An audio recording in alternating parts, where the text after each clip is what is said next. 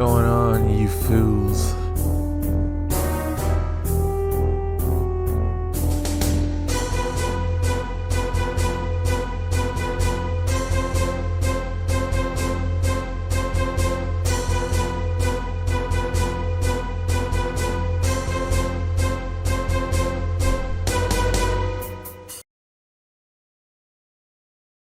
All right, back to Peace Walker. This is day 7 of the MGS streams. 3 portable ops, Peace Walker, Ground Zeroes, MGS 1, MGS 1 VR, MGS 2, MGS 4.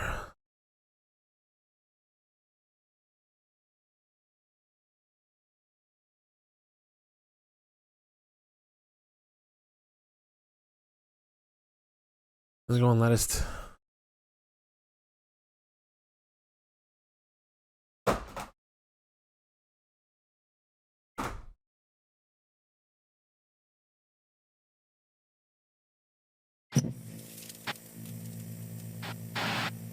And I just killed my sound. Cunt.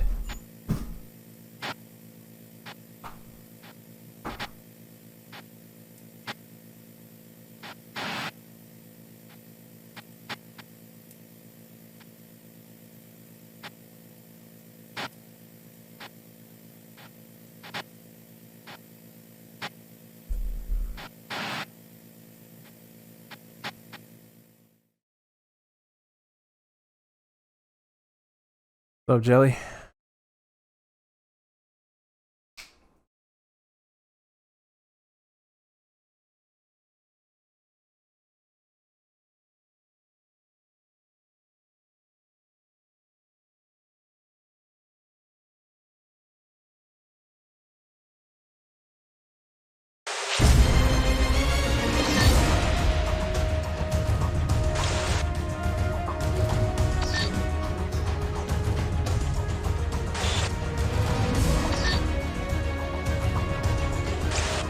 Rockets. Peace!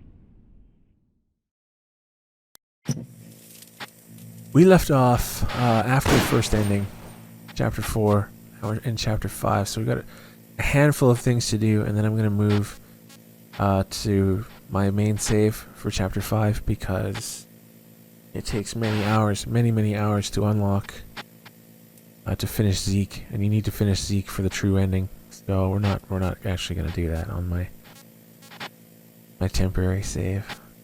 Way too long. Just kill the flow of the stream pretty badly.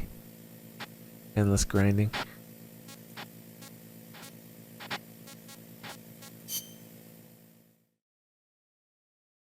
What's up, Grizz? What's up, Toast?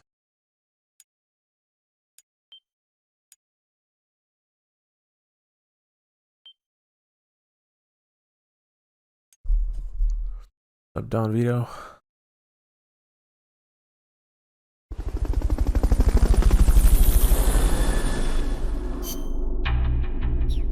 Got here.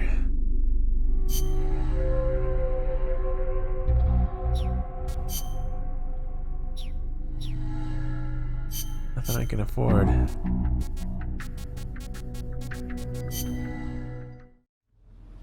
Metal Gear. Still no walk unit. Too bad. Got a full power unit though. Full legs. No head.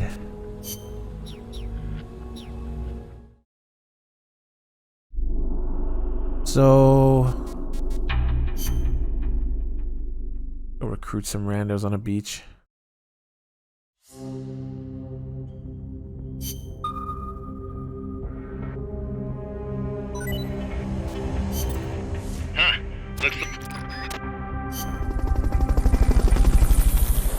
We need one person as usual at this point in the game.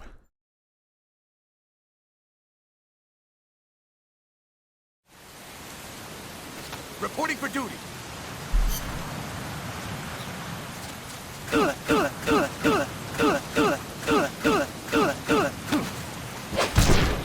Okay, enough.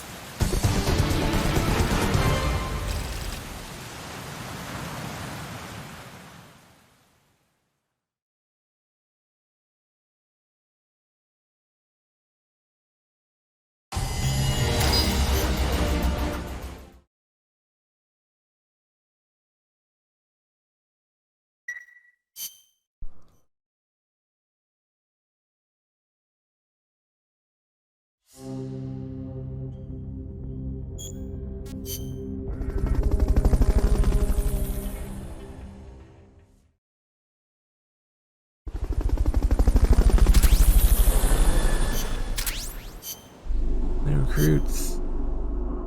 Probably gonna suck, right? Yeah, they always do.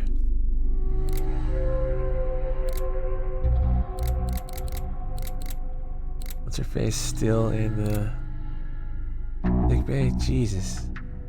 Do you ever get better, bitch? Zadarnov's in the brig. I am Vladimir Zadarnov, and Vladimir means ruler of peace.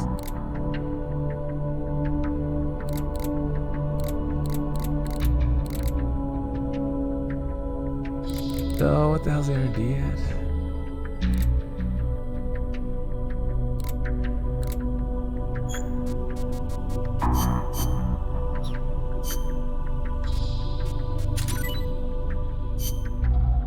Port supply marker.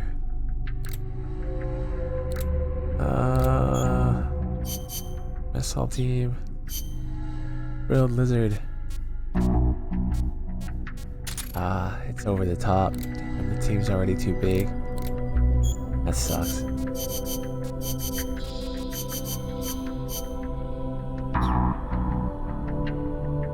Hideo!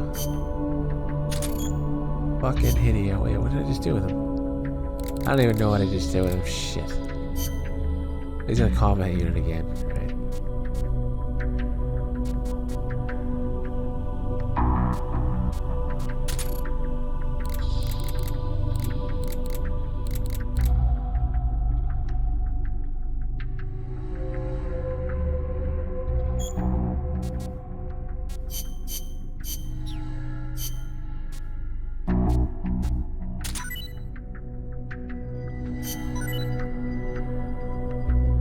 Walkman rank 3. Now, if only I could keep that.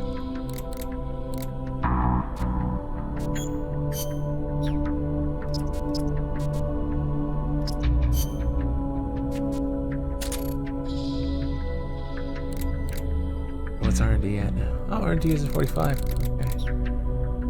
Can we make Walkman number 3? Too bad I didn't make it earlier. I would have actually been able to use it.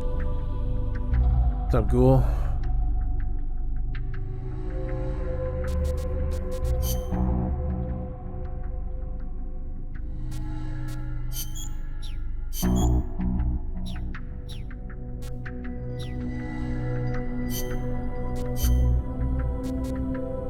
There it is. The Sonic Eye. God fucking.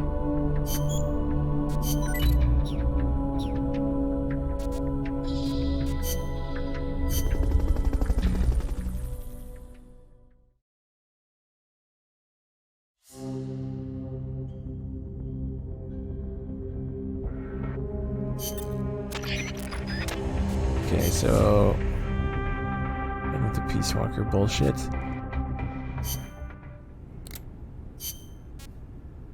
What have we not played? Miller's tapes. Oh, we did just get the battle dress. The battle dress uniform is the opposite of the sneaking suit, in that it's specialized for combat. It lets you carry plenty of weapons and ammo, and provides excellent protection. Not the best choice for sneaking, but if you feel like playing one-man army, this is the uniform of choice. Looks pretty damn heavy. It is. You won't be able to move as fast with it on, meaning it's not good for running away either. Keep that in mind.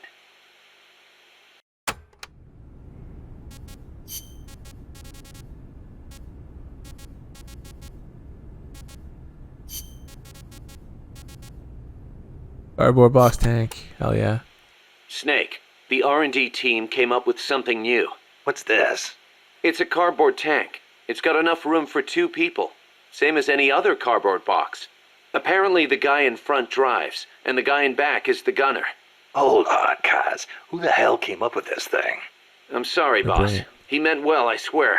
I know it's nowhere as good as a real tank, but still. It's brilliant! Huh?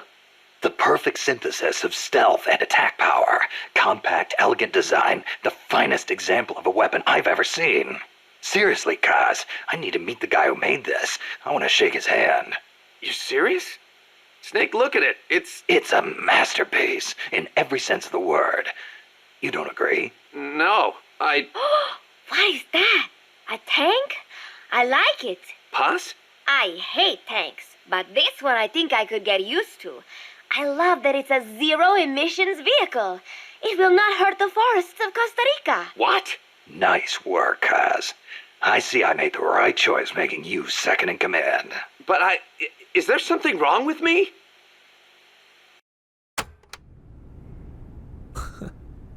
This is PS3.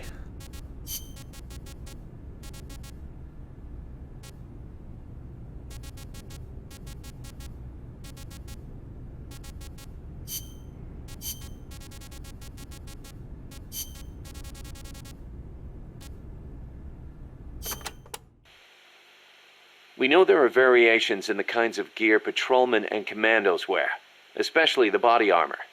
Our scouts report that an enemy's defense and firing accuracy are directly proportional to how heavy their gear is.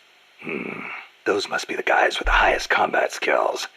They can fight in heavier gear without their performance suffering. Supposedly it's pretty easy to tell the difference in gear just by looking. So remember, use extra caution when dealing with enemies wearing heavy gear.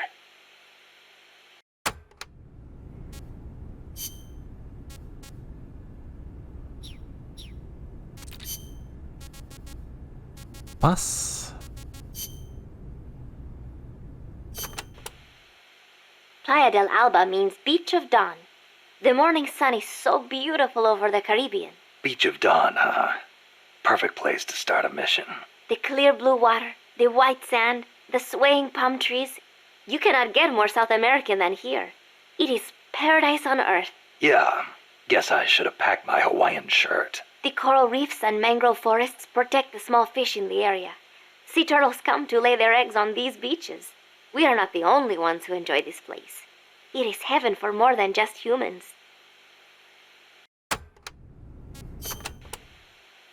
Bosque del Alba means Forest of Dawn. Naturally, it is situated on the east coast.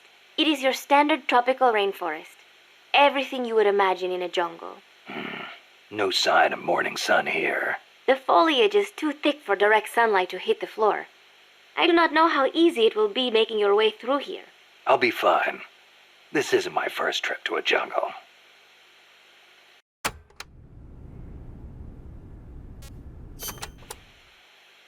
The mercenary supply base is situated on elevated ground by the coast. I heard them call it Puerto del Alba, Port of Dawn. They have perfect visibility of the area from up there. We did our best to sneak in undetected, but one of the guards spotted us and we... What is it? I'm sorry. You'll have to ask Professor Galvez the rest. It's okay. You've been through a lot. I am sorry. I just cannot. You did great, Paz. I won't let your efforts go wasted. Co-ops, that's already over at this point. All we have to do is, all that matters is, what's it called? Zeke, the fight. And finding Zdarnov. Not very long-lasting stuff. The Zeke fight is like a fifth of the length of Peace Walker, if not even less. Maybe more like a sixth.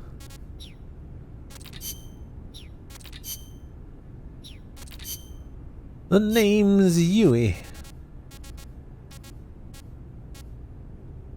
Cold War and Peace. But you know, there's something I've never been able to figure out. Is the Cold War really a war, or is it really peace? Doc, what do you... People called it a Cold smoke. War, but I disagreed. Sure, nuclear stockpiles are increasing, threats are multiplying. The US and the Soviet Union have enough power to destroy the human race 100 times over. But nobody's actually being killed. Small-scale conflicts and proxy wars, maybe, but nuclear deterrence has averted another world war. The world's far more peaceful today than it was before, and the breakthroughs we've made in space exploration thanks to Cold War competition? Fantastic, don't you think? No. We didn't need to rush into space like that. Going into space may have been mankind's dream, but good people were sacrificed in the scramble. Maybe so.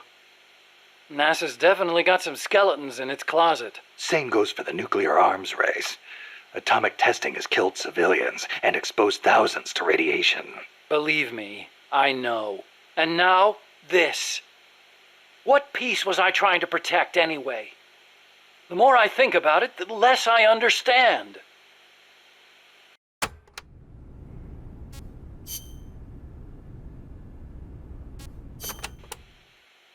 Nuclear deterrence means preventing the use of nuclear weapons in conflicts between states. But what about other situations? Like what? Terrorism has been on the rise in recent years, from separatist movements to far-left extremists. What would happen if nuclear weapons fell into terrorists' hands? Without a state, that is, without territory of their own, the chances of having nukes used against them are slim. They have no reason to fear a nuclear strike. Conversely, they have no reason to hesitate to use nukes against their adversaries. You've got a point. All the ICBMs and strategic bombers in the world amount to nothing against a terrorist group. Right. Of course, this is all still hypothetical.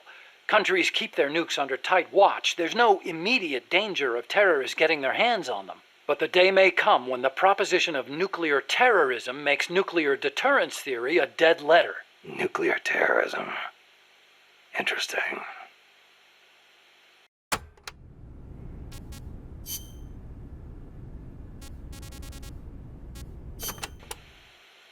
Snake! You have to stop Peace Walker from launching that nuke! Calm I down. heard this already. What do I need to do? To tell you the is truth, I before. don't really know. The mammal pod has probably enhanced both its thought patterns and mobility. The You should have S-mines, heard this rockets, flamethrowers, they're all the same, but I don't know what else to say. You'll just have to stay sharp and watch for how it behaves before each of the attacks. I'll give it a shot. There's no time for anything else. Sorry I can't be more helpful. You can do it, Snake. Surely. Okay, that Peace Walker fight already happened. Peace Walker with Mammal Pod. Peace Walker with Mammal Pod. Okay, so I guess I missed it. Didn't play it before Peace Walker. Before the fight.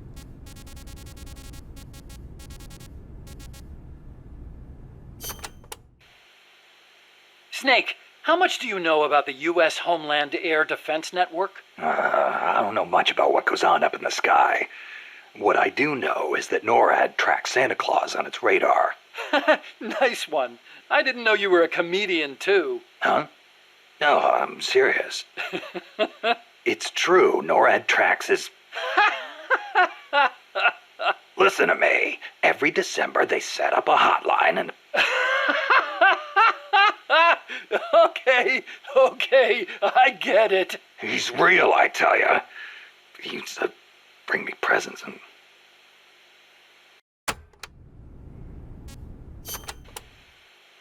Okay, Snakey. As all good little boys know, keeping tabs on Santa Claus is a very important job for NORAD.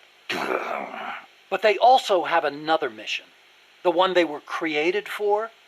And the system they set up for that has been hijacked by Coldman.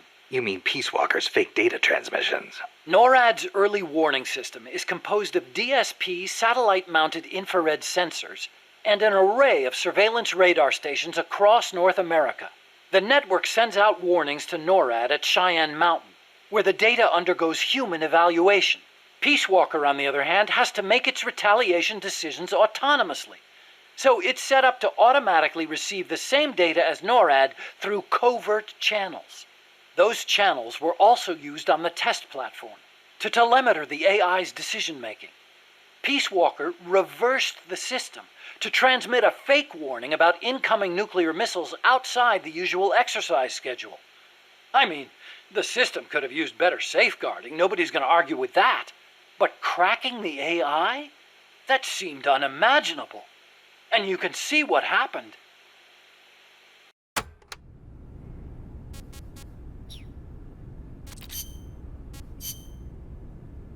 Monsieur Miller. France conducted its first successful nuclear test in the Algerian Sahara in 1960. A lot of French scientists took part in the Manhattan Project. They defected to America to escape wartime occupation. Correct. And once the war was over, they returned to France and continued their own atomic research. President de Gaulle did not want to have to rely on the American nuclear umbrella for protection. Thus making France the world's fourth nuclear power. Some say the test success pacified the Algerian rebels. The civil war was undoubtedly held in check. But never have I equated nuclear weapons with peace.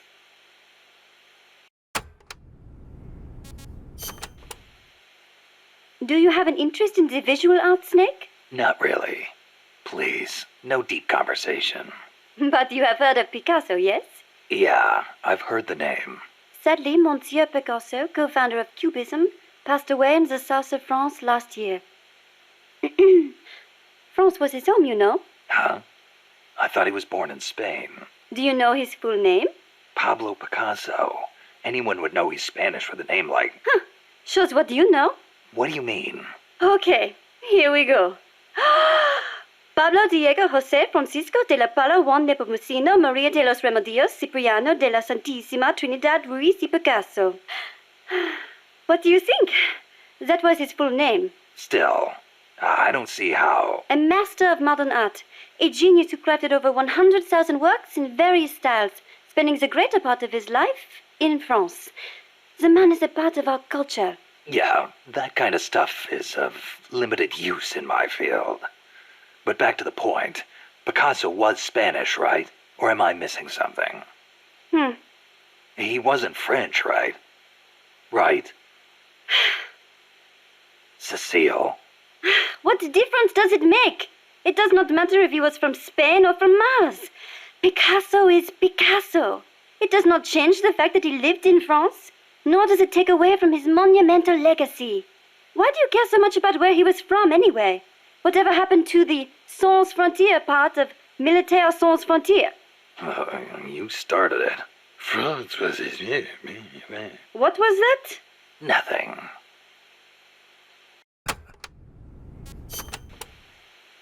Tell me, Snake, do you ever put sweets in your rations? Never thought about it before. Why? Ah, I simply love them. French sweets are très délicieux. Everyone knows crepes, but there are also profiteroles, eclairs, madeleines, financiers. Then there's tarte tatin, and you can't forget Savarin. Oh, and millefeuille, crepes, blancmange. Yeah, you already mentioned crepes. Ah, soufflés, croquembouche, cannelle, Florentine, Queen Amagne, peach melbas. Finished? And macaroons.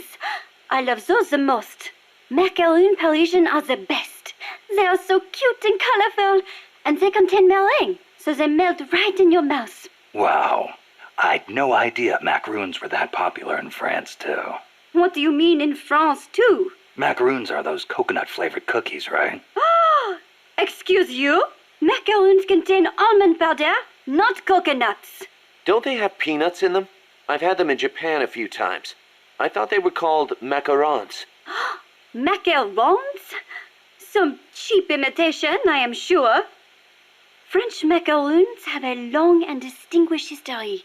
They date back to the 16th century when Catherine de' Medici of Florence married into the French royal family. The story goes that her pâtissier shared the recipe after they arrived. That is a history of over 500 years. So, they're originally from Italy then. Well, Don't macaroons come from Italy too? look, I do not really think. Keep in mind, macaron is almost identical to macaroni. Well, that settles it. I cannot believe this. To associate macaroons with macaroni? You, Monsieur Miller, are an insensible oaf. Hey, why am I the bad guy? Come on, Cecile, wait! Cecile!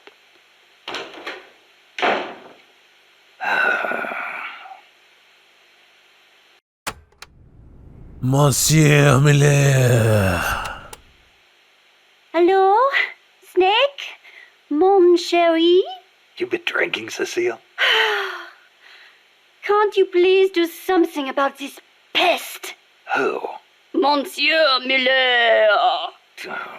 What's he done now? Wine. Wine? He said he thought the soldiers might tire of having beer all the time. So he's brought in some wine instead. And then he gave me a bunch. Well, that was nice of him. But the past 2 years have been bad for French wine. Perhaps it is the bad weather we have had. But whatever the case, I told him the last thing you want to be drinking right now is French wine. Well, California and Chile have good wine too. But then he goes and stocks the pantry with nothing but French wine from 72. The stuff is a disaster. Then he says, "Come on, Cecile, have a taste of the old country." I had a terrible feeling about it. So I decided just to taste it at first. And then again. And then a few more times. Took one for the team, huh? But when you do a tasting, don't you usually spit the wine out? But bottle after bottle, nothing but garbage. Absolute garbage. Not one half-decent bottle in the whole lot. Taste of the old country, he says. Sorry to hear that. I cannot believe this. What will we do with all this wine? The guys aren't too picky when it comes to taste. Ugh, you sound just like Monsieur Miller. Huh?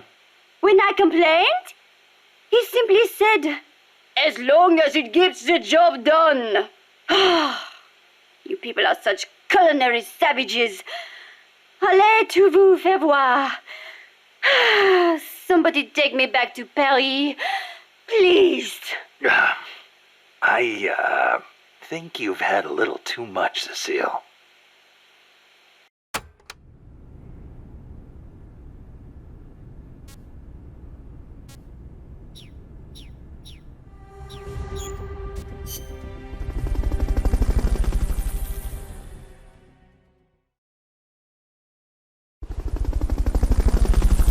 Way back in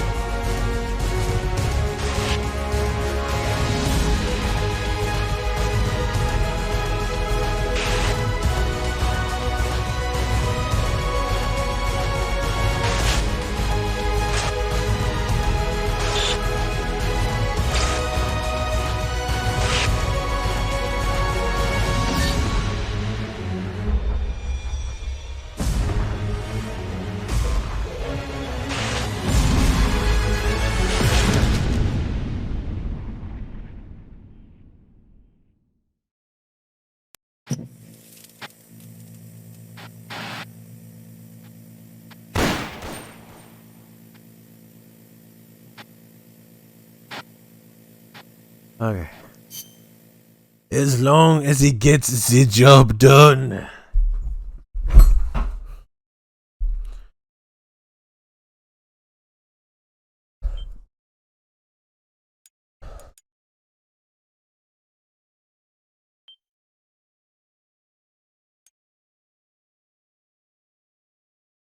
Okay.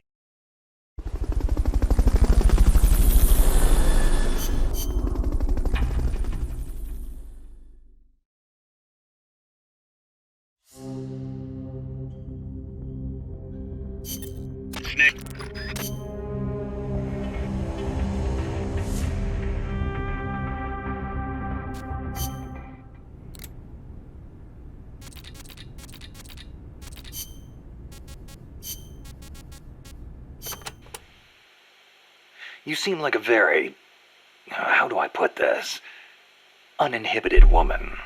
You think so? I am no different from other Parisian women. Not since May 1968. May 1968? The general strike that almost brought down the president? Right. But it was more than just a strike.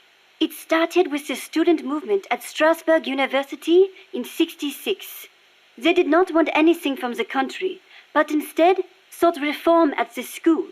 That helped ignite a fire in the hearts of scores of dissatisfied young people. And the movement spread all over France. It was more than just opposition to Vietnam and the de Gaulle administration. People also called for free love and the breaking away from other old values. Looking back, I am not sure what the main goal really was. But whatever the case, it was more of a young people's movement than a strike or a protest.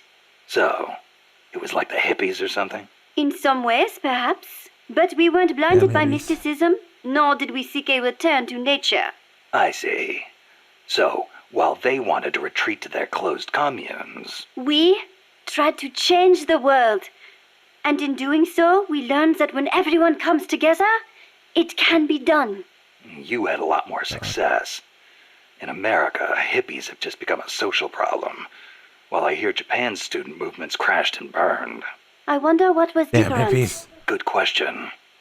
I'd like to know myself.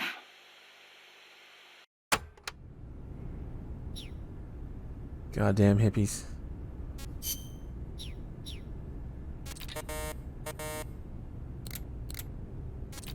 Can't check. Oh, yeah, we can. Okay. Oh God, half an hour. Eva tapes. So this is the part of the game. Let me think. What was the? There's something else. This part of the game I really dislike. These tapes are kind of garbage. What was the other one I said yesterday? I don't remember. But this is one of two. And these are 30 minutes. 30 minutes of Eva's nonsense.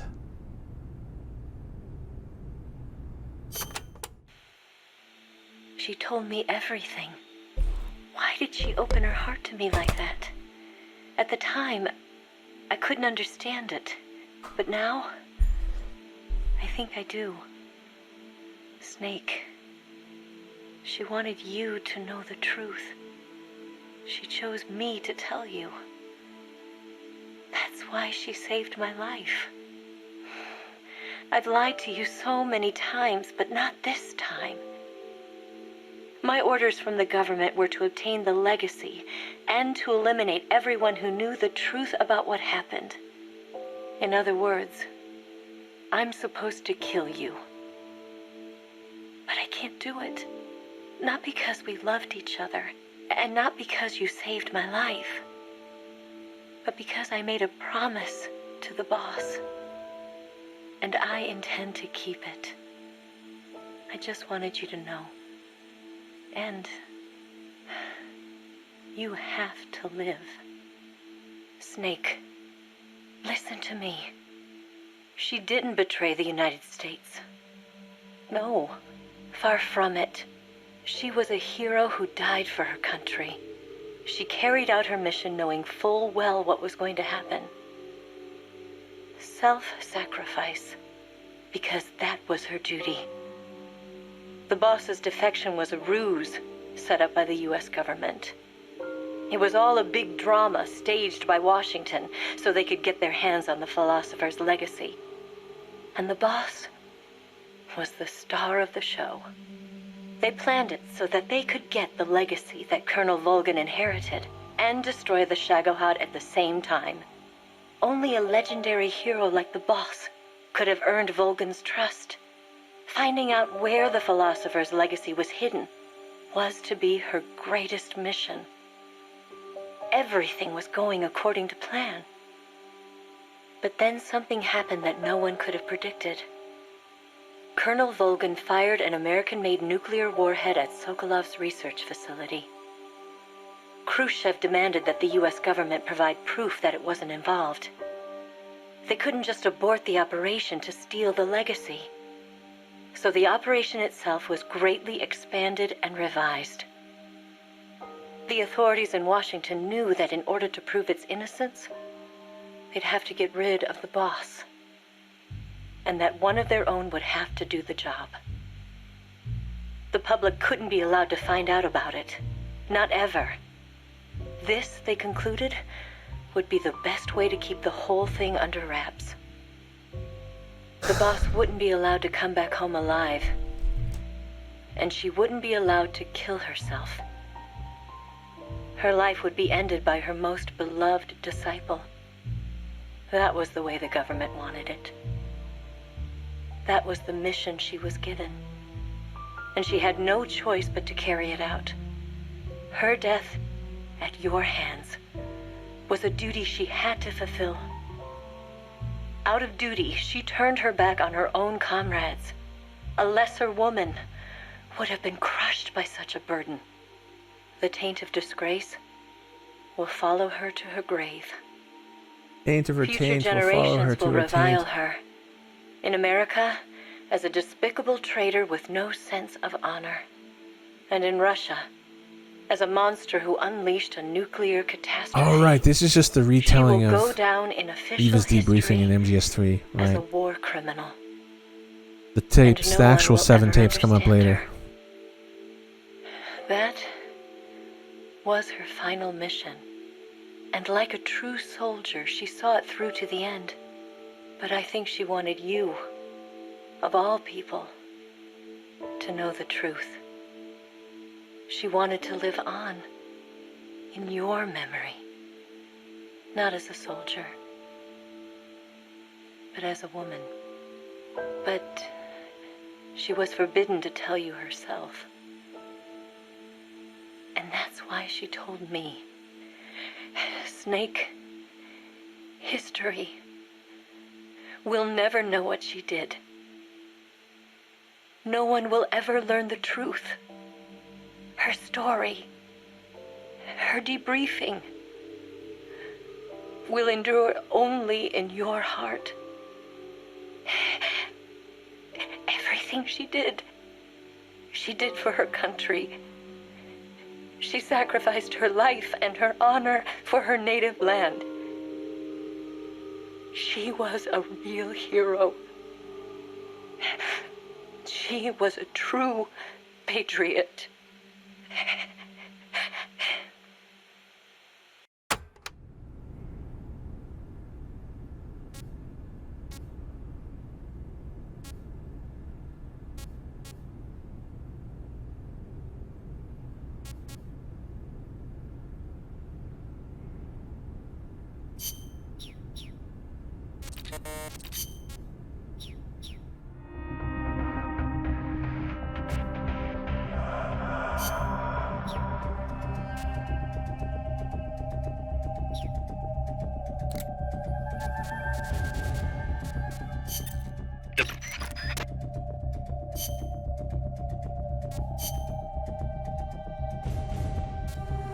Stealth.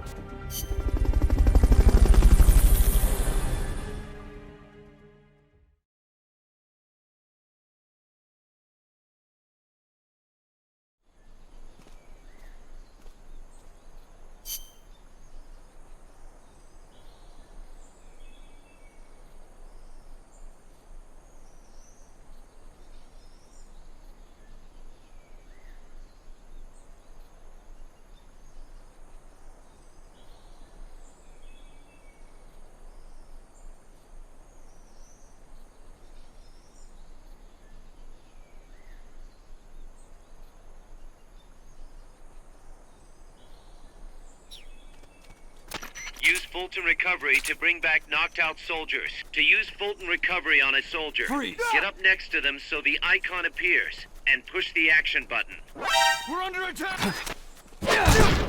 Freeze! Looks like that soldier's out cold. Try using Fulton Recovery on him. Good job. Return to base.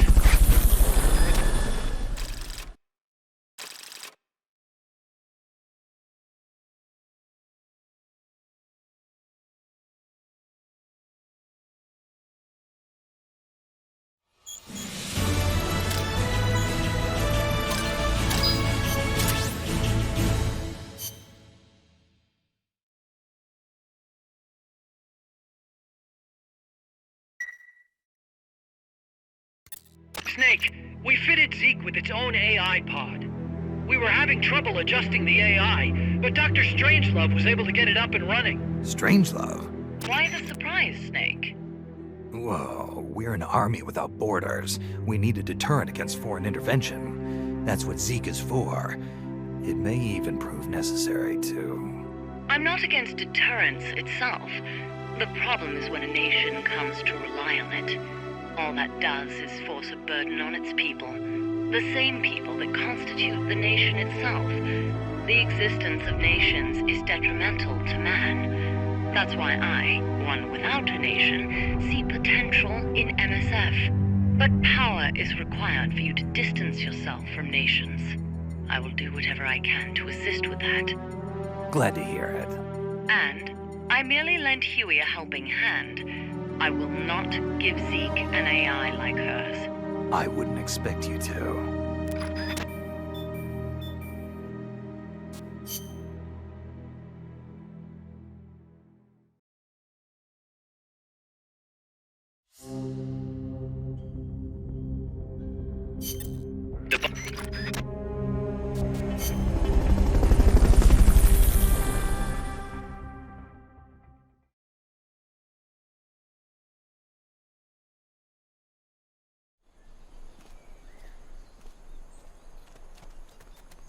Use Fulton Recovery to bring back knocked out soldiers.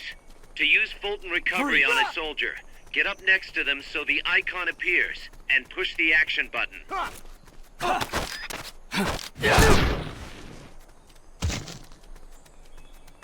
Looks like that soldier's out cold. Try using Fulton Mission complete. The folks back at Mother Base will be thrilled.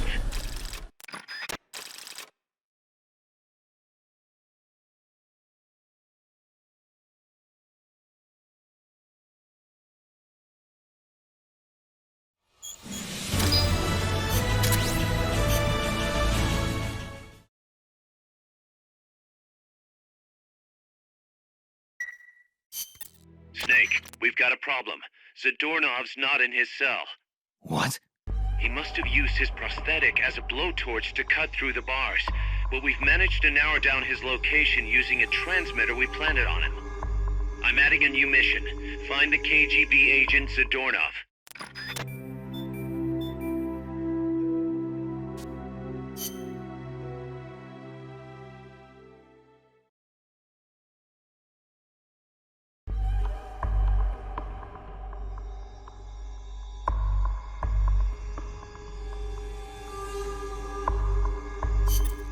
Snake, Zadornov has escaped custody.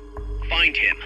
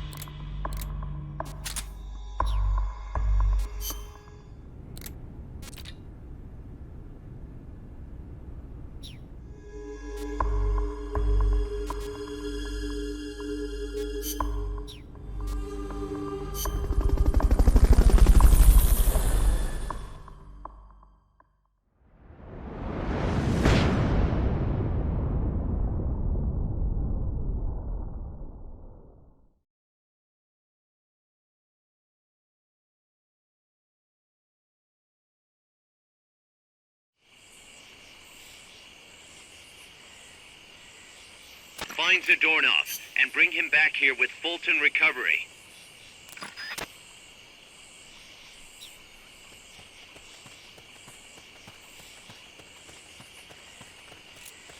Freeze!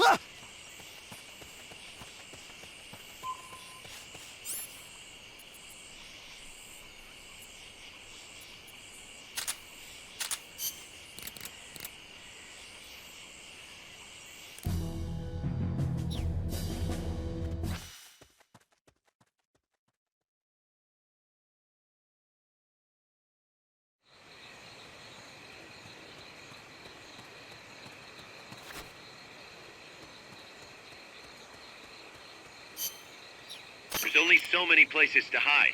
Search every nook and cranny.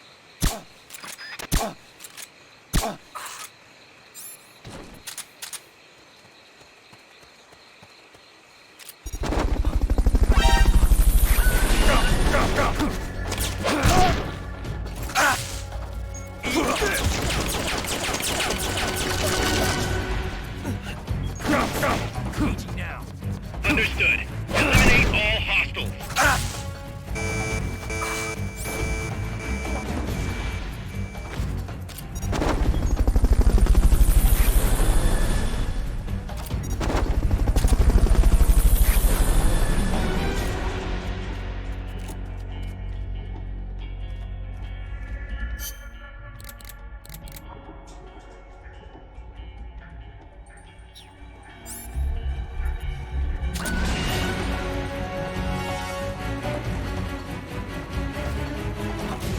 I think I see someone.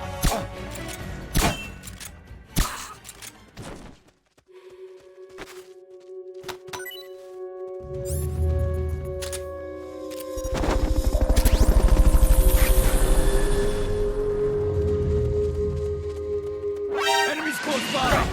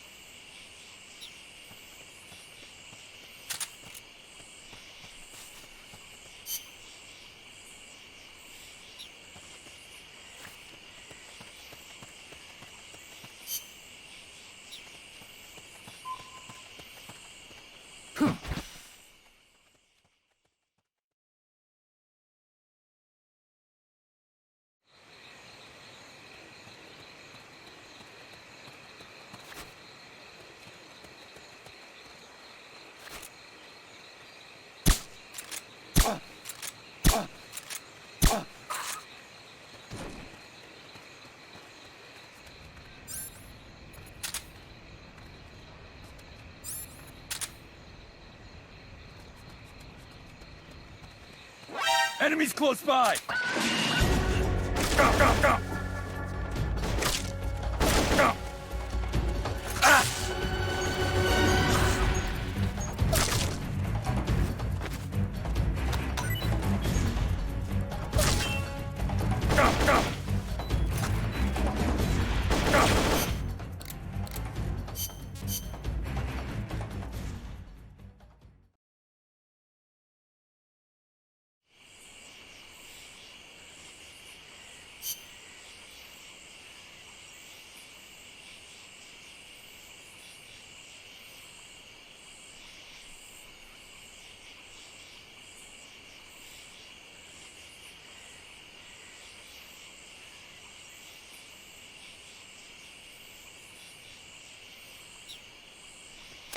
Find Zadornov and bring him back here with Fulton recovery. Freeze.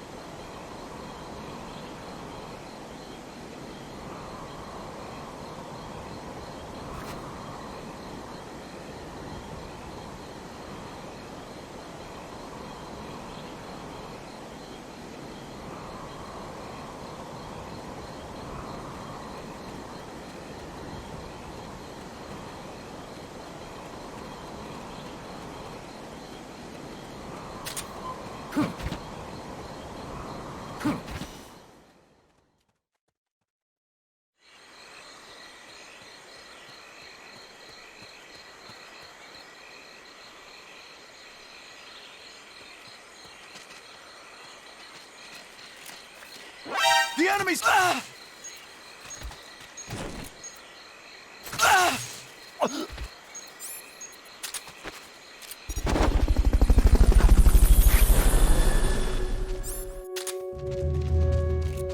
enemy? Gotta be around. Fulton recovery subject confirmed onboard helicopter. What's wrong? What's going on over there?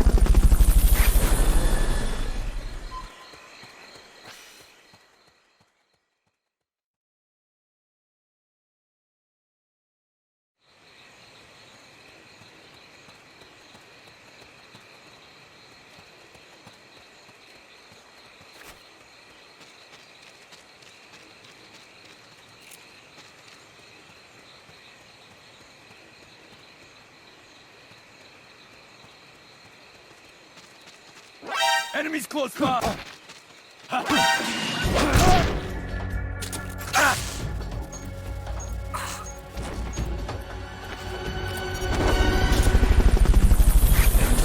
Requesting backup. Understood. Dispatching reinforcements now.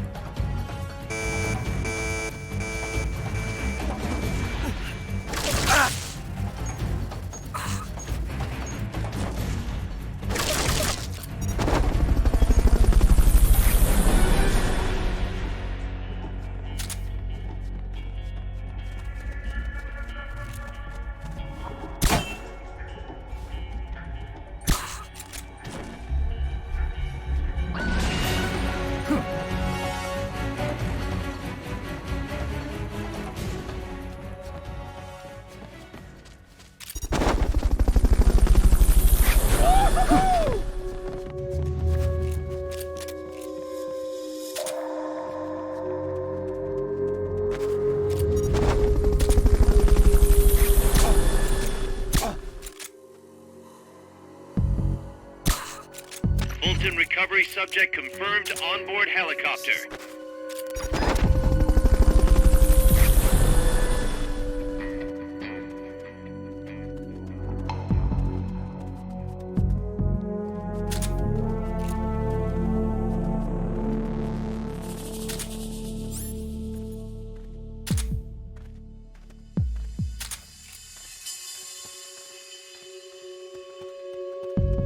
Freeze.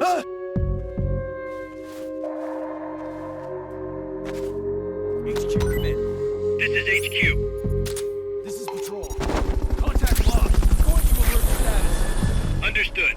The enemy should still be nearby. Find him.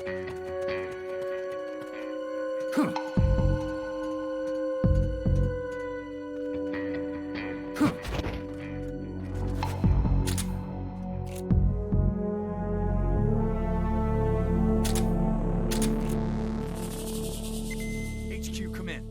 This is HQ. This is Patrol. All clear. Understood. Stay vigilant.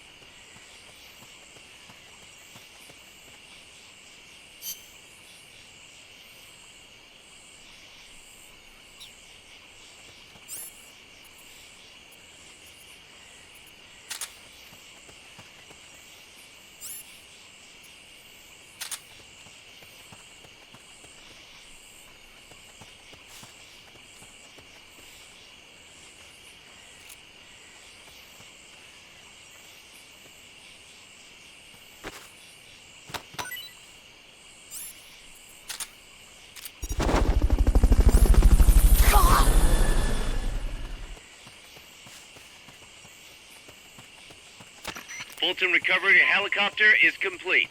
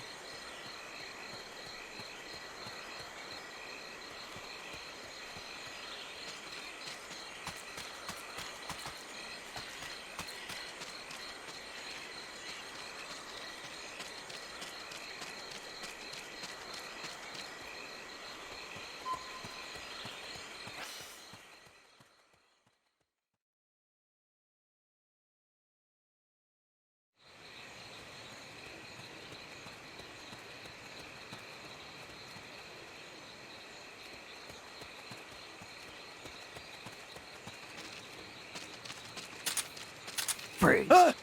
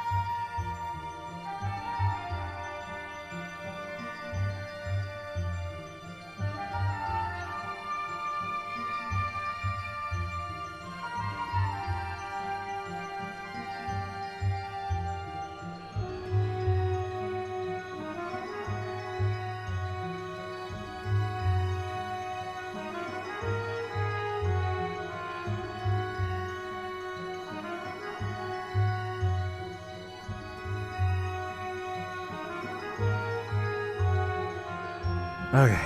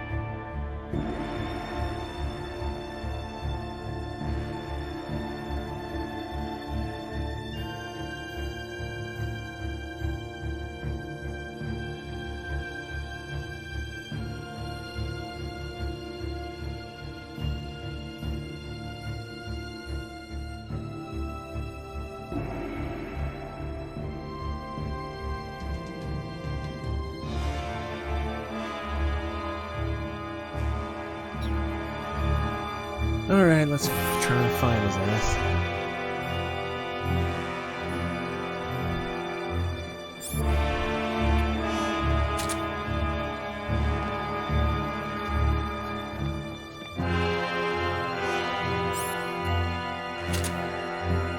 The Sonic Eye. How many times am I gonna look in this building?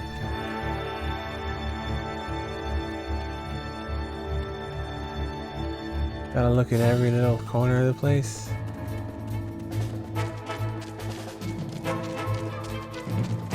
Got up there, didn't we? Yeah, we did.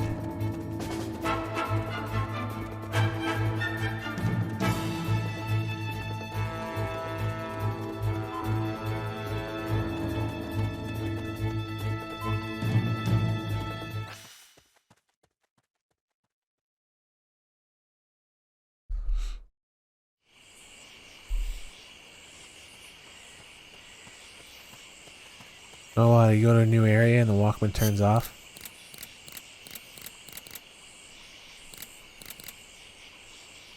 That's so bad.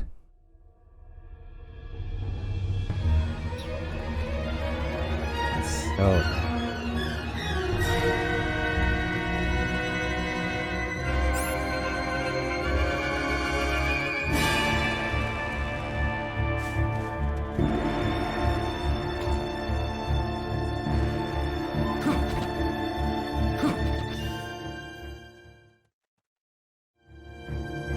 Oh, Scratch, you old bastard.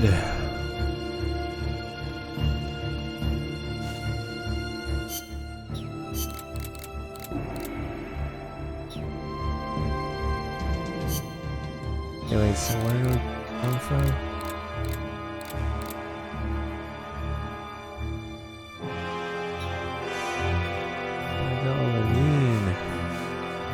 How is he this hard to find? This is fucking surreal.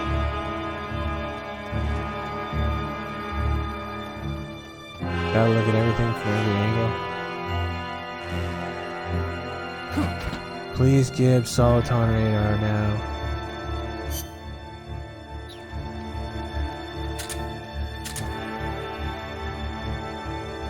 Oh, hello. Have I not been here this time? Get rid of you.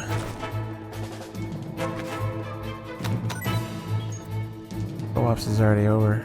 I mean, well, except for Zeke, but Zeke just goes down. Or Easy Zeke goes down so fucking fast. There's really no point, unless you want to help me find Zdarnov, but that's also seems, yeah.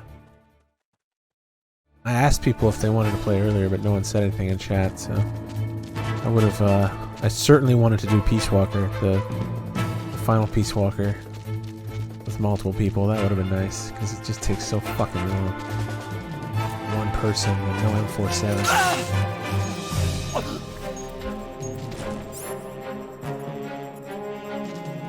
Alright, we have no more.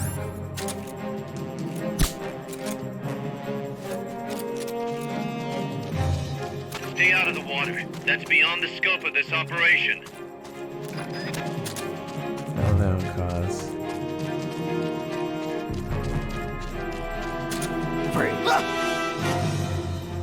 Freeze.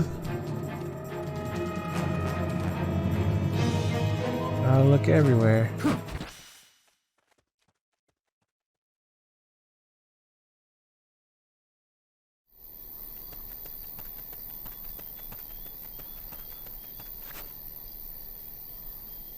Yeah, it's all about having the stuff, like the items. Yeah, I never came here. I've been running in circles all the time. Like, having the most powerful items is a huge difference in this. Like, the reality is of having a noob with you is you have to carry them. Because they have absolute bullshit and they have no decent... They don't have any decent characters to play with either. All I have is Snake. Negative. We can't spare reinforcements. You'll have to make do with what you have. Oh, fuck. So yeah, someone who's completely new is not even helpful. They're a hindrance, really. When it comes to how quick you get through vehicle missions and AI missions. Gotta be here somewhere. Probably this building over here. Just a guess.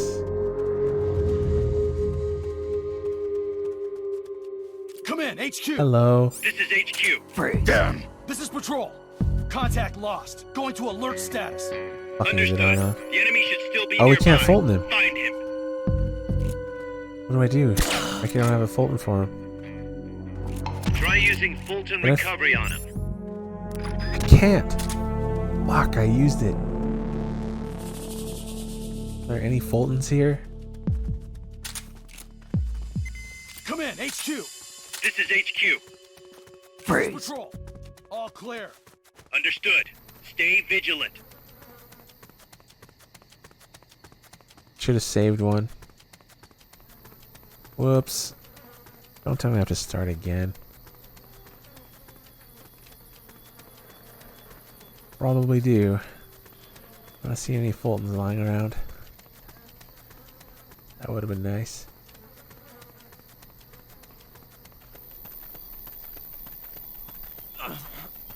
Freeze. POW, but no Fultons.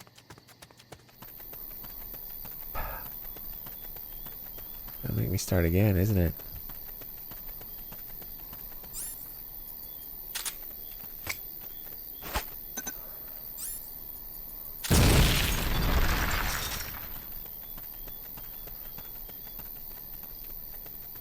You often see Idominius giant owl butterflies around banana plantations.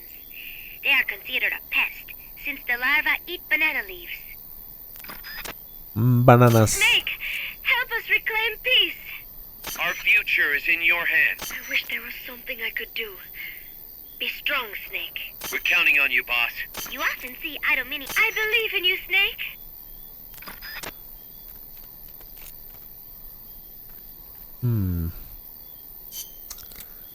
Yeah. I wonder if he's going to be in a different spot now if I restart.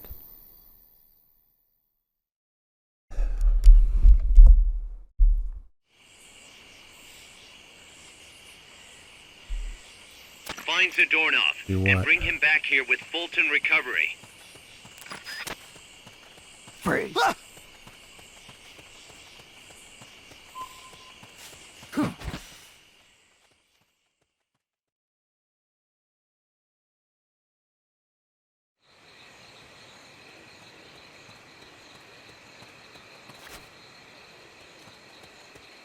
What was that?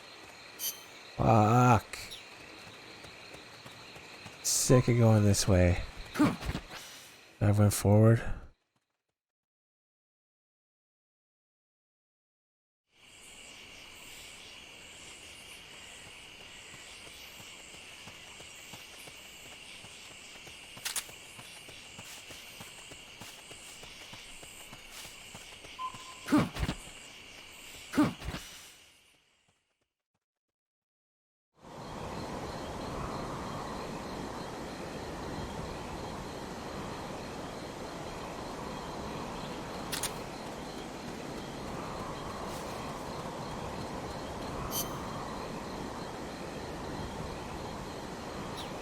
Oh.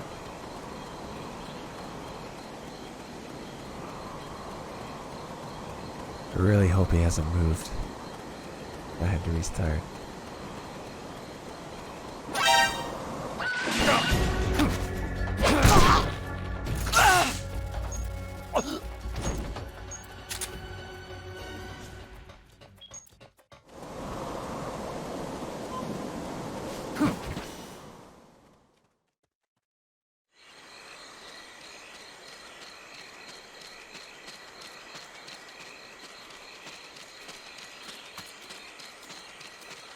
Freeze. The enemy's here!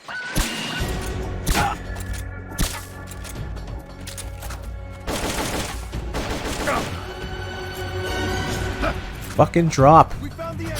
Oh my fucking god. We can't spare reinforcements. You'll have to make do with what you have. You are fucking annoying. I tried to zap him while he was on his feet multiple times.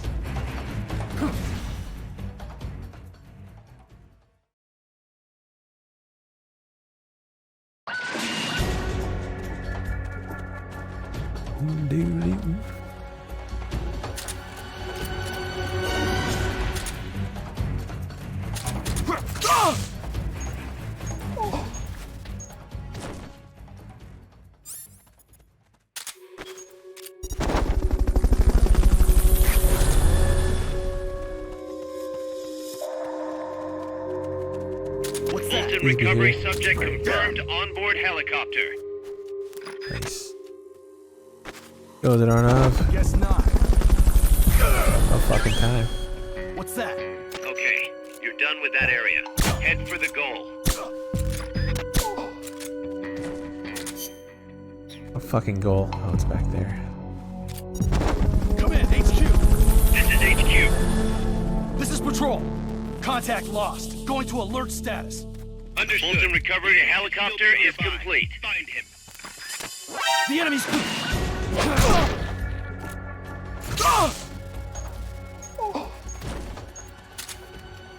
Come in, HQ. This is HQ. This is Patrol. Dragging me off in some kind of balloon. The enemy's close.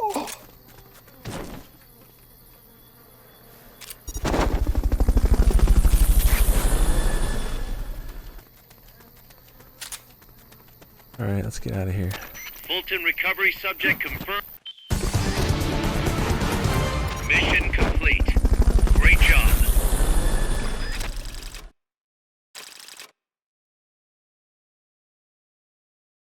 What's up, based?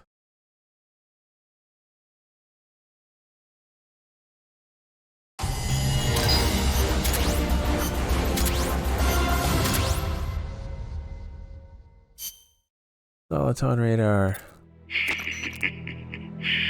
So, you found me. It wasn't hard. What are you up to anyway? Just going for a stroll. Kaz, I've got Zadornov returning home. Acknowledge, Snake.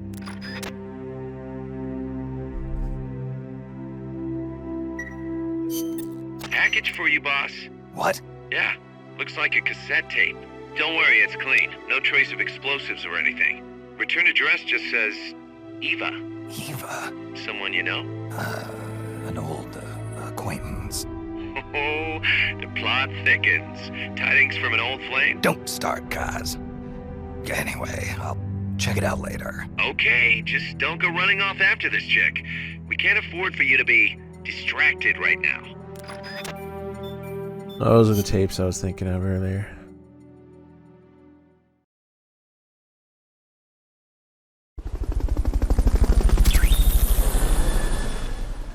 AI custom Metal Gear AI is now available for reference. With Metal Gear to view it.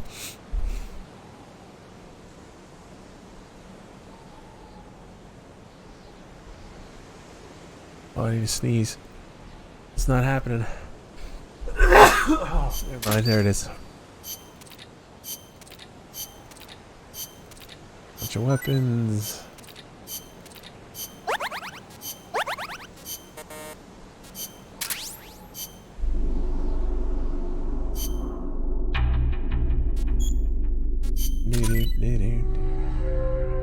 Nice. Not that it's much help at this point. Rank 3, Mark 22. Some of these guys' souls aren't getting put anywhere. Why are they just stuck in the waiting room?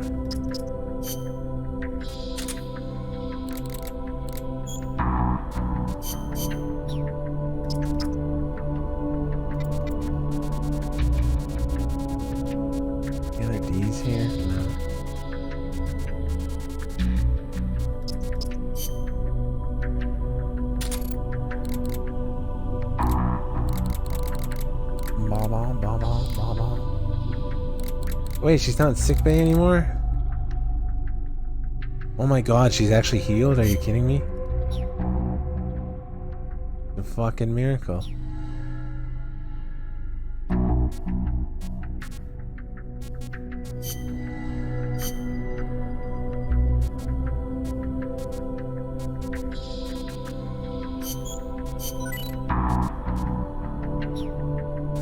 Oh, Soliton.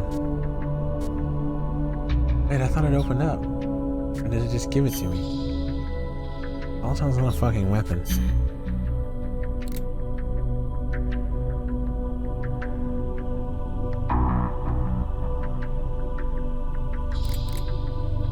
That. Surround. Soliton. Intel team level 41. Wait, what? 41 or higher, current 30. Damn. Well, my intel team is shit.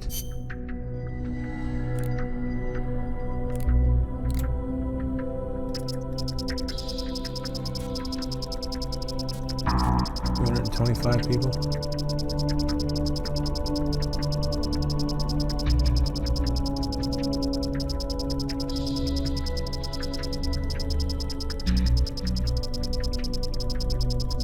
Holy fuck, I saw pig.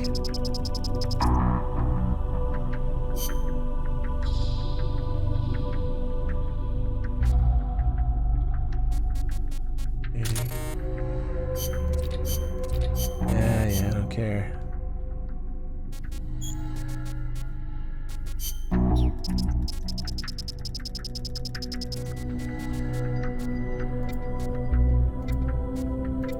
So that's all, everything to seize.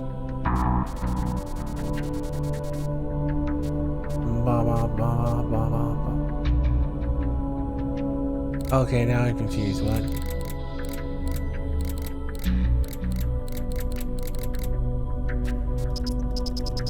Why are you people in the combat unit? I put fucking everybody in the combat unit. Hell. Oh.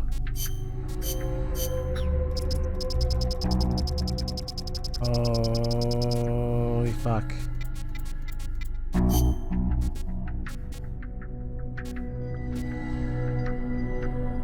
Level 52? 5 over? What? We gotta get rid of 5 people?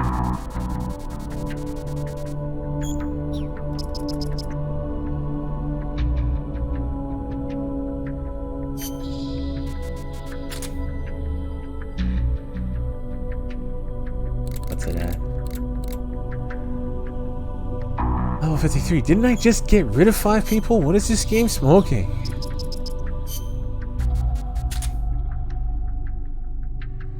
Level 51.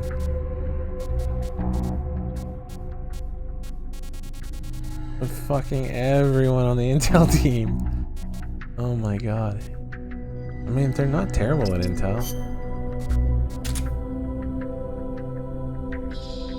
What level did it want? 41?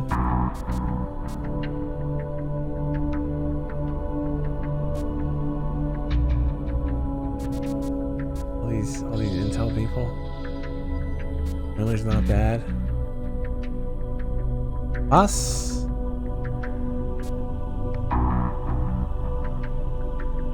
Video.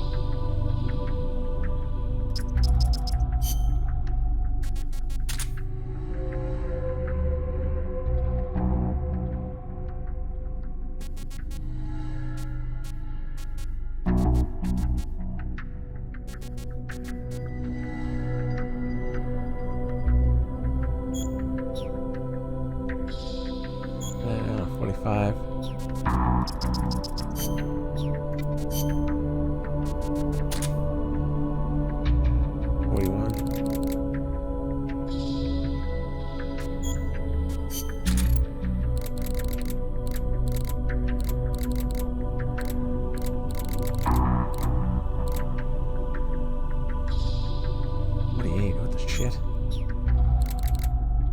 R&D at? Brings it down to 36.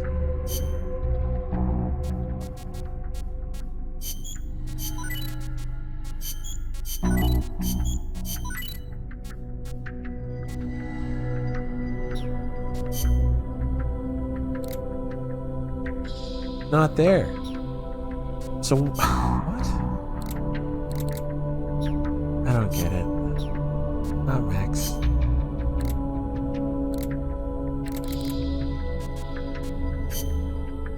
Peloton. Oh, R&D needs to be 39.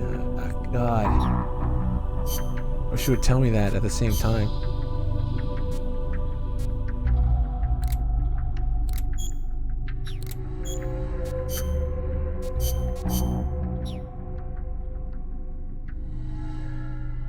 Can't even tell why they are. Oh yeah, those are both R&D. Is it Darnov? He's in jail, isn't he? Yeah, okay. So he has stats, but they don't even do anything.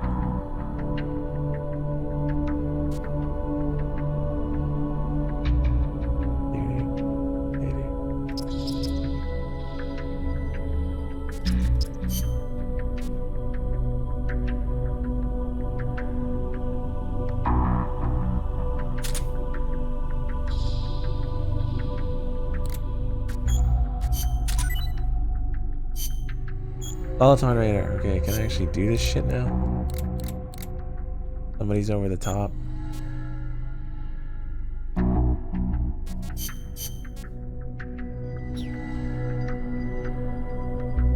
Ian Miller.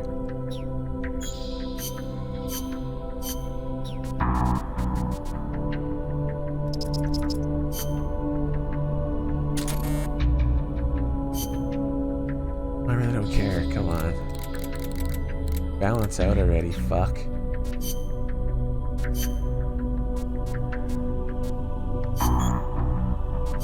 Damn, that's expensive. Wonder how many missions it takes. We're gonna have to do a couple more extra op 10 just to get the next mission to show up, the next story mission.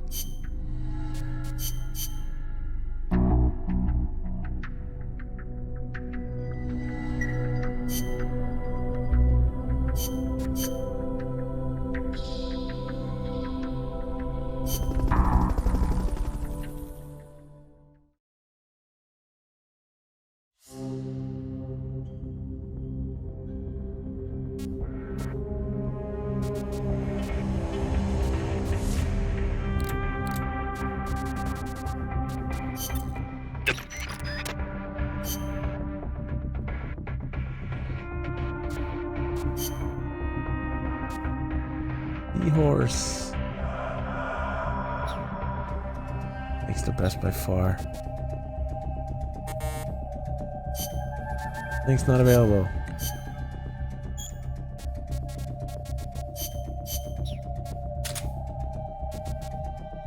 Big old seahorse.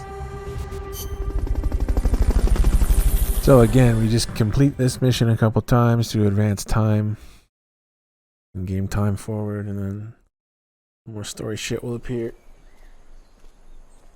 I mean, it really wants you to just go and do like other stuff that you need to bring do. back knocked out soldiers. To use Fulton recovery on a soldier, get up next to them so the icon appears and Shut push the up, action Cos. button. Freeze! You don't need to hear it after the 10th time we've been here, really. Or anywhere. Looks like that soldier's out cold. Try using Fulton recovery. You did it! Keep it up!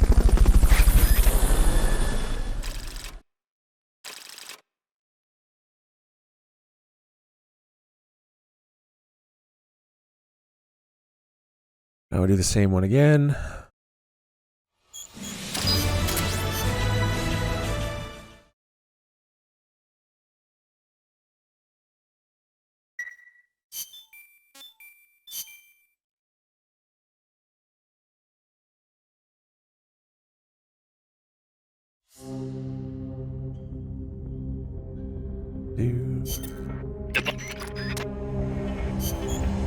Nothing's happened yet. We'll do it again.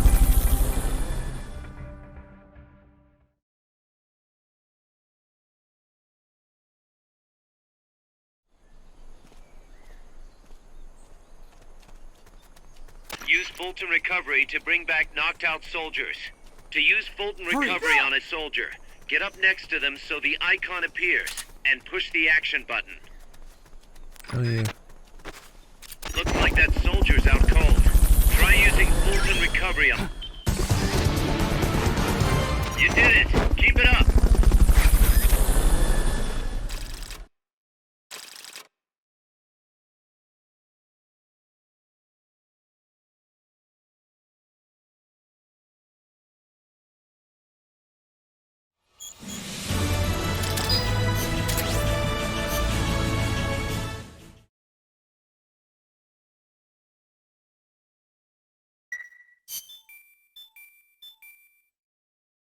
Still nothing.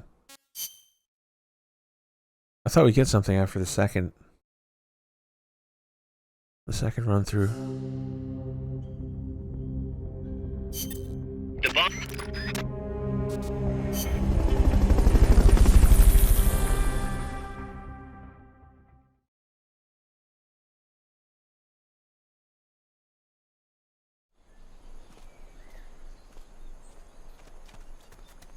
Use Fulton recovery to bring back knocked out Oh God, soldiers. cause please. To use Fulton recovery on a soldier, get up next to them so the icon appears, and push the action button.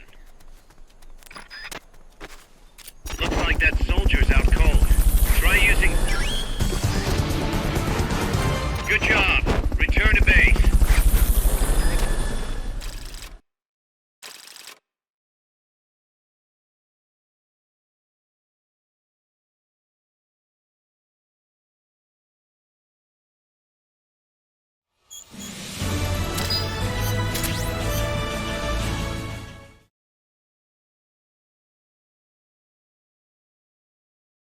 Three times and we're still gonna Bad get news, nothing. Snake. Zadornov's on the loose. What? Again? It's funny. We took away his prosthetic and did a full body check. We even increased the guard. You think he had help? Impossible. Anyway, I'm adding a new mission. Locate and recover Zadornov. I was wondering if you're actually gonna show up for this playthrough and you fucking show up for chapter 5.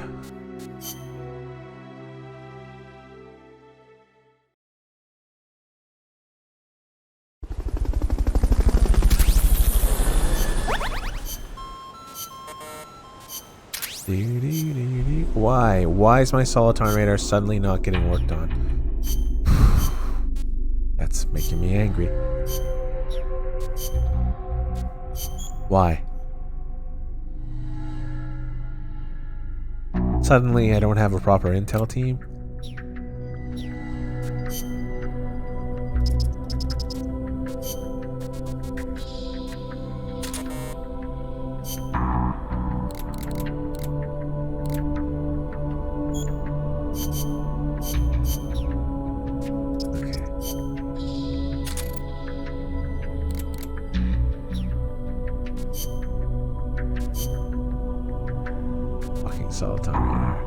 Oh wow, it takes forever.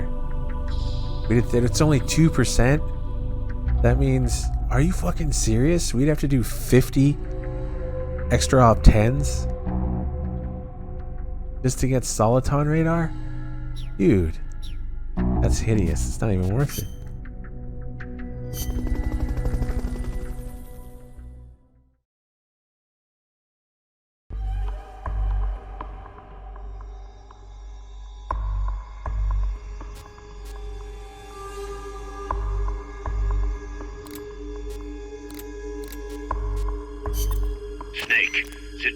Disappeared from his cell again. Find him. Fucking Zadornov. Man, talk about extremely not worth. Photon radars have seen what it takes.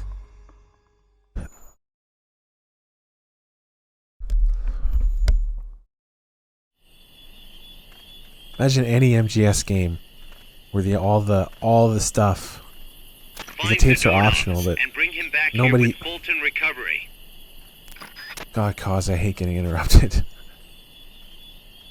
Anyway, what I was gonna say was, with all the amount of other MGS games, let's just say 1 to 4, the amount of stuff that's in codec. Yeah, it's not like you're missing anything that was really in the other MGS games. some ratio of the mandatory content versus the optional content. And we all know that more than 80% of the time spent in tapes is optional stuff. Enemies close by! For fuck's sake. Just go down. You guys are fucking wasting my time. Fulton recovery subject confirmed onboard helicopter. I can't believe we did 3 extra op 10s. And that's only 6% for the Salt on Air. There's like no way I'm gonna do it now. Now that I know that.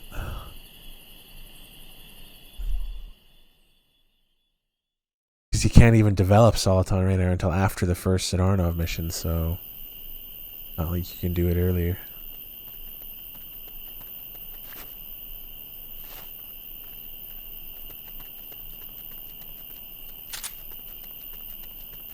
I thought the fastest was extra op 10. Like literally it's this area. You just run from there to there, float the guy, and then boom, you can leave.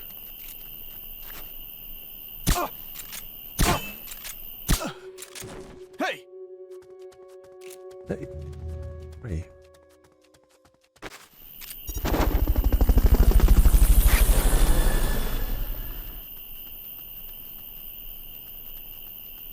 Fulton recovery subject confirmed onboard helicopter.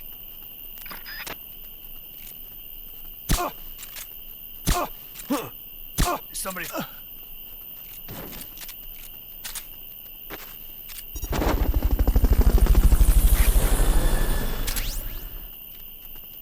Box bomb.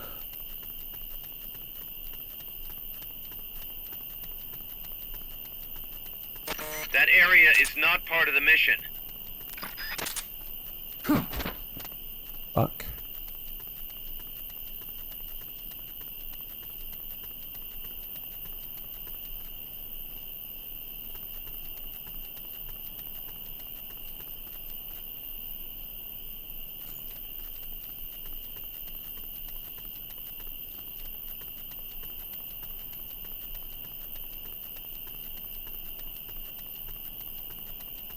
Oh, it looks like he's not here.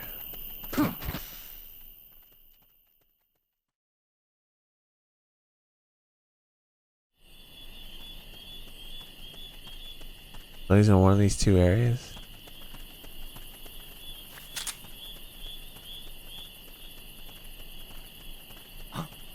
Enemies close by!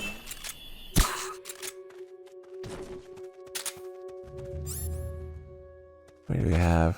7. Gotta save at least 1.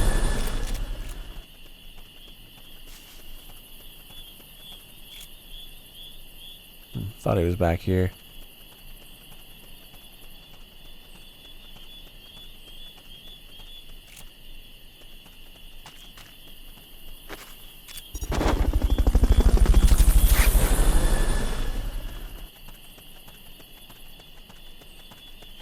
No. Stay focused on the mission, Snake. I'm trying, There's only but... so many places to hide. Search every nook and cranny. You should have disposed of him when you had the chance. Shut up, bitch. Thoroughly search every possible hiding spot. We're dealing with a real escape artist here. Oh, Snake. Sorry, I'm a little busy right now. God fucking damn it.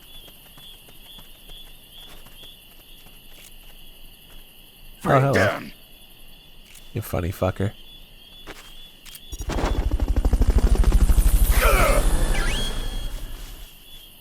Okay, you're done with that area. Head for the goal. You did it! Keep it up!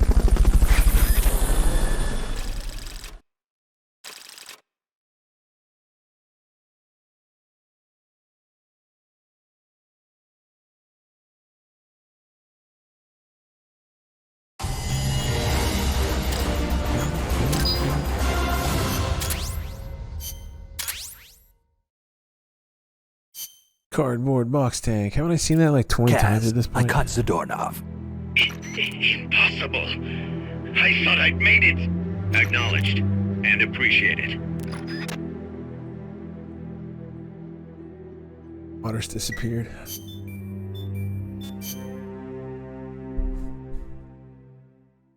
Okay, let's burn some more time.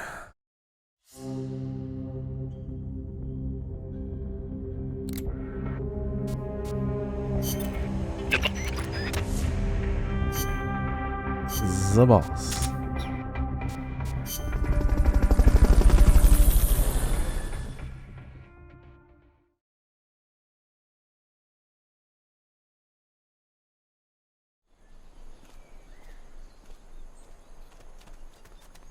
Use Fulton Recovery to bring back knocked out soldiers. To use Fulton Recovery on a soldier, get up next to them so the icon appears, and push the action button. Looks like that soldier's out cold. Try using Hey, see, that took 18 seconds. Return to base. Outside of the load times.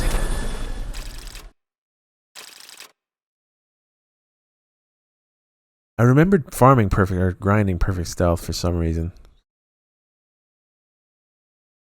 Not sure if it was shorter or not. Maybe it was.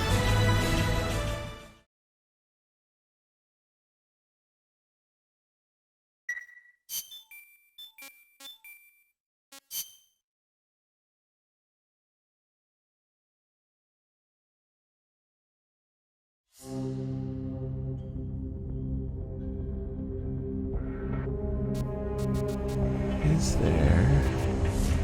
Ooh, date with boss.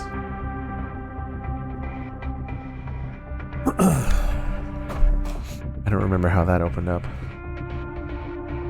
One sec.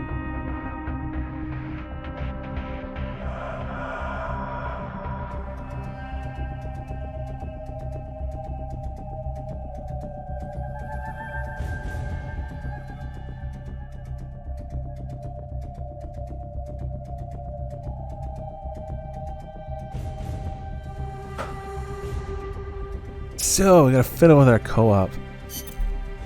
How's Paz doing? Okay so far. Still shocked about being lied to by Zadornov, but she's actually getting along great with the crew here at Mother Base. Really? That's good to hear. Still, it's gotta be depressing for a girl her age to be cooped up on an offshore plant all day. Even if it is only temporary. I bet she'd love it if you took her out somewhere once in a while. Nice.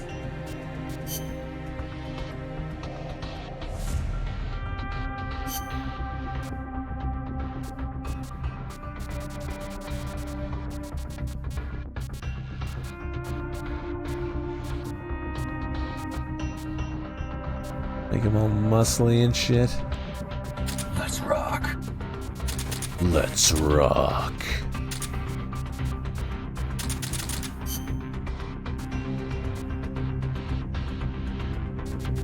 Can't play any decent music yet.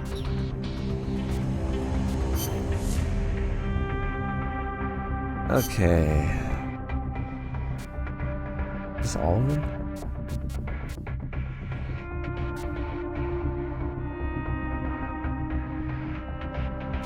Peace. Where is peace? Rest in peace. Yeah, she'll just be disturbed if I tell her that.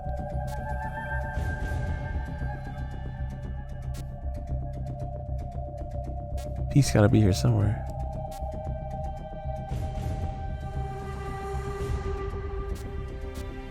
Sorry, I have to pull out. Nice.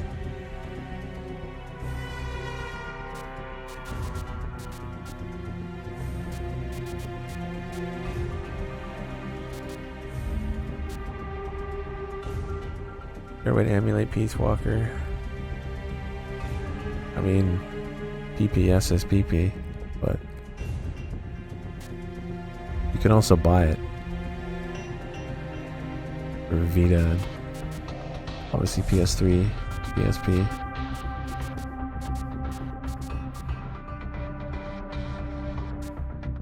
Where the hell is Peace? It should be here by now. There it is. Peace. Peace. Not over yet.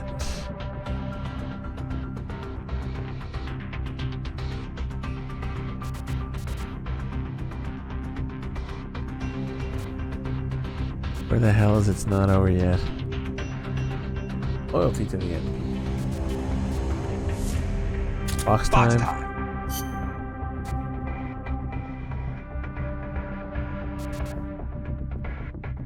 Impressive.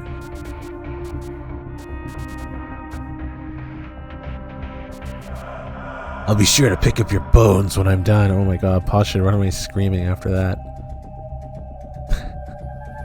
Fuck.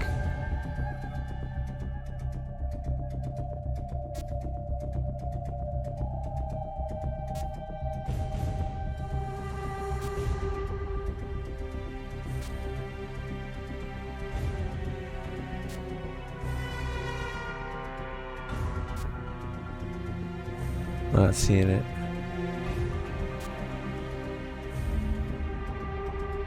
Impressive. Impressive.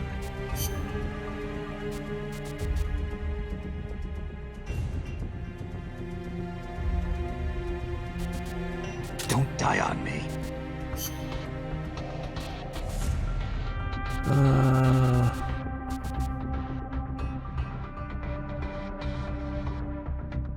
Isn't I'm counting on you one? Rocket. Peace!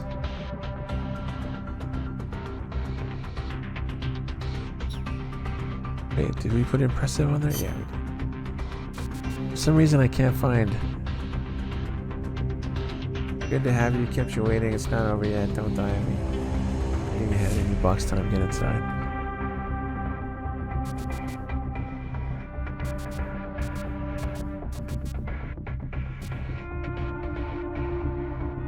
I can feel him.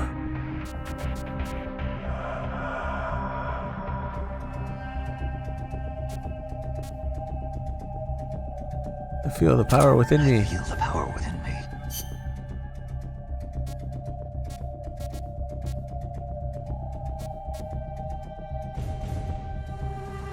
Rest in peace. Settle down. Settle down, cunt.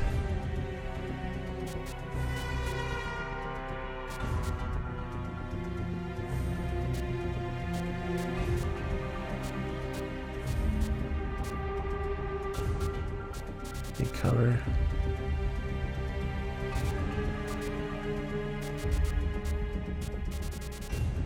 In front, behind, up, down. Good. That's alright. Come on, I'm going in. Engaging the enemy. Any backup? Good to have you's one, isn't it? Yeah. Good to have you.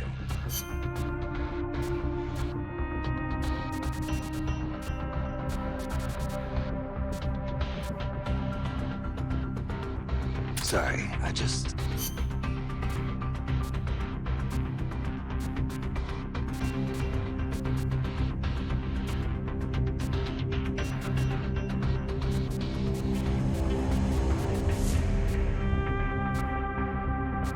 What else we got?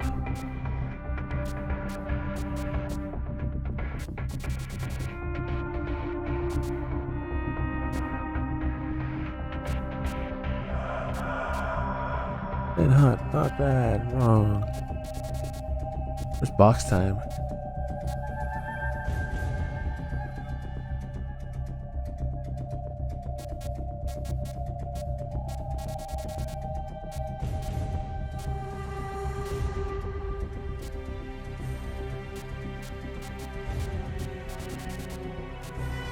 Oh, box time is here.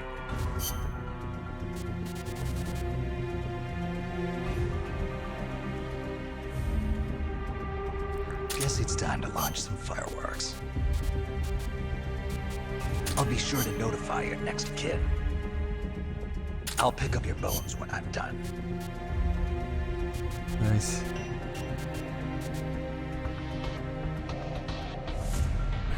I knew you had it in you. Get inside. Don't die on me. Kept you waiting. Where the hell has kept you waiting?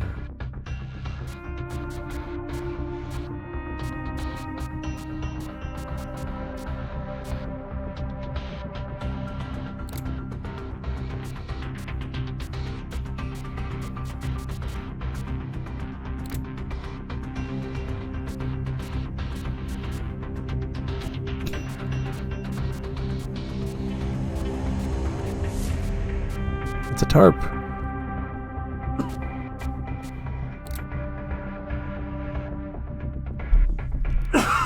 Fuck. I knew you had it in you. What is that? How many is that? That's 8 we have now?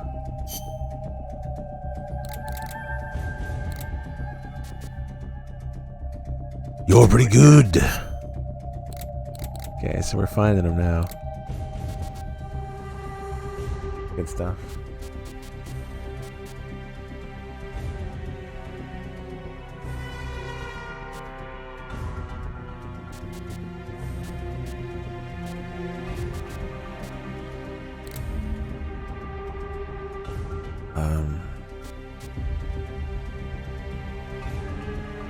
Right, there's a few others. Good to have you. It's not over yet. I think I have everything else.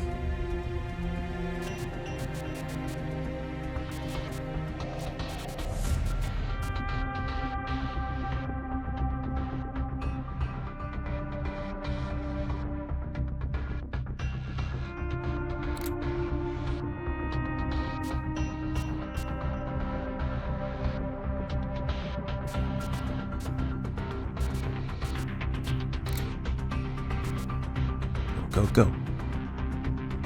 They'll never hear me coming. They'll never hear me coming.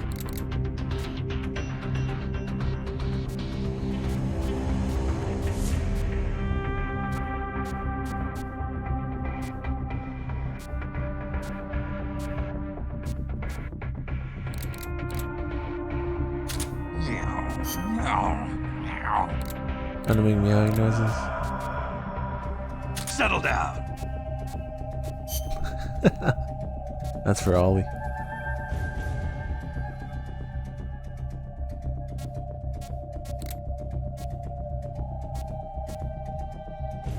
Peace. Did I do kept you waiting? Kept you waiting, huh? Probably did. Oh, maybe not. Impressive.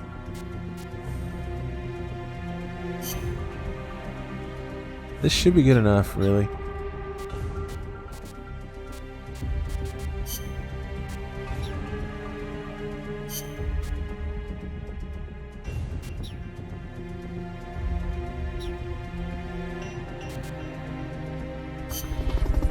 Do this. There's nothing multiplayer left really to do. There's just the Zeke fight. I asked if anybody wanted to play and they didn't want to. Nobody said anything anyway. I asked them to say in chat.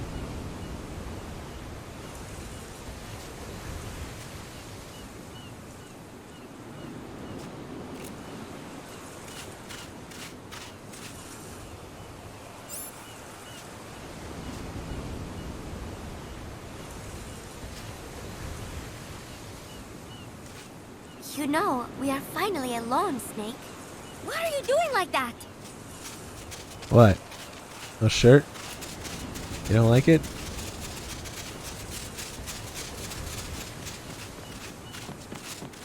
Creep!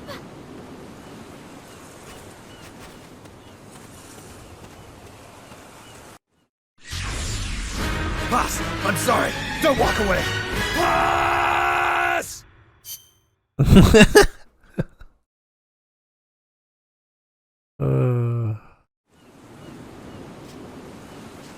Right, I gotta come in something else. Aside from half naked. Or fully naked. How do you get the beach outfit again? I love the beach! Yeah, we need to give him a different outfit.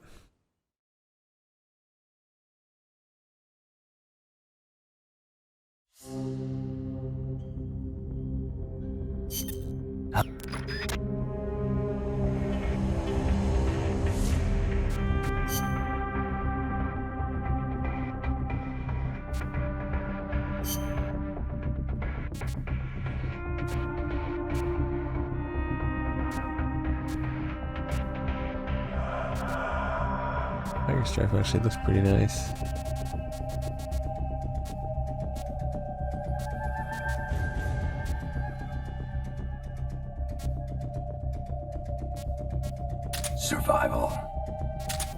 Let's rock.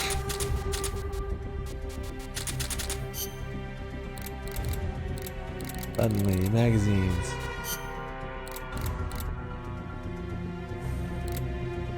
Liquid magazine, solid magazine. Let's rock. So if we get the okay, you get the S rank on this, then you get the special date with pause. Better like my pink outfit.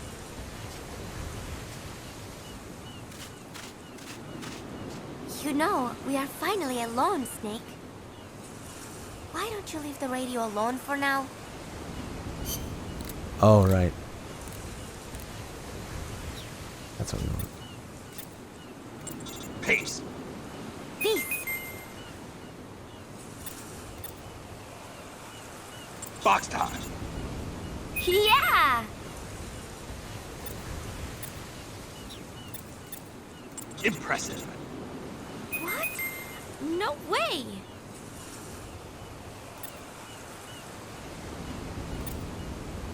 Don't die on me. Yeah, I am alright.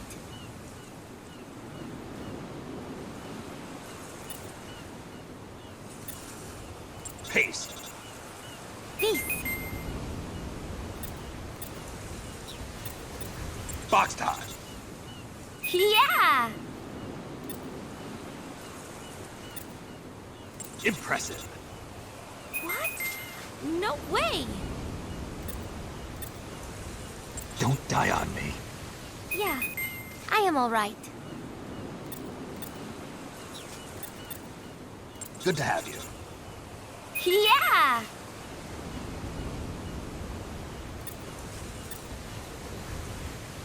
Sorry, I just... No, it is okay. Wait, do we have 2 box times? We do. I knew you had it in you. Thanks. Peace. Peace. Didn't respond to it this time? Peace. Thanks. You're welcome. Good to have you. Yeah! Sorry, I just...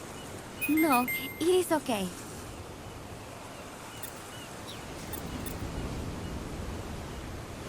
I knew you had it in you. Thanks. Peace. You're pretty good. Wait, what? Was that already there?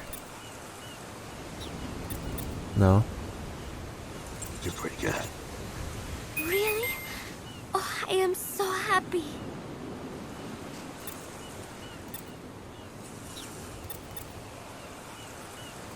They'll never hear me coming. Yeah? That was a bit weird. Meow. Meow. Meow. Meow, meow, meow.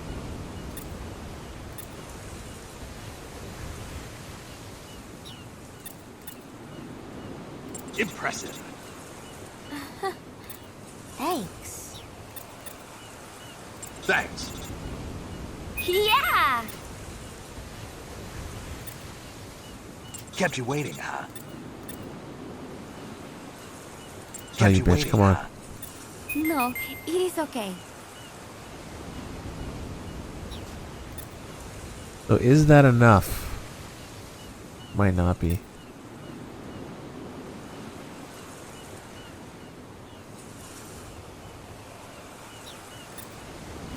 You already said box time at least once. What's up? Room for one more? Aha.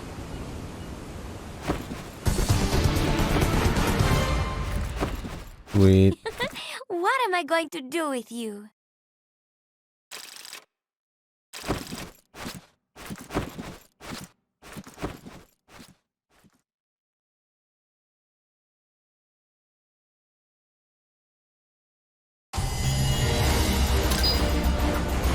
I knew I'd only get an A. fuck. That's too bad.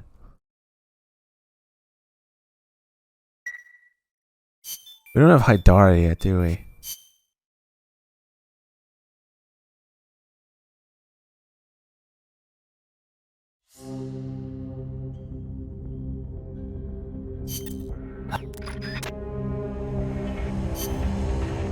Probably not rocket PC there.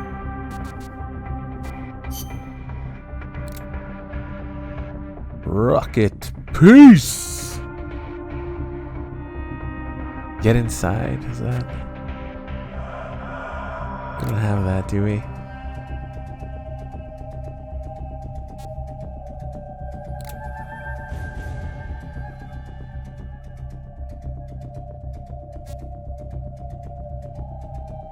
Need an S rank. Too bad I didn't get it.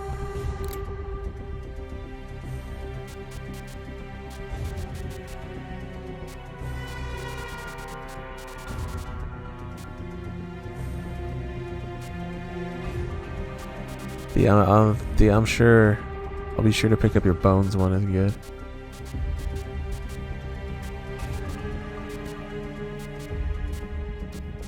Yes.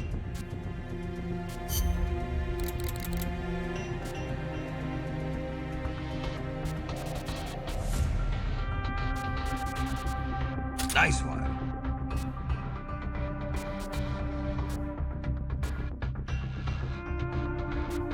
Something was a copy. Was it box time? Did I bring 2 box times? I did. So something besides box time would be good.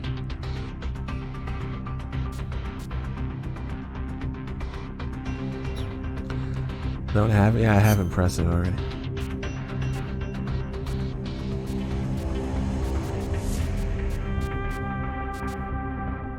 Say goodnight.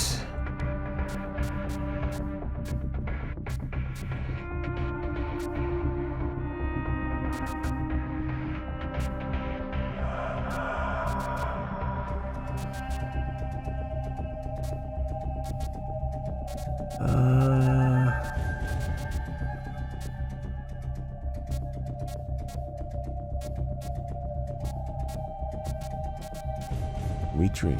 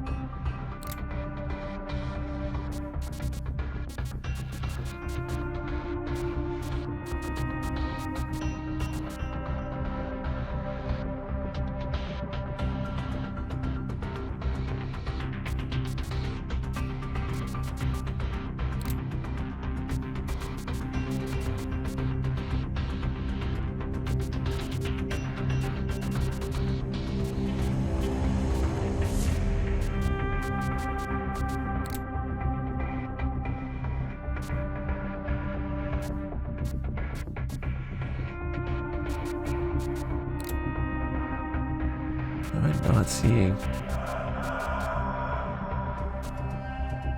God damn it. Oh, good is one, isn't it? Yeah.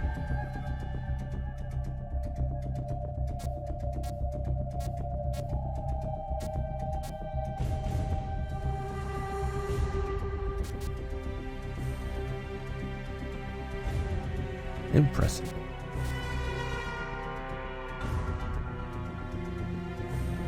I like it, and sorry I just, I think I have sorry I just, don't I? Yeah.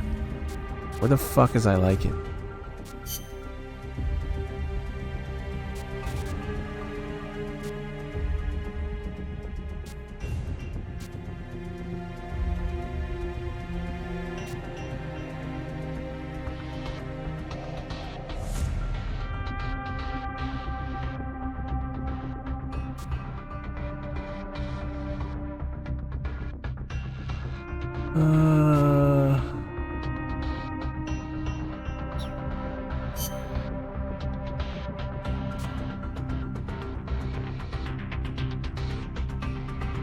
It's him. Someone get over here.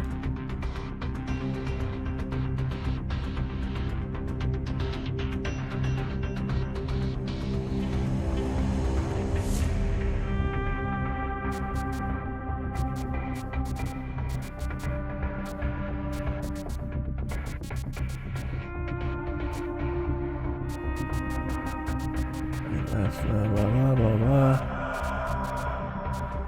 That's right, come on.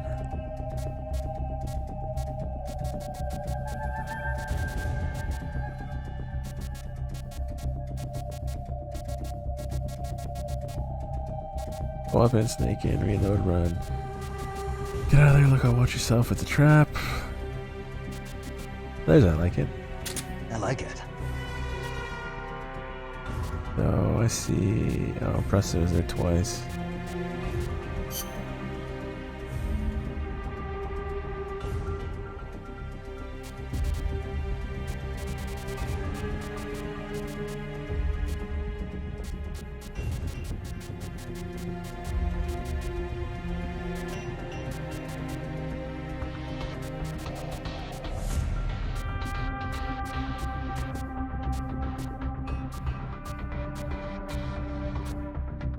Put him to sleep.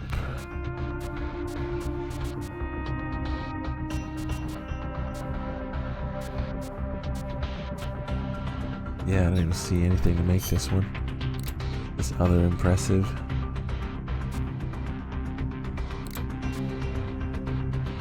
It'll take like half an hour just to get this right.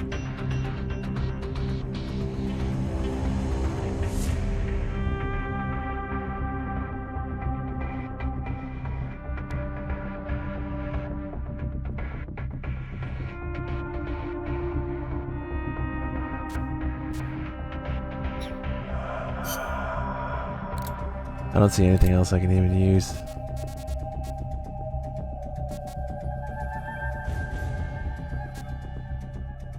Rocket. Peace!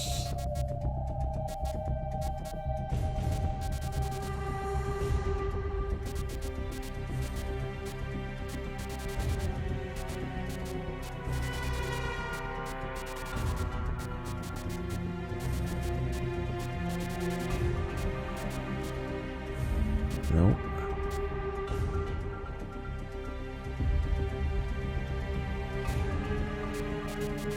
I got you covered. I don't know. I'll go through it one more time.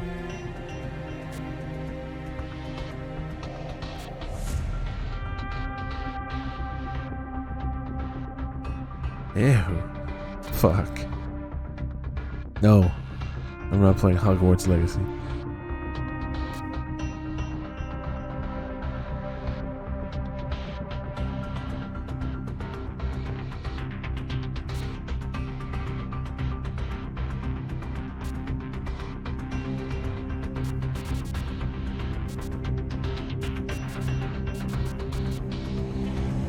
Maybe here I am. I'm with you. Let's just go with I'm with you. We'll try all these.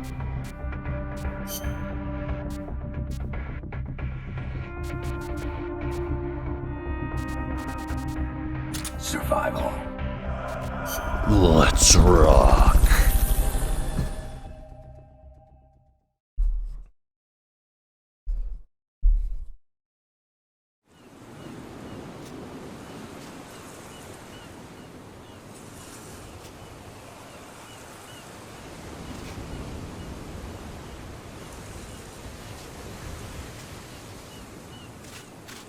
Damn, how do you get the Snake's beach outfit?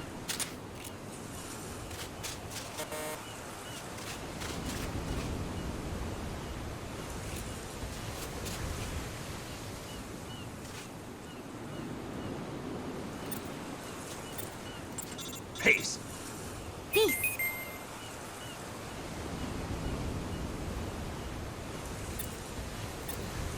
Box time. Yeah! Impressive. What? No way! Don't die on me. Yeah, I am all right. Pace. Peace.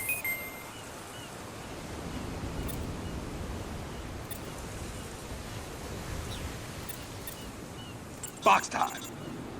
Yeah! Impressive. What? No way! Don't die on me. Yeah, I am all right. Good to have you. Good to have you. Yeah! Like looking creepy as hell. Sorry, I just... No, it is okay. Good. Yeah!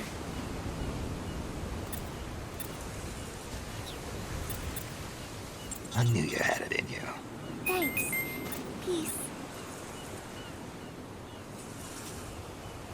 Good to have you. Yeah! Sorry, I just... Sorry, I just... No, it is okay. Good. Yeah!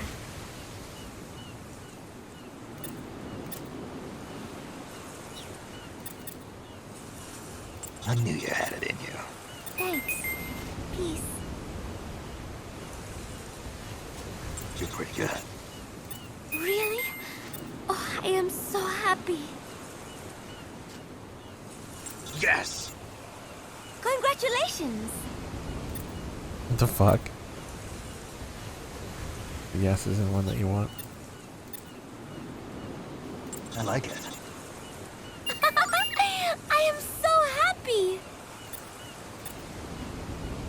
Nice one.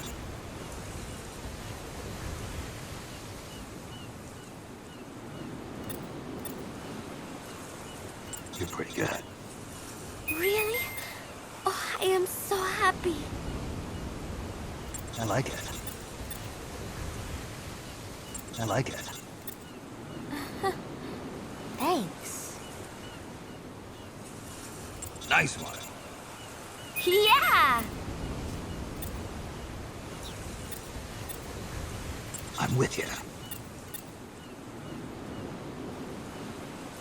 Nothing? Really? I'm with you. Thanks. Peace. Box time. No. Didn't mean to do that. Thanks. Thanks. Bitch! Yeah! You were so slow to respond sometimes. Kept you waiting, huh? No, it is okay. I'm counting on you. I'm counting on you. What are you talking about? I'm with you. Oh, fucking. I'm with you. You're really annoying me. Peace. Thanks. Yeah!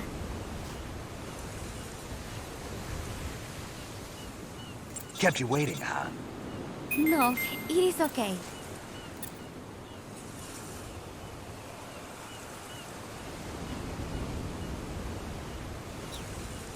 Okay, surely that's gotta be it.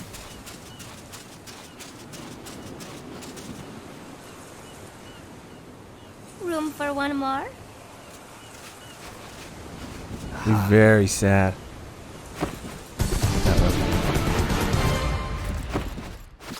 I feel a little awkward. Probably wasn't. Jesus, Snake, calm down.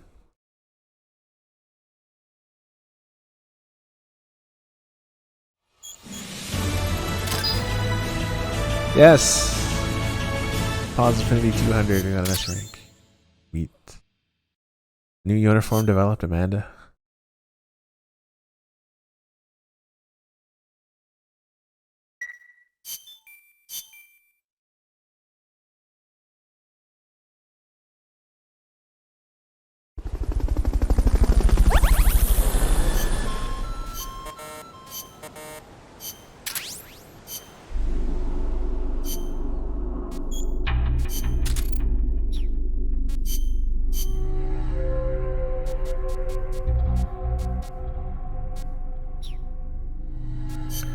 Nothing else matters anymore.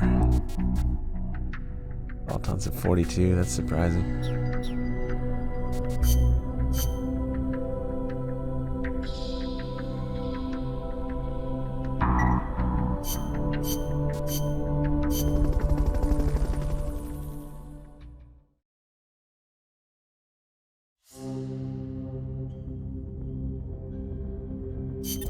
How's Paz doing?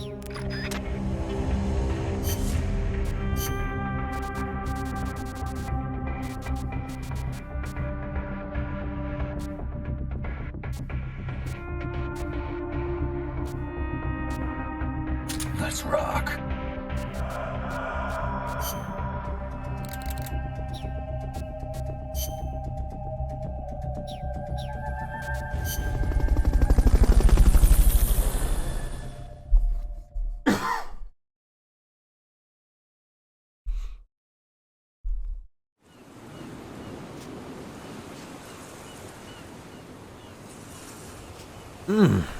Damn.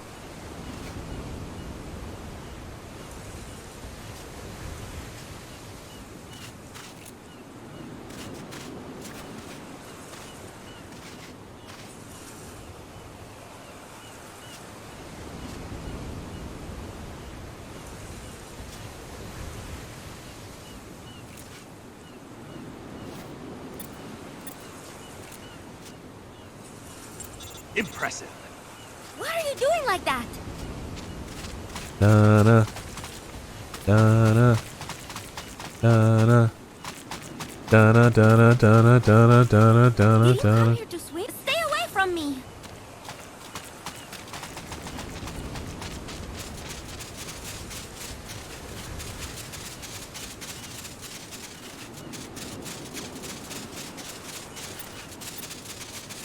You've got quite a body. Do not come any closer. Stay away. I am not really comfortable with this. Yes. Good.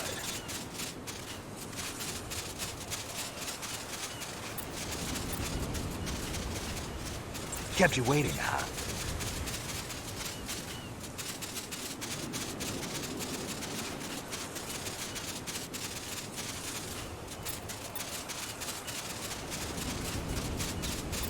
Why are you I'm doing with you. like that?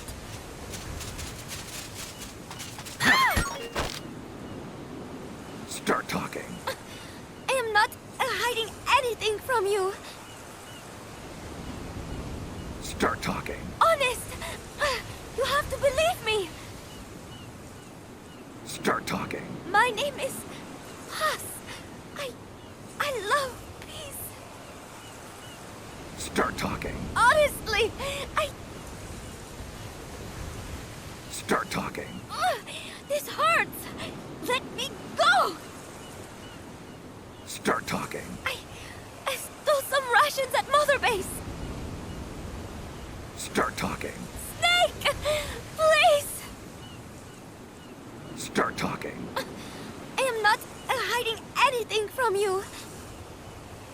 Start talking. Honest, you have to believe me. Start talking. My name is Paz. I love peace. Start talking. Honestly, Start talking. this hurts. Start Let me- talking. I stole some rations at Mother Base.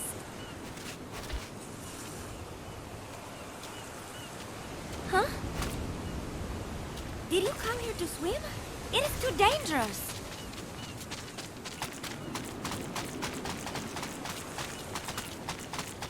Da-na. Da-na. Da-na, da-na, da-na, da-na, da-na.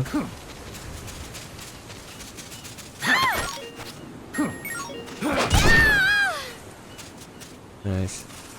Creep!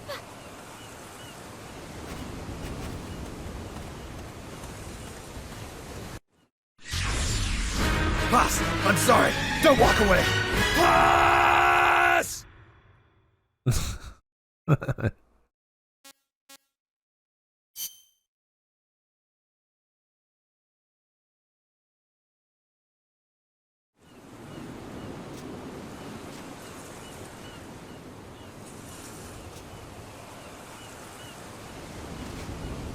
Reap.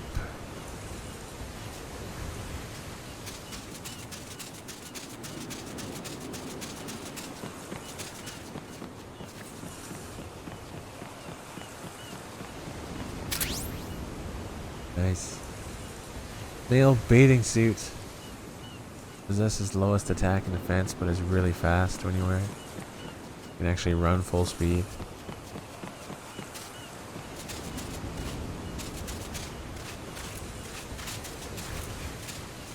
Do we ogle pause?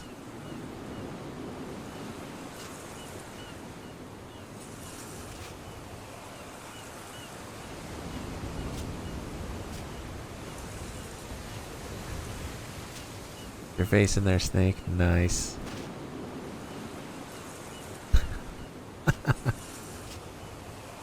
He's got to get a good look.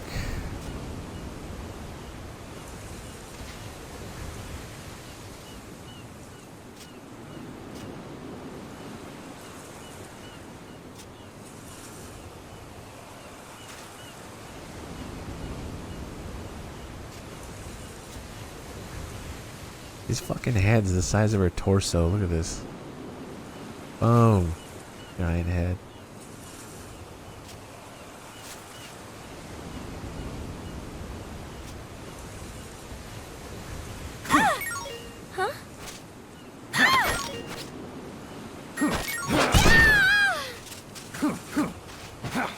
Creep!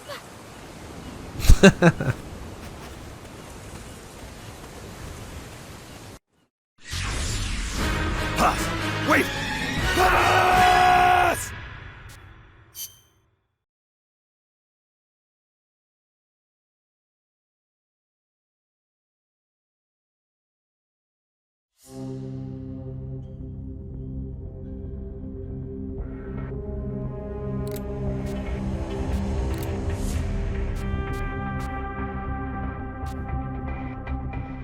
I don't remember how to get date with Cause. I get that to appear. The boss? The boss.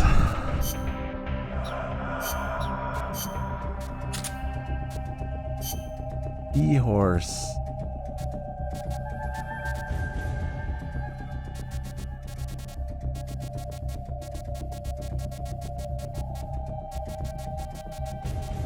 What? Where'd it go? Doesn't count, I guess. You gotta finish the mission to get it. Oh, well, whatever. Okay. Back to story shit.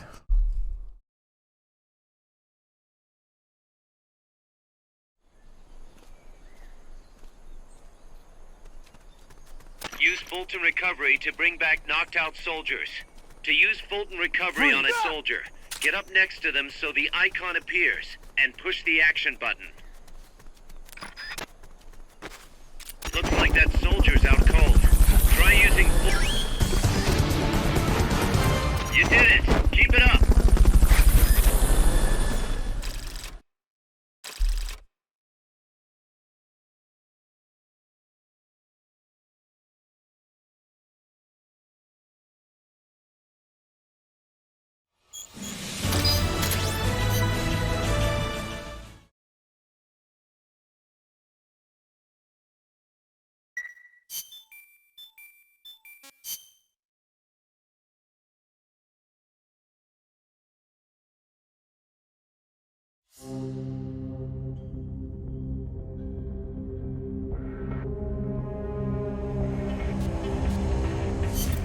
The boss has infiltrated the... Yeah, let's kill some more time.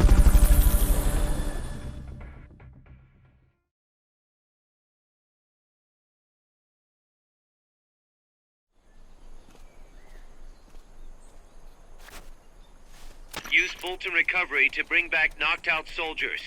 To use Fulton Recovery on a soldier, get up next to them so the icon appears, and push the action button.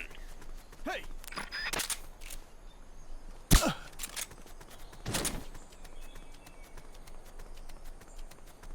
Looks like that soldier's out cold. Try using Fulton Good job. Return to base.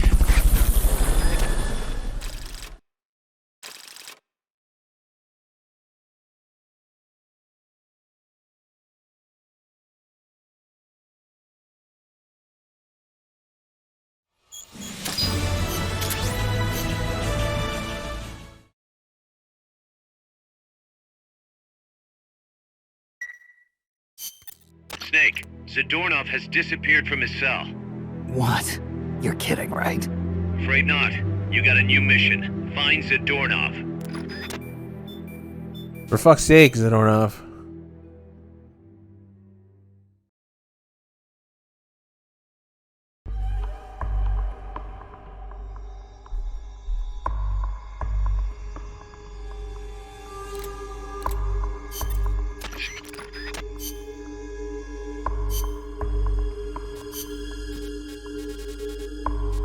Stealth.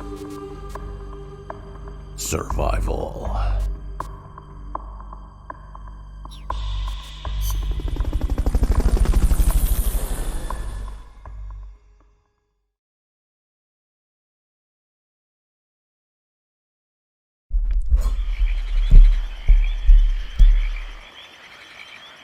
Find Zadornov and bring him back here with Fulton Recovery.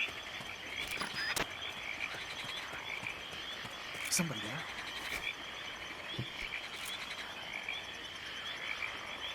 Nothing here.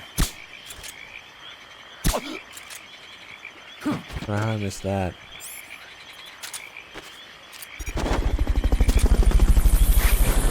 Let's save some Fulton. Fulton Recovery helicopter is complete. Here he is.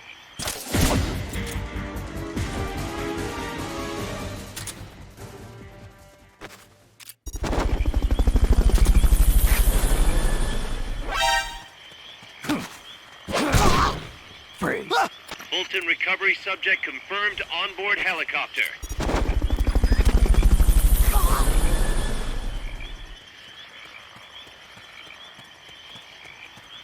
Fulton Recovery helicopter is complete.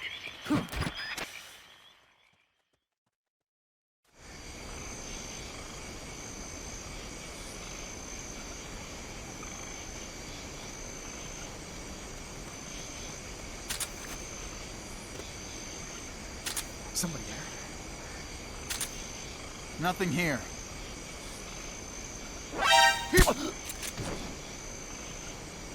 Here he is.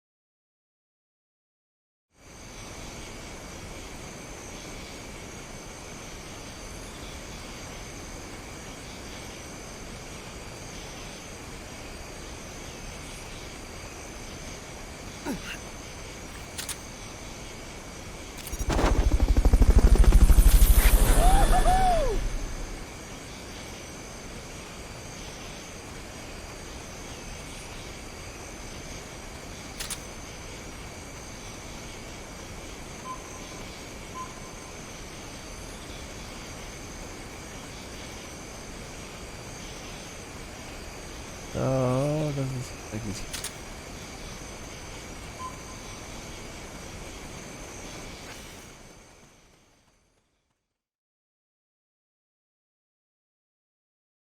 Mango, bruh.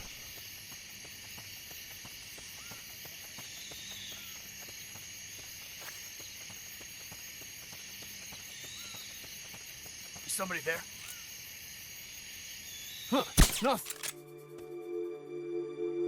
He's here! That's close.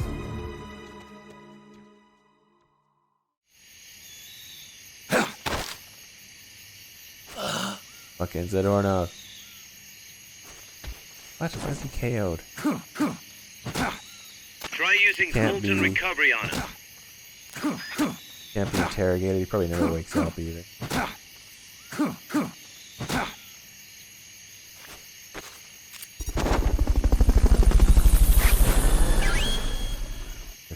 Okay, you're done with that area. Head Just for the fall right goal. into what he was saying. Good job. Mission complete. Great job.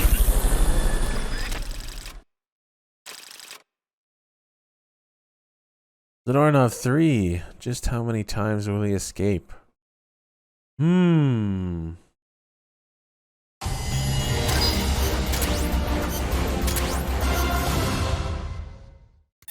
Found our friend, Kaz. Damn it! And I was so close. Great. Good work, Snake.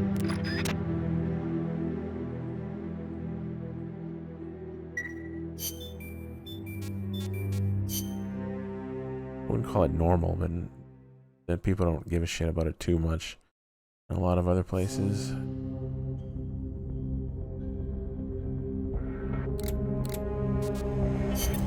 The bomb?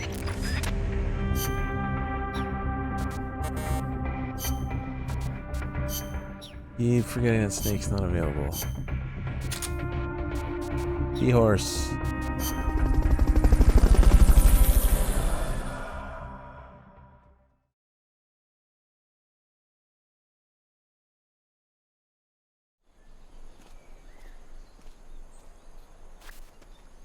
Use Fulton Recovery to bring back knocked out soldiers. To use Fulton Recovery on a soldier, Freeze. get up next to them so the icon appears, and push the action button. Kaz. Hey! Looks like that soldier's out cold. Try using Fulton You did it! Keep it up! Yeah. Voiced by a woman in her 30s.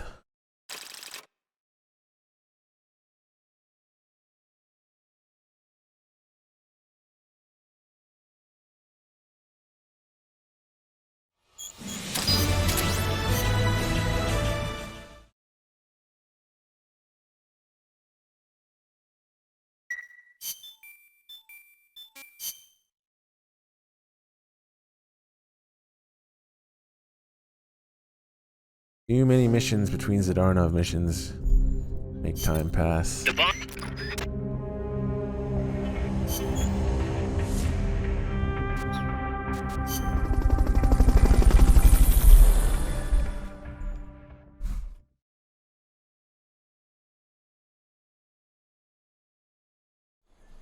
Who cares? Just let the conversation die. Use Fulton Recovery to bring back knocked out soldiers.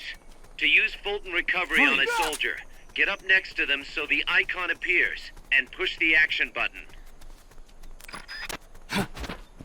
Looks like that soldier's out cold. Try using Fulton Recovery on him. Mission complete. The folks back at Mother Base will be thrilled. –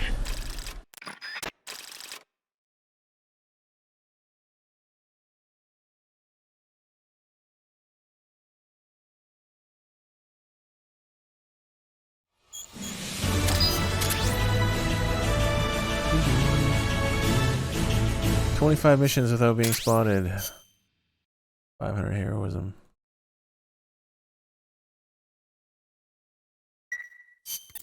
Snake, I got another report from the R&D team. They finished converting Mother Base into a hex plant. MSF's capabilities are up across the board, too. Our combat team's contracts keep increasing. We're seeing action on a daily basis, and we're raking in a ton of GMP. Now this is how a business is supposed to look. At this rate, the sky's the limit. We're just getting started, Snake. Keep up the great work.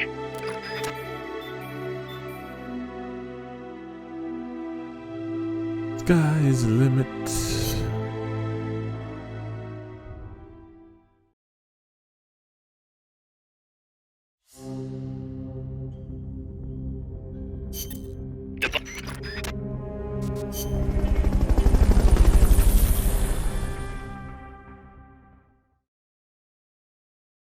Push it to the limit.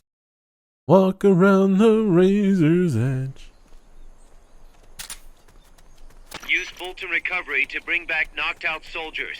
To use Fulton Recovery on a soldier, get up next to them so the icon appears, and push the action button. Looks like that soldier's out cold. Try using Fulton. Mission complete. The folks back at Mother Base will be thrilled.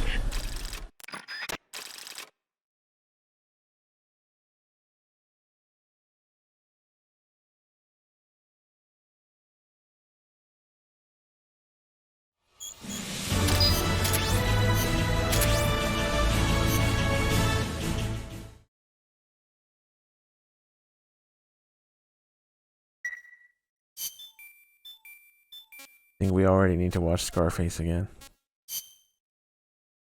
Ugh, 3 missions between the Zadarnov missions.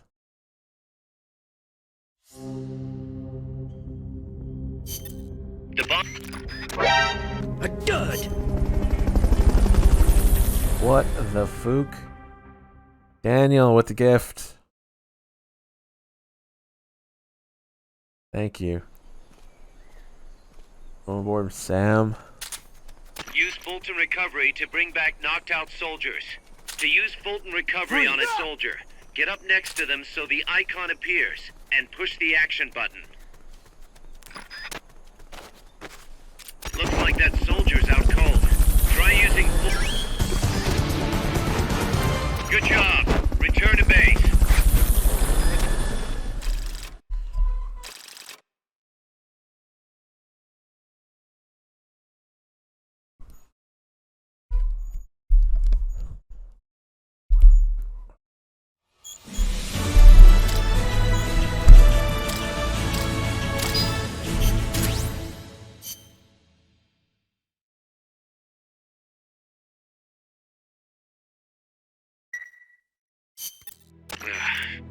Snake?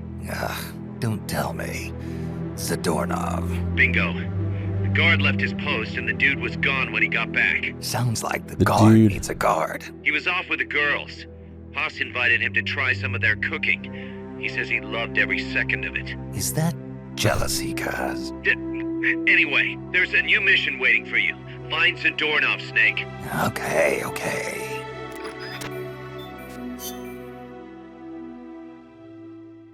The dude.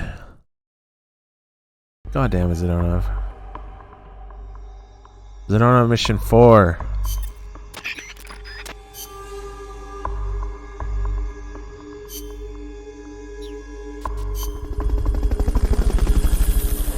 Gotta go find his old ass again.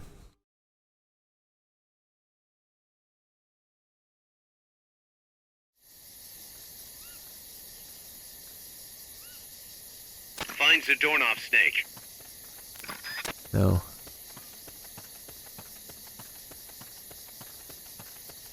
That's slippery.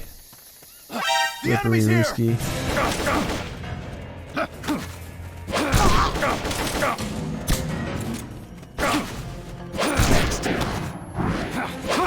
Found the enemy. Send backup.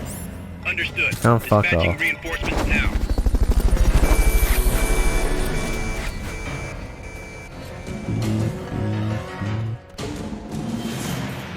No way he's gonna be in the first area. Am I going back the way I came? Yep. I gotta push it to the limit stuck in my head now. What's going on?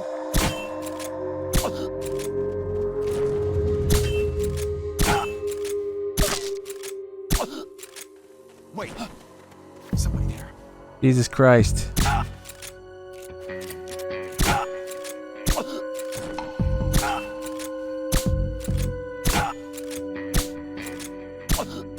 Wait. I hate you right now. There we go.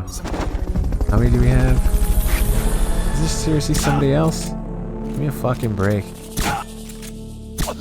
Fulton Recovery helicopter is complete.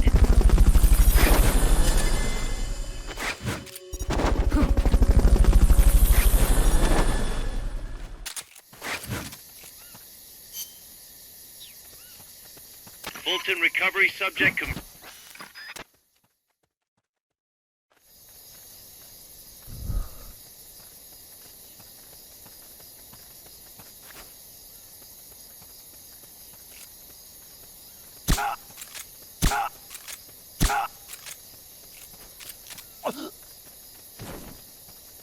Nice. No snipers here this time around. I heard gunfire. Maybe there Here is. he is.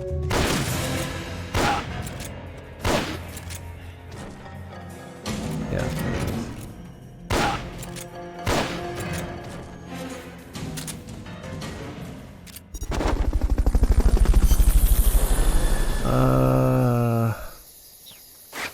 We can go left or right. Fulton recovery helicopter is complete. Seeing him.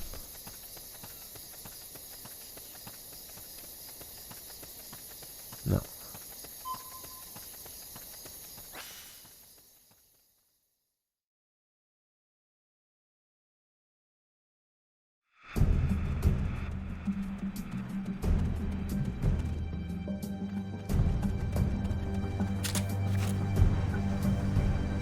We only got 2 of these left. No, we don't have any. How much ranks?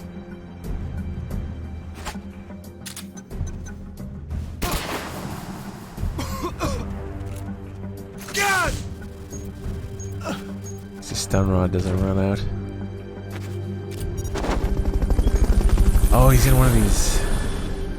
He's in one of the blue doors, isn't he? Chico doors have now become the Zdarnov doors. Who's there? Hey.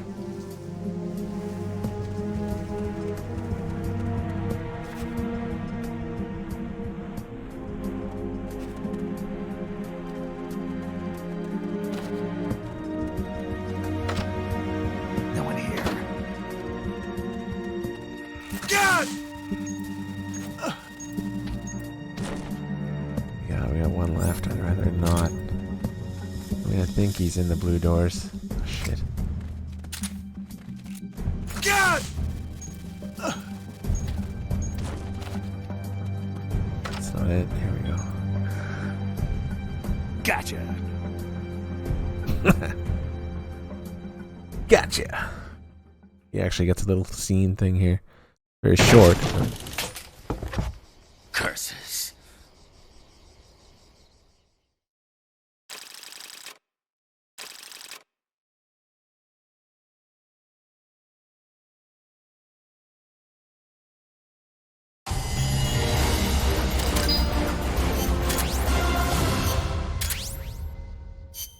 Curses.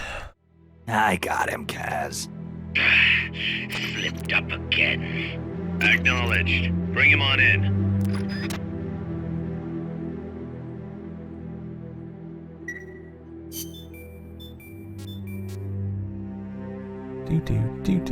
Do.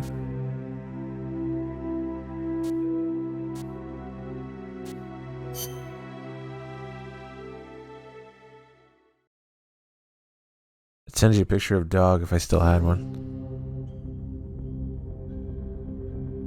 Puyan mission! Oh my god, I forgot about Puyan. Someone's planning to extract enemy soldiers via Fulton recovery. Thwart their attempt by shooting down the balloons. We're calling this the Puyan mission. Support our troops. Shoot those balloons. Puyan is gangster.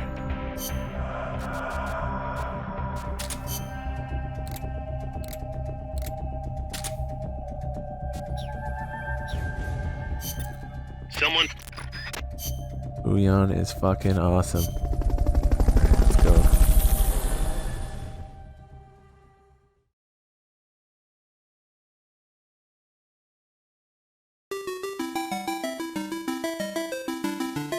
Puyan! Fuck yeah. This poor floating guy. Save them by shooting their balloon, Snake. Make it so they fall further than Amanda did when she got grabbed by El Chico Libre.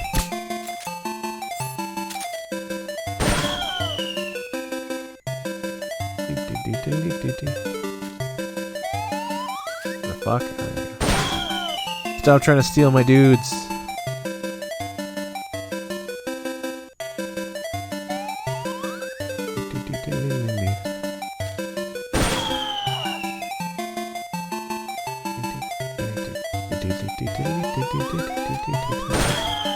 I'm sure someone saved a picture of DRK's face somewhere.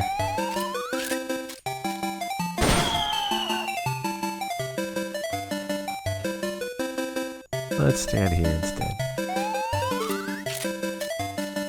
What he did is, his gun stream. Oh, fuck.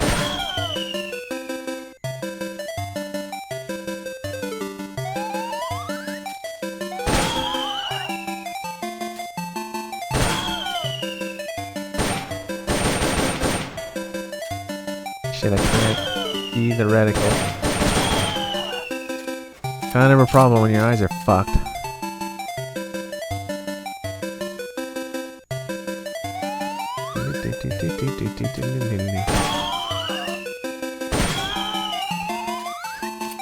They're rising up so fucking fast.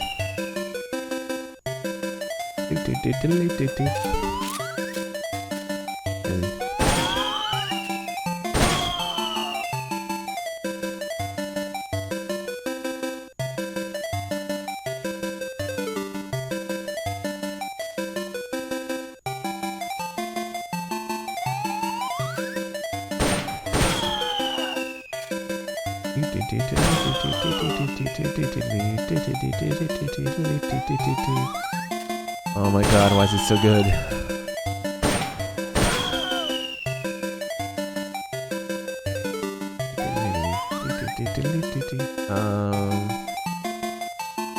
What? What the hell? Oh, there you go.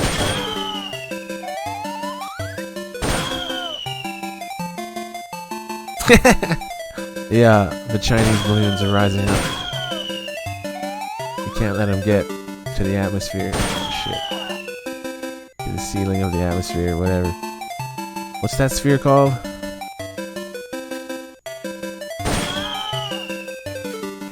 Stratosphere?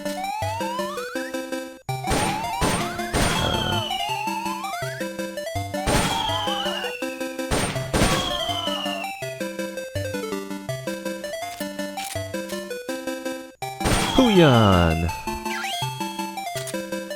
Okay, Oh shit, where am I you're done going? with that area. Head for the goal. Oh, I love Pooyan. You did it! Keep it up!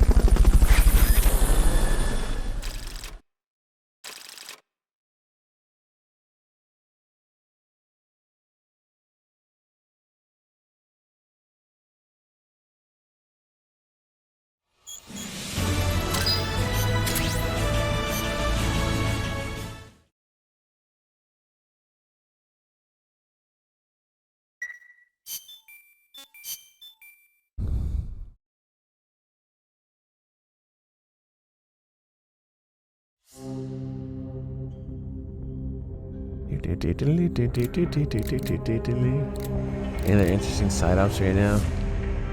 Extra ups, whatever. Always the higher numbers.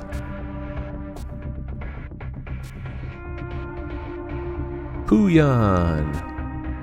It was pause. It's all vehicles after that. Well, it's time to go back to extra op 10. Right.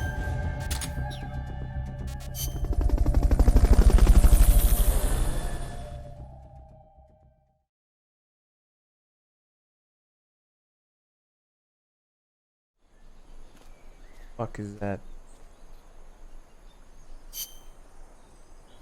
Okay.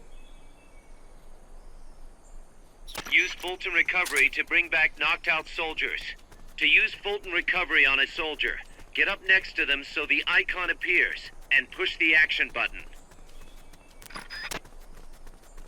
Is somebody there? Looks like that soldier's out No one's cold. here. Try using Fulton Recovery on him.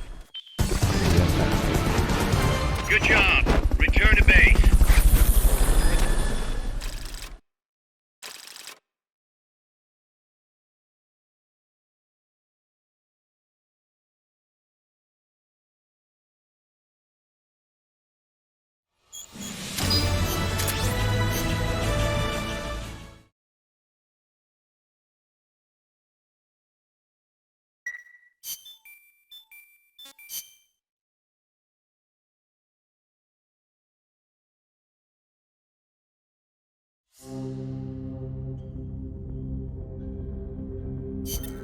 The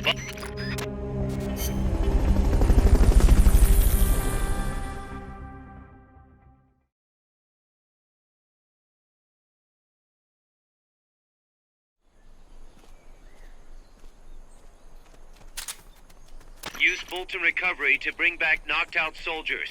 To use Fulton Recovery on a soldier, get up next to them so the icon appears, and push the action button. Looks like that soldier's out cold. Try using You did it! Keep it up!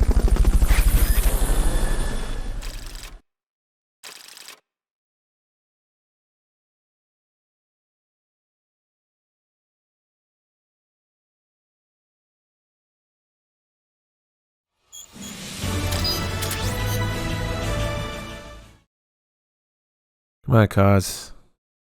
Be something new.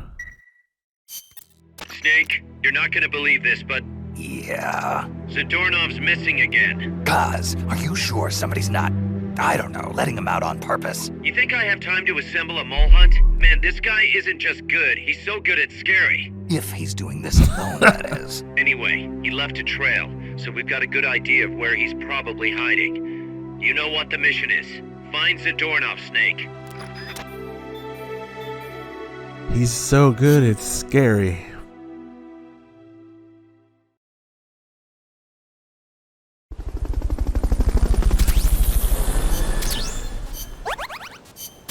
You new? New plant?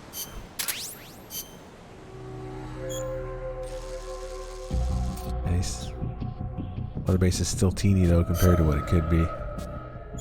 Not that this save will ever get anywhere near that.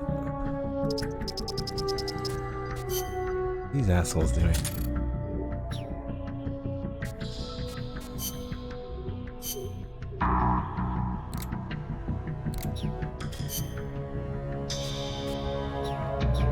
The Sonic Eye.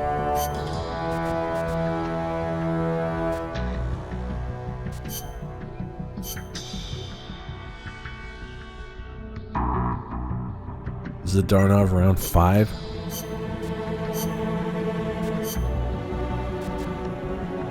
This shit's still only... Wait, what was it? Volatile radar? Did we actually get it? I wasn't really paying attention.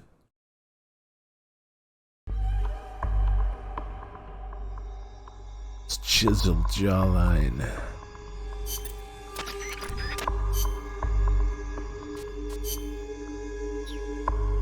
Most chiseled ass cheeks. Snake, MGS 4.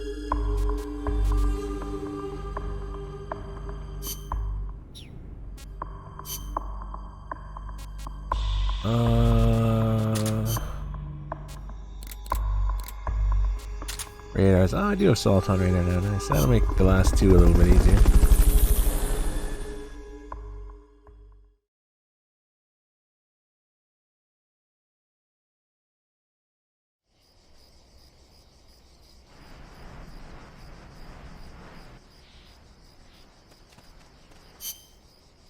Okay, can't go that way. Find Can't go that Zadornov, way. Snake.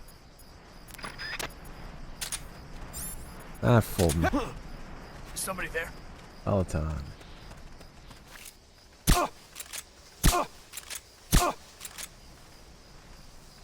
Go.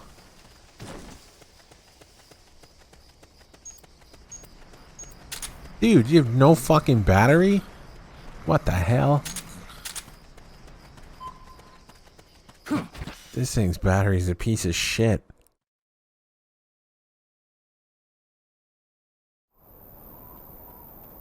Keep it safe for work? Why?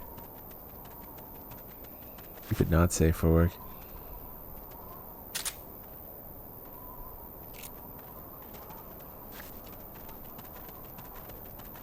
Freeze.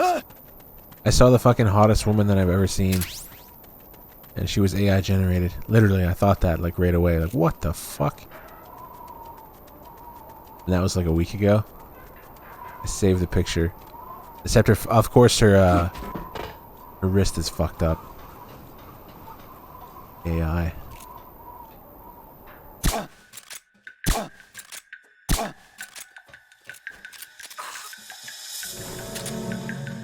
The enemy's attacking! Going to alert status!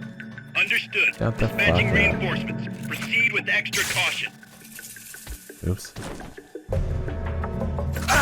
Oh yeah, it is.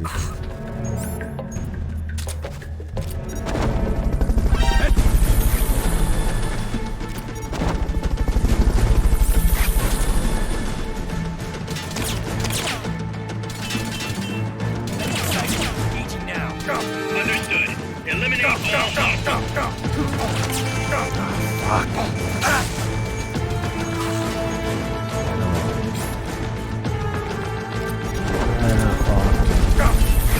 Oh, fool.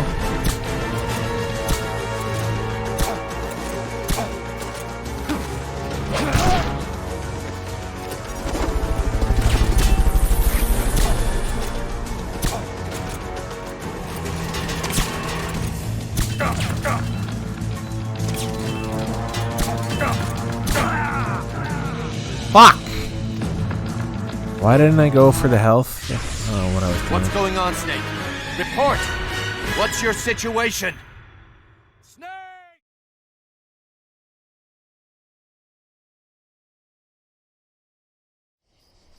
Game's a lot more content than you've seen so far. Find Zadornov, Snake.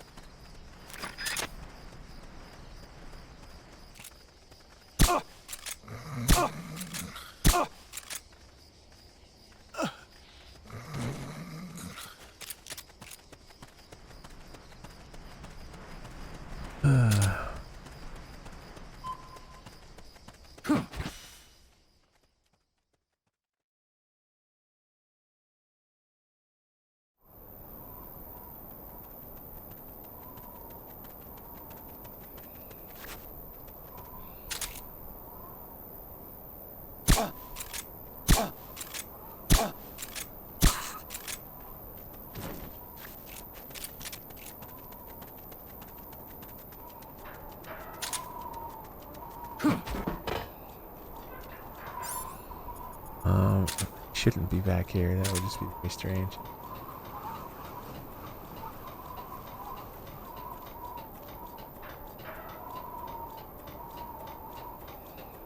Probably not gonna make it to him.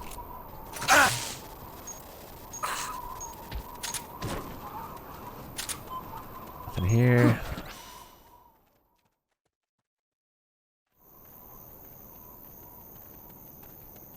That picture is going in the cloud. I put like almost nothing in the cloud. Just a handful of MGS related things that I don't want to lose track of. That's mostly it. Like more than half.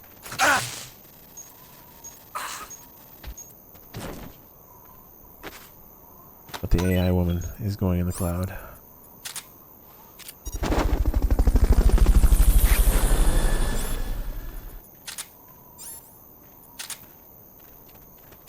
Fulton recovery subject confirmed.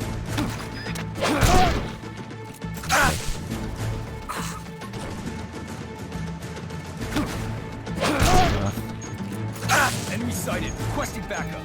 Understood. Dispatching reinforcements. Fuck yeah.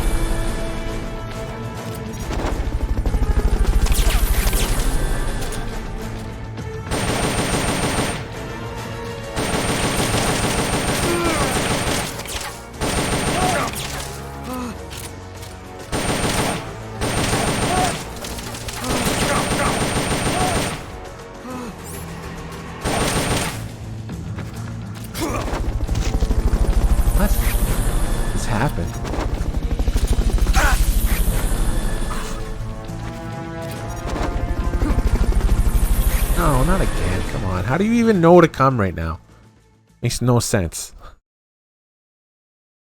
No one called after that.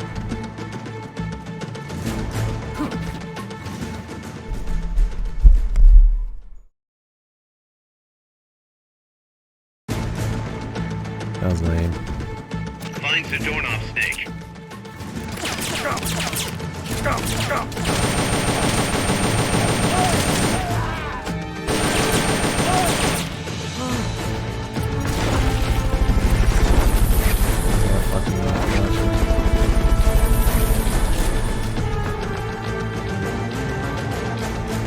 How did you know I'm up here? Why did it go back to 99? Fuck. I'm very frustrated.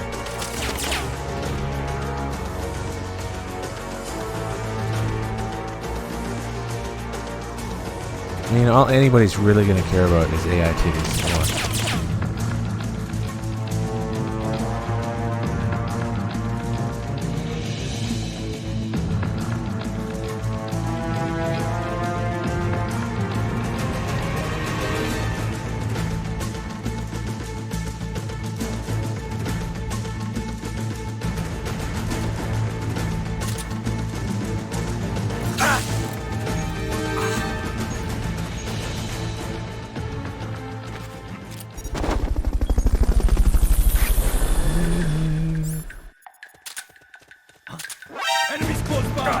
Oh, you guys are fucking everywhere.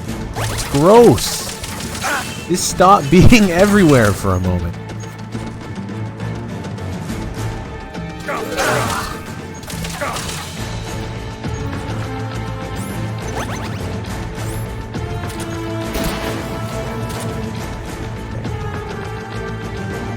Look at them. Fucking cockroaches. Nice, kill each other. Well done. Just murdered his own guy. Which is, you know, it's nice.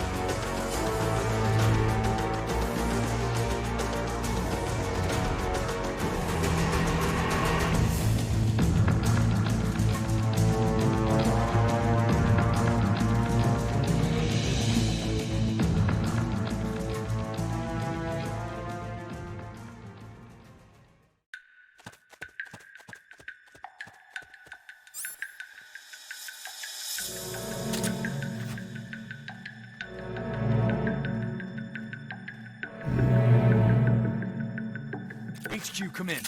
This is HQ. Oh, fucking damn it. Patrol. Contact lost. Going to alert status. Understood. The enemy should still be nearby. Find him.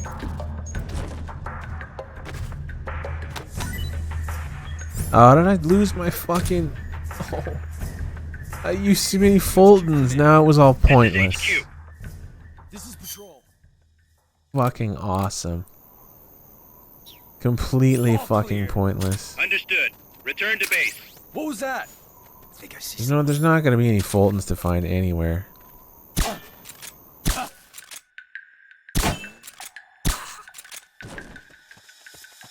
Holy shit, dude. Why did I forget about that?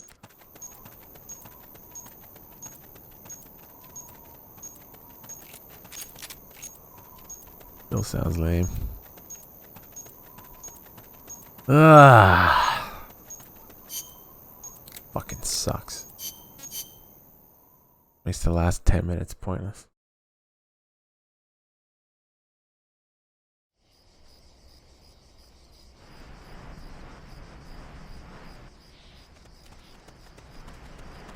Finds the doorknob snake. Hey!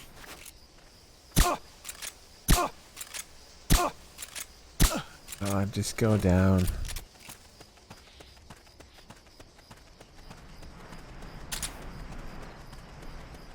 I should just start skipping this, really. I mean, I enjoy the Zdarnov stuff, but it takes up so much time.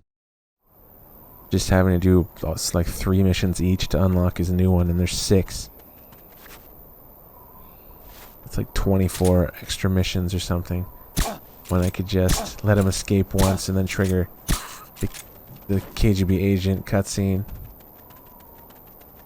in my old save, and then just go from there. That's what I used to do. I see. I'm starting to remember why I used to do it.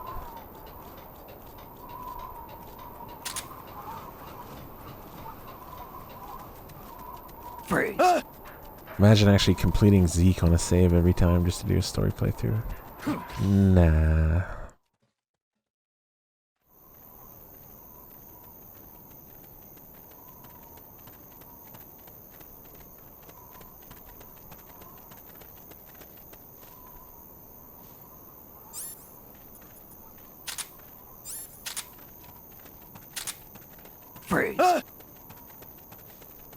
Freeze.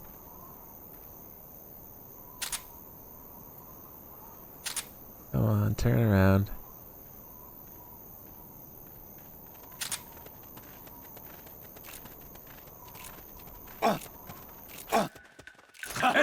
Come on. Fuck. I didn't have the gun out, of course. Come on, you fucking cunt.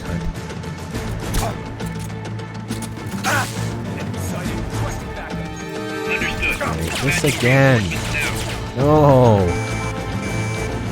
thought I had the gun out, so instead of holding him up, I just bumped into him. Used the stun rod when I didn't mean to.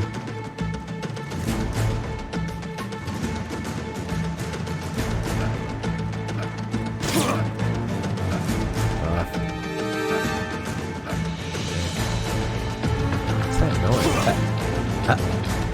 Is that like 20 guys jumping off the ledge?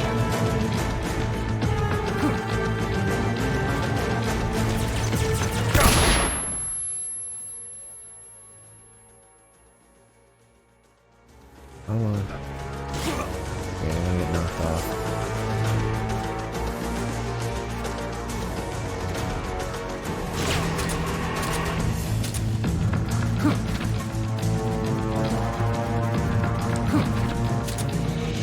I don't know where he is. Fucking is he in here?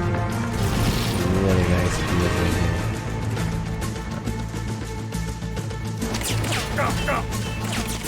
Go away.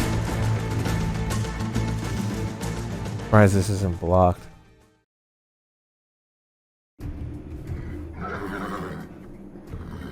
Guys, I'm inside the facility. There's rows and rows of trucks here. Zadornov should be somewhere in that area. Find him. Okay, he's here.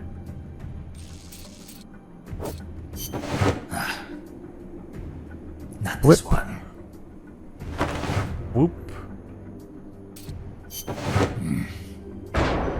Metal gear.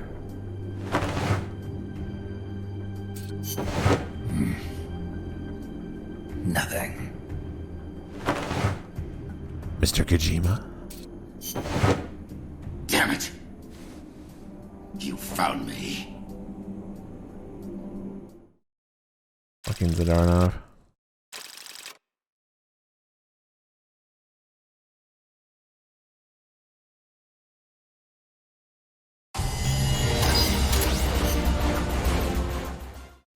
I found him, Kaz. Close, but no cigar. Not for you anyway. Snake, we're coming to pick him up.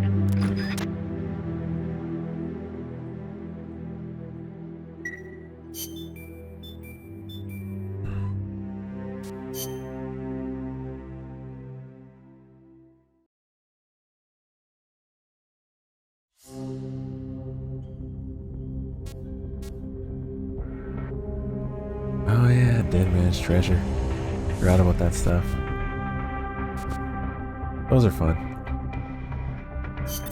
Let's get this mission started. Complete the mission and proceed to the...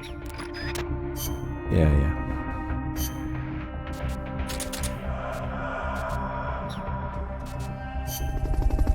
Time for the spoops.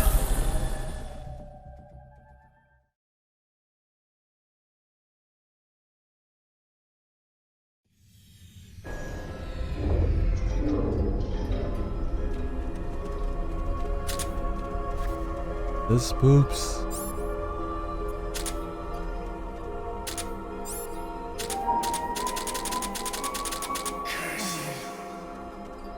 Oh fuck.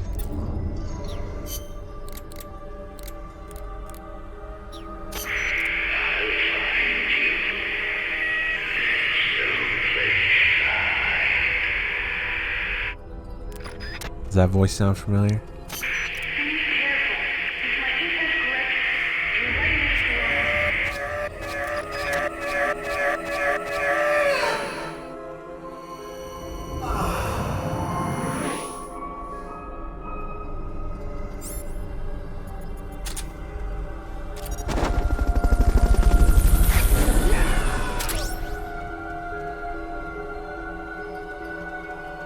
Four items left.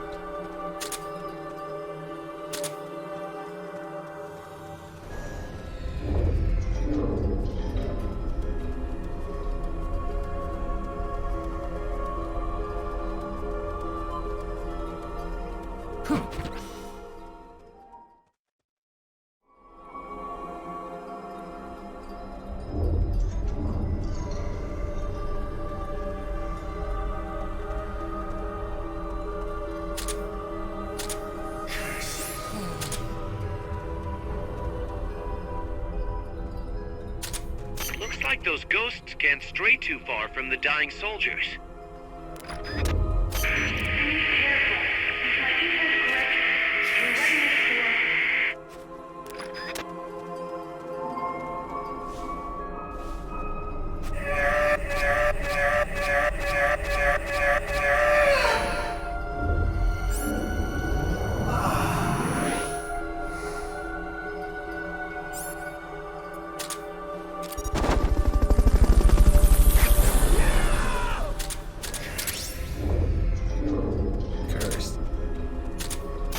calling it quits already?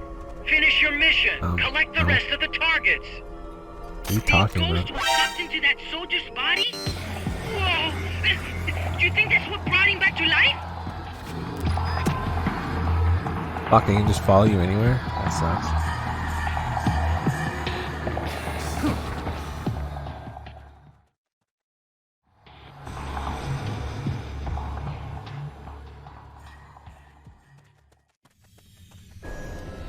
We're counting on you, boss. Snake, help us reclaim peace.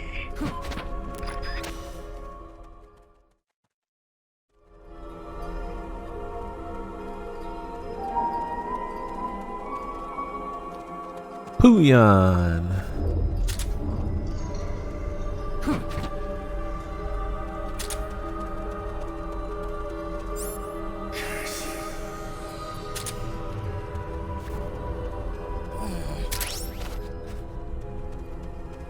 Oh fuck.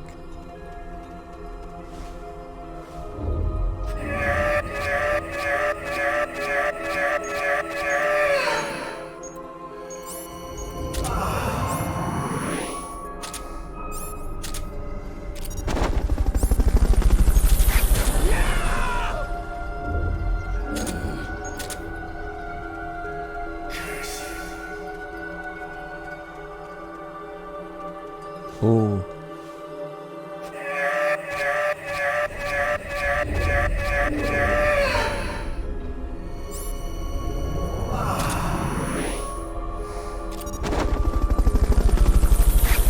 She gets it. Looks like those ghosts can't stray too far from the dying soul. The ghost was sucked into the... I know it is not easy, but I have faith in you. I wish there was something I could do. Be strong, Snake. Our future is in your hands. Oh. Okay, this one's blocked, but we'll go over here.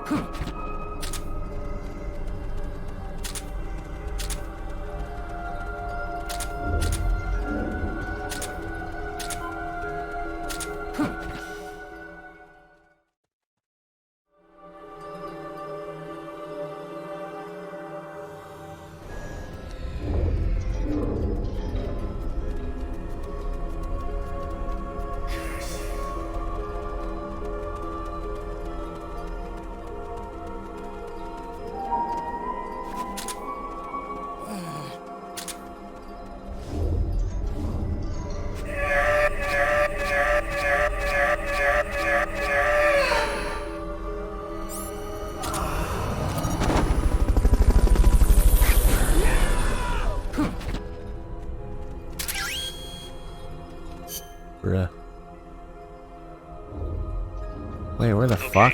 You're done with that area. Head for the goal. Where's the fucking goal? Must be in the other area.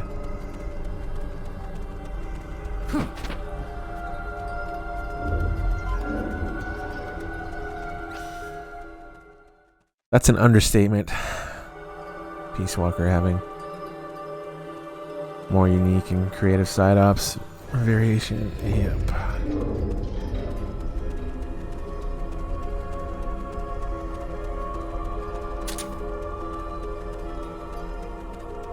AAA, I'll put that in quotations when it comes to Phantom Pain. What the fuck is it? Oh, there we go.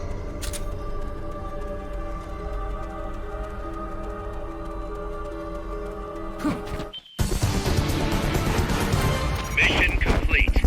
Great job.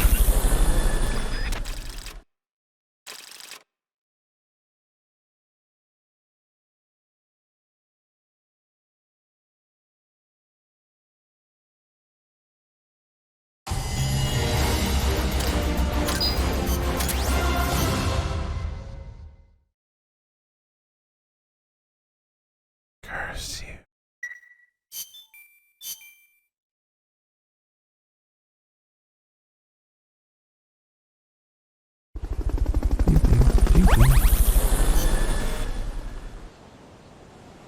Vladimir.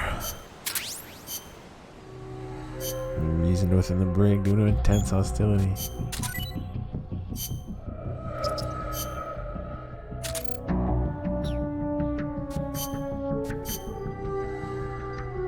No point in researching anything. Greater Curry. Not gonna have enough time anyway to use it.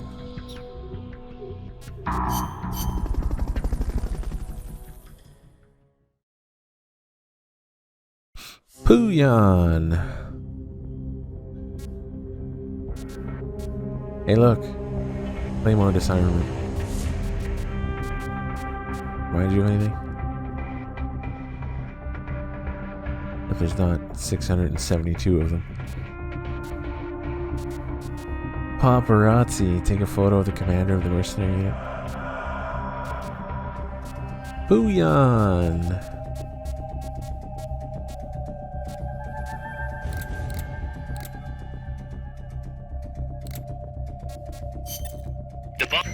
Ten again quickly.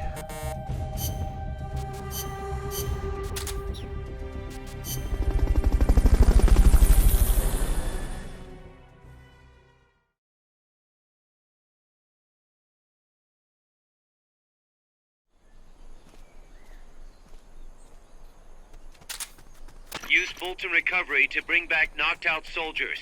To use Fulton Recovery on a soldier, get up next to them so the icon appears, and push the action button. Kinda used to those MGS2 hitboxes that barely exist. Looks like that soldier's out cold. Try using Fulton Recovery on him. Mission complete. The folks back at Mother Base will be thrilled.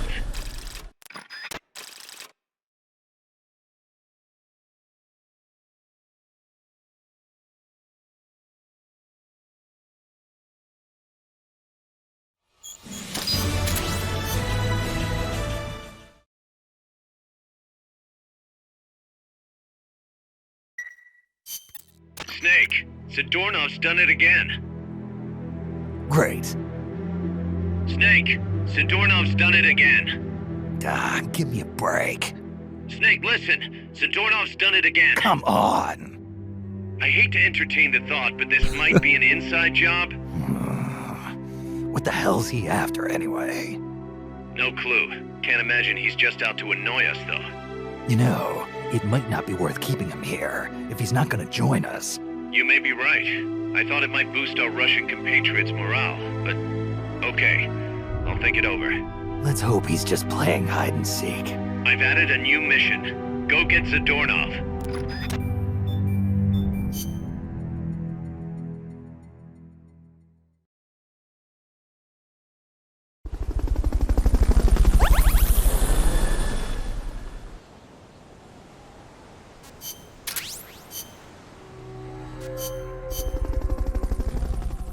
Zadornov number 6. Okay, so at this point, this is where we switch saves.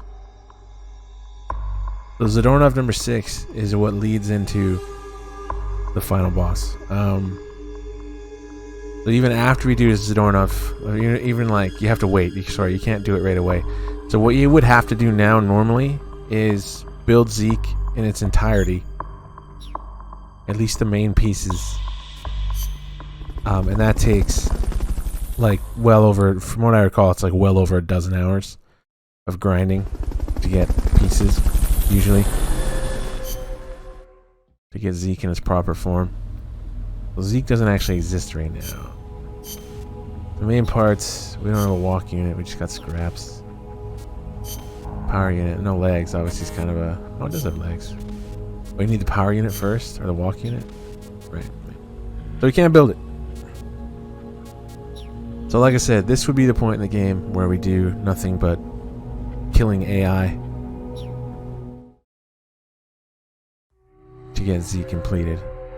And then at that point, I believe that's when the next part of the story would happen. So we're going to ditch this save now. This is the new, I did a new game here up until this point, because the story's a little more complete if you do a new game. There's some things that get skipped if you try and just if you just load levels on an old save. Most, like 90+% of the story gets played, but there's some little bits that get left out, so that's why I feel like it's better to do a new game up until this point. Ooh, what's her face? Even bother? Not about this mission. Oh, here we go. Yeah, I didn't do Strangelove stuff either.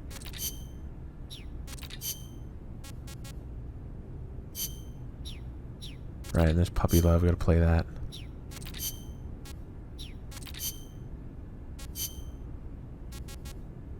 Need for Metal Gear. So there's a handful of things to play, and then there's what's her faces. Let's just pretend that Zadornov hasn't escaped for the 6th time yet.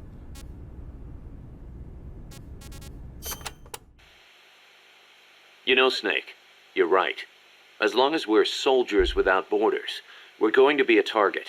We need our own deterrent. Yeah, we're going to be stepping into a lot of different conflicts as we roam the world, each one unique, and with its own set of geography, ideologies, and politics. If we're going to intervene in those kinds of situations, we need the threat of a Metal Gear. Unless we want to end up like Che Guevara did in Bolivia. Well said. Our army without borders doesn't have a land to call home. We're nomads, wanderers.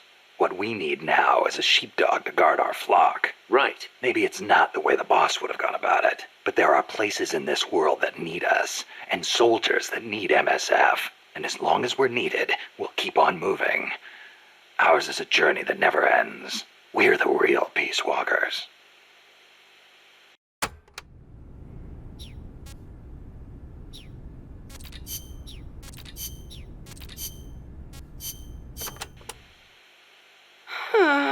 Hey, what's with all this sighing?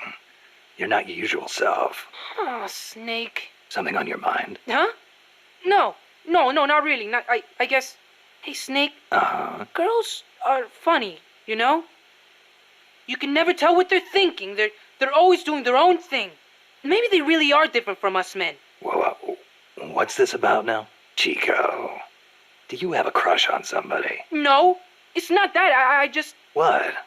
Go ahead, you can talk to me. Whenever I talk to Paz, my heart starts pounding and everything I say comes out wrong. Paz? I guess she is pretty close to your age. That ever happened to you, Snake? Well, sure. Happens to everybody. Well, how do I talk to her? That is a tough one. Why don't you try, talking to her like you talk to everybody else? No, it doesn't work. I freeze up every time I'm around her. Our eyes meet and my face starts burning for some reason. Well, it's like living on the battlefield. You just have to get used to it. You're nervous at first, but the more you're out there, the more natural it feels. Get your courage up and go talk to her more often. Oh, okay. Man, girls are more full of mysteries than UMAs. Oh, you got that right. Jules Hermes. The name's Yui.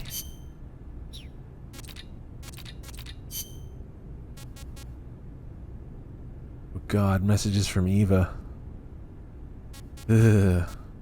I forgot about those. Okay, so we're not doing the chapter 5 boss quite yet.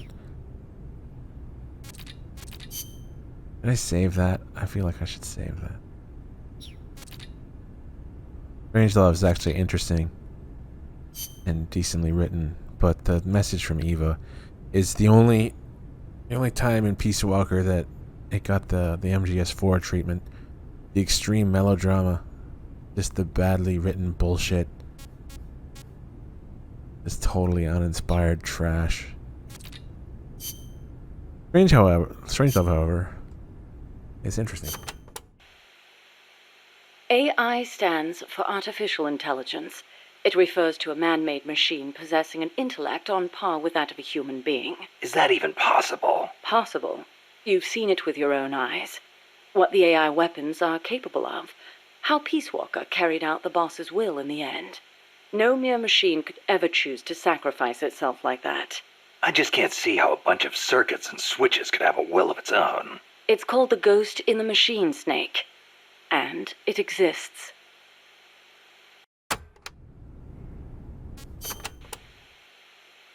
What did you mean by the ghost in the machine? Oh, that. It's a term coined by the philosopher Gilbert Ryle. You've heard of Descartes, yes? I think, therefore I am. That is the one.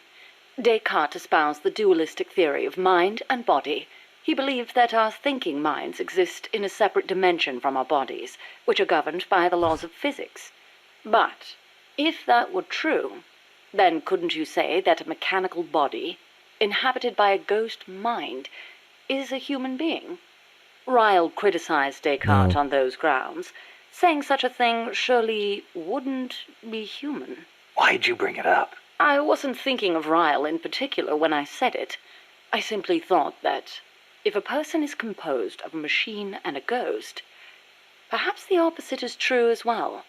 Perhaps, by placing a ghost inside a machine, we could, in effect, give birth to a new person. And that was your idea for the boss AI? The moment you ripped the memory board out, the mammal pod ceased to function. It should have been dead. And yet, Peace Walker righted itself, singing a song of peace. I couldn't help but feel that her soul had come to inhabit Peace Walker. Muff. Let's say, hypothetically, there really was an intelligent machine. How would you prove Ash, it? thanks for the raid. What's the difference between a high-level computer and an AI? It depends on what you choose to define as intelligence. For example, Snake, listen to my voice talking to you now. Suppose it were an AI. Say what? What if the living, breathing me sitting here drinking tea and talking to you were actually an AI, programmed to simulate my thoughts and my voice? You're nuts. No, I'm not. You couldn't prove I was a real human being, could you? It'd be... No. So if an AI is so advanced you can't tell it from the real thing, wouldn't you call that intelligence? I'm not quite convinced. But that's only one way to look at it. It's roughly how Dr. Turing explained artificial intelligence. The test I described is called the Turing test, in his honor. Yeah, well, it sounds like a bad joke to me. That singing monster of yours put me through hell. If I never meet one again, it'll be too soon. Shame. And I was about to let an AI take my place in our conversation. Don't even think about it.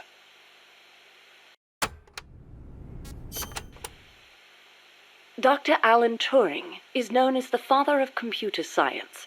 It was he who formulated the basic theory of AI. The father During the of modern war, memes. he worked for GC and CS. The government's cryptology school. The one that broke Enigma. The very same. Without him, they might never have been able to decipher the Germans' code. But then, they arrested him. Why? Weren't his some of the greatest contributions to winning the war? Homosexuality was a crime in Britain back then, and he was gay. I know exactly how crushed he was. I feel it's my duty to further his AI research. Like the imitation game, huh? Huh. You know it then. The clue that inspired the Turing test came from a trifling little party game.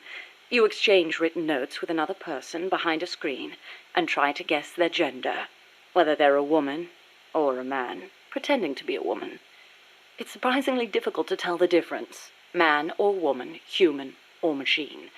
What do the differences even mean? Dr. Turing was fascinated by the differences between men and women. Perhaps that's what led him to formulate his test. What if you hadn't used the boss as the model for the AI? What do you mean? If the end goal is MAD, it seems like there are more suitable models out there.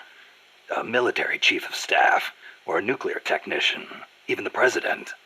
Patriotism, leadership, good judgment. Each of those qualities is essential when deciding whether to launch a nuke. And she had them all. Wouldn't the president, too? It's not enough. She had the will for it. Will? Let me explain, Snake. Peace Walker is a standalone weapon. It has to decide on its own whether or not to launch a nuke. It can't turn to anyone else for advice. It can't do its job if it's not prepared to take sole responsibility for the fate of the world.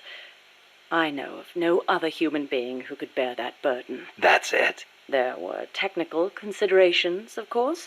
To begin with, the female brain is a more appropriate model for an AI. Oh, wait, the female brain?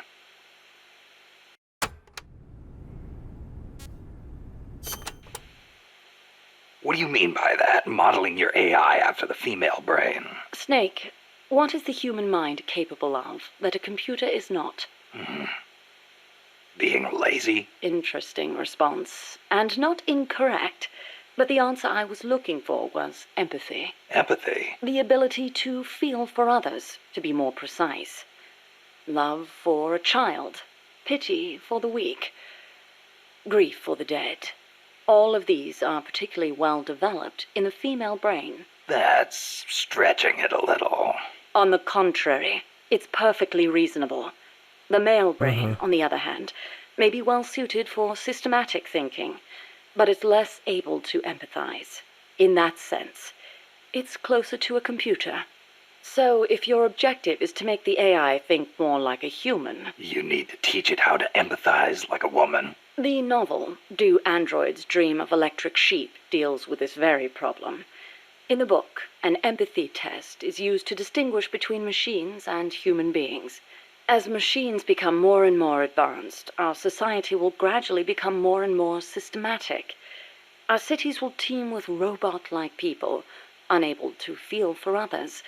We cannot allow that to happen. Computers must learn to empathize. The same goes for humans, only more so. Well, what about yourself? You make these claims, and yet I've never seen you empathize with a real person. It's true. Until now, I was a prisoner of death. It was my intention to die upon the completion of Mammal's development. She was my one reason to live. But you changed your mind. I did. Because she taught me the dignity of living. My eyes are open now. Simp. I want to go on living and seeing real people. Huh. I see.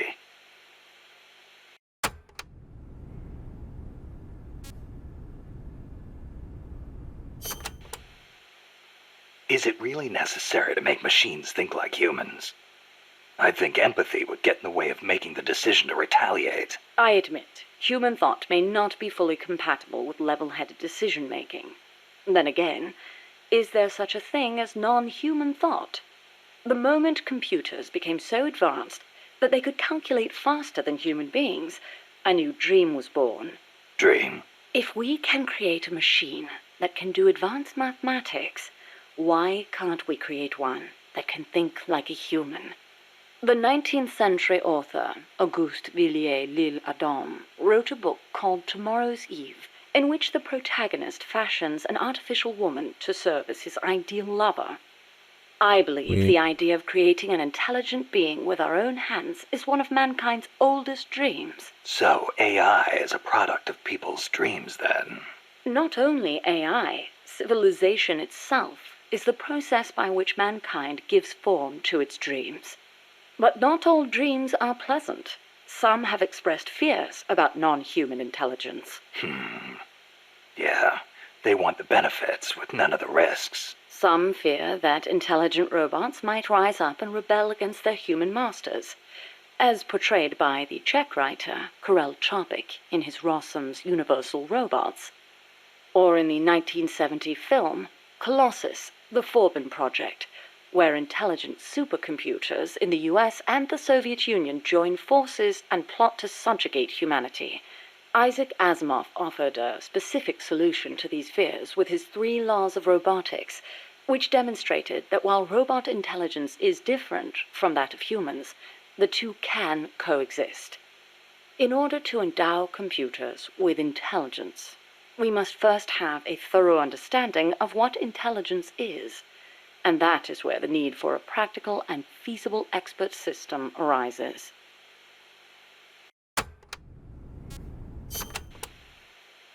So what's an expert system? The AI housed within Peace Walker began development as such a system. An expert system is a type of proxy program by which a computer makes decisions as an expert would. The program, Mycin, for example, is a system that decides which kind of antibiotics to prescribe. The system asks the patient a series of questions to narrow down the range of appropriate drugs. So you program Peace Walker to prescribe live nuclear warheads instead of penicillin. What I realized, however, was that a simple expert system wasn't up to the task. You need more than expertise to launch a nuke. Indeed. Expertise is a necessary prerequisite, but insufficient on its own. Deciding to launch a retaliatory strike requires consideration of a wider range of factors. In such a scenario, the entire global situation becomes the criterion for making a decision. Makes sense. You screw up the prescription and the whole world goes into anaphylactic shock. A weak AI that only has a limited range of knowledge upon which to base its decisions won't cut it. Therefore, I had the AI study the boss's thought patterns, thus creating a true expert system. A strong AI. You couldn't leave the world in the hands of something with anything less than absolute worldview. I could have built a simple expert system in no time at all. Say, how would you like a system that decides which guns you should equip according to the mission's parameters? I'll pass. I'm not going to leave my life up to somebody else's judgment. Especially not a machine.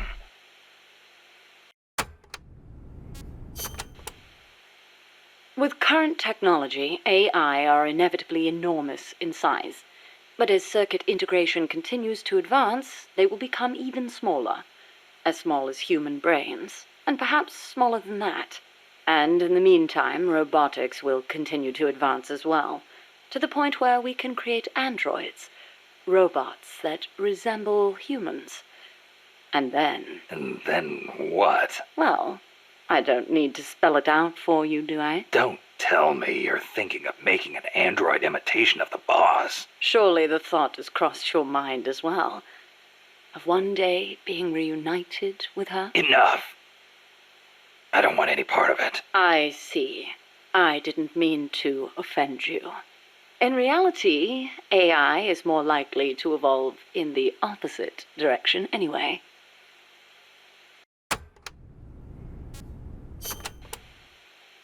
The opposite direction? What does that mean? More and more, AI are becoming systems that specialize in mass information processing, without human intelligence, thought, or emotion. A machine that has no individualism or sense of self, but rather behaves as a collective, exhibiting the qualities of a society. Like a beehive? Yes. It aggregates data collected by individuals and determines how the collective will act, just as honeybees travel between the hive and flowers. The key to achieving that will be networking AI together. I don't know how to say this, but that kind of gives me the creeps. But if your goal is to control society, it's the better model to use. It lets you filter data, disseminate only what you want disseminated. Of course, I myself have no interest in an AI without a shred of life to it.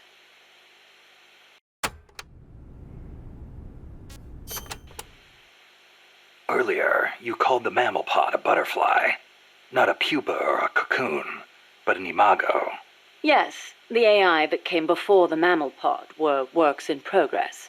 Works in progress? They were enough to keep the frame running, but not enough to make decisions about nuclear retaliation. They weren't quite complete. They were pupae. Only when I added the boss's data did the AI take on its true form, becoming a butterfly and taking flight. And that's why the nose art on Peace Walker was a butterfly. I gave the mammal AI the code name BS Imago. BS is short for boss.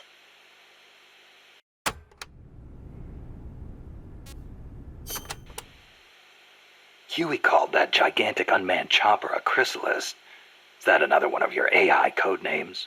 Yes, you're referring to the TJ Chrysalis 6000. There's also the GW Pupa 5000, the TR Cocoon 7000. I get it. A hovercraft type and a treaded type. And those letters on the front. TJ, GW, or whatever. Those are initials? Correct. The initials of the American presidents whose faces are carved into Mount Rushmore. Then you're missing one. I assigned that one to the reptile pod. A.L. Aurelia 8000. Aurelia. Another word for chrysalis. A pupa just before it emerges. All of the initials, except for B.S., were of Coldman's choosing. I chose mine from the storied ranks of British royalty. M.S., A.V., E.W. What do those stand for? You can't guess. Why, Mary Stuart, Alexandrina Victoria, and Elizabeth Windsor. All queens. Of course.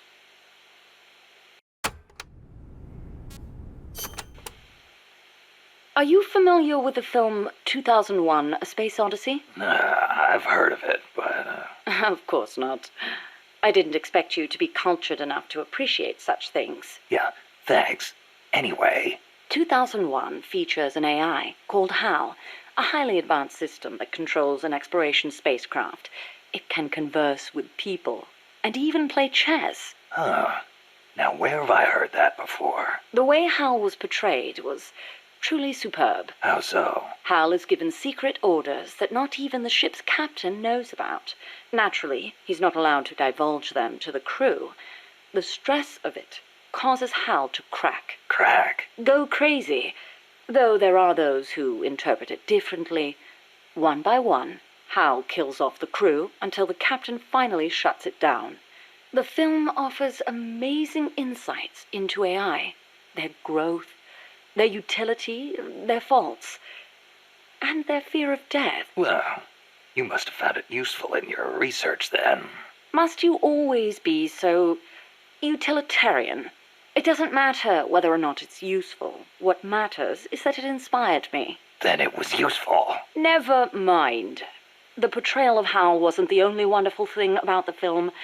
It was full of hints about the future of human evolution. Truly, a film for the ages.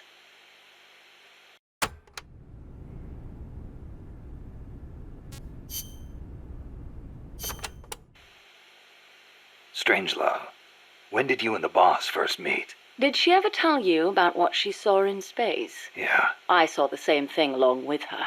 The Soviets beat America into space with Sputnik, and so America rushed to be first in manned spaceflight. NASA used her as their top secret guinea pig, launching her deep into the cold blackness of space.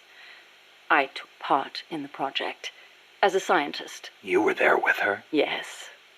For a brief time. We were one and the same, she and I. We sought each other out, completed each other. Did you know that inside every woman there's a universe? And that we are able to sense this in each other?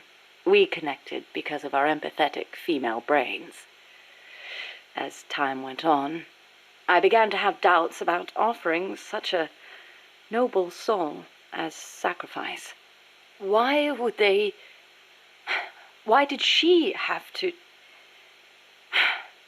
The flight test was a narrow success, and she miraculously made it back alive. But her mind and body were horribly mangled, and there was nothing I could do for her. We were no longer one and the same. She went away, and I, having nothing else to live for, immersed myself in AI research, hoping that no one would ever have to make her sacrifice again. I never knew. It's not really worth knowing. We were ships passing in the night, that's all. Perhaps someday I'll tell you the long version, if you're interested.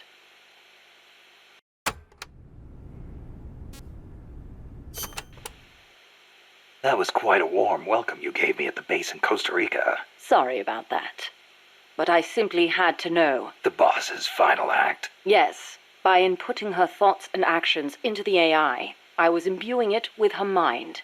The only thing I couldn't understand was her final act. Operation Snake Eater. Official history says she betrayed her homeland and defected to the enemy and was killed by you. But it didn't make sense. The boss would be the last person on Earth to betray her country. It was logically inconsistent.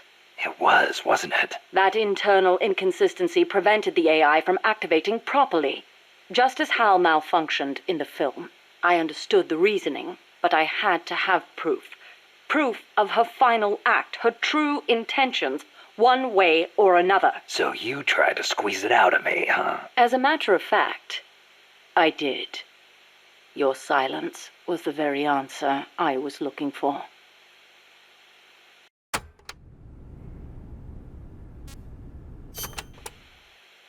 That white horse the boss rode. The Andalusian, yes. How'd it get to Costa Rica? I went looking for it.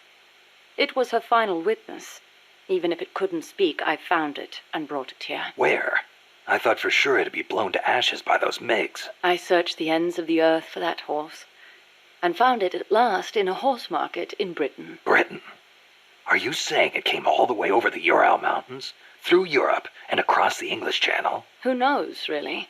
Perhaps someone took it there. Wait, the thought never occurred to you that it might be a different Andalusian that only looks the same? I can't prove it. Or rather, I couldn't. What do you mean? You should know best of all. That horse wouldn't let anyone ride it. And believe me, I nearly killed myself trying. The only one it allowed on its back was you. That was the proof.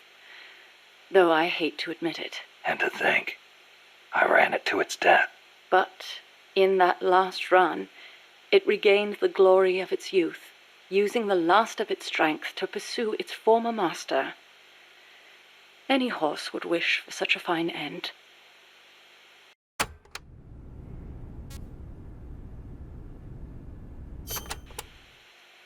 What do you make of Peace Walker's final act? I recreated her thought patterns exactly. It was exactly what she would have done.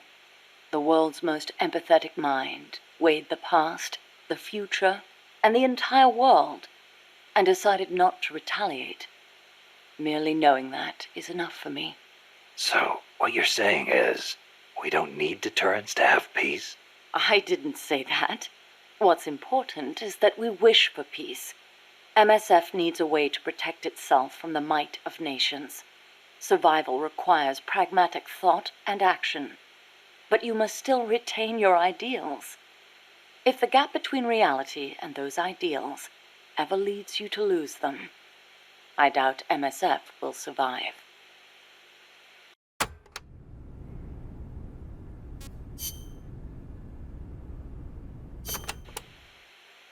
Strangelove. Is that a code name? No, just a nickname. Don't tell me you don't recognize it. From Kubrick's Dr. Strangelove, or How I Learned to Stop Worrying and Love the Bomb. It's a film that came out in 1964. A dark comedy about the absurdity of nuclear deterrence. You were in a movie? No, stupid. I got my nickname because of that movie. Why? Because you look like the doctor in the movie? No, that Dr. Strangelove was a man. So? Back when I was at ARPA, I kept a photo of the boss on my desk. I was totally engrossed in my research and showed no interest in the opposite sex. Plus, I had a photo of a woman on my desk.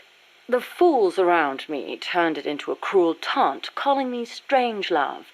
Even for a bunch of shut-ins who never went out to the cinema, that title seemed to ring true with them.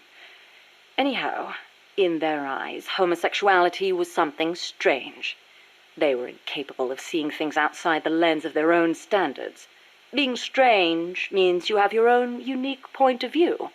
I rather considered it an honor.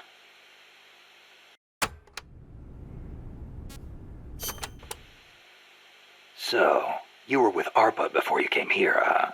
Yes, back then it was really the only place I could make a living from my AI research. And before that? I started out at NASA. That's where I met her. When Boss went into space? Yes. It was that incident that turned me away from aerospace engineering. Space is entirely too hazardous a place for human beings. That was why I felt an immediate need to develop AI. As it turned out, rockets later became much safer, and mankind reached the surface of the moon. In any event, it was a hollow Cold War victory. When you get down to it, a nuclear missile is just a rocket with a nuclear warhead strapped to it. Thus, taking the initiative in the space race was tantamount to a military show of force. But the budgetary strain was too big for Washington or Moscow to handle. Yes, And then there was the Cuban Missile Crisis and the Vietnam War. And then came détente. Having leapt ahead of the Soviet Union with its moon landing, America shut down the Apollo program in '72. It was around then that ARPA was downsized and renamed DARPA, the D standing for Defense. With few prospects for continuing my AI research, Coldman's invitation was a godsend. It was also a chance to have them collect data on her. The end result being this mess. But we did learn something valuable from her. The nobility of peace.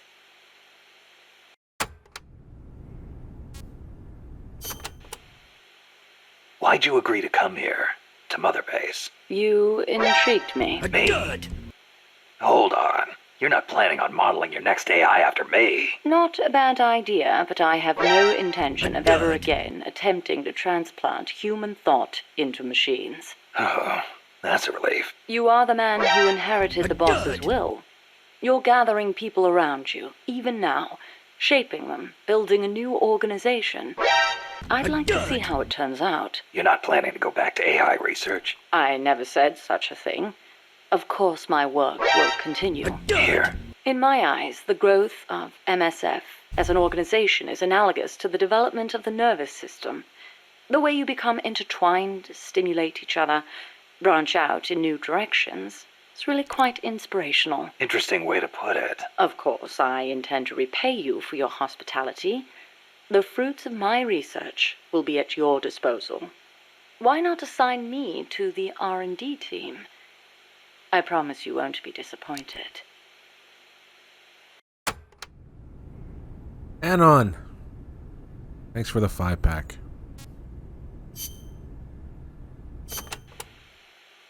You know, that ID card I got from Huey wouldn't let me into the lab. Of course not. I deactivated it. Why? As though I'd let him into my lab. Oh, you don't seem to care for him much, even though you two are in the same field. Oh, please.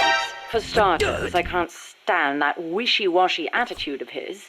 If he's got something to say to me, he should be a man and come say it in person, not write some furtive letter. But if his card doesn't work, how's he supposed to— And another thing, the way he always demeans himself. Every other sentence begins with, I could be wrong, but... Why can't he just do what he does and be confident about it? Well, there was the thing about his dissertation being plagiarized. The real problem is he doesn't have a whit of independence in him. In Costa Rica, and even back at NASA, he was always following people around, asking if there was some way he could help. Why doesn't he stop his whining, take a stand, and face up to me? I think I know how he feels. And to top it all off, he seems to enjoy referring to himself by that nickname I gave him.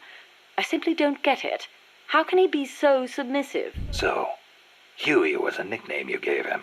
That's right. I took it from the name of a drone in the science fiction film Silent Running. Drone? It's a type of worker robot. The way he follows people, just waiting for them to boss him around, is so similar. I couldn't help myself. Oh, it's an American film directed by Douglas Trumbull, the man who did the special effects for 2001: A Space Odyssey. Imagine that. A scientist who likes science fiction. And that's not all. There's more. He's a man. Hang on. I seem to remember you saying he should be more of a man. Yes. Well, he is an awfully good scientist. Without his reptile pod, my mammal pod wouldn't function, just as the cerebrum can't exist without the cerebellum and the brainstem. He did a fine job of designing it. I'll give him that. Huh.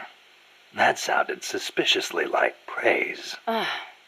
It's merely an objective observation. I like people who possess the will to move forward. I have no time for those who refuse to take control of their lives. Until he does, my opinion remains the same.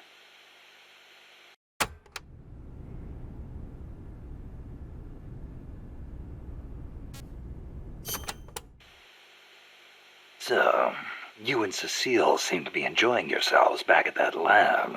What are you insinuating? I only kept her because I didn't want our secret to be known. And the personal baths?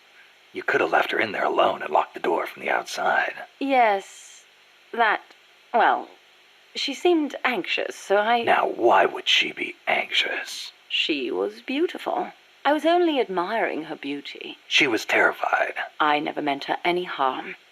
She knew that. I know she did. But she felt like she was in enough danger to run away. No matter what I did, if Coltman found her, she would have been... You're right. The truth is, I wanted to save her. But not if it meant forestalling the completion of Mammal. So you made it easy for her to escape? Do you really think I am that soft? I'll admit security wasn't exactly tight. It wouldn't have been difficult for her to escape from the building. Seemed like she had a rougher time after she got out. At any rate, I never did anything to her to deserve any blame. Is that clear? Okay. I believe you.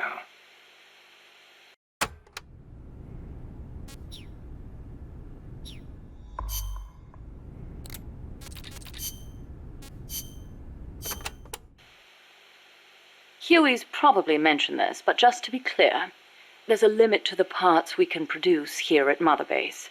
Therefore, I've built Zeke's AI using memory boards you pulled from other AI weapons. Will that work? In the human brain, individual functions are spread across multiple regions.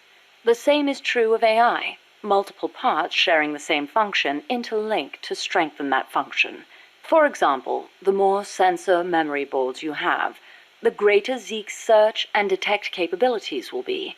Install more movement boards, and you'll increase its mobility. Meaning the AI's capabilities change depending on how much memory we give it? Exactly. The more boards you install, the more powerful a function will be.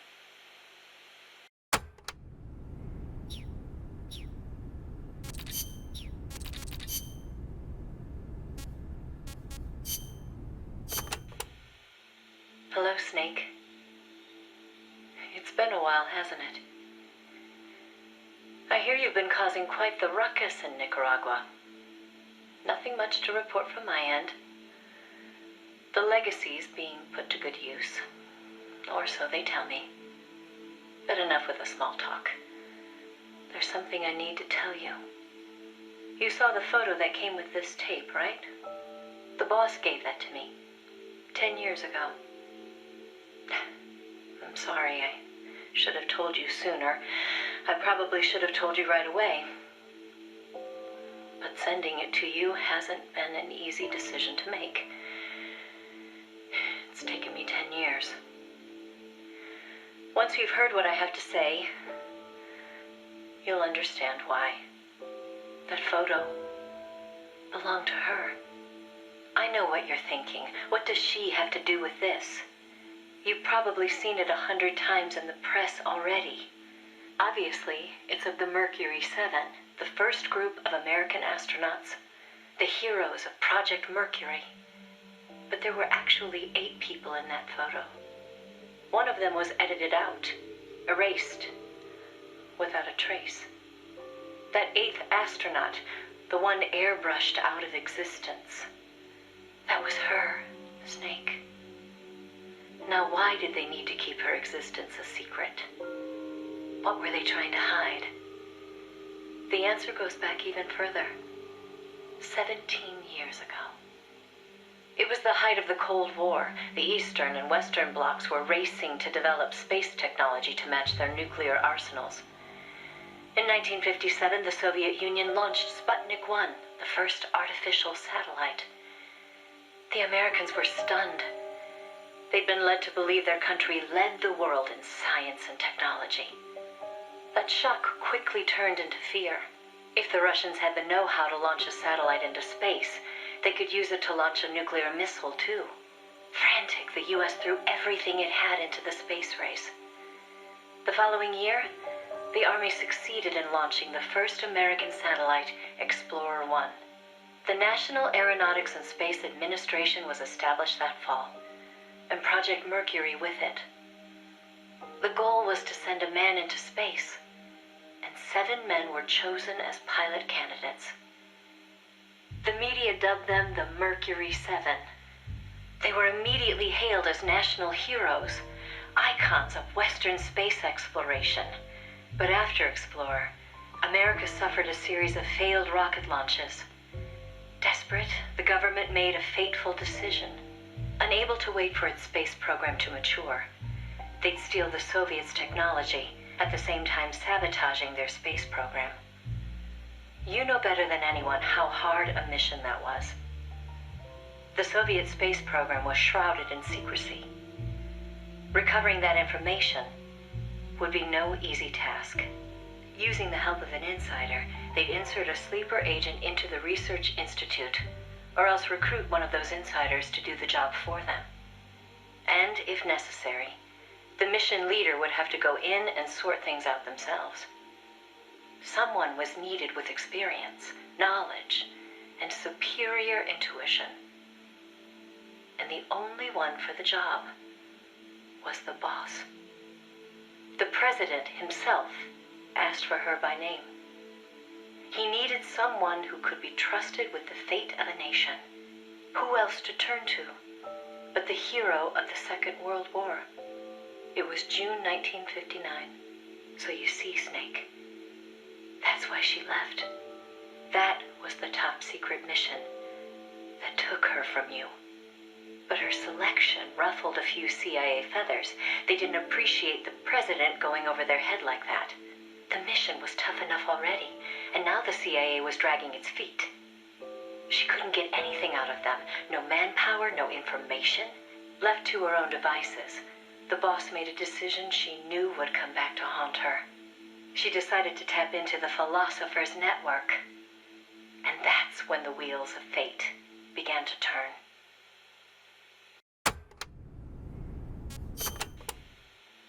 The Philosophers were a secret society of power brokers formed in a pact between the US, Russia, and China in the early 20th century.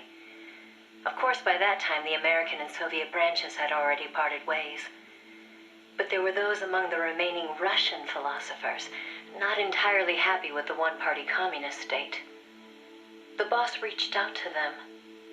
She arranged clandestine meetings in Berlin, hoping to find a way into OKB-1, the Soviets' premier design bureau.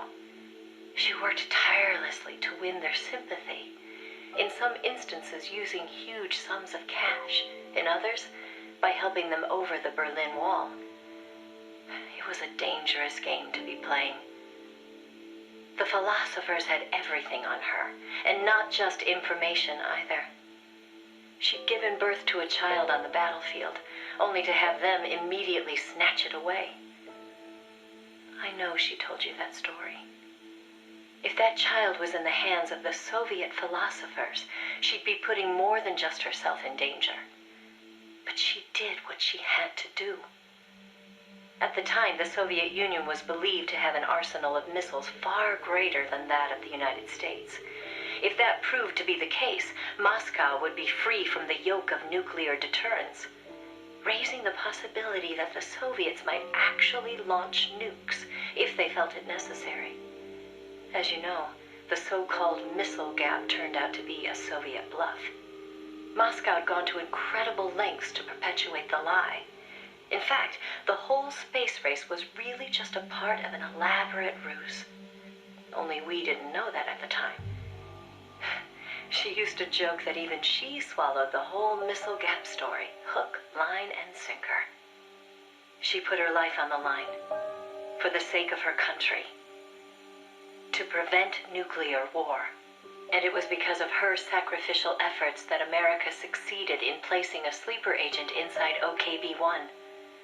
NASA began to receive huge volumes of technical data from the Soviet program. By the end of 1959, they'd succeeded in sending a chimpanzee named Sam on a ballistic rocket flight. The rocket never left the atmosphere. But all the same, it was a huge success for NASA, restoring confidence in its technology. Then, just when the operation was starting to produce results, the CIA came calling. "You're a war hero," they said. "No need for you to dirty your hands with this sort of black ops. We'll take it from here." In effect, they wanted to reap the rewards for themselves. But the boss didn't object. "My part is over," she said. "I don't care what you do with the data now." It seemed as if NASA was making great strides toward manned spaceflight while the Russians lagged behind. They even got a report from their mole at OKB-1. "The safe return of Sam has sent our scientists into a panic," he said. Soon afterward, the Soviet Union sent an animal of its own into space on Sputnik 2, the dog Kudryavka, better known to the world as Laika. But Laika was fated never to return to Earth. The U.S. can recover its spacecraft from the ocean upon re-entry. But the Soviet Union only borders the frozen Arctic. They had to bring their spacecraft down on land. How could they soften the impact enough to bring a living creature back safely? The agent reported that the Soviets hadn't yet found a solution to that problem. The plot to sabotage the Soviet space program seemed to be working, too. First, they tampered with Sputnik 4's re-entry. Then, 2 months later, one of their rockets exploded on the launch pad. They did manage to send 2 dogs into orbit aboard Sputnik 5 and return them safely to Earth. But the agent dismissed it as a fluke. Dogs, sure, but humans? They didn't have the technology. Everybody believed it. Everybody was complacent. Everybody. Except the boss. There was something about the Sputnik 5 schematics they were getting that didn't seem right. Some kind of ejection device on the capsule that didn't quite belong. She couldn't figure out the reason why it was there. What was it supposed to eject? NASA shrugged off her concerns. They figured it was probably meant to eject the flight recorder in case of an accident. The boss pleaded with them to investigate, but the CIA wasn't having it. They probably thought she was trying to reclaim some of the glory for herself. The boss wouldn't give up. She decided to head to the Soviet Union herself, alone, without any backing from the CIA. By the beginning of the next year, 1961, she'd succeeded in infiltrating OKB-1. That's when she saw the truth for the first time.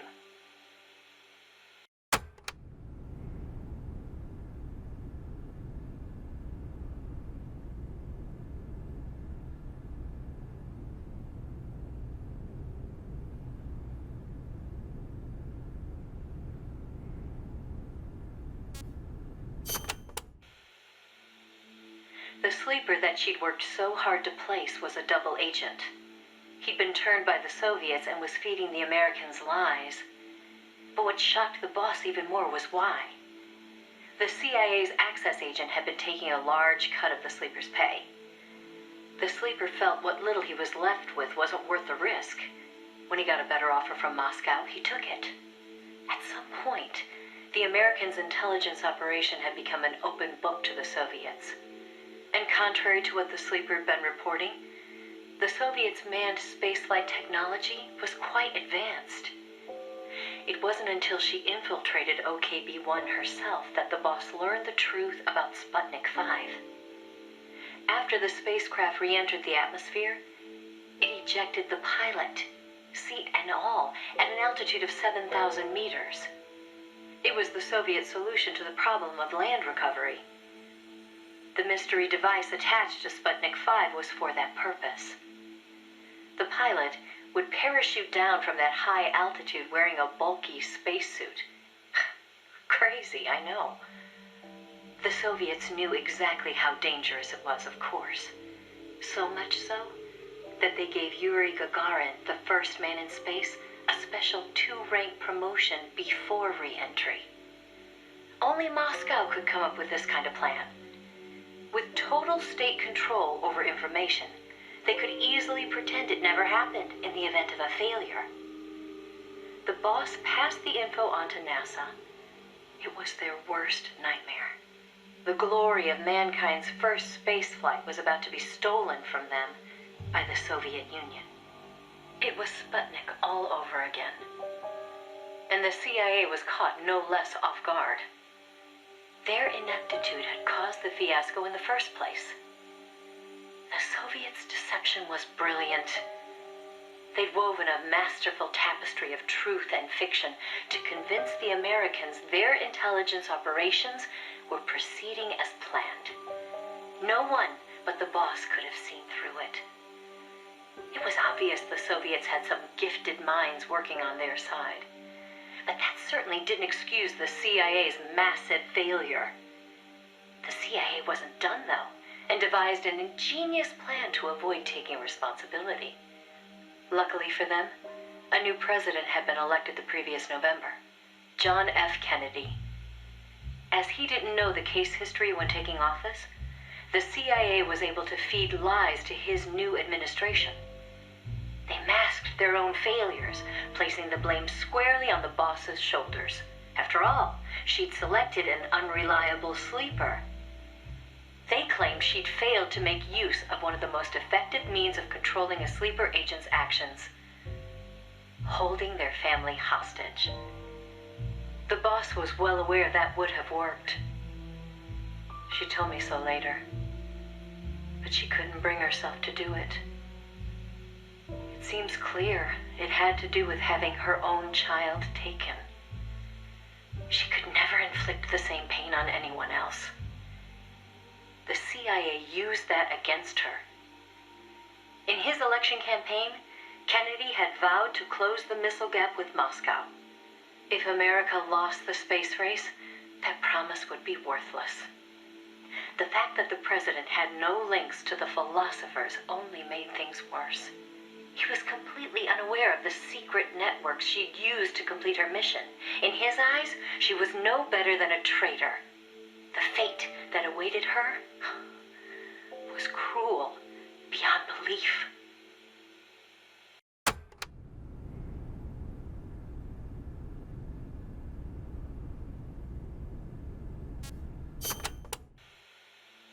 The order came down from above. The boss would take the official blame for the sleeper's betrayal.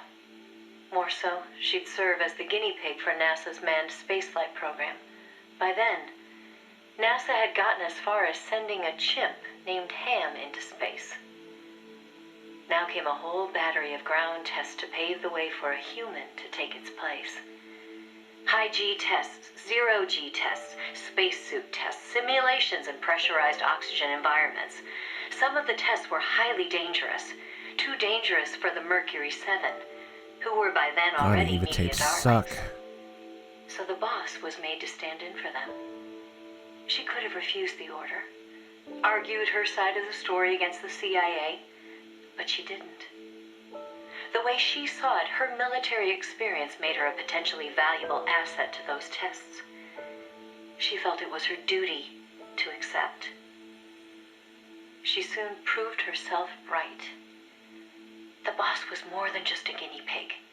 She drew on her experience to give the staff focused advice exactly where it was needed. NASA's space program took off again. At the rate they were going, putting a man in space seemed within reach. The higher-ups at NASA were impressed with her talents. They took to calling her the 8th astronaut, the Mercury Lady. The photo I sent you was taken around that time. I suppose maybe they were planning to use it as propaganda, the world's first female astronaut. But then, just as things were looking up, they hit a new snag. The government told them to add a window. There were no windows in NASA's spacecraft back then. Ham never saw the stars around him. But Washington insisted. Their sources told them Soviet spaceships had windows. Space exploration as a form of propaganda in itself. After all, what was the point of sending a man into space if he couldn't tell the world what he'd seen? Most of all, though, they simply couldn't have the Russians doing something they couldn't. It was sheer madness, and everybody knew it. NASA was already facing impossible deadlines. Now they were adding yet another element of uncertainty to the mix. Installing a window would both weaken the spacecraft and make it harder to shield the occupant from cosmic rays. They weren't about to put their Mercury 7 golden boys in that kind of danger. So the boss was chosen as the pilot instead. Even if she made it up into space, she was given less than a 20% chance of returning to Earth alive. But she took it in stride, even helping them make the necessary design changes to the Mercury capsule. It was like going to work every day at NASA. to make her own coffin. Then, without warning, the U.S. received intelligence that the Soviets had moved their Vostok spacecraft to the launch site. The launch was set for the following day, April 12th, 1961.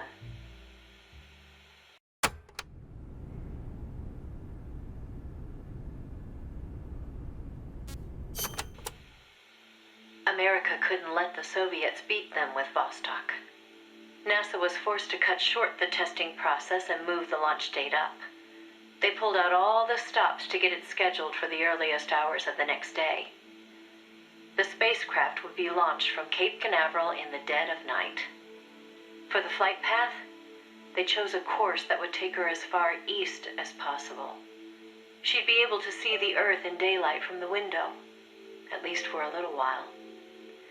The boss climbed into the Mercury capsule, having completed less than 80% of the regular flight procedures.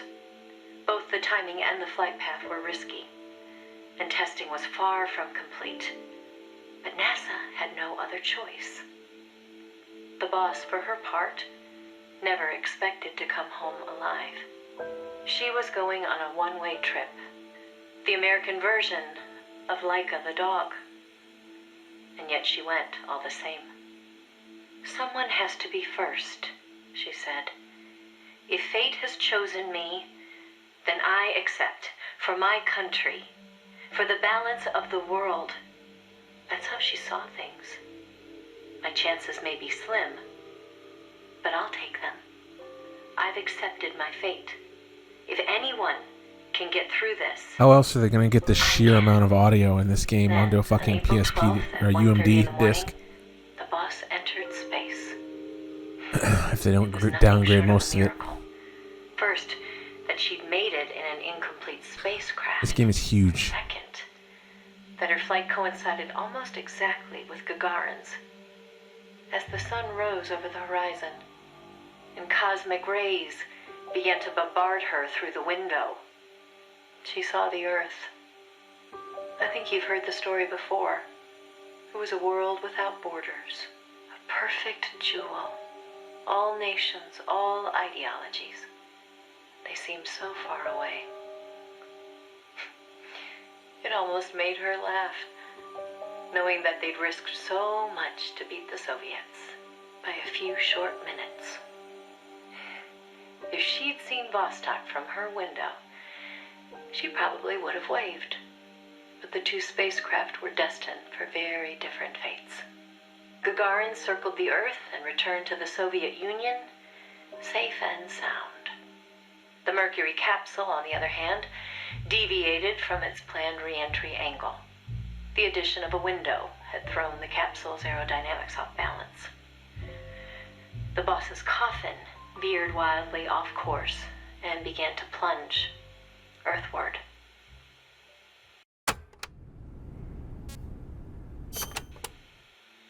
The course deviation caused the capsule to miss its splashdown point by a wide margin. It didn't have enough time to decelerate before crashing into the sea. The force of the impact shattered the spacecraft before it started to sink like a stone. The boss used the last of her strength to escape to the surface.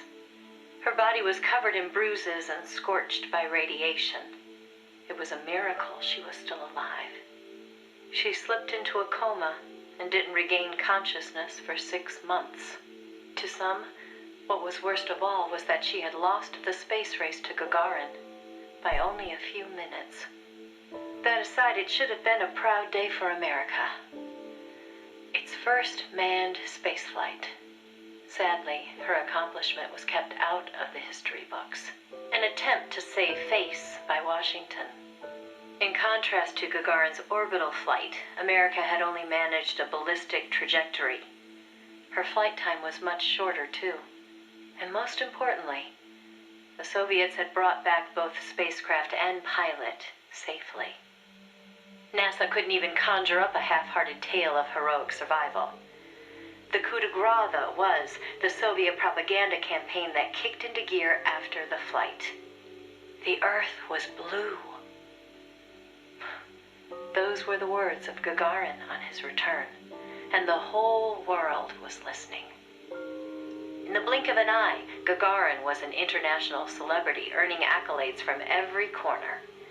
It was a PR coup for the Soviet Union. Meanwhile, Washington could only grit its teeth in silence. They decided there was no value in making the boss's flight public, that it would only make matters worse. So they buried it instead, labeling it a dark mission. NASA and the CIA did everything in their power to erase all traces of the boss from Project Mercury. The result was the photo you see before you. Not a bad job, huh? Not only did they expunge her flight from the records, they denied that she ever existed. And that wasn't the end of it. As an alibi, the military claimed she'd taken part in the CIA's botched Bay of Pigs plot to take back Cuba.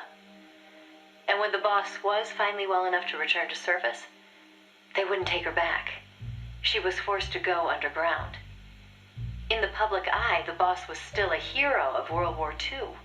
In reality, though, she was anything but that. She was a non-person, fit only for the blackest of black ops. In effect, she may as well have been dead. Gagarin went on a worldwide tour in front of millions of adoring fans. The boss, meanwhile, was a walking secret, unable to breathe a word about her experience.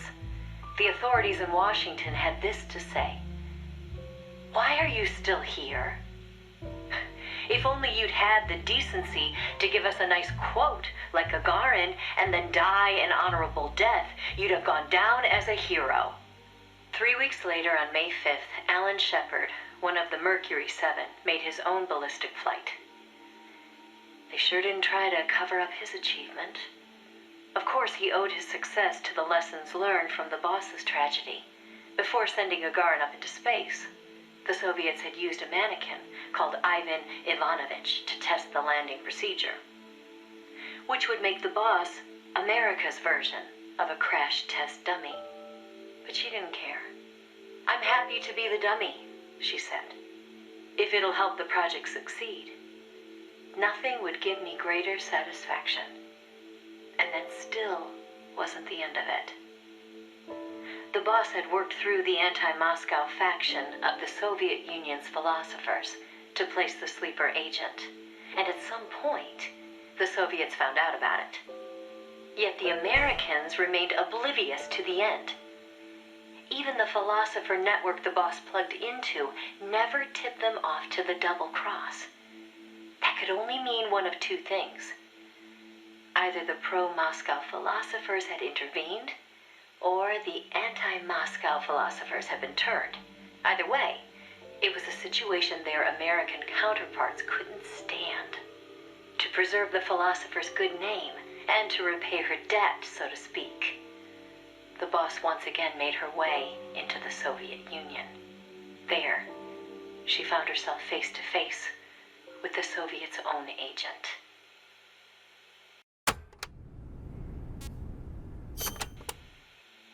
And who should she find awaiting her return to Russia?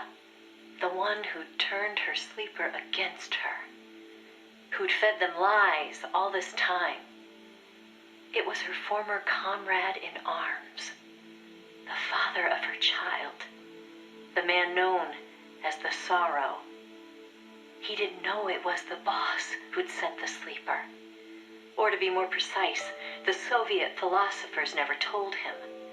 Former lovers, forced to fight to the death. One would live and one would die, she told me. That was the revenge the Soviet philosophers had in store for me. If both of them survived, their child would suffer in their place. They were left with no other option. The boss shot him. He offered no resistance. When she returned from the Soviet Union, there was no place left for her to go.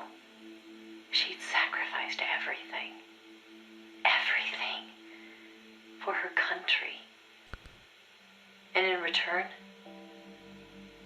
they treated her like a dead woman. She was made a scapegoat for no good reason. Only because power had changed hands in Washington. Any lesser being would have long since cracked. It was then that one of her old SAS comrades reached out to her, Major Zero, and so Fox was born. She undertook a mission that, well, you should know better than anybody. You were a part of it. 20 days after Shepard's flight, President Kennedy announced that America would put a man on the moon. Without the intelligence the boss obtained, America's space program would never have caught up. Armstrong and Aldrin might never have walked on the moon, but the Americans' gain had cost the boss her health, her honor, and the man she loved.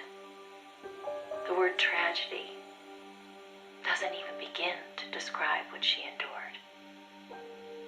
The Soviets continued their manned space flights, and in 1963, Valentina Tereshkova became the so-called first woman in space.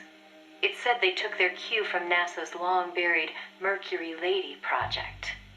And so that, Snake, is the mission that kept her away from you for so long.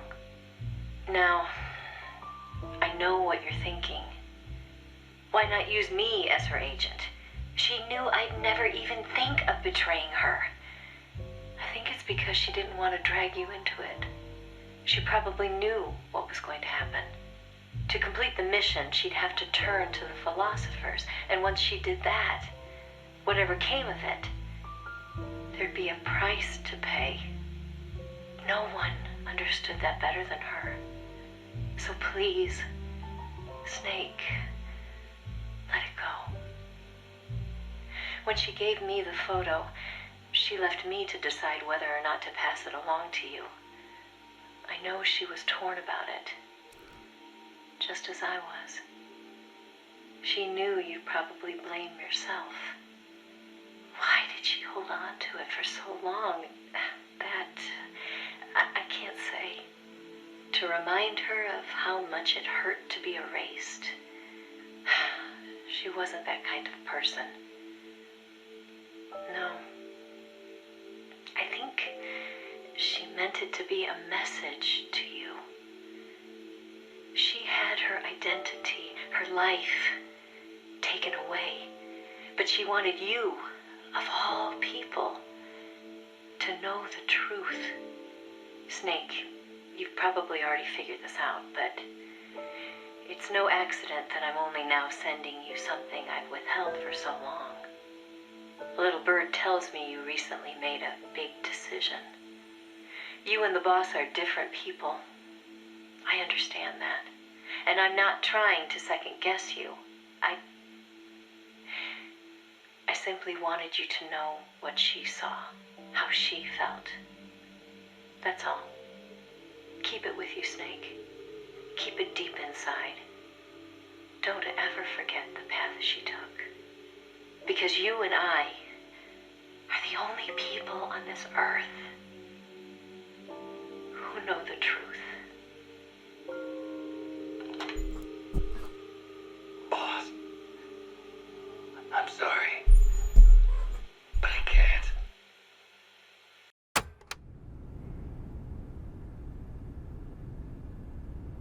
The boss invented sliced bread and matter and energy and the space-time continuum. Shut the fuck up. Again, that's the only part of the game that's just completely bad. MGS 4 style shit. I mean, like, it's not on the level of Drebin's B&B unit stories, but it's a little too close for comfort. There's nothing else I think is actually bad except that.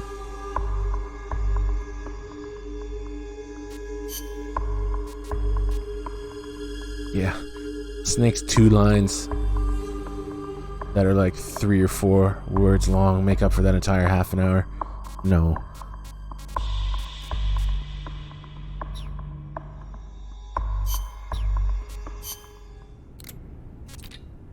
So that should be it for the new game save. Now we'll switch to the old save to do the other stuff at the end.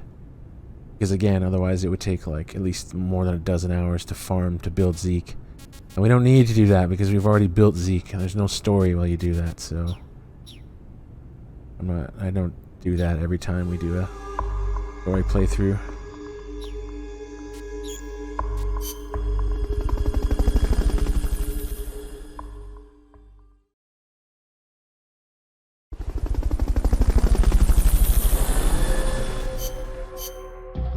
It has nothing to do with it being long. It has everything to do with being full of garbage. It doesn't matter how long it was.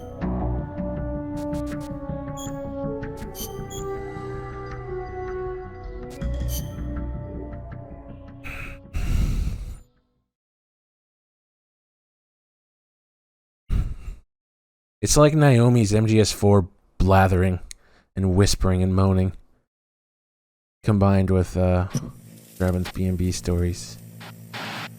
Ugh. God. Okay, load game.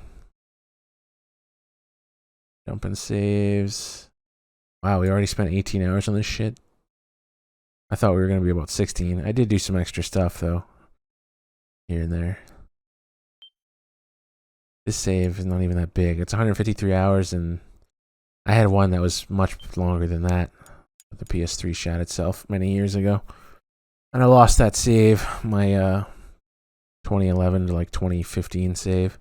Fucking love that save, and it's gonzo.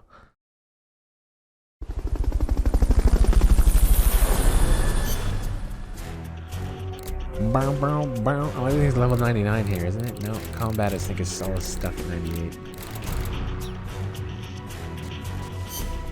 And Zeke should be finished. Though I have a very strange custom Zeke going on. I'll show you a generic Zeke.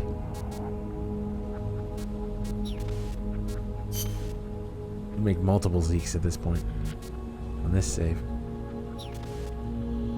I did just redo it. I've redone like at least half of it. More than that, actually. Already been significantly redone. I just don't have the will. Really, since the first save is gone. It's the same thing with Death Stranding. Remember I did that 105-hour save on stream like 6 months ago, or maybe a bit more. And I didn't realize that starting a new game, because after I finished that, and I did like 105 hours of so much extra shit. And then I did the very hard offline only run. Very hard difficulty. No online whatsoever. And just went from point A to point B. Never picked up any extra cargo off the ground. In distro centers, anything like that. And it saved over everything, and I didn't realize it would do that. So the save was gone, and now I don't have it in me to put a bunch of like time into. You know, I've already lost like 85 hours of Death Stranding, so that actually hurt a lot, and that was over 6 months ago, like I said, and yeah, just made me not want to play at all.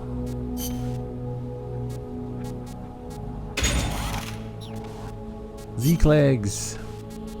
Everything is Zeke. Oh, yeah. Head parts cocoon. Head parts pupa. No head parts chrysalis. Never did get that, I guess.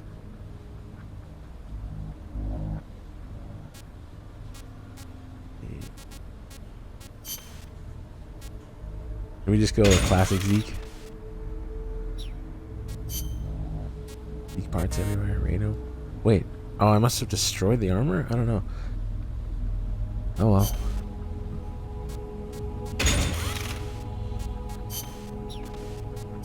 Radio's at 100. Add pieces that aren't trashed.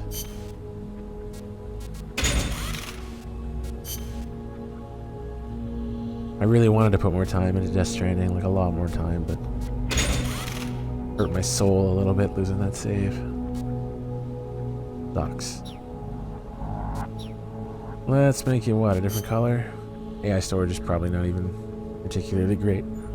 Yeah, that could be worse. Ooh, agility not so hot. Agility's fucking low, 61.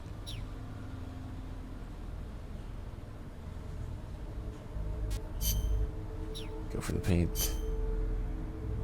Status. And my Zeke, you know what, I don't think I actually finished my Zeke on that initial save, but I had like, I don't know, like 95% of the boards or higher.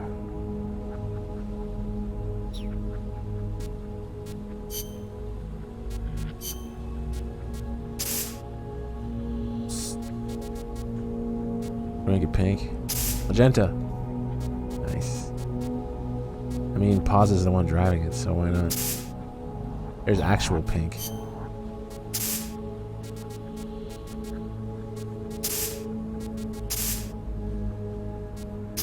Pink and white. Pink and pink.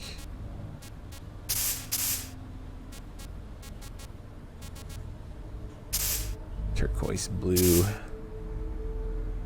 Green and pink look fucked. It wasn't a slog to me. I really fucking enjoyed it, but pink and black. Sure.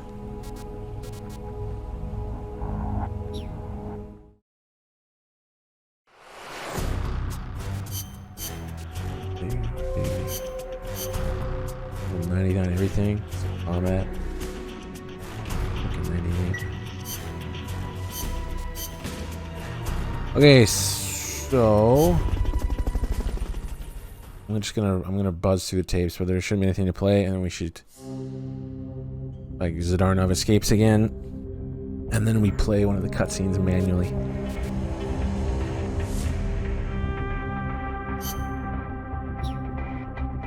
I don't want to do that.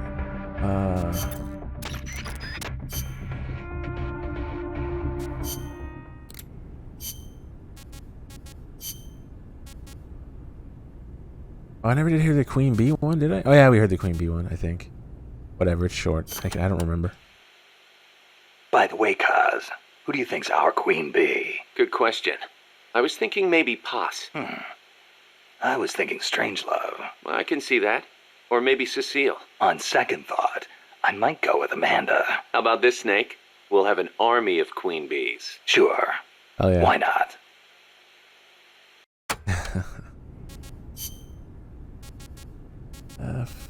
We listened to the Need for Metal Gear. I know we did. You know, Snake. You can't just mark it off. Good. Yeah, we don't need to play that, because I know we have. Oh, we didn't get About Himself, did we? Oh, no, wait. Yeah, we did. Okay. Yeah, we did. I remember. Stealth co-ops. None of those matter.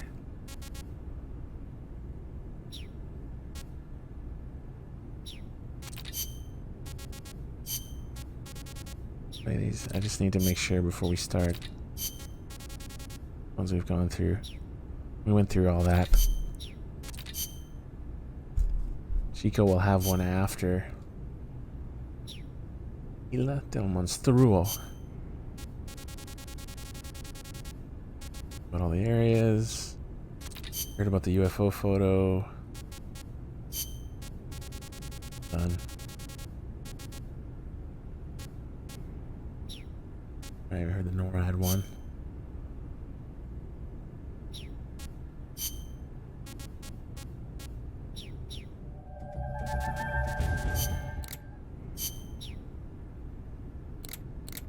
Cyber data files. I don't remember how you unlock Strangelove's memories.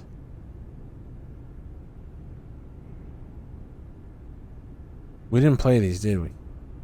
I'm pretty sure we didn't. Obviously heard Eva's debriefing message from Eva. The secret file, this thing is so fucking secret, I suppose. You have to finish like all 150 missions or something. Every side up. And then you get the last piece of the story. So basically almost nobody, really, compared to the amount of people who would have played it, will even have unlocked like the most important fucking tape in the game. It's not very long either.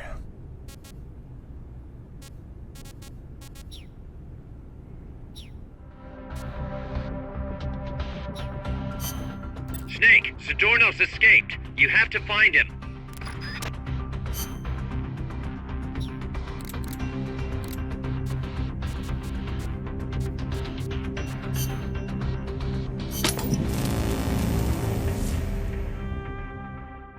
It'll get played at the end in an hour or so.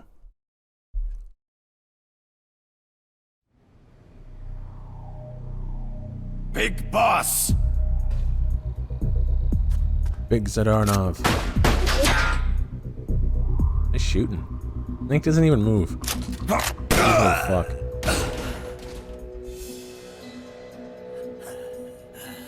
My work is done. What are you talking about? V for victory! Rocket, peace!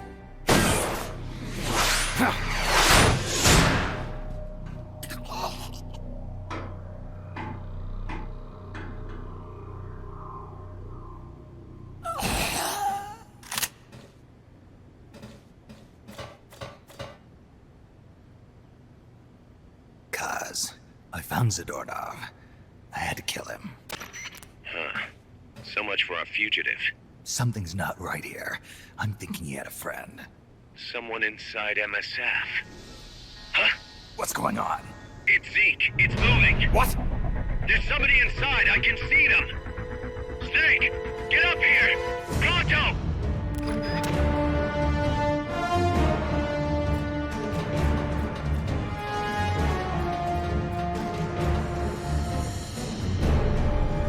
The hand look familiar?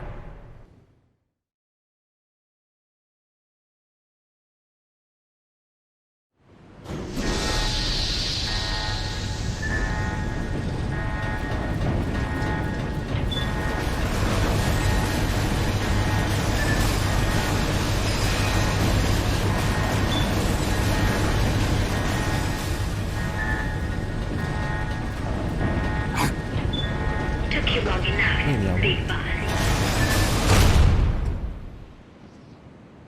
Boss. Get down from there before you hurt somebody. Maybe I want to hurt somebody. What's going on? She's not herself. Oh, I am myself, all right. My true self.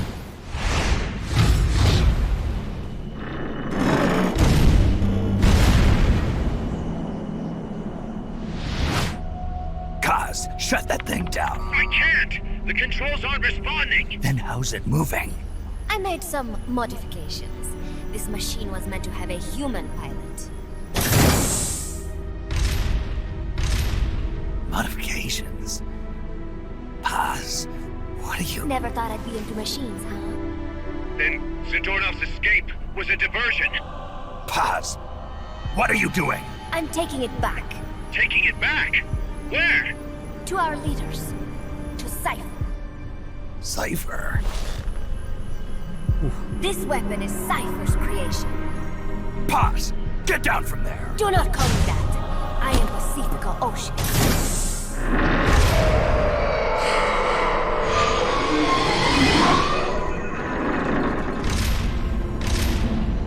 My name, my age, my mission. Cypher gave them all to me. My entire life has but one purpose. To carry out Cypher's plan. The nasty tobacco. The angel of peace crap. The whole thing with a dream routine. I am through with all of it. Paz, you I can't. told you not to call me that. It makes me want to puke. Everything is going exactly as we planned. Now the Real Peace Walker project is finally about to reach its goal. The real project?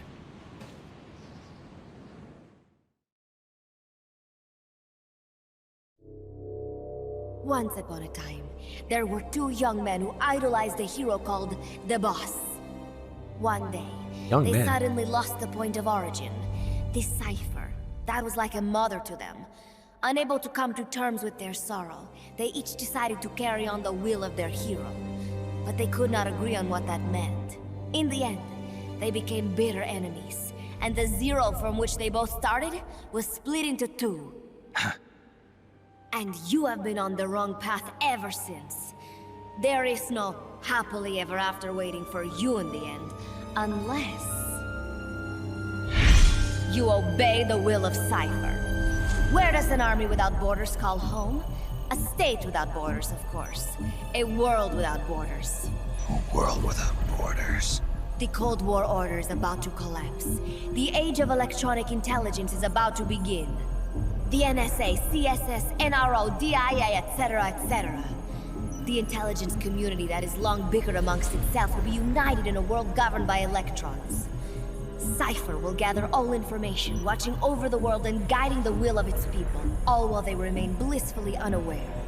There will be no one to oppose them. For the first time, the world will be ruled by a single will.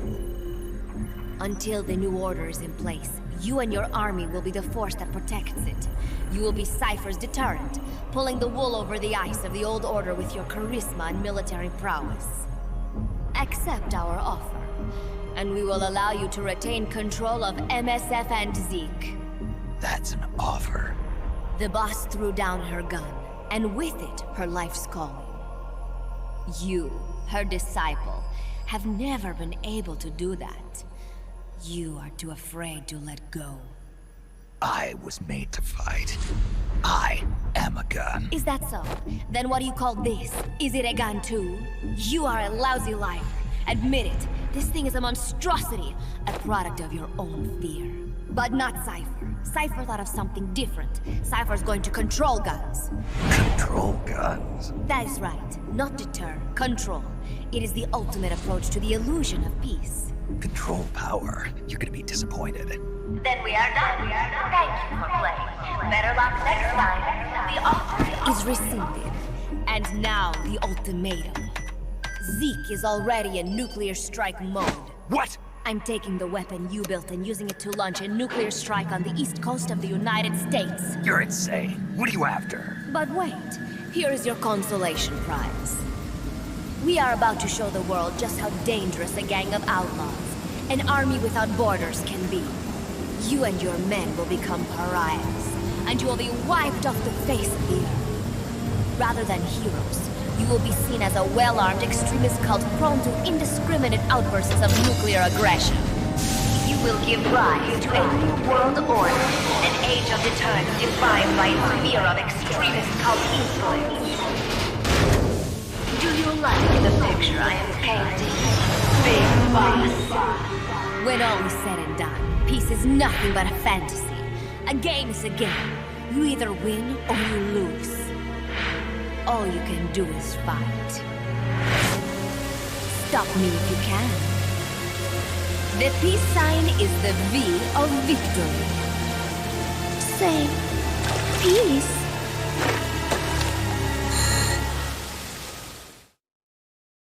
I love Pause. She's so good.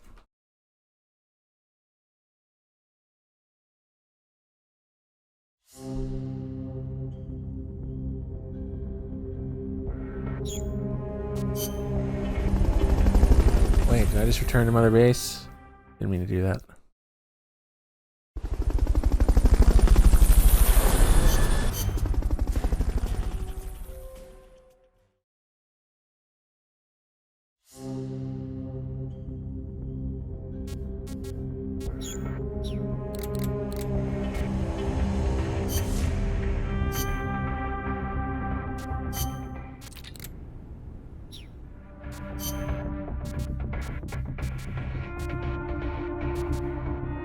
Should I not use the stupidly powerful weapons? I feel like it lasting longer than a few seconds.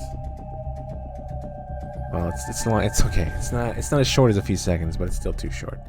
Peace Walker final one is way too long.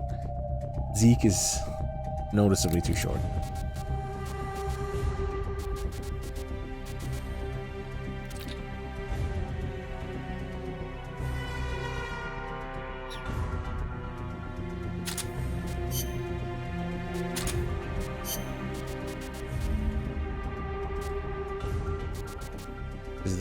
The M20 and the M37 just rip it down. Or M47, sorry.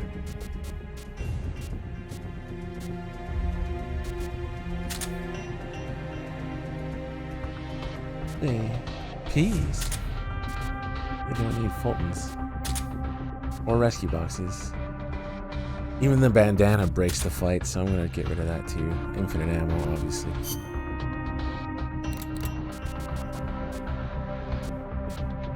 Future curry. Can you only drink one type? I remember. Yeah. That's too bad.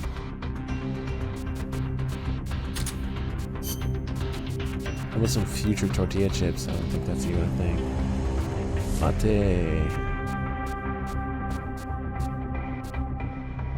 These beautiful boxes.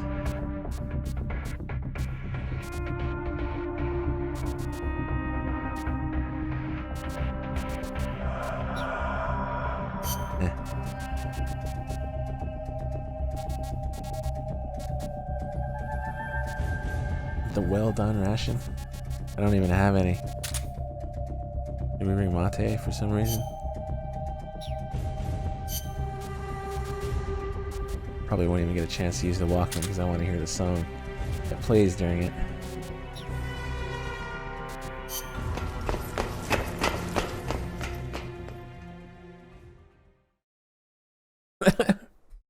Destroy the sassy.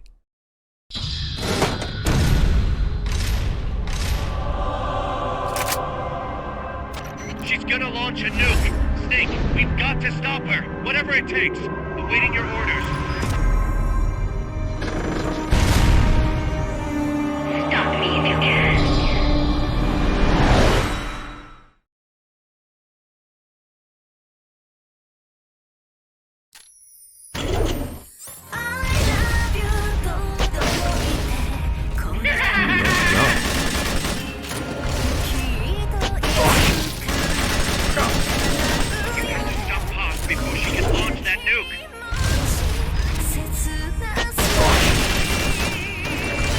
Got the radar on just one side.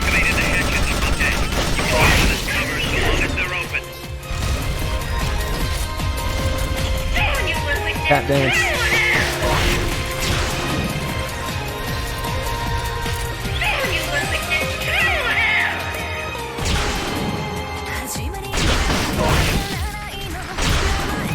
Strike requesting. Locked on target. Fire! Oh, hit to the side. See, it still goes quick. We need to take some of Peace Walker's hit points and put them on Zeke for this fight anyway. The control panel is on the edge of the deck.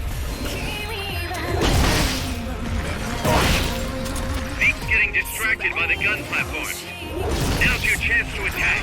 Anti-ship missile ready to fire.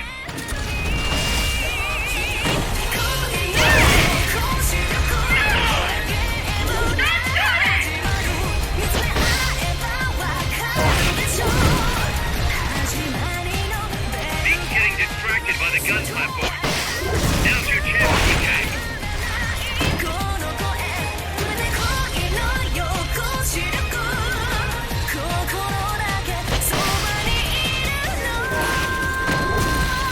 The rocket launcher's reloaded. Let him have it.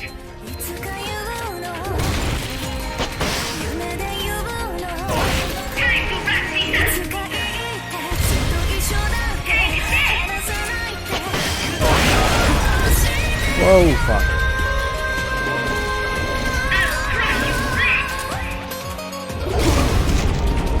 Ah. Ooh, almost roll off the side.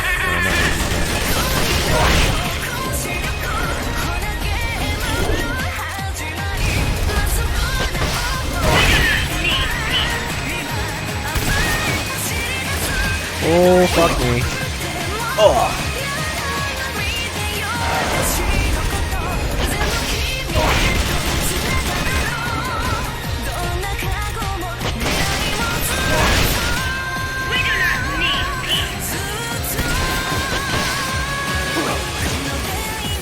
Fuck me.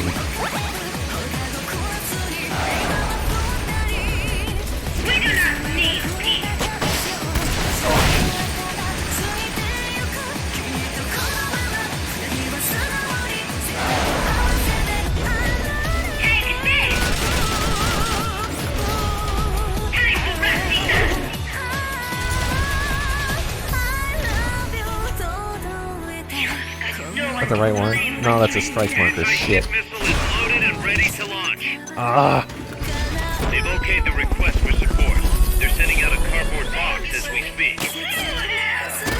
Rocket launcher ready to fire.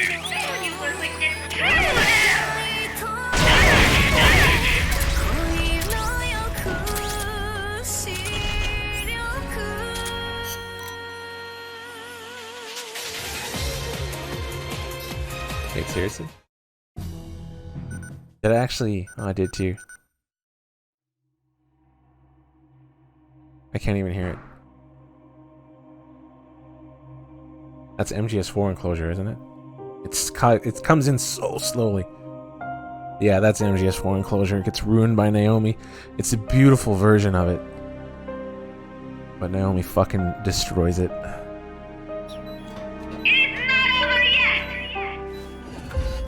It's out of ammo. Wait for it to reload.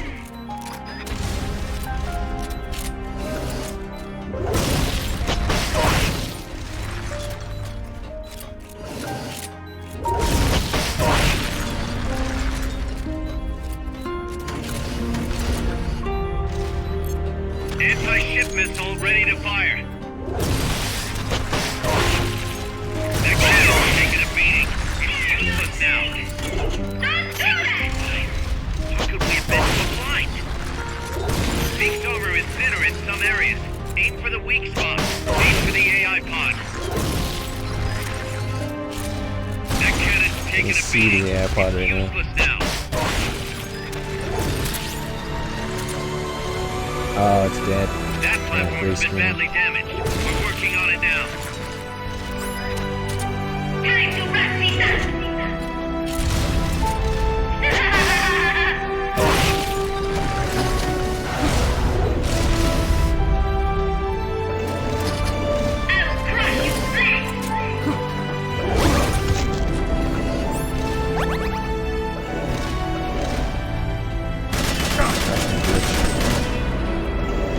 Crush me.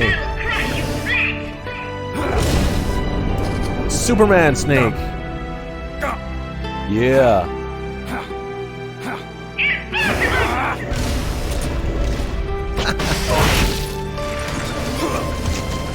Oh. We do not need peace. Oh my god, Pause. Stop doing that shit. Skating around is when she's the most dangerous.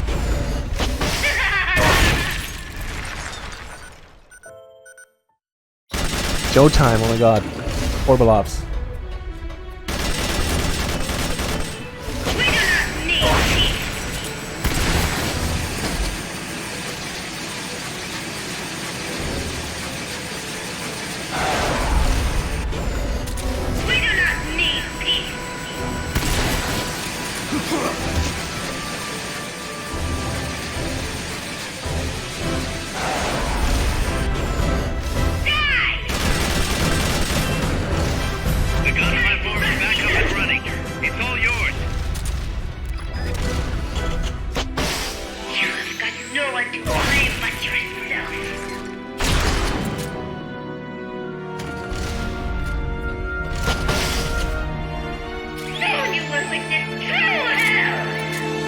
Ah, I missed.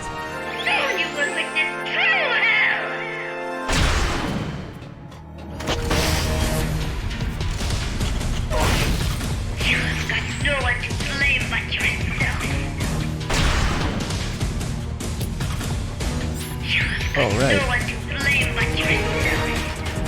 Bitch, get out of here.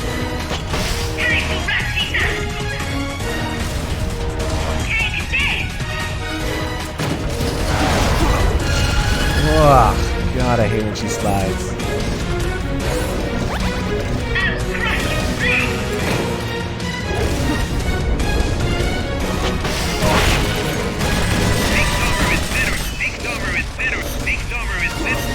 Oh my god, shut up. How could you be so foolish? Snake, try not to hurt her. Shut the fuck up.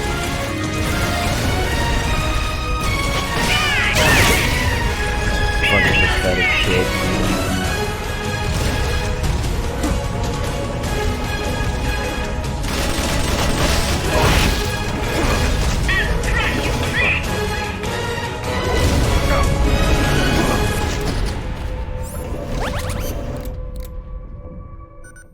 what's next?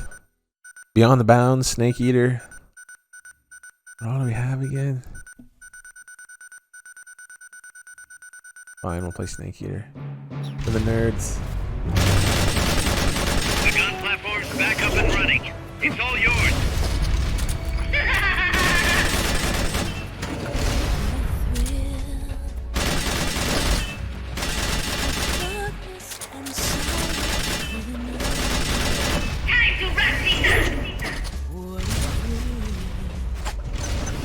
They've okayed your request for a cardboard box. It'll be sent out shortly. Anti-ship missile ready to fire.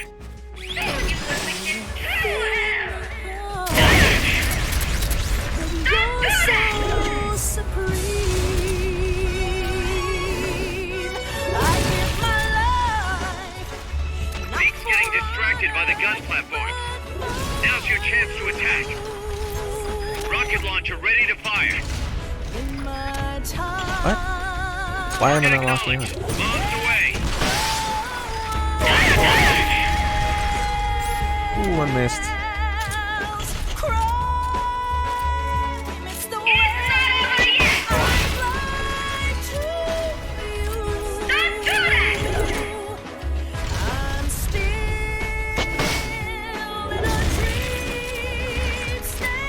Zeke's getting distracted by the gun platforms. Now's your chance to attack.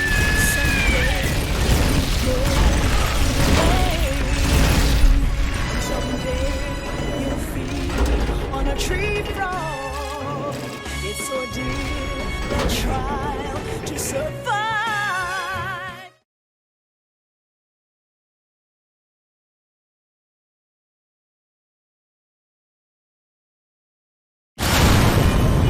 It is no use. Zeke is out of my control. This is where it ends. Listen to me, Big Boss. As long as your army is needed, the world will never know true peace.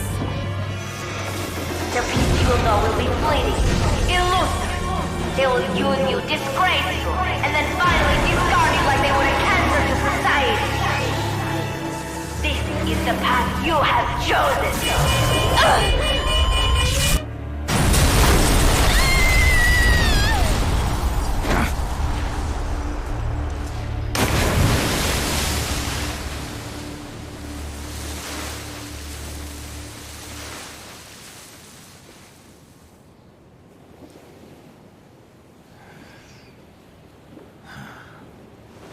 Pass.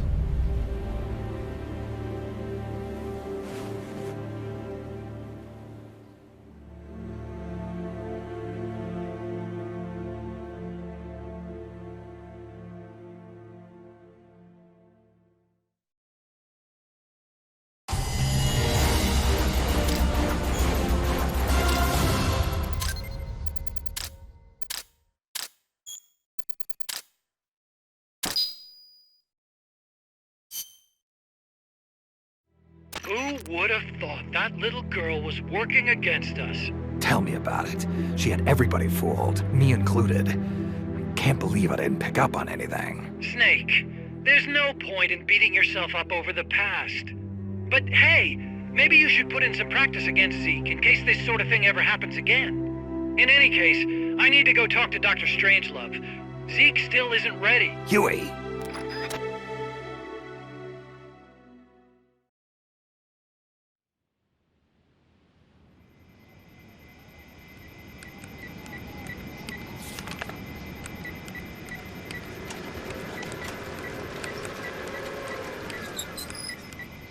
How's it going?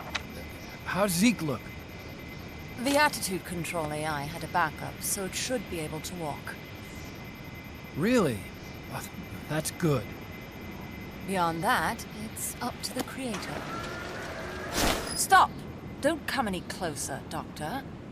There's something I've been meaning to ask you.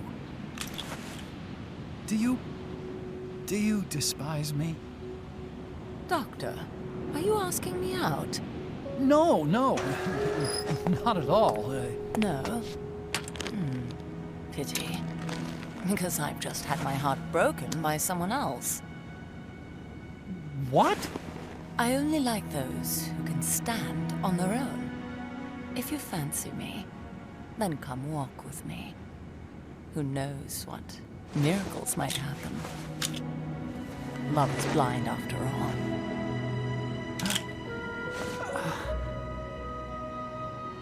Take your time. I'll be waiting.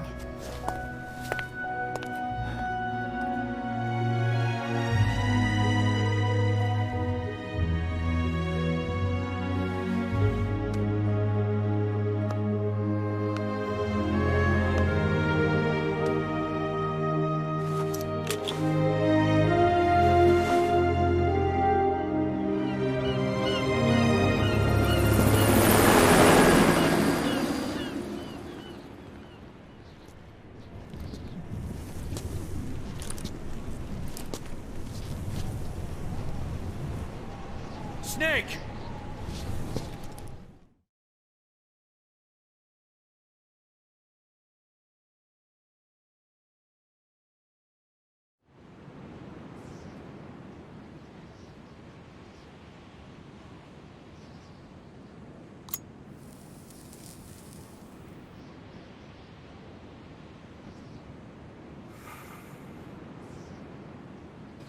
That name Paz mentioned at the end, Cipher, it's a code. It means empty. It also means... 0.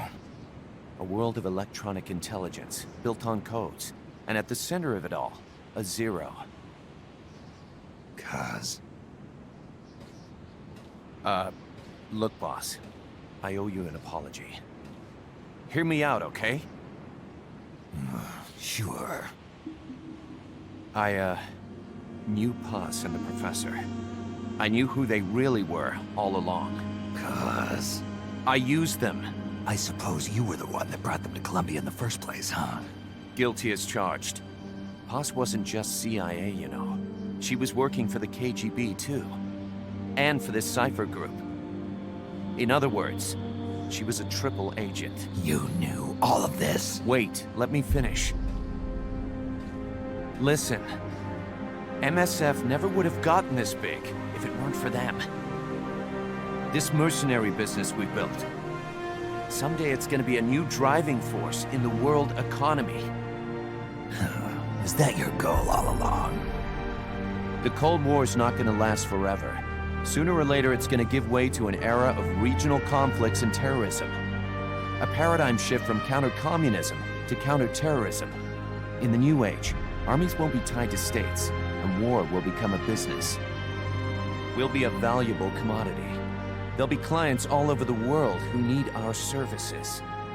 MSF is only the beginning. What we're creating here is a revolution in itself. Am I right? Kaz, it's not going to be that easy. What do you mean? This whole Peace Walker thing has left our mark on the history of the Old Order. We've put ourselves on the radar of intelligence agencies and governments east and west. The whole world probably knows about us now. Including that Cipher outfit. We've let ourselves interfere with the times, with the Cold War system of deterrence. We're an army without a flag. We weren't supposed to take sides in international affairs, but we did. I see your point. So what happens to us now? We'll be hunted. Not everybody's gonna be happy with us, huh? You're damn right. We upset the global military balance of power. And these people would rather our army without borders not exist at all? They're gonna come knocking real soon. There's no turning back now. We're a wrench in the old system of deterrence. As long as the times refuse to change, we're gonna make a hell of a racket. Then who are we gonna fight? The establishment. Anybody who tries to restore the old balance wants to snuff us out of existence. Which establishment? It won't be a particular country or ideology that hunts us. Who then? We are gonna be fighting the biggest beast of all. The Times. 10 years ago, the Times rejected the boss and killed her. And now, We're the ones being tested. Will the times erase us? Or work with us? It's gonna be a lonely battle. No good or evil. No winners or losers. Business will have to wait. The question we have to ask ourselves now is, can we survive long enough to see the 21st century? I'm with you, boss. We'll see how it turns out together.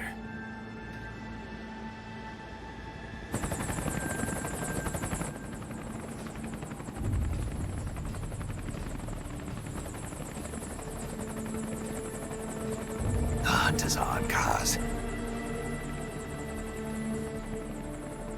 And the whole world's on our tail. Assemble the men.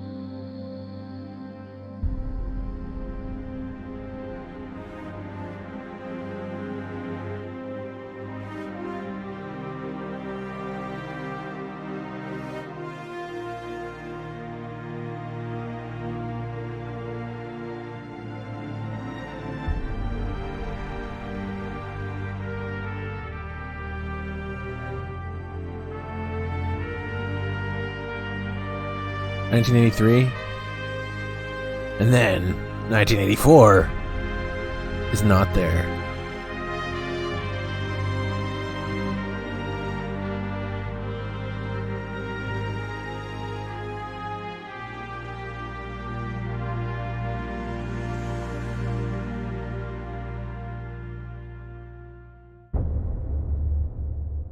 In 2005, Miller is found assassinated in his home by an unknown assailant. No. That's MGS 1. You don't know.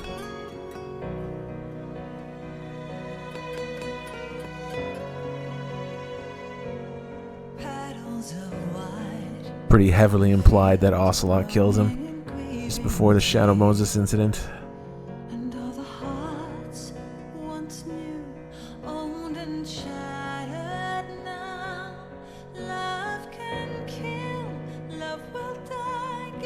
You know, I didn't remember that Troy Baker was in this. At least he was just some half-ass voice.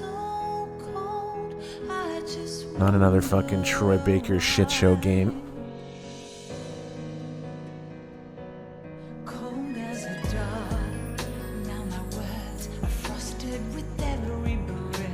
Cat dance.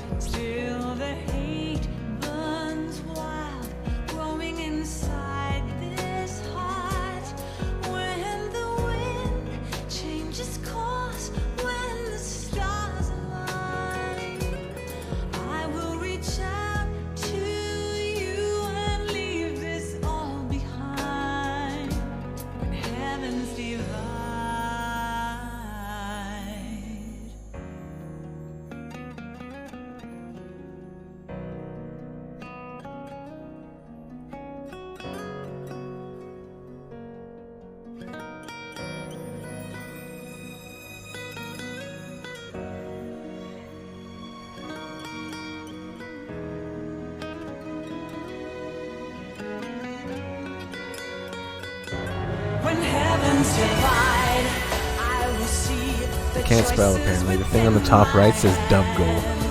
What the hell's a dub goal? Fucking dub goal. What the fuck?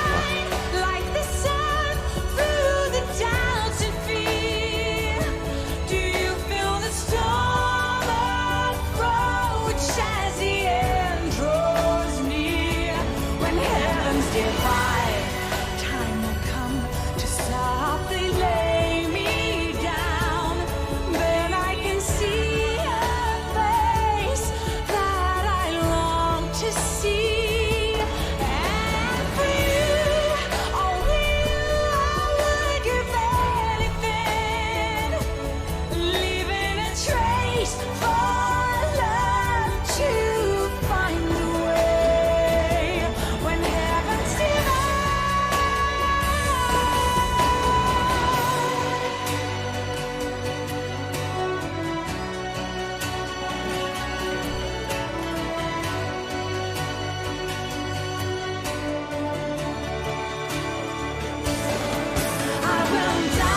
to the fire, spilling the blood of my desire. The very last time my name scorched into the sky. When heavens divide, I will see the choices within my hands. How can we ever protect and fight without tiny souls? Let me shine like the sun through the doubts and fear. Do you feel the storm approach as the end draws near? When heavens divide, time will come to softly lay me down. Then I can see a face that I long to see. And for you, only you, I would give anything, leaving a trace for love to find the way. When heavens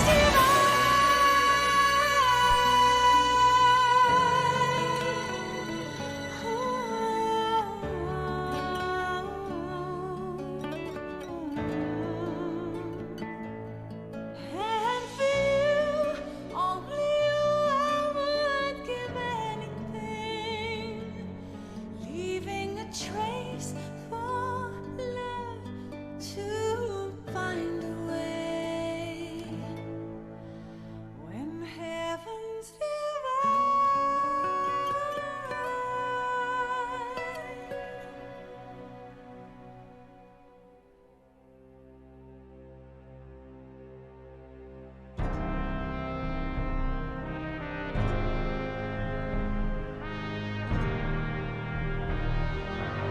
This game's so good.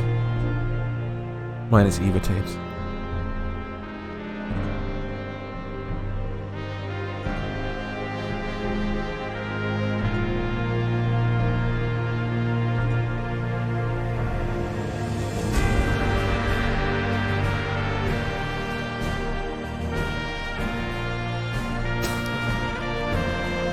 Link.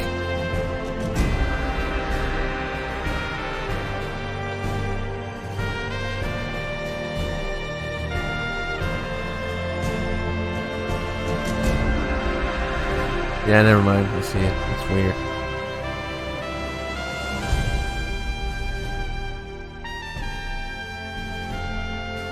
Patchy Ocelot.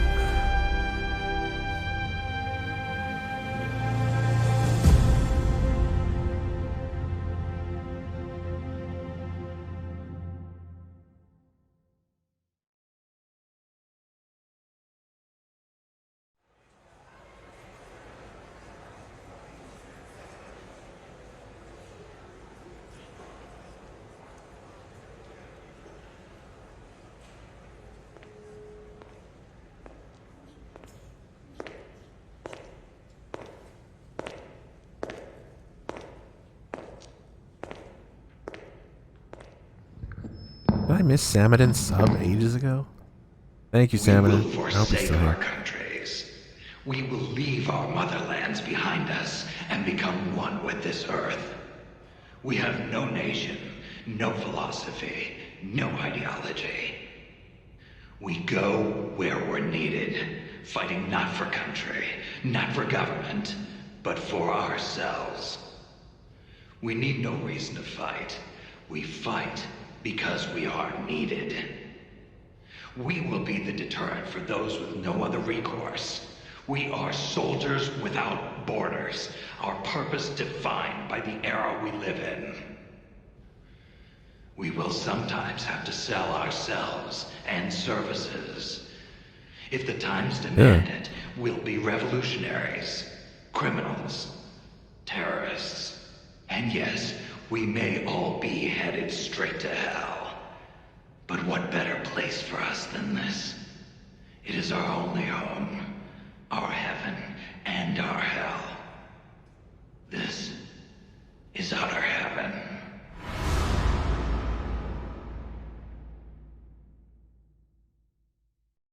Every game since MGS2, the game is supposed to, or the series is supposed to end every time. It's always written like it's the end of the series, of course.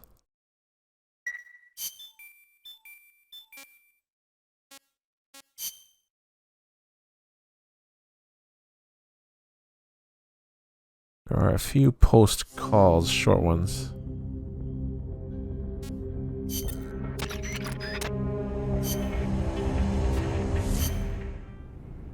And then it's Ground Zero's time very soon.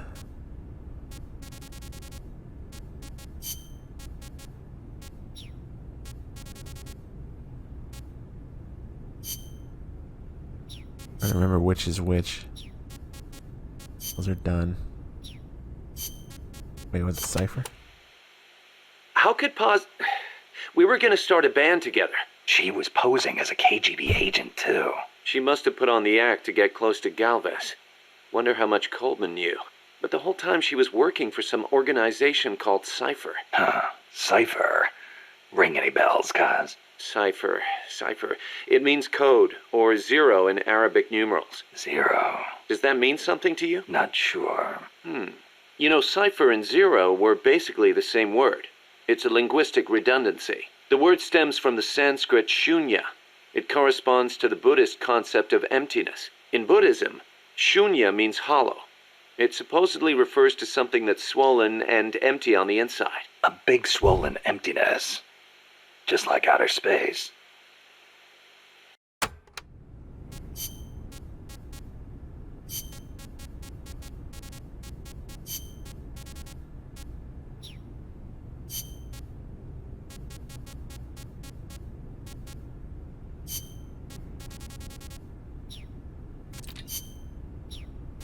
Alright, pause is obviously done. Mi viejo.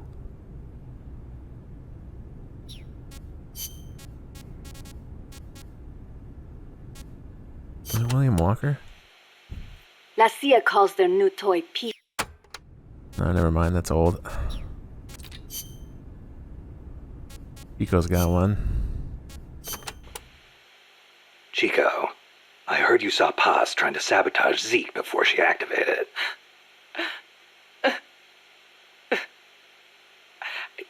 I should have stopped her.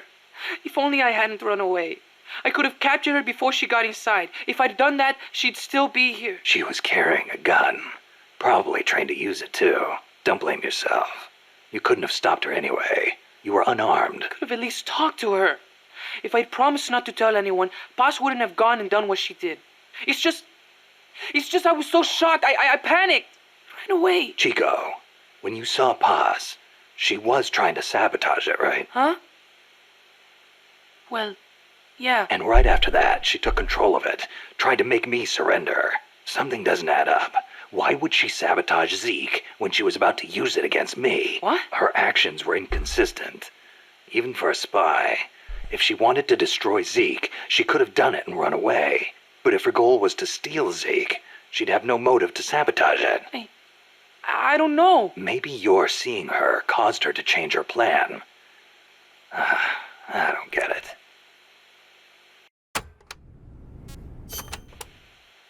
Do you think Paz was planning to double-cross Cypher? Without Zeke, she wouldn't have any way to threaten you. If that were the case, she could have told me all that from the beginning. She wouldn't have had to try and sabotage it. I guess so, but that was the day before Peace Day. Paz was going to sing in a band. I couldn't wait to hear her. What if she wasn't going to double-cross them? Maybe she just wanted to at least be able to enjoy that. Chico. I knew it! If only I hadn't run away. If I talked to her. Promise I wouldn't tell anybody. Don't second-guess yourself. Think about who might have been hurt if you kept quiet. Yeah, but... Besides, we don't know for sure she's dead. She was ejected into the ocean, and she had scuba equipment with her. Yeah. Stop beating yourself up over the past, Chico. Put your hope in the future. The past is the past, but the future is up to you. Right, boss.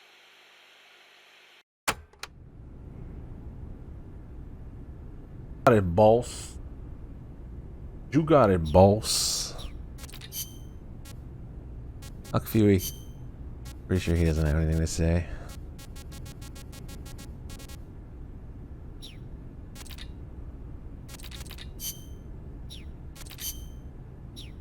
Strangelove was done. Heard that. I'm not sure if we heard Strangelove's memories. I don't remember if I played them. Simulation played. Oh, Paz's diary. We forgot to listen to Paz's diary of all things. I was supposed to listen to that just before we fight Zeke. Oops. Paz's diary is, I think it's really good. And we listened to that, and we listened to Eva, and then we listened to the secret file. Okay. Felt like something was missing. As of today, I will be living here at Mother Base. Now my real trial begins. Zadornov was paying my room, board, and tuition, but he has since been captured. I told the man that with no more money from the KGB, I could no longer afford school. He bought my story, and when I said I would be willing to work, he took pity on me and let me stay. For some reason, Miller really pled my case. That was helpful, but the man is still a fool. His men are no better. They think their training makes them strong, but that kind of strength is nothing in the face of true power. And better yet, they wait on me hand and foot, believing I am just a schoolgirl. Looks like I won't be working too hard after all. Just today, while scouting out the living quarters, I saw a group of them in the corner of the deck making a fuss. Going over for a look, I saw they were feeding a kitten. A bunch of grown hard men, and they're the ones acting like schoolgirls. Look, isn't he cute? What is wrong with them? Disgusted, I just nodded and smiled. I must stay in character after all. I indulged their chit-chat for a few moments. Then one of them asked me to give the thing a name. They had just taken it from its mother. I named it Nuke. I improvised some nonsense about how our compassion for living things can help prevent wars. The men gave me a little fish. I held it out in my palm, and the kitten happily ate it up. What a pathetic, feeble creature. It sickens me. Jesus, pause. It's a fucking kitten. I feel pretty unhuman at times, but pause really... Pause's misanthropy. Today, Chico invited me to go fishing with the soldiers. I suppose finding one's own food does have its merit, but I prefer not to be involved in such a degrading task. And their prattling on about fishing being fun is nonsense. I'm not here to find playmates. Nevertheless, distasteful as it was, I went along in order to maintain my cover. Chico thrust a fishing pole into my hands, and we went up onto the deck where several soldiers had gathered. They welcomed us warmly. With so few women aboard Mother Base, I'm treated like a princess. No one suspects I am neither a teenager nor a student. It was nice and sunny, with a gentle breeze and waves. As I cast my line and waited for a bite, the soldiers began to ask me all sorts of questions. As always, I answered according to our predefined scenario, feigning a smile. As I sat there feeding them lies, the fish began to bite, and the soldiers began to focus on their prey. Chico had his bait stolen by a fish, and got so angry that he stood up and nearly fell into the sea. Everybody laughed. It almost made me want to join in too. At some point, I got a bite myself. The instant after I felt that first gentle tug, the fish yanked the line with astonishing strength, and I let out a cry of surprise. I thought he was going to be huge. It was my first time fishing, and I was a bit flustered, so the soldier beside me helped by supporting the pole from behind. "Reel it in," they shouted. I nodded, turning the handle as fast as I could.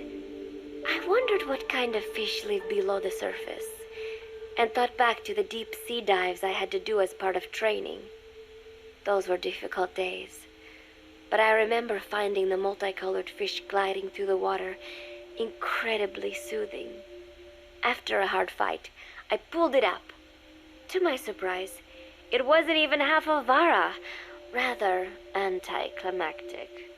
But I wasn't doing it for fun, so I wasn't the least bit disappointed. Nook was hovering nearby with an expectant look on his face, so I gave the fish to him. All in all, a thoroughly wasted day.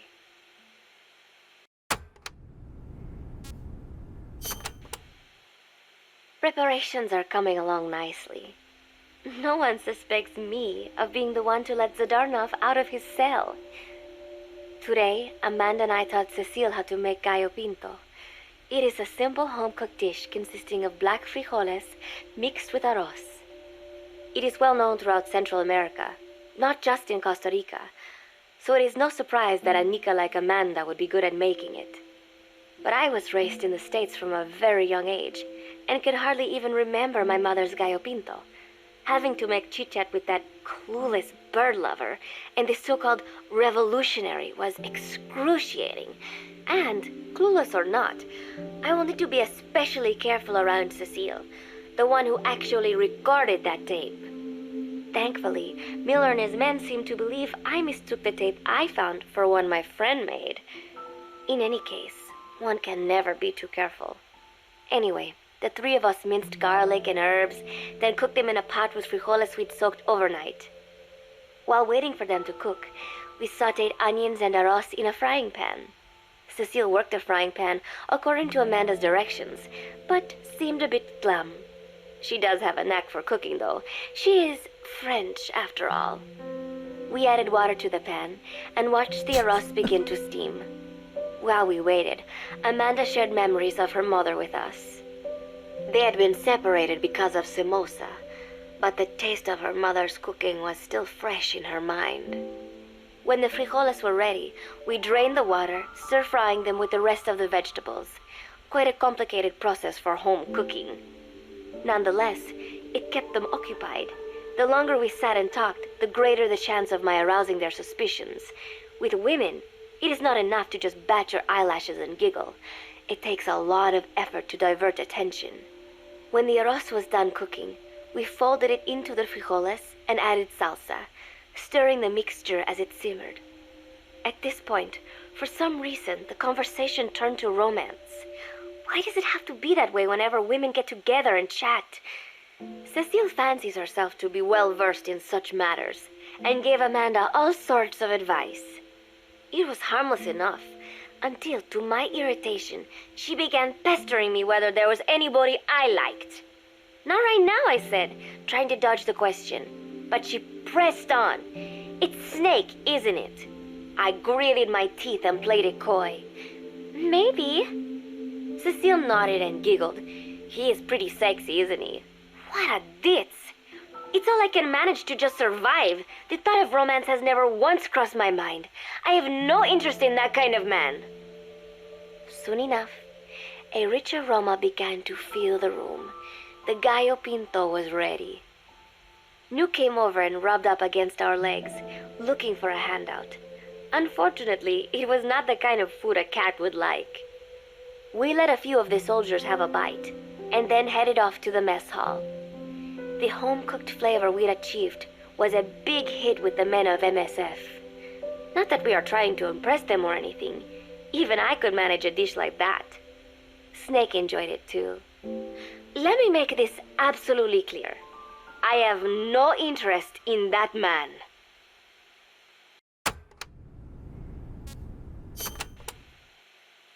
Football, or soccer as it is known in the States, is extremely popular here.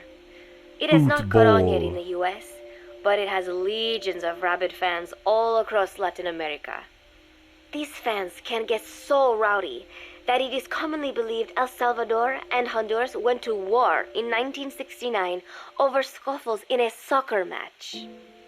In reality, tensions between the two countries were already high. The match was merely one of the sparks that set them off. But these people are so passionate about this sport that the story seems plausible. Predictably, many of the soldiers here are fans. They have apparently divided themselves into Costa Rican and Nicaraguan teams and started playing each other. To play, you need a ball and 2 goals. The R&D team built and set up simple goals on the deck. I had absolutely no interest, but Chico insisted that I come and watch. It was not a proper match by any means. The pitch was not even regulation size. But the players and spectators alike got pretty excited. They banged empty cans and shouted cheers through the handmade megaphones. It almost felt like carnival. Huey, the referee, blew a whistle to start the match. The soldiers' training has left them in excellent physical shape, but they lacked the honed skills of professionals, and their play was quite rough. Midway through, one of the men collided with another. They started shouting at one another, but Huey stepped in. "I thought we had forsaken our countries, become one with the earth," he said, quoting Snake. "We're not competing for national pride here, and we are not fighting for the good of any one country. This is not a war. Soccer is a peaceful sport, am I right?" The soldiers nodded. They know the pain of war, and they share Snake's vision. Perhaps that is why all this resonates with them. Team Costa Rica was down a man, and somehow I was picked to fill in. Costa Rica had the advantage up until that point. I suppose Huey wanted to keep it balanced. The soldiers agreed with Huey's call. Maybe the Costa Rican players felt an even matchup would be more fun too. I could not be bothered to run at first, but chasing the ball out there in the hot sun, I was soon drenched in sweat. Before long, I found myself actively seeking out the ball, partially out of desperation. I picked up a loose ball deep on the opponent's side of the field. Even though he's Nicaraguan, Chico cheered me on, yelling, "Go for it, shoot!" I launched the ball as hard as I could, only to have it blocked by the keeper. Disappointment only increased my determination. In the end, I didn't score a single goal, and Costa Rica gave up its lead. It was really close, though. We congratulated each other on a good match and sprawled out in the shade on the deck, exhausted. The ocean breeze felt so nice on my sun-soaked body. Nuke came over. It is one of his favorite spots, and stretched out next to me. And together, we watched fluffy white clouds drift lazily across the clear blue sky.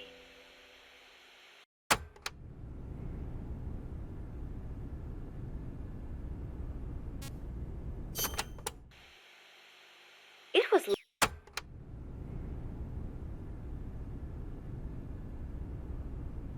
Time. All right. It's time. Everybody, whip out your dicks. It was lovely out today, so I decided to sun myself in a lounge chair up on the deck when Strangelove came up to me. Despite the heat, she was in her usual long sleeves and pants. I waved at her. She looked away and mumbled, "Hello there. Fancy meeting you here." I asked if she needed anything, feeling her eyes creeping up and down my body like she was savoring it. Finally, she swallowed and said, "You have such beautiful skin." Bewildered, I shook my head and said, "No, not at all. I had heard rumors that she was a lesbian, but she couldn't be after me, could she?" She continued to stare and said, "No, it is beautiful, but you must not let yourself get so tanned." And then she took my hand in hers. "What is wrong with a little sun?" I asked, trying to cut the conversation short. But she shook her head violently. "No, you mustn't. A young lady should take better care of her skin." She was acting strangely now, as if aroused. She lectured me on the perils of tanning, how it ages skin, causing wrinkles and spots, and in the worst cases, even skin cancer. I knew already that tanning could cause spots, but I thought only pale-skinned Anglo-Saxons had to deal with that. Having a scientist tell me it causes aging, though, that spooked me a little. If I am to keep playing the teenager, I will have to start paying more attention to my skin. Sensing my anxiety, she took a small tube from her pocket. She said it was the sunscreen she always used. She told me to keep it. I didn't know what to say. I was more than happy to take it, but exactly what were her intentions? Was she merely being nice? Or is she really into me? Either way, there was no reason to refuse, I suppose. I have undergone training. An out-of-shape woman does not pose any real threat to me. Having power means not being afraid. It is the same on a global scale. A country with nukes can dictate terms to a country without them. I thanked her and took the tube. Then she offered to put some on for me. She squirted some lotion onto her fingers and began rolling it into my chest.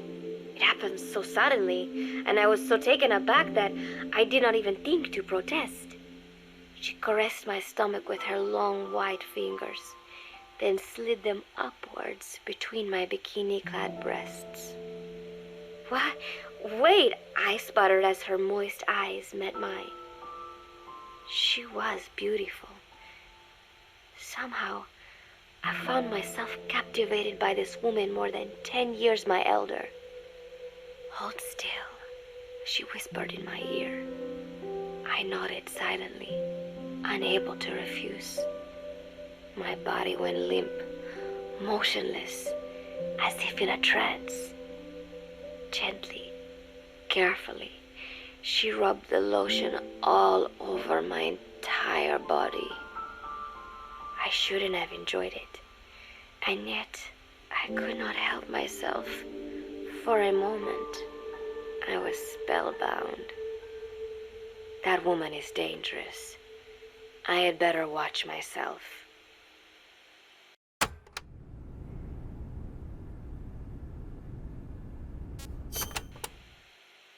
Protecting one's health is an important part of any agent's job. But despite my best efforts, I have caught a cold. Now that I think about it, Mother Base's numbers are on the rise, with soldiers coming from all different places and backgrounds. It is no wonder then that sooner or later someone would bring in a virus. That said, what I have got is just a common cold. The medical team said I'd need a few days rest, so I've been restricted to my room and put on bed rest. I thought I'd gotten used to not having anyone around to relate to, but at times like these, being alone is just miserable. All I could do is lay there and stroke Nuke's back, trying to take my mind off how bad I felt.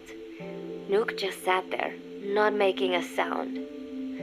But I did have visitors. Amanda and Chico, Huey, Cecile, Miller, and a few of the soldiers I've become relatively close to. Amanda made me a soup with herbs she said were good for a cold. Miller told me to take it easy. I will sing you a lullaby, he said, then broke out a guitar and sang some incomprehensible song in Japanese. I did not need to understand the lyrics to know he is an awful singer. Then he said, "You know what is good for a cold? Suppositories. Here, I'll show you." He began to take off his pants, so I threw my tissue box at him to make him go away. Then Strangelove showed up, saying she had some miracle Indian cure. It has got eucalyptus extract, she said. It works best if you rub it into your chest. And then she tried to take off my nightshirt. I whacked her with my pillow, and I got rid of her. Chico brought me a little flower in a cup.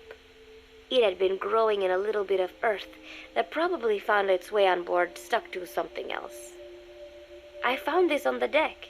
Here, you can have it. He tried to act nonchalant, but I am pretty sure he's got a crush on me. None of them understand. If they thought these little visits would cheer me up, they were wrong. Tonight, Snake himself came to my room. Like the rest, he believes I am just a schoolgirl and treats me as such. Why did you abandon your country? I asked him. Why create the MSF? Of course, I knew the answers already, but I wanted to hear it from him. As I had imagined, he was not exactly forthcoming. All he would say is that his country abandoned him because all he could do was fight, and that is why he needed the MSF, because that is all he is any good for. Then he said, "Fighting is the only thing I understand, but that does not mean I have got a grudge against those who believe in peace. I am not one of them, and I do not believe in peace. Conflict is in man's nature. We fight our enemies in order to survive. Maybe we are not so different after all, he and I. But that is exactly why I'm going to have to kill him. Or else he will have to kill me. When I stop and think about this wretched existence, being killed by a man like that suddenly does not seem like such a bad thing.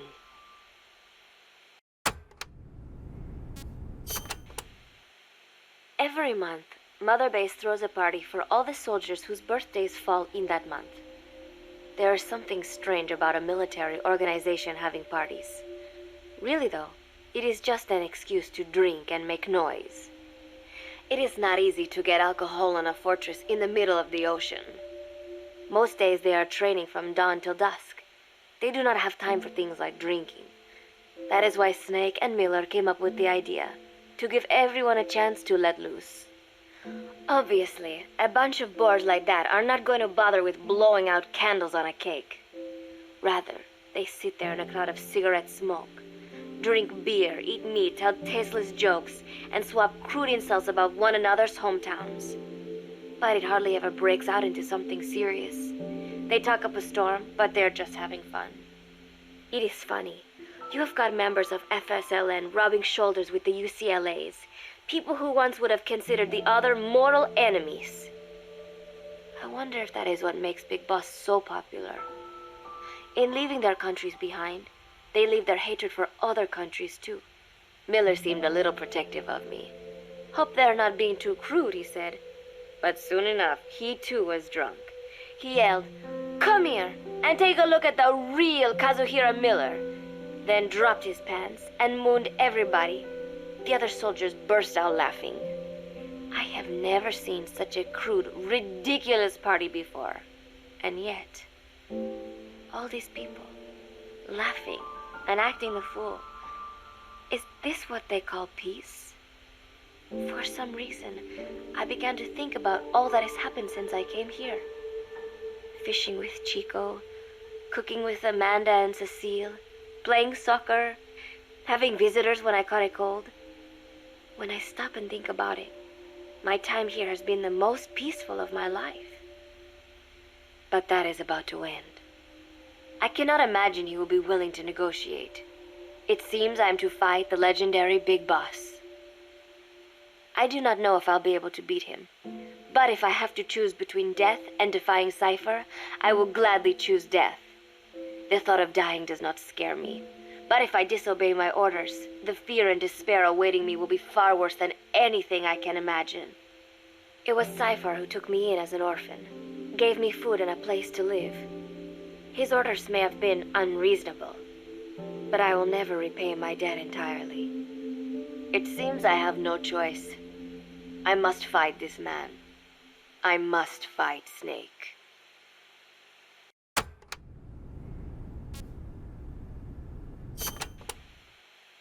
Do you know Miller, Snake's right-hand man? Apparently has got at least one serious weakness. He is an insatiable womanizer. He does not bother me, most likely because he considers teenagers off limits. But he has hit on every single one of the few female soldiers here at Mother Base. They ought to be telling him where to stick it, but end up falling for it so easily. I think some of it stems from the fact that he is actually not that bad looking. Anyway, today, that nasty habit got him in trouble. He and Snake got into one of their rare fights, and I was there to see it. They burst out of the showers, completely naked, trading punches. I am no child. The sight of a naked man does not make me blush, but this was something else. "Maybe this'll teach you," Snake yelled as he slammed his fists into Miller's chest. I heard later that apparently he'd been two-timing someone, and that same someone had gone to Snake with her troubles. As I see it, it is her own fault for letting herself be deceived like that. If she is too dumb to see through Miller's lies, then she got what she deserved. But this was not the first time it had happened, or the second, and Snake read Miller the riot act. Miller argued back, and what began as a shouting match turned into a fist fight. "You son of a bitch," Miller yelled as he swung. "Not bad," said Snake, smiling. but not good enough. And then he was back on the offensive. They had already been at it pretty hard in the showers, and their bodies were covered with bruises. Both of these men had been trained for war, their bodies deadly weapons. They were each bleeding from a dozen places. All this from a fist fight. Even so, it was far less gruesome than if they had given it their all. It was obvious that one of them would be dead were they fighting for real. Miller took another swing, yelling, "Try this then!" Snake parried, then responded in kind, but I could tell he was not aiming for anything vital. "You are one tough bastard, boss," Miller muttered. A smile crept across his face as he caught his breath. And then they went right on fighting. Blood and sweat flew off their glistening bodies. It was combat without hatred or hostile intent. I had never seen violence like this before. And yet, it was more than just a friendly tussle. They were utilizing every technique they knew. It was not a sporting match. They were not playing by the rules. How could they keep this up? At last, the two men tired themselves out, and the bizarre scene came to an end. They looked at each other's battered bodies, and then burst out laughing, embracing and congratulating each other on a good fight. It all seemed so idiotic. I still cannot fathom such behavior. But somehow, I got the sense that for all his womanizing, Miller really only trusted one person, and that was Snake. There was no way I could ever come between the two of them. And at that thought, I began to feel as if I had lost.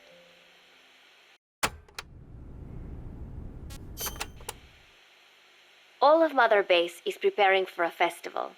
Since Snake and his soldiers spend so much time fighting, they are setting aside one day a year for peace and relaxation. I do not know all the details, but apparently that is what Snake and Miller decided. These soldiers love the idea, of course. There is so little fun to be had here that everybody looks forward to events like these. That is all well and good, but somehow I got roped into getting on stage. "Come on, we even both have peace in our name," said Miller. "And Zadarnov, that old Ruski's name, has something to do with peace too, right? Hey, as long as we're having a day of peace, we ought to get an act together. The Three-Piece Band."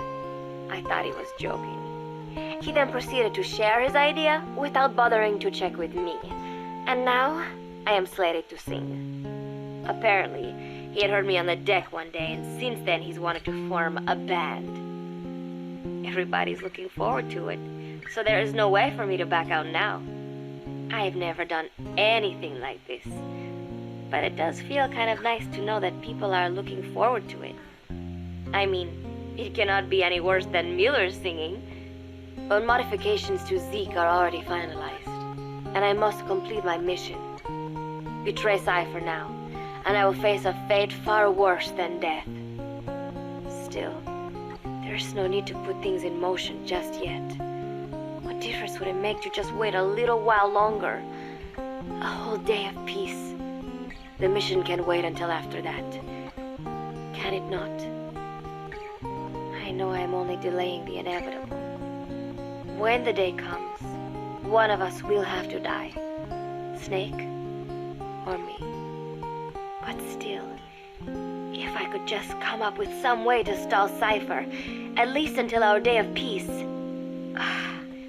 When did I start having thoughts like this?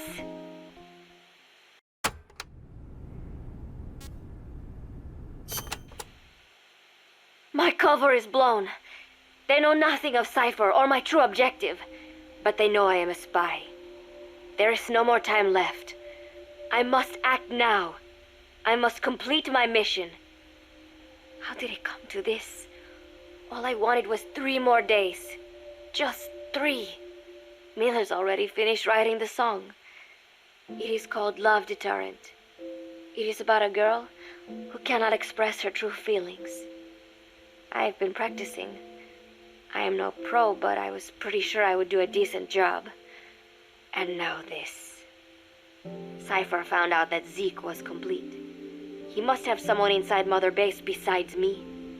spinning his tightly wound web of control, leaving no room for individual will. Typical. When they found out Zeke was complete, I was ordered to execute the operation immediately. If I was going to enjoy just one day of peace, I had to ensure the plan could not move forward. I tried to sabotage Zeke. I thought by damaging the drive system, they would have no choice but to delay their plans. I waited until midnight, and then snuck into the hangar. There would be trouble if it looked like sabotage. I selected one of the drive system's load-bearing parts and carefully worked to warp its shape. The leg's drive system requires a high degree of precision to operate. Even the smallest deviation would have done it. Then, Chico walked in. Maybe it was one of those nights where he could not sleep.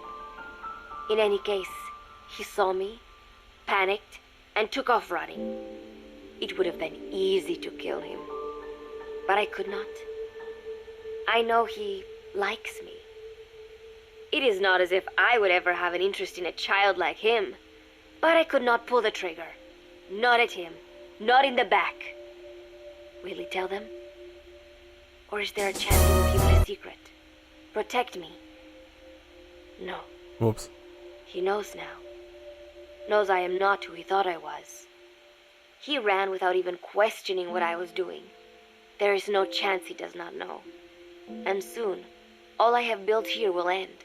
And if Cypher has another agent among them, if he finds out I tried to sabotage Zeke, this place will no longer be my heaven. Then it is settled. I make my move now. Chico walked in before my sabotage was complete, so Zeke should still be operational. It might not run at full speed or power, but I do not have time to fix that. Without Zeke, I do not have a chance in hell of winning. I must act fast before Chico sounds the alarm. I knew it would come to this. I just did not think it would be so soon. It is time, Zeke. Metal Gear Zeke. Activate. New. We were gonna start a band together.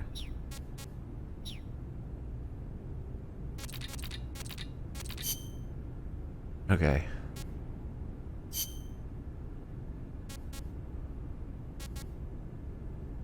I really can't remember if I still can't remember if I played Strangelove's Memories.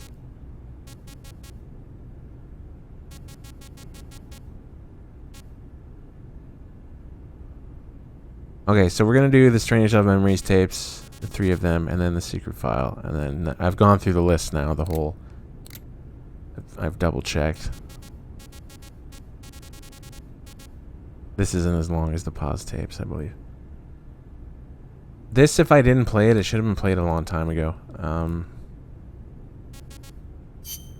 Strangelove Simulation, I know I played that.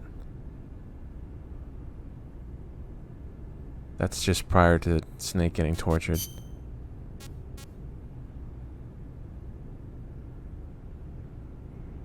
It's weird finishing with this. I'm about to leave for Costa Rica, a place completely unfamiliar to me, and on a top-secret mission for the CIA, no less. No guarantees I'll come back alive. Might even get rubbed out by the CIA itself. So I'm leaving behind this record. For her sake. For the boss's honor. Ever since I was a child, I've loved to look up at the night sky. I'd go outside after sunset and drink in the cold air. The moon, Venus, so many stars floating on the edge of infinity. In Manchester, it wasn't very often you saw the night sky in all its star-studded glory, but it was enough to stir a deep longing inside me. Even as others cowered beneath Nazi air raids, I was out there, watching the skies, dreaming of one day reaching the heavens. There were, of course, more practical concerns. My skin was incredibly sensitive. Even the slightest bit of sun would turn it an angry shade of red. Playing outside during the day was completely out of the question. Naturally, I hardly ever had a chance to play with other children my age. But I never felt lonely for it. Their way of thinking was irrational, making them simple, easy to predict. The boys would talk of tanks and aeroplanes and creepy, crawly bugs. The girls of pretty dresses, glass beads, and tea and cakes. Of boys they liked. I never had much to say on such matters. The curious thing is, adults really aren't all that different. They're simple, capricious, especially men. As they get older, their heads fill with thoughts of women and more women. Thankfully, I always did have a head for mathematics.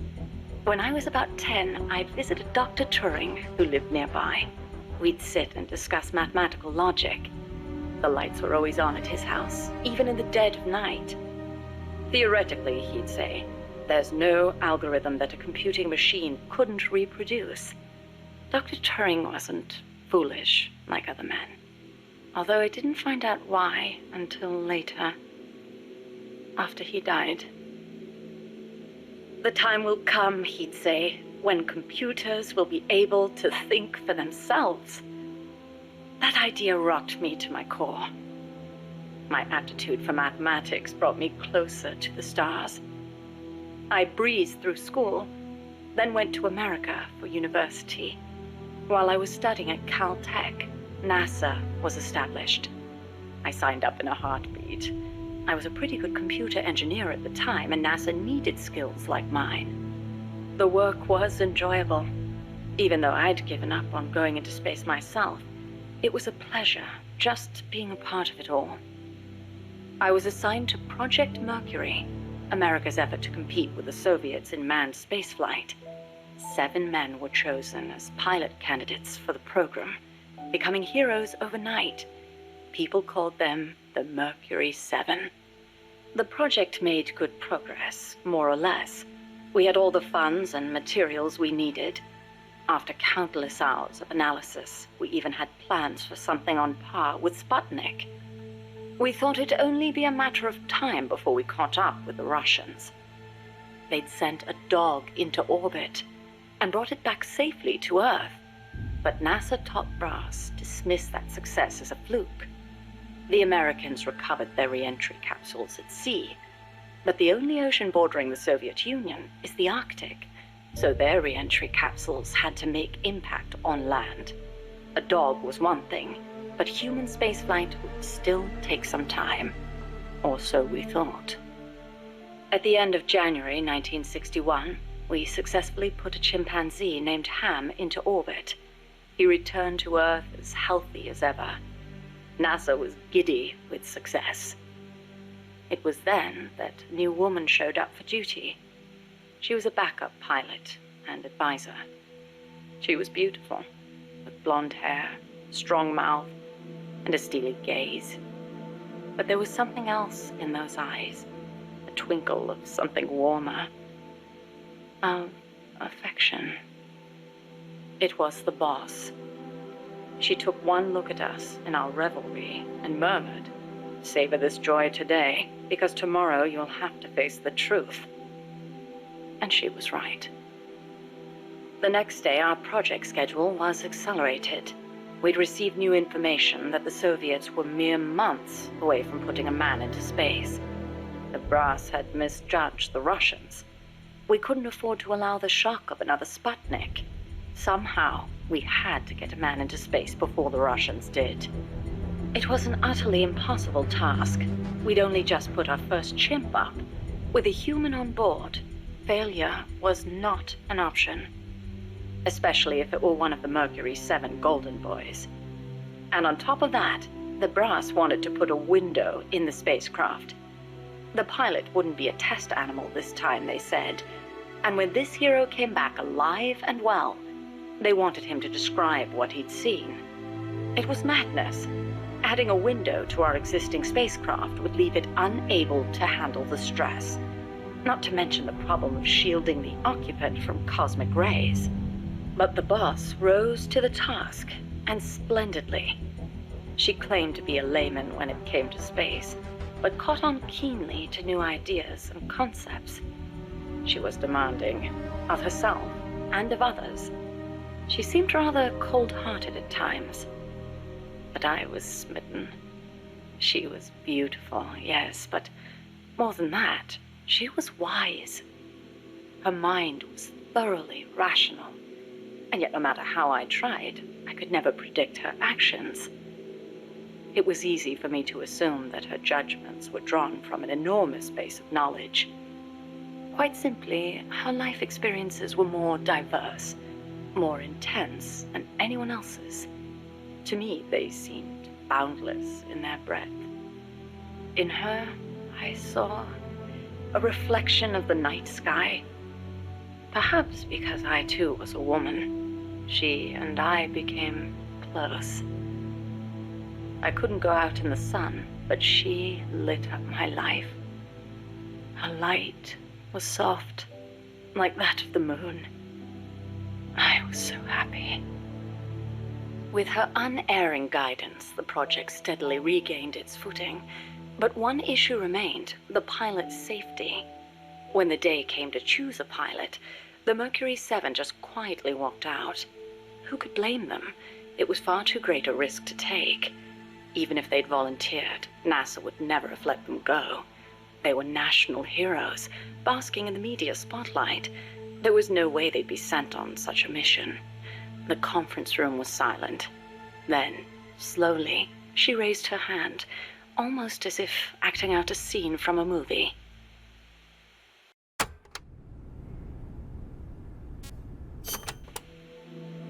I spoke out against her going, submitting a report stating the ray shielding was inadequate.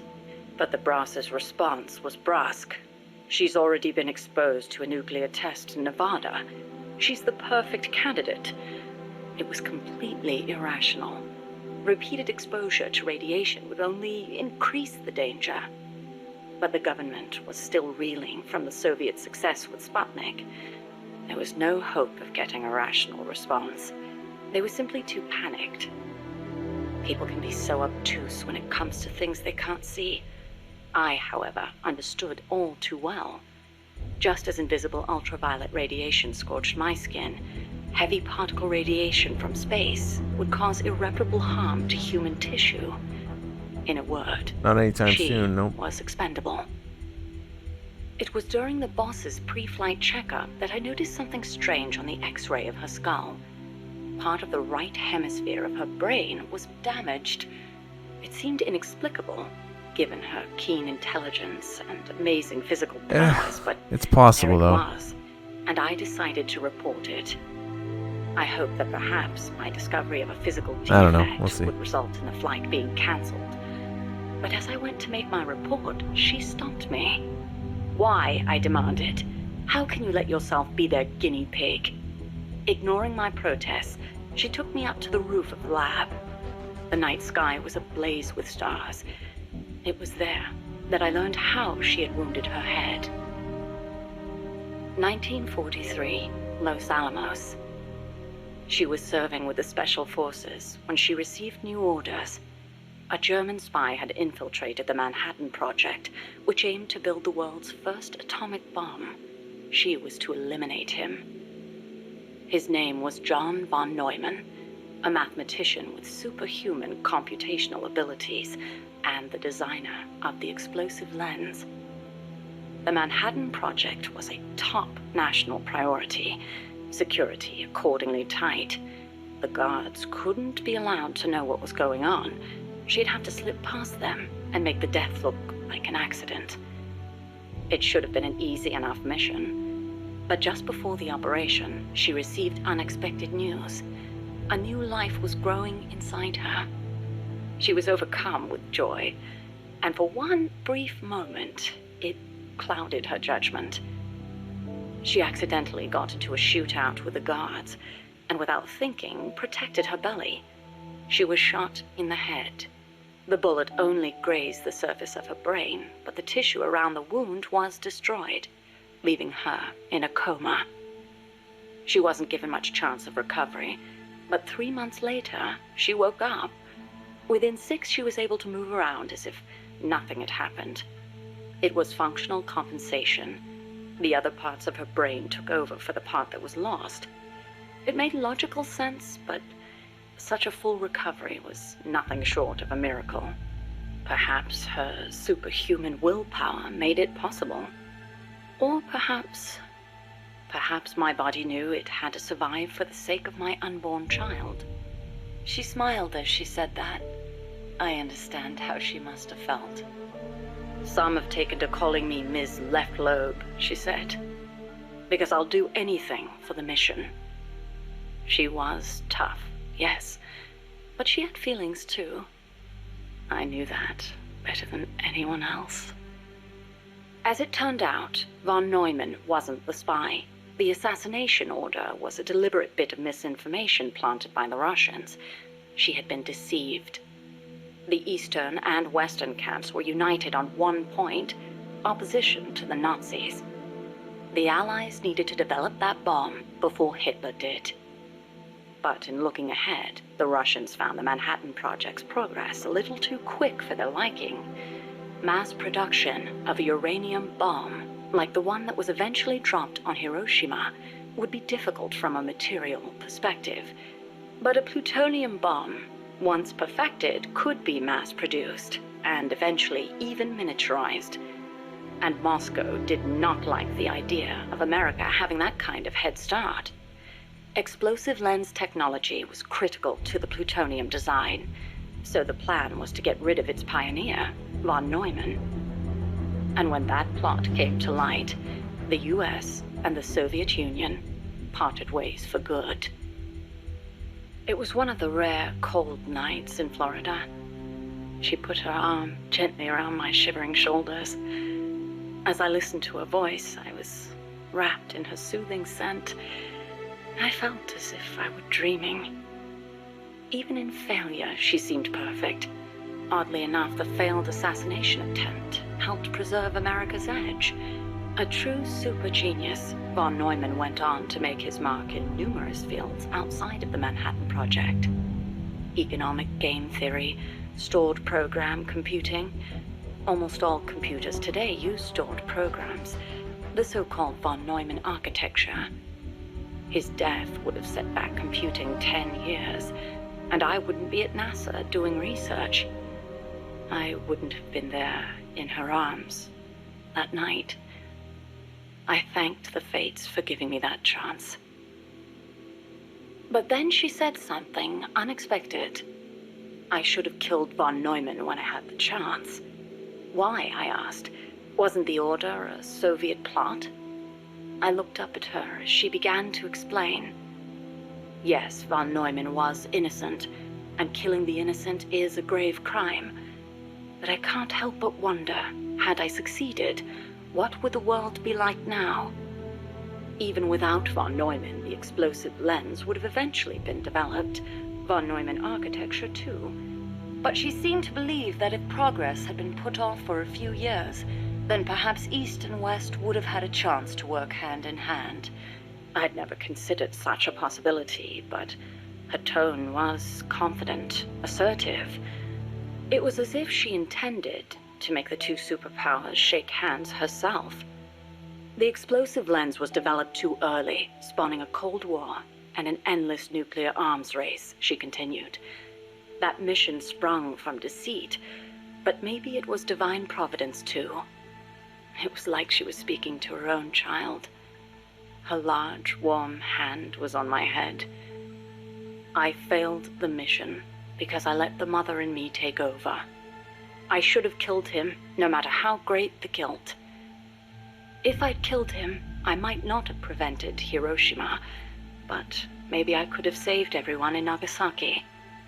I looked up at her and saw her looking up too, up at the starry sky.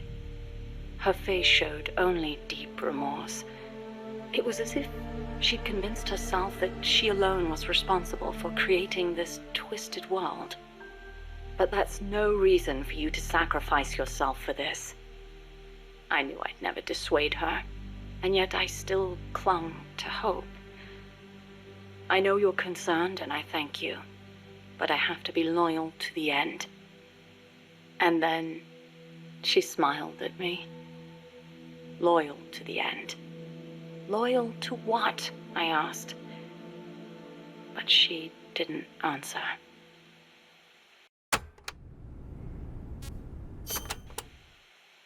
The days that followed were spent training tirelessly for our first space flight. The boss endured conditioning that tested the limits of human capability, and I supported her. Those were happy days. On April 12th, the spacecraft carrying the boss left the Earth's atmosphere. Although it was only 20 minutes of ballistic flight, it was nothing short of miraculous, considering how little time we'd had. The first human in space. We were ecstatic. Then something went wrong. The re-entry angle was slightly off, warping the outer hull. The cause was clear. It was the hastily constructed window we'd installed. Her capsule missed the projected splashdown point by a long shot. As we raced towards the capsule, a breaking news broadcast came over the radio.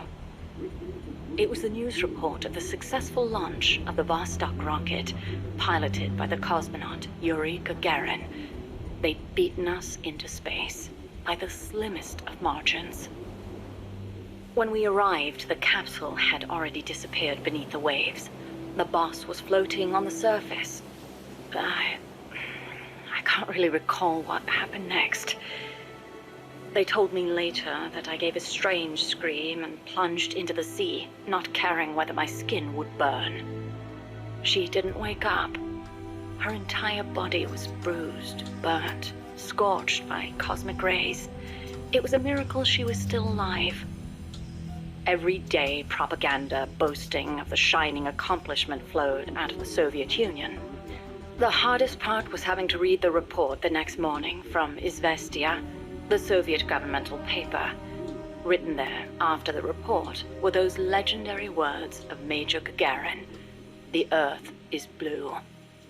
The person who should have said those words, though, was incapacitated, confined to a bed. NASA opted to pretend the flight had never happened. The Soviets had orbited a man around the Earth and returned him safely. We'd barely managed to escape the atmosphere and achieve ballistic flight. Even worse, the pilot was horribly mangled and the spacecraft lost altogether. As they saw it, covering it up was the only alternative to seeing the nation's pride dealt yet another blow. I've been told military records show the boss was taking part in the Bay of Pigs incident at the time. They were that desperate to erase the whole affair. In the end, Alan Shepard's ballistic flight 1 month later became known as America's first spaceflight. Shepard's flight owed its success to insights earned through the boss's sacrifice. But to me, none of that mattered. I prayed day and night for her recovery, never leaving her side, not even for a moment. Then, as summer ended and the chill of winter approached, she spoke. "Give me water." I threw myself on her breast, and she embraced me. It was all I needed. I thought she would tell me about space, the true sky, where the stars don't twinkle. But the only thing she'd speak of was Earth, our home as she'd seen it from space. So fleeting, so irreplaceable. I was ashamed. I'd been enamored for so long with the sky that I never thought to look beneath my feet, at the ground upon which I stood. As soon as her rehab was over, she was gone. It happened without warning. No one informed me, and the higher-ups wouldn't say a word. It wasn't so strange or surprising, really. I simply assumed she was off to complete her next mission, because she was loyal to the end. Since then, I've devoted myself to researching artificial intelligence, so that no one will ever have to make her sacrifice again. No human being should be asked to take on a mission that dangerous. Next time, I'll be the light that shines on someone else. I still wonder why she opened up to me on that chilly night in Florida. That operation was top secret. even if it was all in the past. I like to think it was because she trusted me. But that's probably not the case. She wanted someone to listen. And I don't think that someone was me. Those faraway eyes, the tone of her voice, like she was talking to her own child. Those things made it clear that she was speaking to someone else. I found myself envying that someone. 4 years later, I learned of her death. A traitor's death, no less. She'd stolen an American nuke and defected to the Soviet Union, where she was killed by her former apprentice. Or so I was told. I refused to believe it. She'd never do such a thing. I could think of only two possibilities. Either she really was trying to bring East and West together, or she truly did want to be killed. She believed the world is not the way it's supposed to be, that it's been unbalanced by the tenuous peace offered of nuclear deterrence, and that she was to blame. Perhaps her death was an act of atonement. She was loyal to the end, to our world.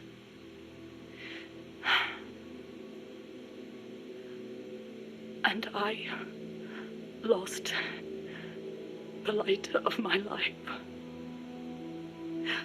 I now find myself victim to an incredibly irrational emotion of my own. That someone, the one she wanted to confess her sin to, could it be the one who took her life? The very thought drives me utterly mad with jealousy. One day, I will discover the truth.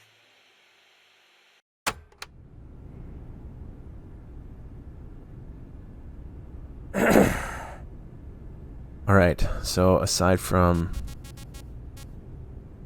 the secret file,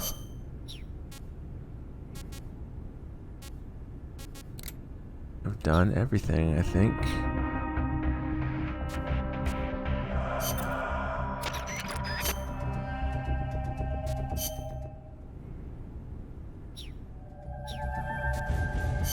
Snake.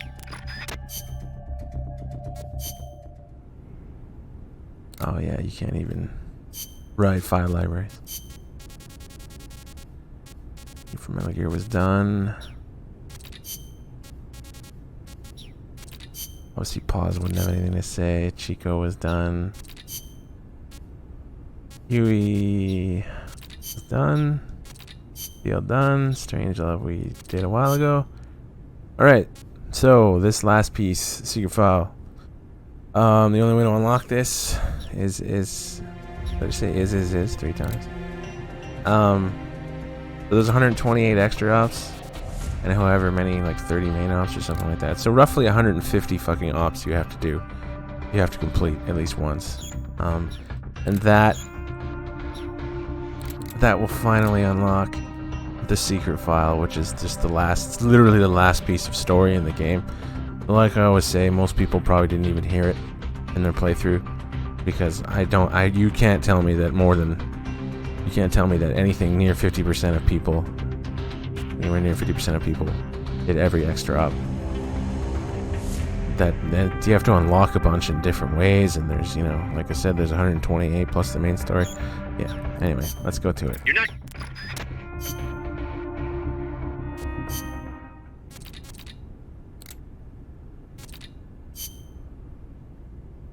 And then it's Ground Zero's time.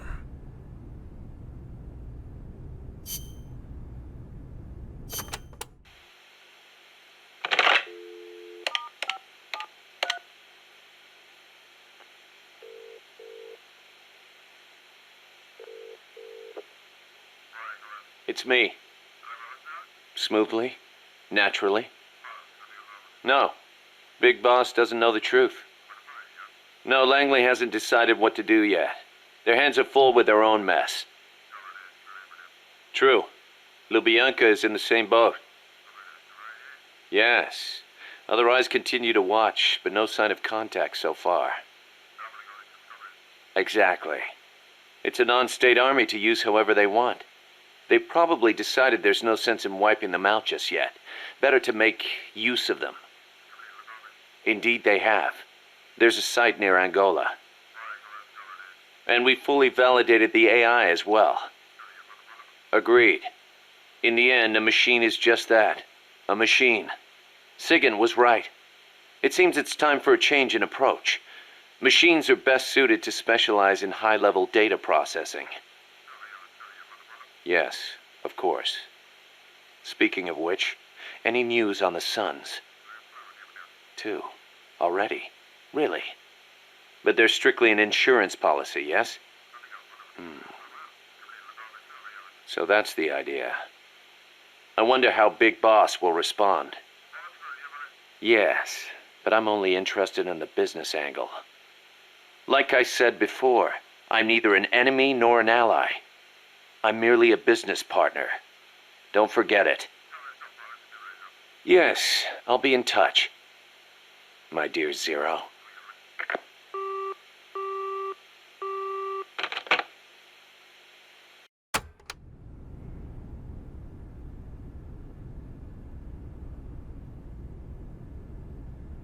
That's a pretty important final detail.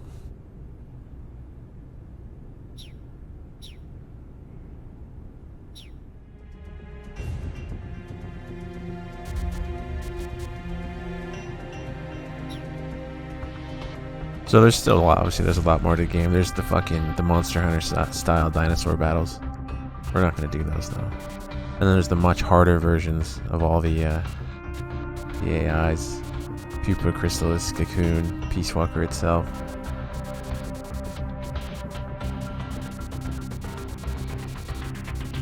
Loads of vehicle battles. Really meant to be done with other people. Puyon! We did Puyon. We did Dead Man's Treasure. We did one of each. Do Ghost Photography. Then Paparazzi and Ghost Photography are photo modes that I didn't do.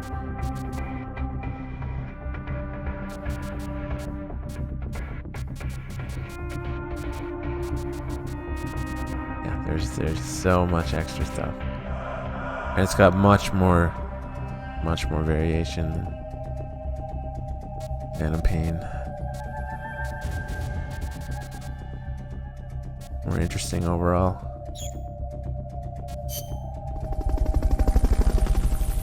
Me Motor Base.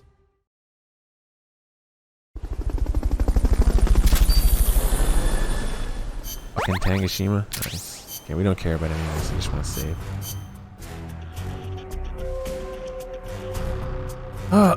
Okay, it's gonna take me a moment to set up because I'm switching from PS3.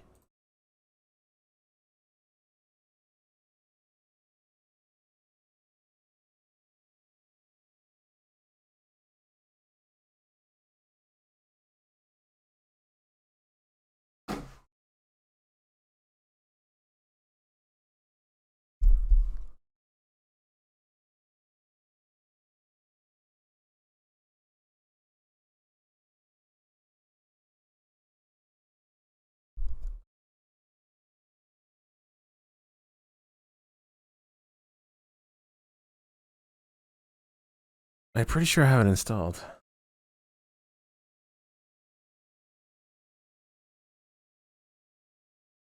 Ooh. Game update.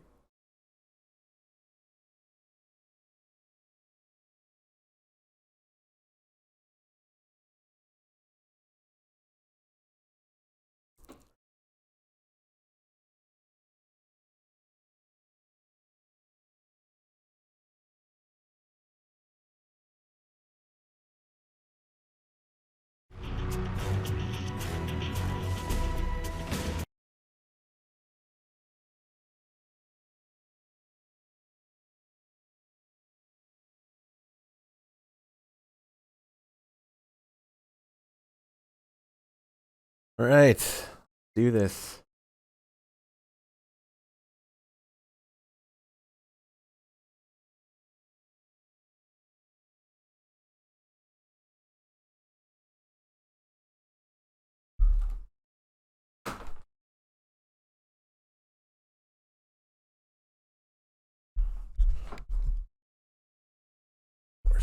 Everything disappears. One sec.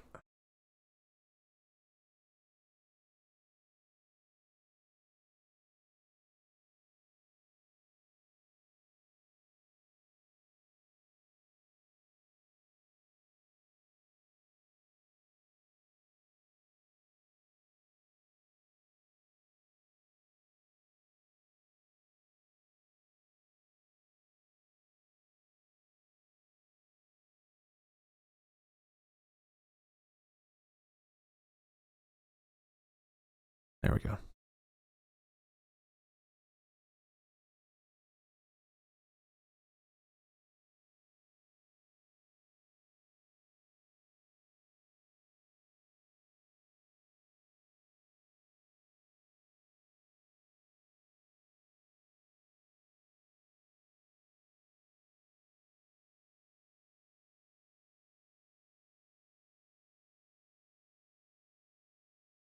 It's going wild on me. I just captured it, but then it disappeared. I just went with console.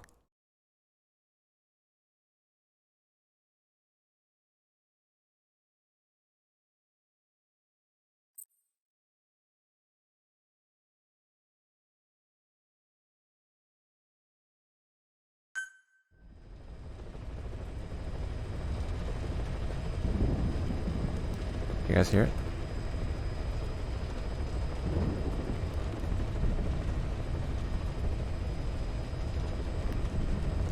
Only ground zeroes audio.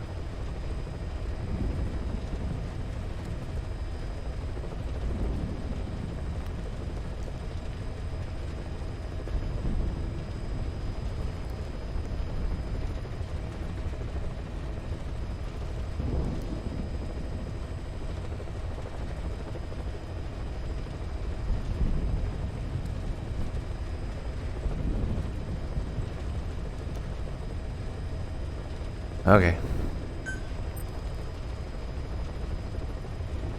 Controller's not gonna work, is it? Why can't I just plug in a DS4 and have it work?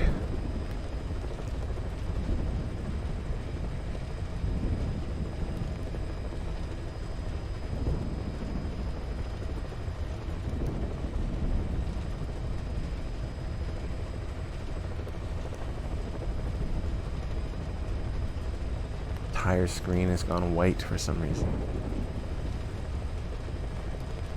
Or I would otherwise be reading chat.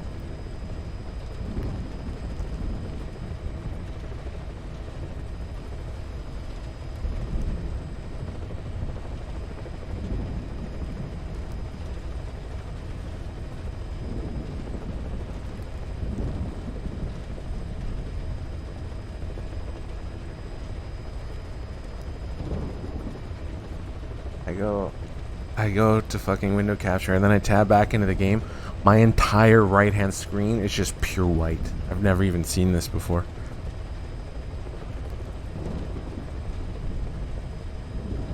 And the controller doesn't work. This is my stream. Welcome.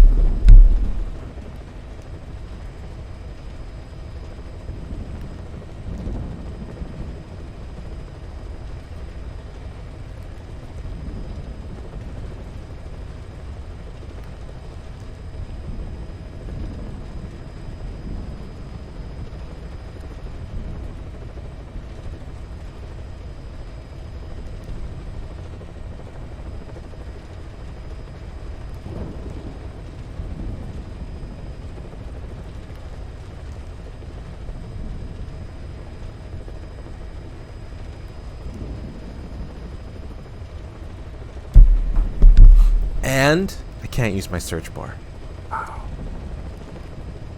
I try and right click, search. Oh, there it goes.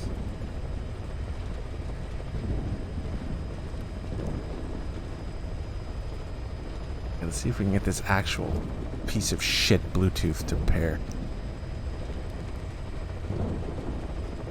Oh, come on.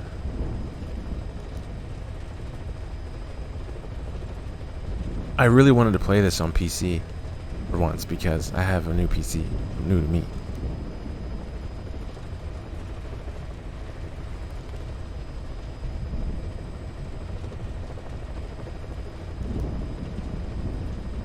So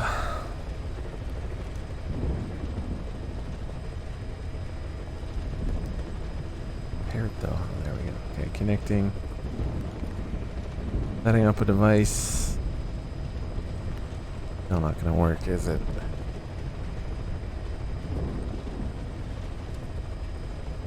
Claims the device is ready, but I doubt it.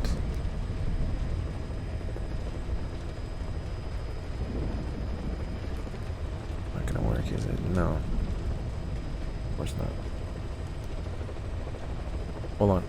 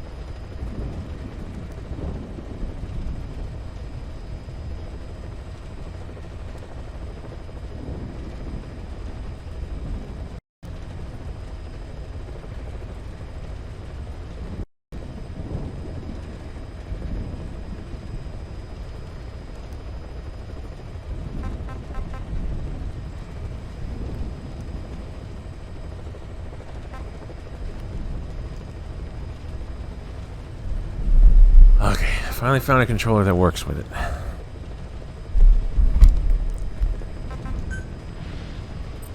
So, playing on 100% save. Because I just want all the tapes to be here right away. This pauses diary. This is from Peace Walker. We just listened to that. Bring it over because it'll help move the story along smoothly. At least letting you know what happens in the end.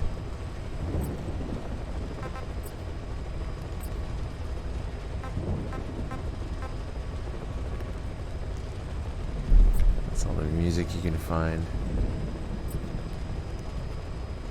We don't do Chico tapes until after.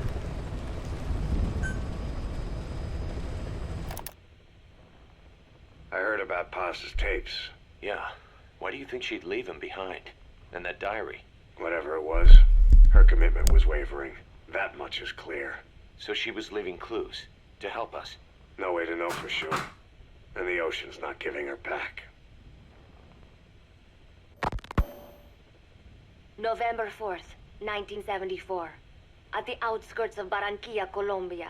Contact with Big Boss successful. Zadornov posed as my professor, but Big Boss took one look and knew he was KGB.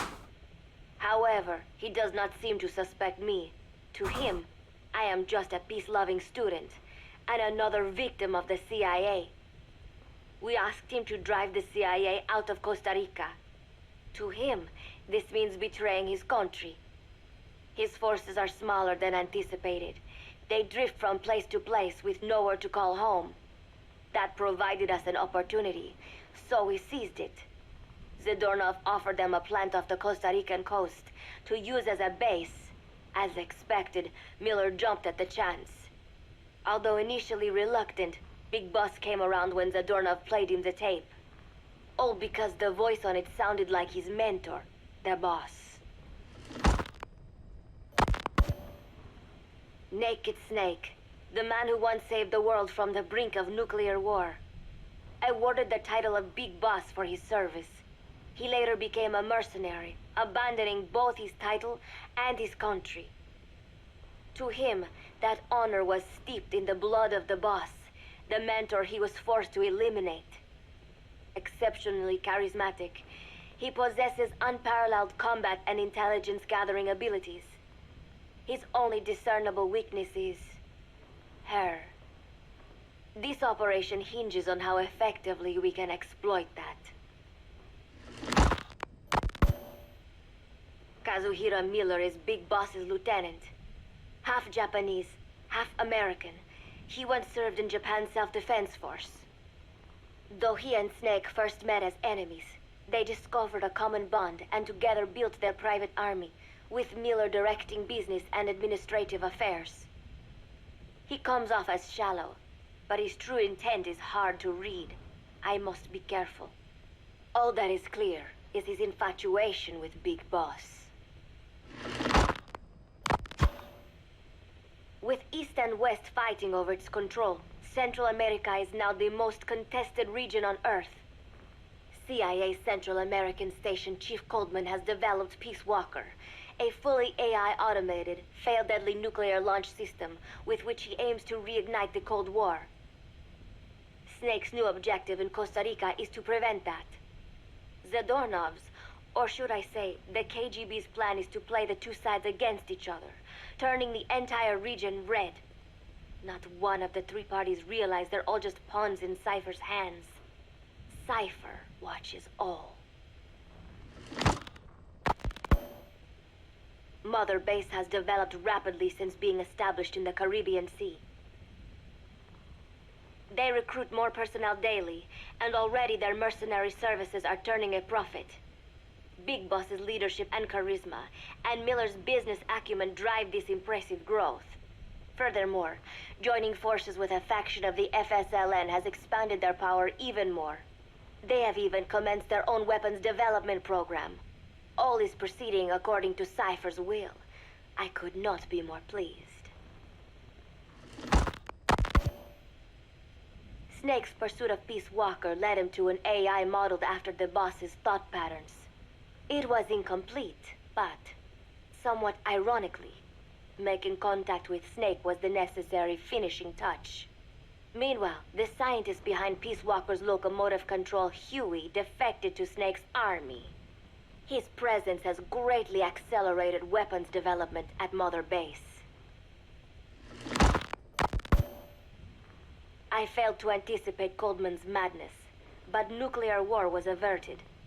However, this was only after the boss AI on board Peace Walker sank itself to the bottom of the lake, in what could be likened to suicide.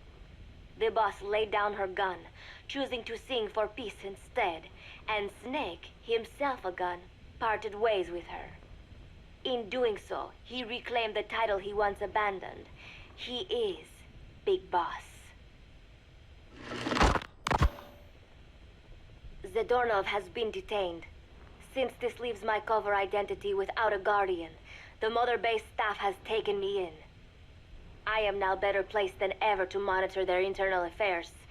Everything continues to unfold according to plan. The developer of the boss AI, Dr. Strangelove, has also come to Mother Base. With her and Huey's expertise, they can now develop a weapon capable of matching Peace Walker. Development on the bipedal weapon is now complete. They call it Metal Gear Zeke. It stands there like some sort of mystical guardian. The soldiers gaze on it with pride and reverence. Big Boss has elected to arm it with a nuclear weapon. As an army without a nation, they seem to feel the need for a deterrent against whatever the world might pit against them. It is a dangerous gambit. Why do such a thing? Their nuclear strategy differs from the Americans and the Soviet Union. The superpowers deter attack by revealing their nuclear arsenals to one another. Snake and his men know that if they were to go public with this, the whole world would unite against them. Business would dry up overnight. So they do not plan on revealing the nuke until necessary. This ace-in-the-hole approach is their idea of a nuclear strategy. Wielding a deterrent, all the while unable to reveal its existence. I wonder if Snake sees how vulnerable this makes them. Yes. Hijack Zeke? Yes, I did indicate that to be our leverage. But I cannot imagine his agreeing to that now. But did you not raise them to safeguard your governance without borders? No. I have not forgotten. Cypher watches all. Yes, things are proceeding. but modifying Zeke has not proven easy. I am using Zadornov to buy some time. No, I have not forgotten what you said. However, well, forgive me for asking, but this is you I am speaking to, isn't it, Cypher? I will fight Big Boss. The world must be ruled by a single will.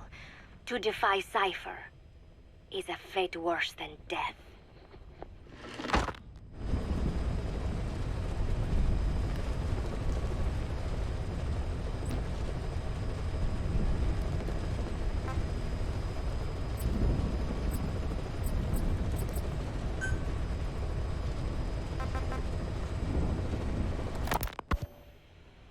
Snake, yesterday we received official communication from the IAEA.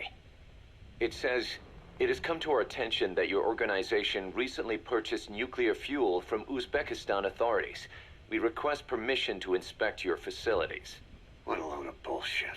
Yeah, they're after Metal Gear Zeke's nuclear warhead. I'm betting this is payback from Cypher after Paz's leak. Using the UN. There's no telling how much influence they have. But the IAEA can only do inspections in countries that are party to the NPT. And we're not a country. Exactly.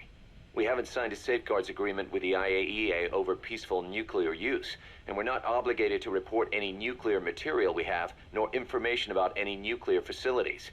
The IAEA has no authority to inspect us. But despite all that... That nuke's our last line of defense. We don't want to announce we have it until the world is preparing to wipe us off the map. Until then, we let everyone think we're just a private army with conventional firepower. What's Huey's take? That the problem's how to hide the nuke in Metal Gear. But I gotta tell you, he was all for it. I see. But there's no way we can have the IAEA poking around here. So what do? Ignore them? Send them an official letter of refusal.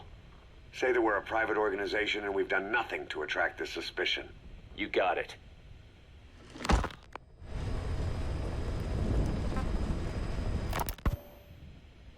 We finished Zeke's waterproofing reinforcement yesterday. The day after tomorrow, we'll be done installing the main depth control tank, the compressed air tank, and the attitude control propeller pod. Huey. If the underwater test goes well, next week we'll try the 300-foot seabed depth. Drop the act, Huey. How did we end up agreeing to the nuclear inspection? Because after you sent that letter, I told them. After careful reconsideration, we agree to your request. And frankly, we should be inspected. This is our chance. If they come and go without discovering the nuke, we can tell the world we're clean. Of course, it's risky, and we'll have to make sure everything's perfect, but it'll be worth it. Huey, can they do an inspection without going through the Board of Governors? We contacted the IAEA's admin branch, and they said there's no record of us being brought up at any of the board's meetings. I'd say probably a preliminary inspection to determine whether we should be referred to the board. So it's bound to be a small inspection team, and they won't be here that long. Don't worry, leave everything to me. Has the media gotten wind of this? Yeah, 2 major Western networks want to do stories on us. I planned on saying yes. What? You want to broadcast this place to the world? That's why I agreed to the inspection. This is a golden opportunity. We can use the media to prove to the world we don't have a nuke. Besides, even if we said no, it would just be delaying the inevitable. Kaz, our hands are tied now. Start getting the place ready. Thanks, boss. Don't get the wrong idea. You've set it up so that any more changes of heart will arouse suspicion, that's all. Zeke stays, but we'll have to move all other AFVs to shore. Any potential troublemakers can go with them for some mandatory R&R. Sound good, boss? Just do it.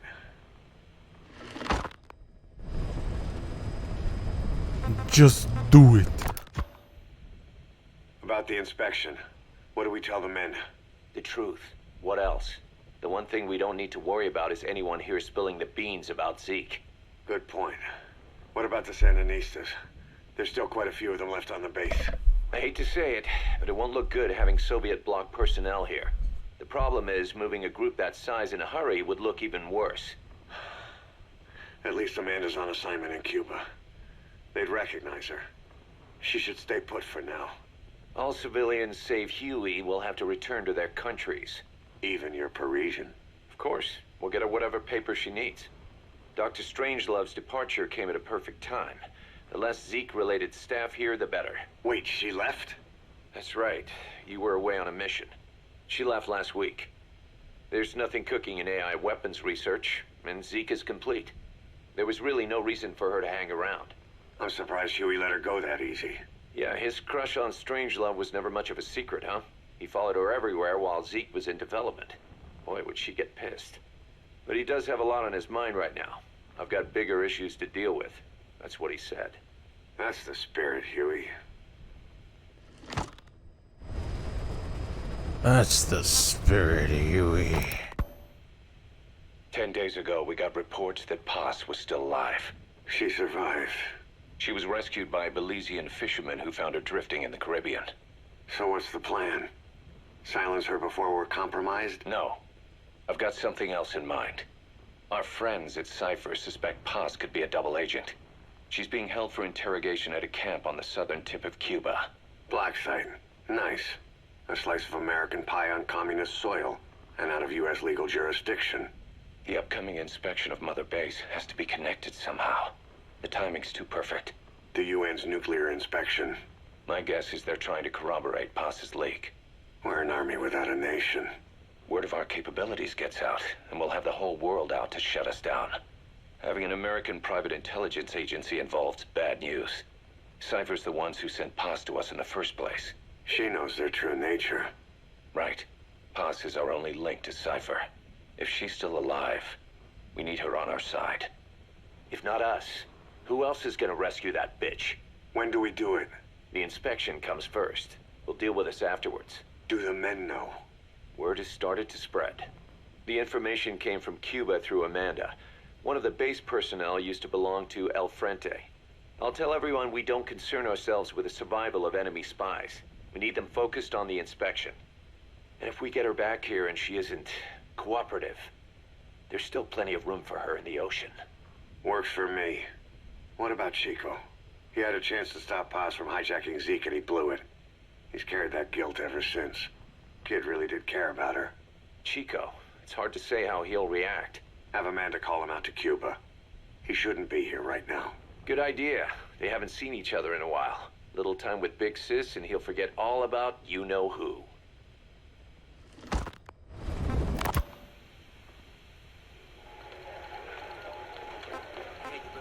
What? Still no sign of Chico? What's going on? It's Amanda in Cuba.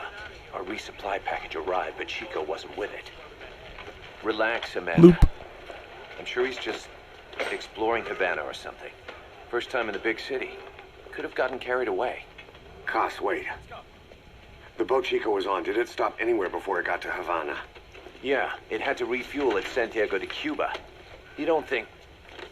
Oh, shit. You gotta be kidding me. He does this now? It's 60 miles from Santiago to the prison camp. Chico used to cross the mountains with the older Sandinistas like it was nothing. He'll make that in 3 days. Still, even if he does find his way there... You know how reckless he can be. Chico thinks we've abandoned Paz. That's why he's doing this. We'll start by having the intel detachment in Cuba look for him. We can't let him be captured. There's some cages to the east of a big building.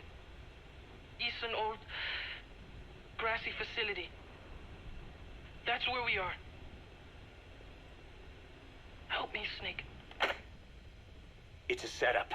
We have no choice. Yeah. If Chico talks, he could blow the nuke cover up. We can't hold off until the inspection's over. When can we be ready? It'll take at least 16 hours to confirm the flight path and prep a bird. The intel unit has started reconning the area. Sounds like I'll have to miss the inspection. Boss, we'll just have to send someone else to get them out. No. I'll go. Yeah. Chico and Paz would only take orders from you anyway. And we can't go taking on those Marines at the base head on. It's gotta be off the radar, and it's gotta be you. Hold down the fort, Cos. Just do it. Snake, you can forget about civil liberties where you're headed. God only knows what they'd do to you if you got caught. Do not let that happen. The Cubans leased the land to the U.S. as a gesture for helping them gain independence from Spain. The deal remains in effect until both countries agree to dissolve it, or the U.S. abandons the land. That's why America still operates the base even after La Revolucion. Problem is, it's leased land. Meaning it isn't American soil, so the U.S. Constitution doesn't apply there. That allows them to withhold its civil rights protections. Yeah, that's Uncle Sam's excuse. The area was originally only for detaining refugees from countries like Cuba and Haiti. But a few years ago, the CIA and its like started using it as a black site. Enemies of the state are renditioned there and subjected to extreme forms of interrogation. You can bet Cypher had a hand in that.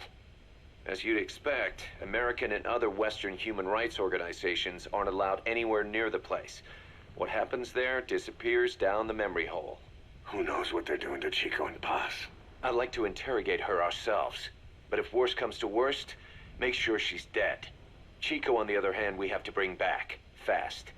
He knows too much about us. Cos? The area is surrounded by mines placed by both the U.S. and Cuba, making escape on foot impossible. You're heading into the lion's den, Snake.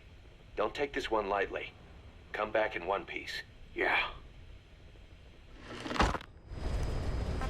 Just do it. This is a one-man infiltration mission, boss. Equipment is the bare essentials. Anything else will be OSP. The target location is a prison camp on a U.S. military base. Those Marines have the place locked down tight. Your only backup will be one extraction chopper. We can't send anything else. You won't need to. Again, this is infiltration, a sneaking mission. Your #1 priority is remaining undetected. Use discretion before engaging any guards you encounter. Be mindful of their sensory perceptions: sight, sound, smell, and pain. Fortunately, these atmospheric conditions will continue until dawn. That should provide you with some cover. At least the weather's on my side.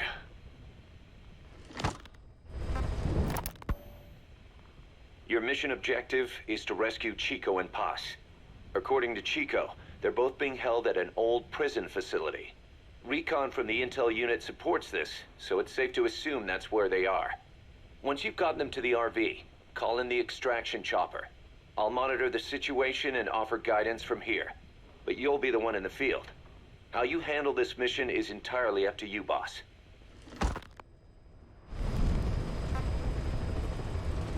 Just do it.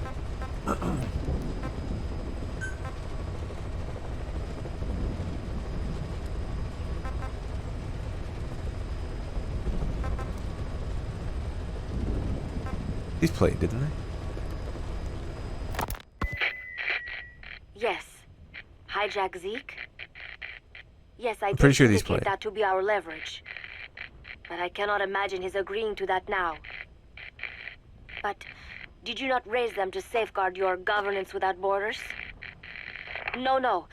I have not forgotten. Cypher watches all.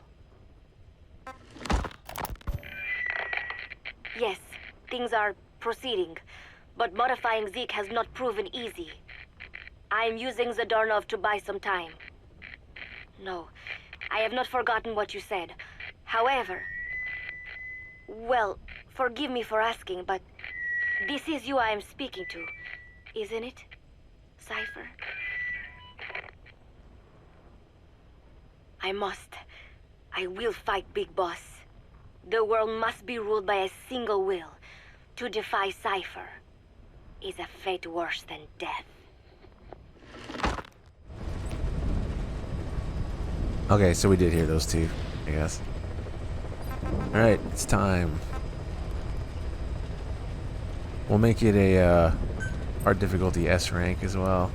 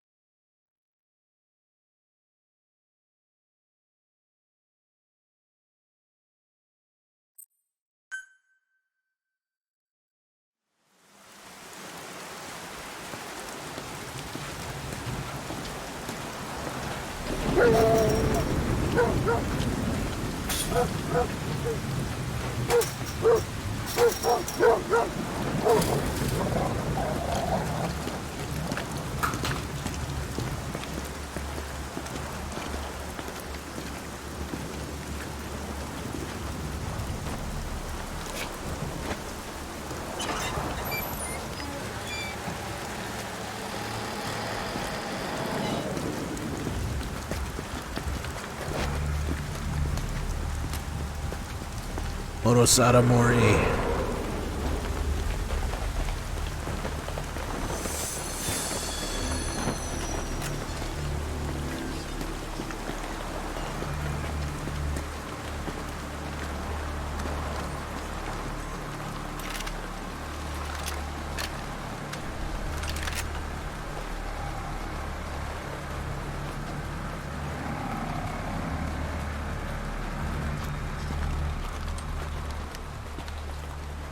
She told us everything. Don't worry, I kept my word. She didn't suffer long. Here. You earned it.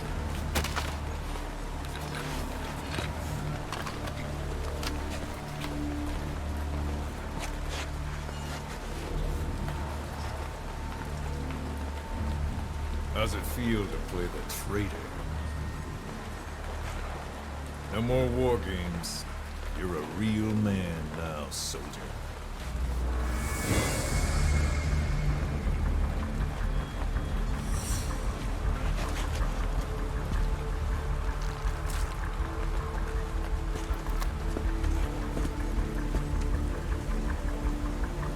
Give my regards to your boss when you get home.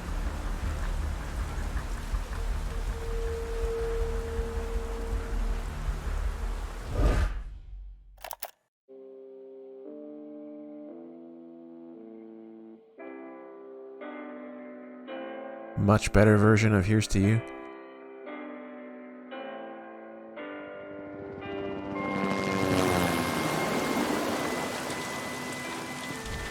Too bad the dogs didn't make it into the game. They were supposed to. But then again, with Phantom Pain, like 100 things were supposed to make it in and never did.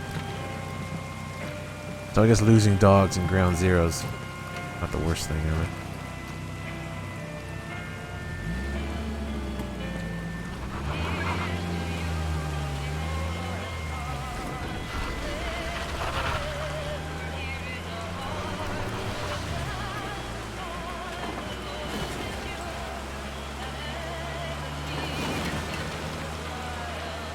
Ten days ago, we got reports that Paz was still alive. She survived. She was rescued by a Belizean fisherman who found her drifting in the Caribbean. So what's the plan? Silence her before we're compromised? No.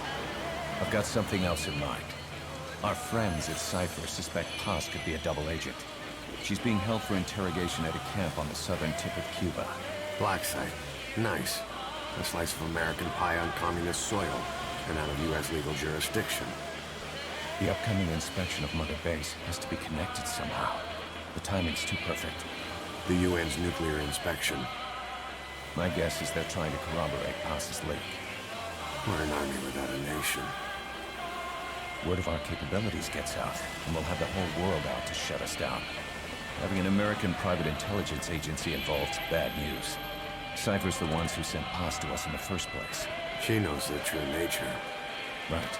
Paz is our only link to Cypher. If she's still alive, we need her on our side.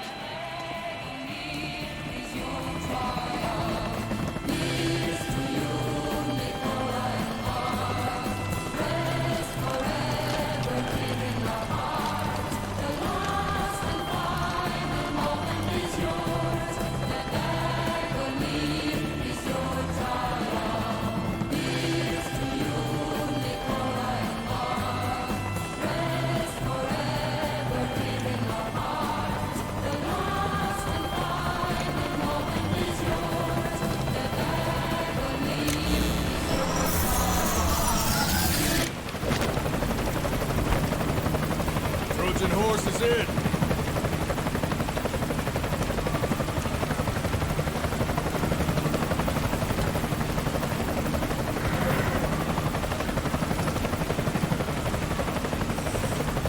This pirate crackdown's a go! Move!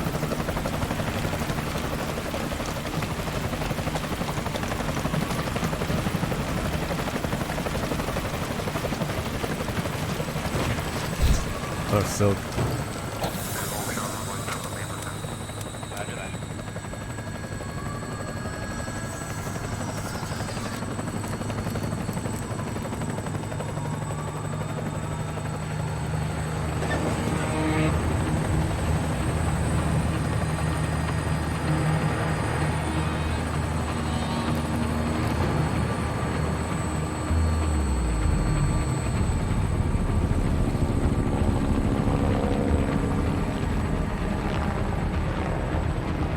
So who's the other target? That would be Chico. He's being held in the same area as Paz. Last radio contact was 40 hours ago. Find them both. Bring him back alive. Enter the compound from the south cliff. Secure Chico and Paz, then report back from the rendezvous point.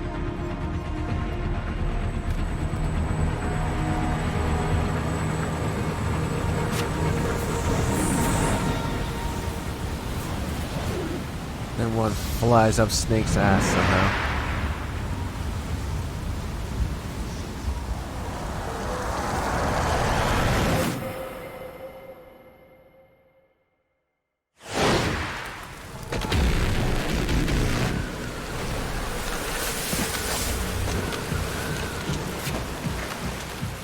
We'll send a chopper from across the Cuban border. You should be back at Mother Base in time for lunch. You'll probably just miss our guests. The only catch is you go in solo. The politically sensitive nature of the mission means backup is not an option. Fine. I like some alone time now and then.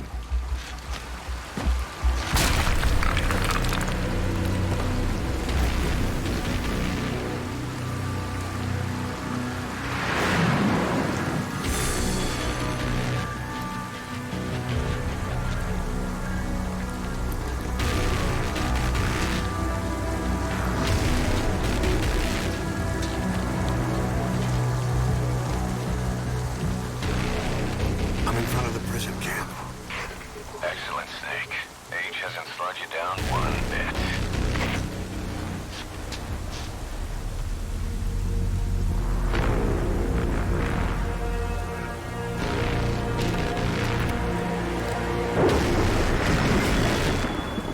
Kept you waiting, huh?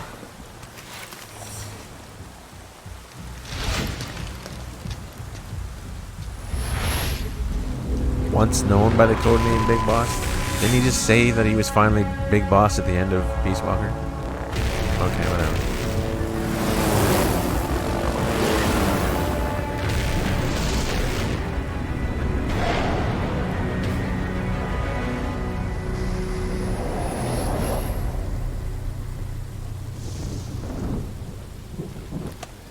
Dude and beef.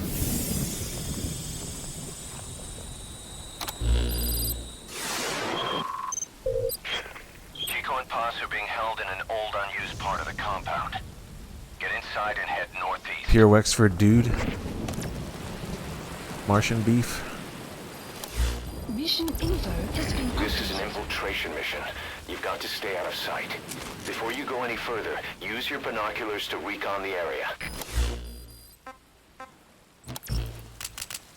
Pause this shit again? Wasn't there a way? Good. Jesus. Scared me. El Russell, I'm afraid it's been 9 years. Thank you. I need to alt-tab so I can switch speakers. On total bullshit.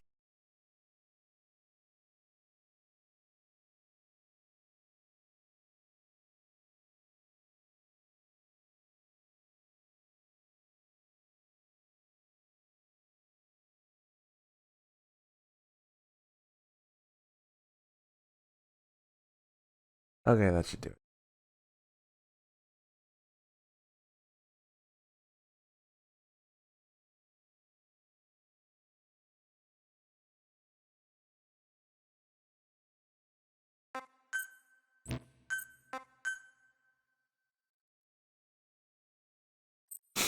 It's fucking PC. Good job. Good. Silk with the sub. Thank you. Good to see you. Old school names are nice to see. Mission info has been updated. This is an infiltration mission. You've got to stay out of sight. Before you go any further, use your binoculars to recon the area. Definitely starting to show its age now. Press the action button. 2022, I'd say. There's a guard up there. If you're going to eliminate him, use a gun. Now head east to the old prison area. You can bring up the target's location on your iDroid. CP, this is Solo 7. Contact me if you need advice. Send a unit to check it out. Over.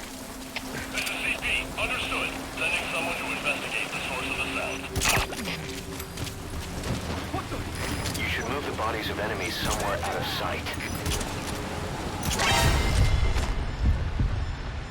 Oh shit, I actually got him before that shit happened. Should we start it again? I feel like we should just start it again.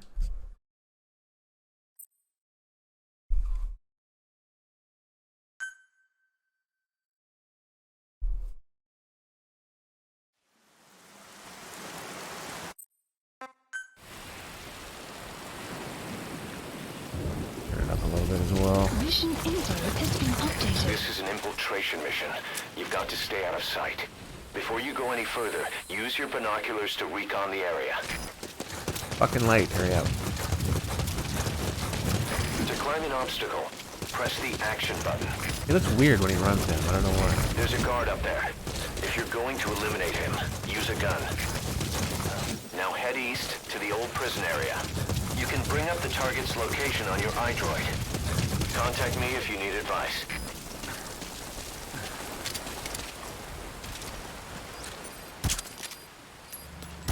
Damn it. Dude, we're in You shit. should move the bodies of enemies somewhere out of sight. No, I shouldn't. I should just fucking leave them there. Thanks, Cos.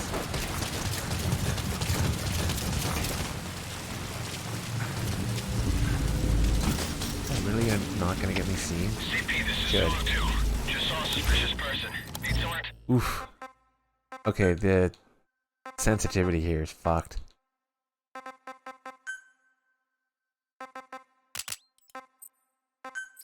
Whatever, we'll try 5.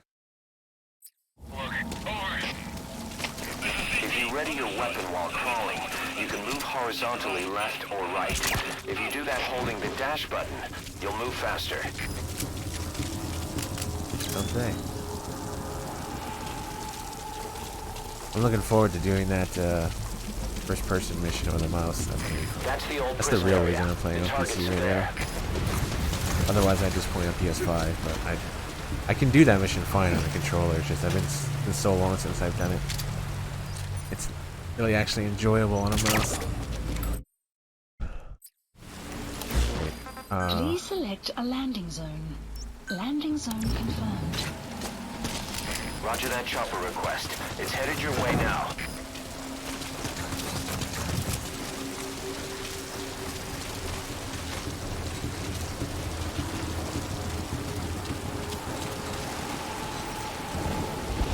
Chico. Chico.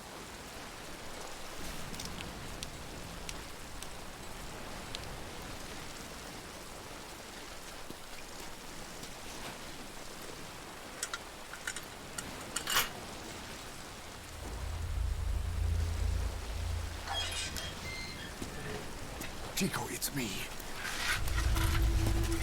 No! No! Go away! Go away! Move me out of here, please. Get off me! Get off! Chico, keep it down. Go away! Right over here. Hey, you gotta let me out. You let me out, no! Stay here. Get off me! Okay. Get off!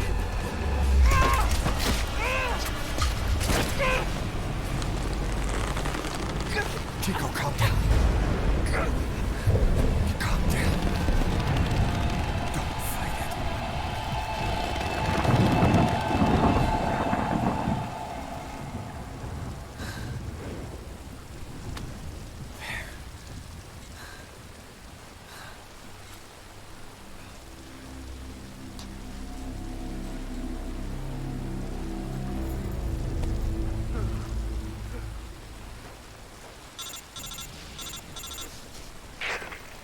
I got Chico. And Paz? Not here. Are you sure? Pretty sure. Is Chico able to walk? Hold on.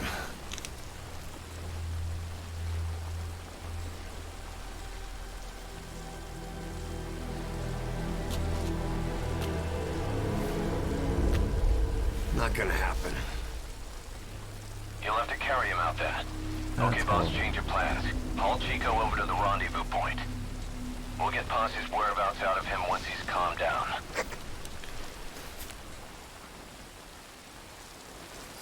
Jesus. Mission info These bolts in the RV on your ankles thing map. never really. Okay, map is being updated.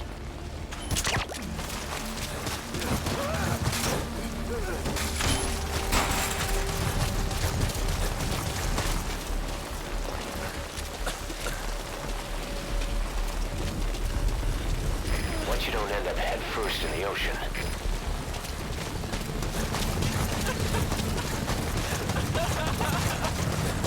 The RV's just a little further.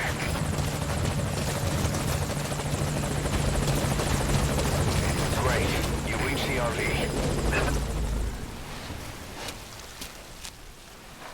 Chico, where's Oh. Boss?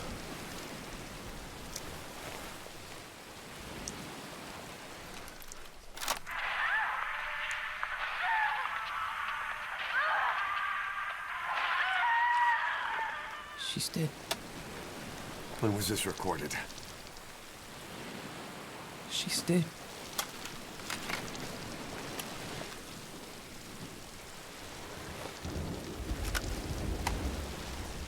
Well, the helicopter disappears during this scene. This is just a hunch, but I think that's all the cassette tapes. Boss, put the target on the chopper.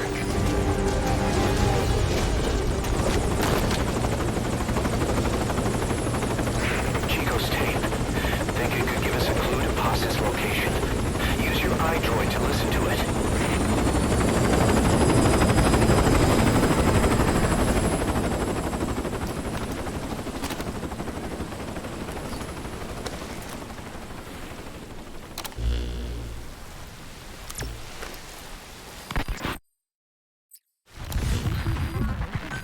Okay. Bus!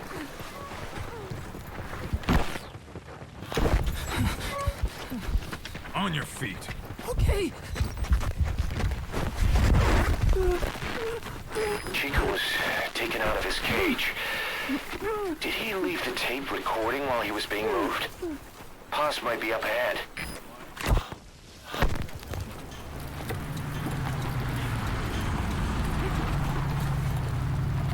I hear vehicles. And a flag.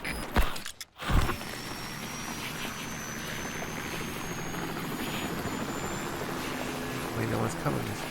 Must be near the heliport.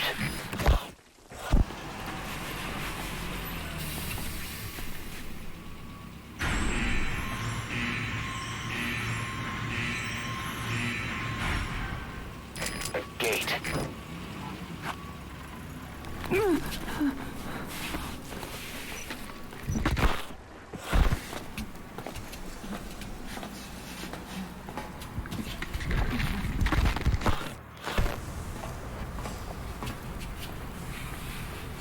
Chico. Nor did I stream the absolute balls off it.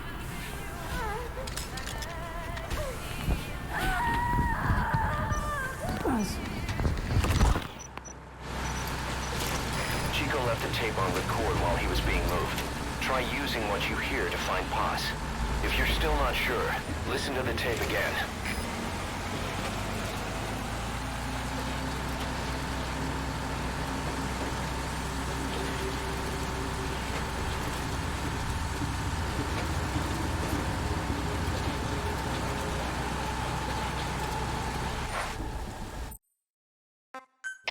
Open the front gate. Supply deliveries on its way in.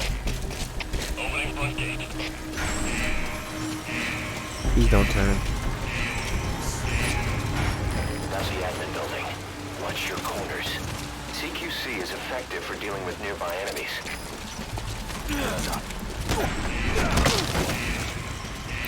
See. The surveillance camera. See.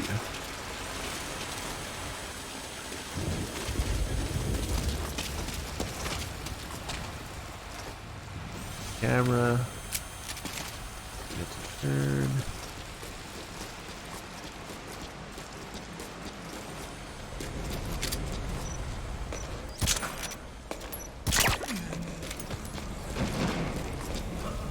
Hopefully this guy's still going.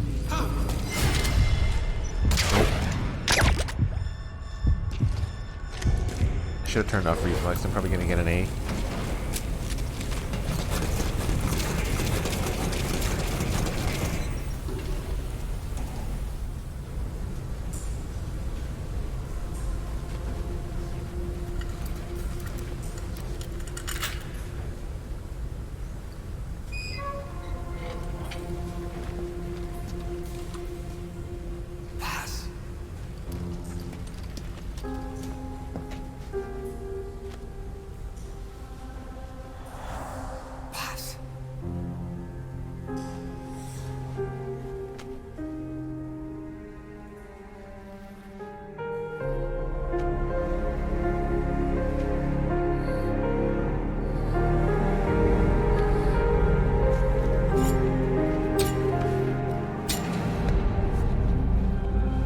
Cos, I found M&M. Taking him in.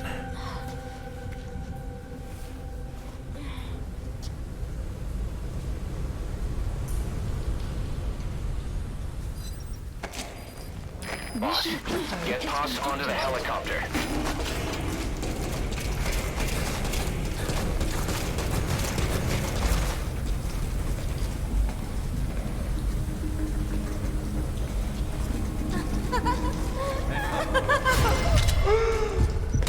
Son of a bitch, they're not even in the right spot. And I don't know why.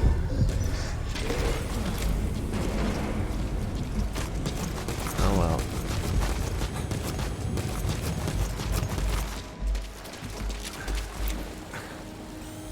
Probably the reflex beforehand affected it somehow. That I ended up doing. I'll turn it off. I'm gonna finish it anyway.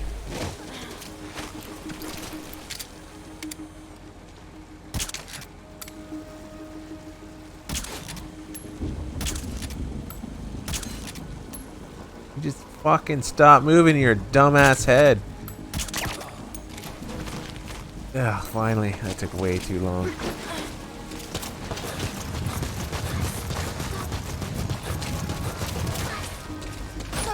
Go ahead and call the chopper. Well, let's hope I Keep don't an get eye caught out for here. nearby enemies. They can try to shoot Bunch down of the guys chopper. in this area. Yeah. Close. I almost got caught. And I've wasted a bunch of ammo as well.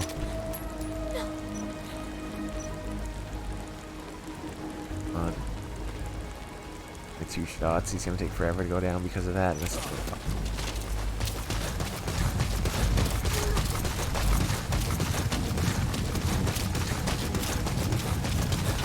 hopefully it won't turn to the left.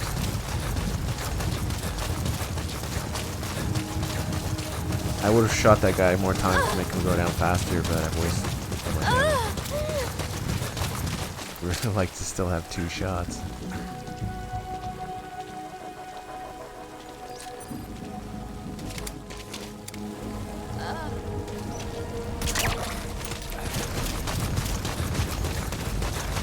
One shot left, 1 guy left.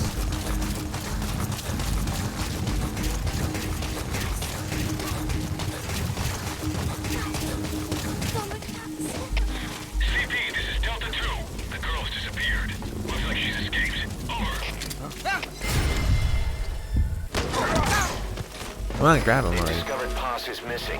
They'll be looking That for took her. forever. Hurry, you've got to get out of there.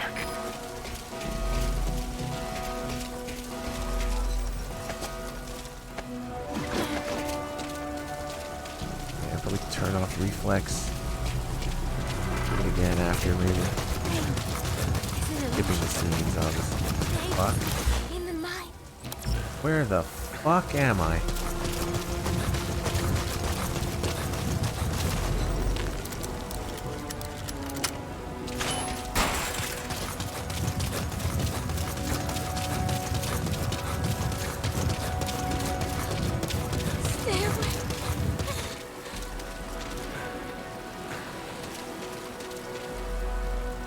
Four dozen missions? What are you smoking?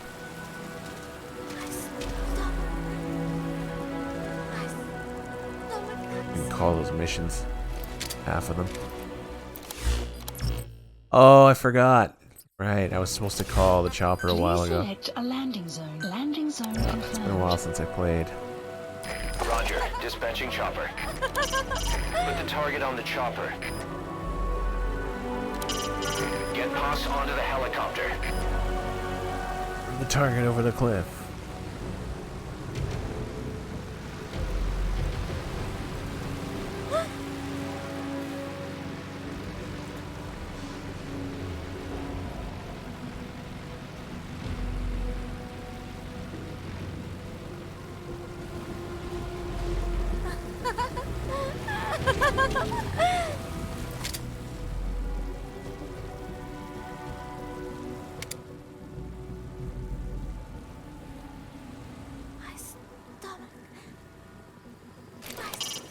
Put the target on the chopper.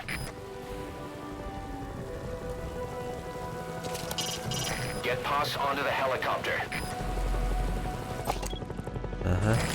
This is Morpho, arriving shortly at LZ. Rip Morpho.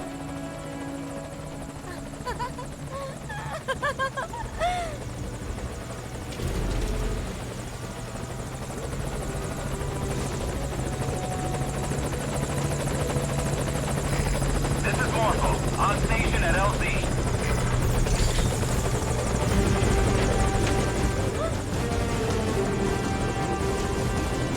Put the target on the chopper.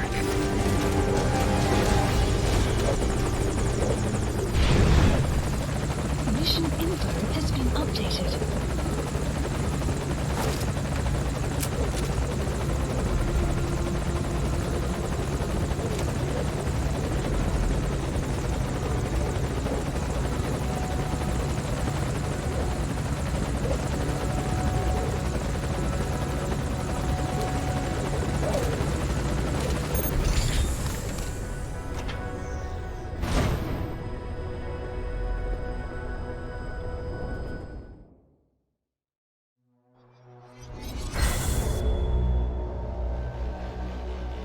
Yeah.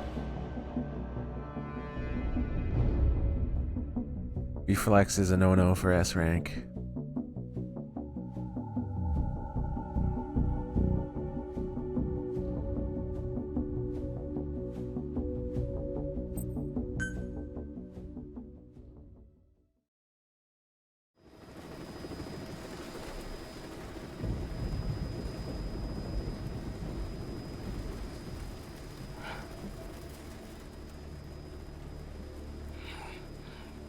Snake. Snake! Medic! Nick. Oh shit. Look who it is!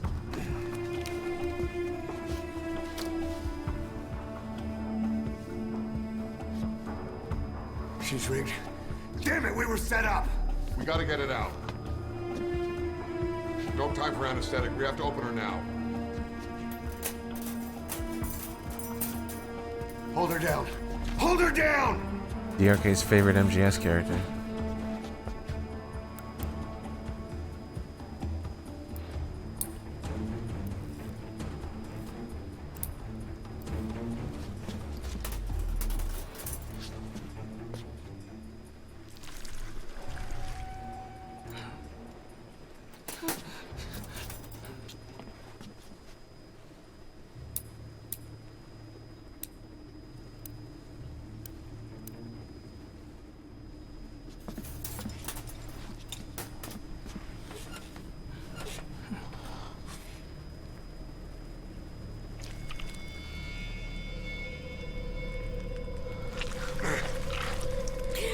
Keep her gun in.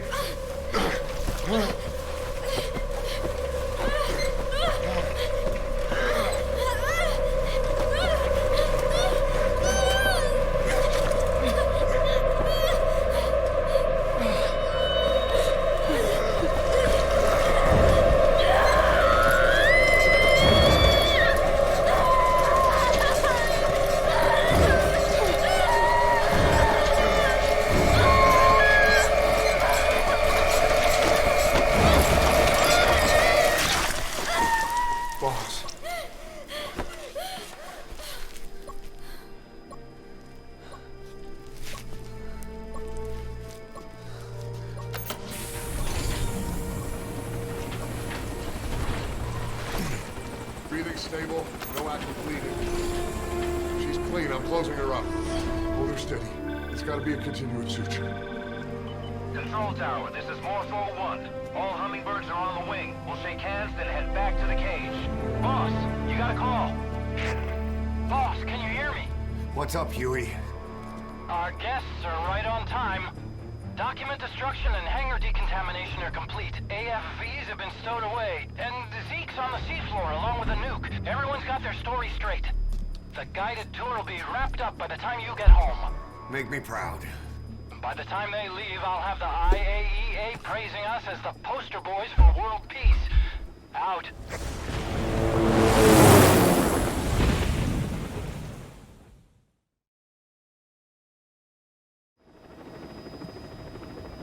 Tower, this is Morpho 1. Do you copy? Can't get through. The link seems fine, but...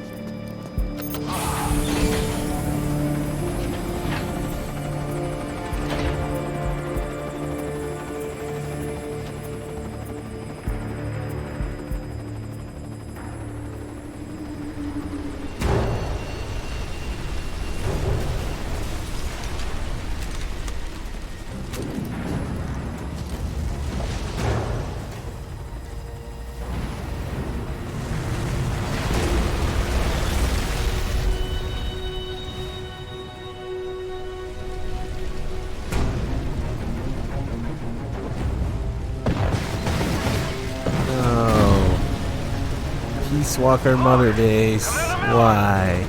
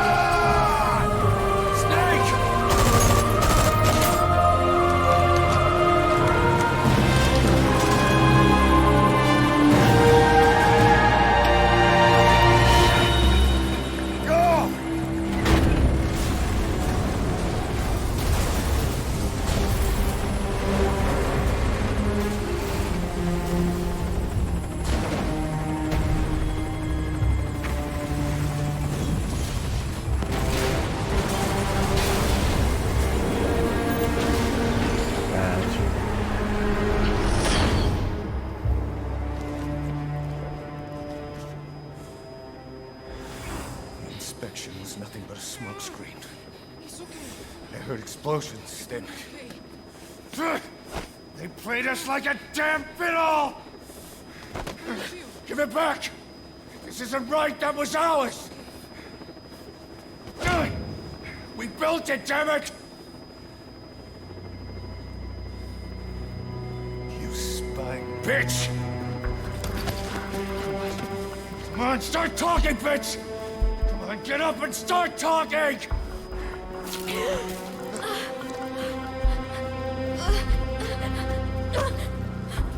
Dude, could you imagine standing right now? She'd be in fucking agony. Like, I don't think she'd be able to roll off that thing without experiencing unholy pain. Bob, there's... It's all right. We got it out.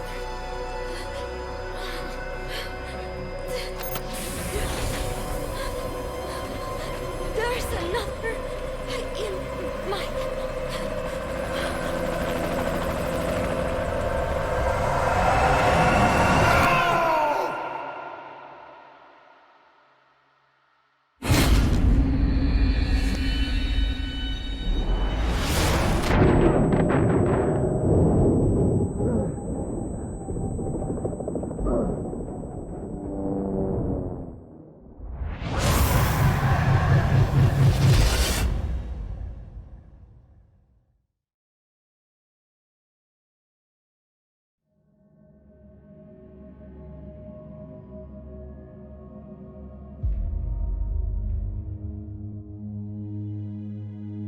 The US was fingered. Yeah, finger the US. Oh yeah. That's good.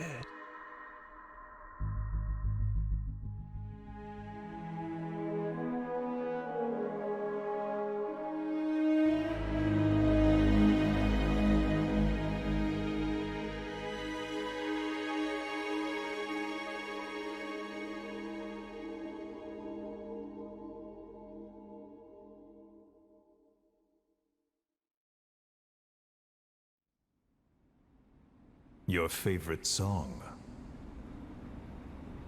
Nicola, Bart, immigrants wrongly executed. But their deaths served as a message to others.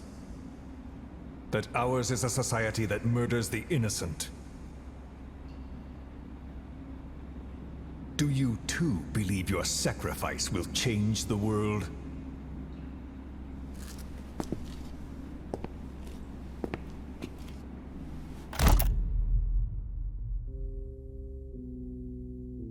That ours is a society. Settle down.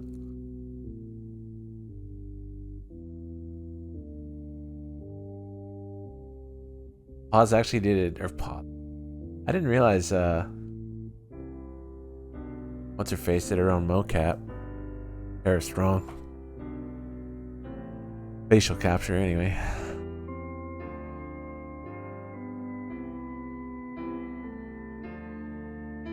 Moro Saramori.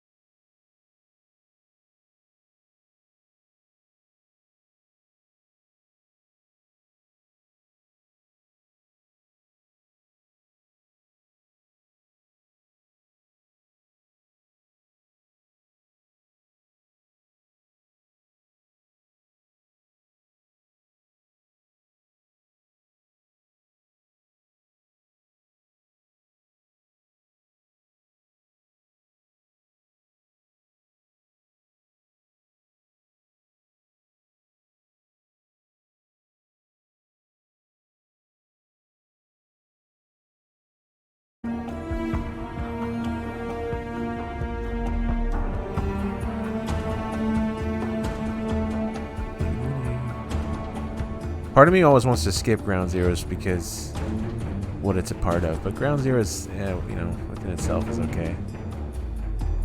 I pretty much always tell Twitter anytime I find out that it's on sale somewhere. It's usually like $6-7 or less. Well, that's Canadian. It's like $5 American sometimes. I've seen it cheaper. Try and keep an eye out for that. Let people know. Just for $5, people need to be playing it.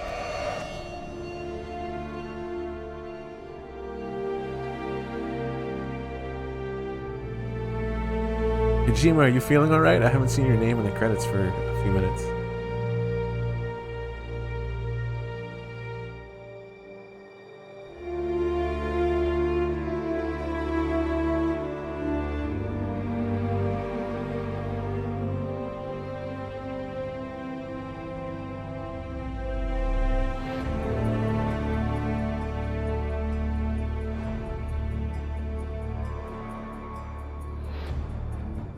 Letters at the end of names.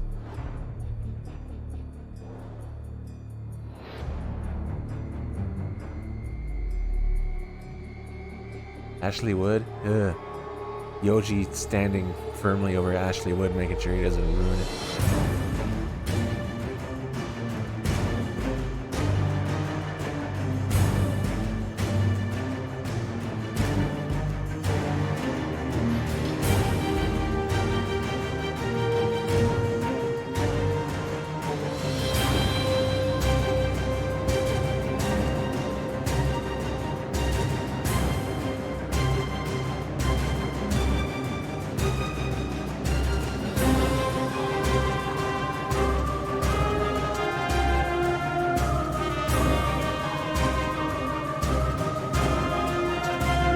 Ulysses. That's quite the name.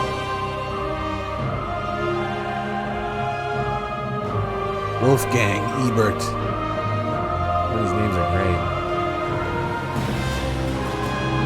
I want to change my name. I want to change my name to Wolfgang. Still scanning for Kojima's name. Pretty sure it was 9 times.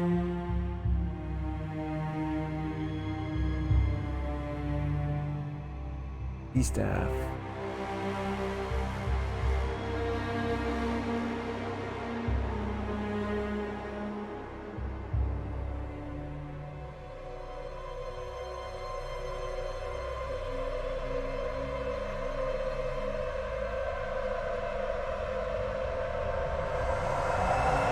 I'm gonna skip the next part, by the way. Shit, Phantom Pain trailer.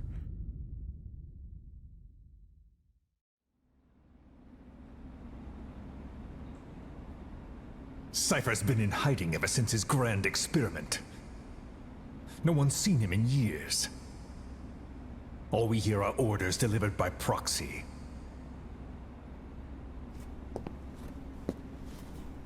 Except you. You met with him, face to face, in order to contact Big Boss. Tell me where he is. Where is Cypher? Where is Zero? I've never known choice.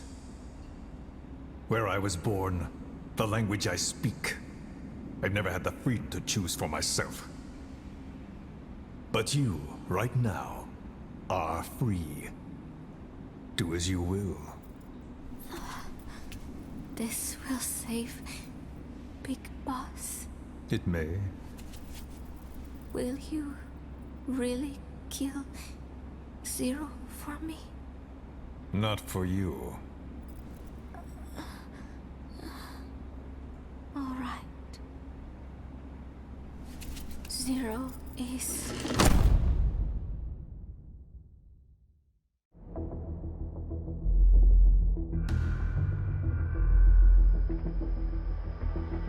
Here we go again.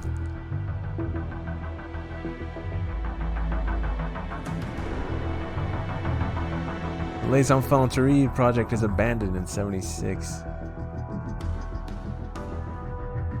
We're coming up to it again. 1983. 1983. Oh shit! Where's 1984? Nothing happened.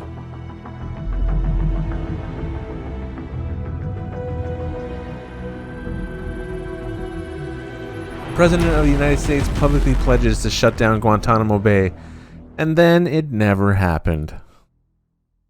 Thanks, Obama.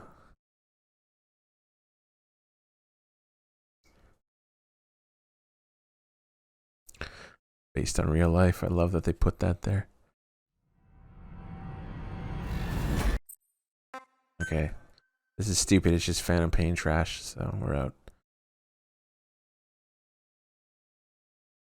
Go watch shitty Ground Zero's Phantom Pain trailer on YouTube if you want.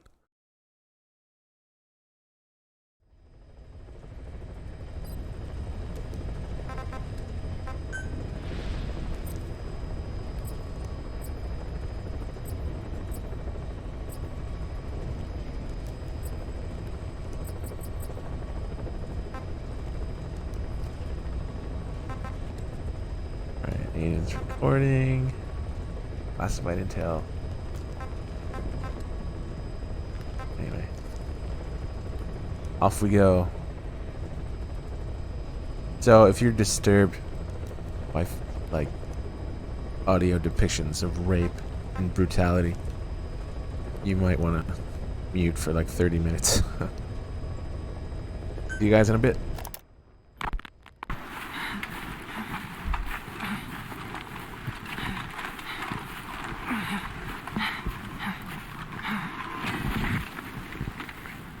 Terminal. I made it ashore. I'm in Cuba. Security looks lighter than I thought. I wonder where Paz is.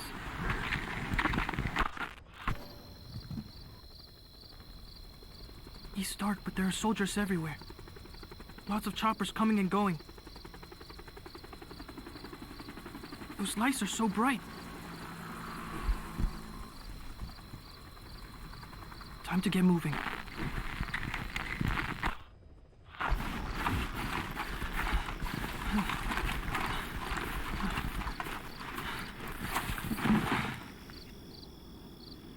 I got close to the fence to see if I could spot her. They had a guard posted, so I got out of there. Get secure.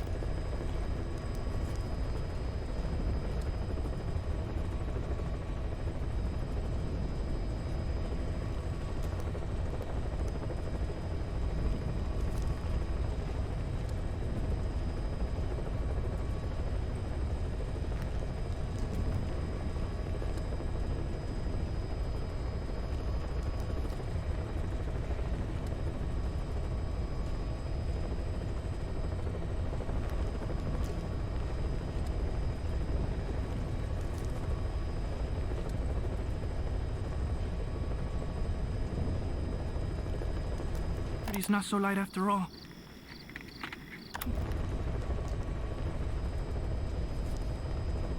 Tell me, Paz.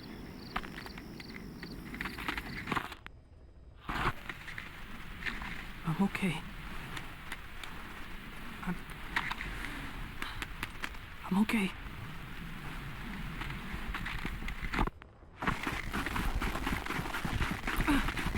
I think I found her. It's gotta be Paz. No. They're looking for me.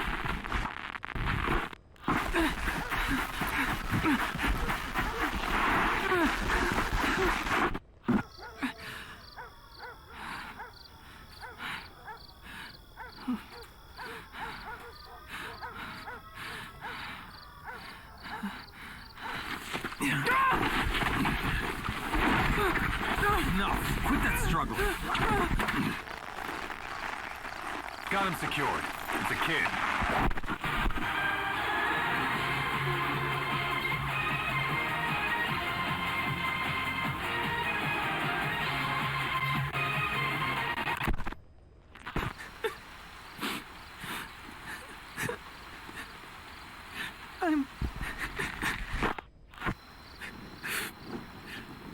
I got caught. I'm in a cage. Gave me back my recorder.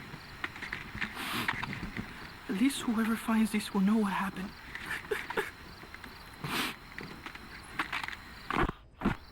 They're holding others here too. Still no sign of Paz.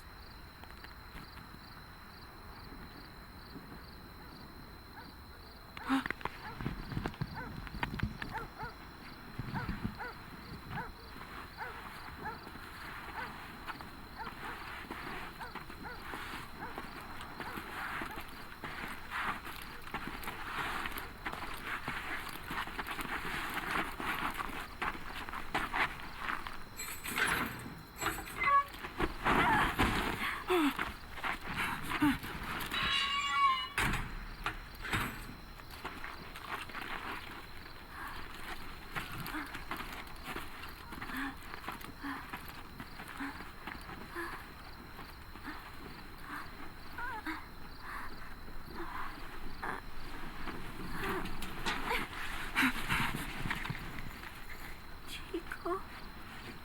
Paz? Chico.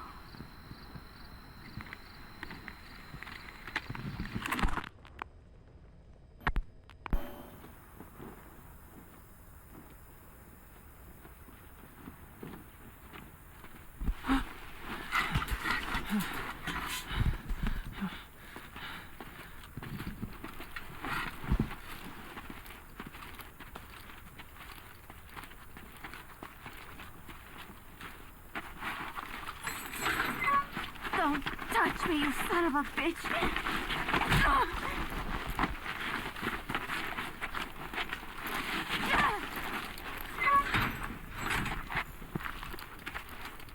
Paz!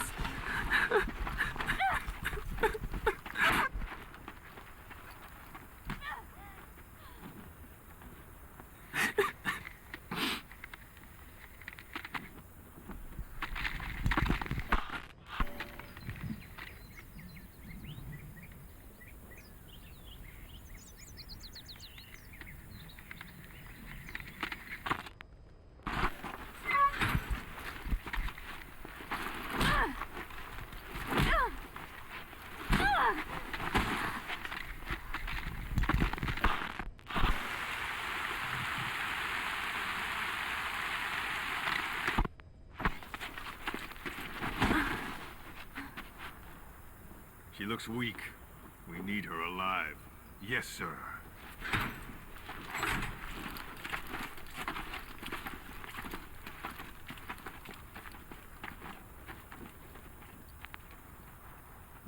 Paz, Huh? you're back early today. Early. And the sun is still up. See. Yeah. Chico, Yes? let us not do this, okay? Huh? I do not think I want to talk to you. But I came here to... Just quiet, Uh, or I'll scream. what the... I don't get it.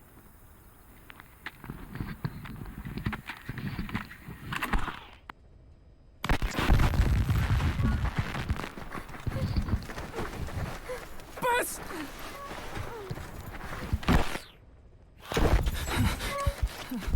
On your feet. Okay.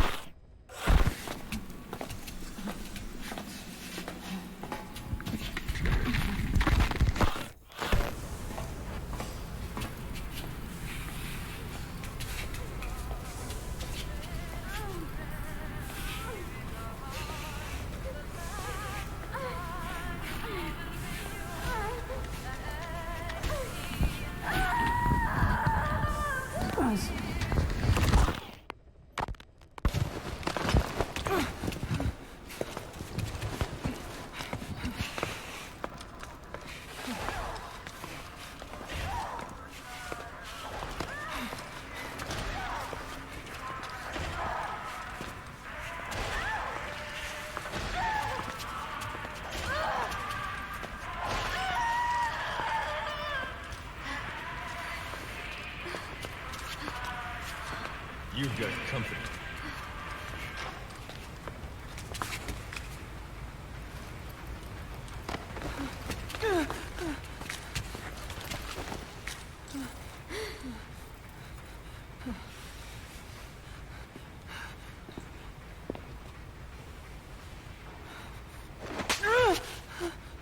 Does it hurt?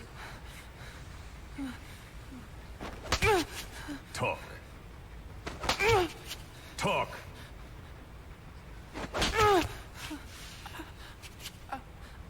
You can speak, can't you? Then talk. Okay. Okay. Good boy.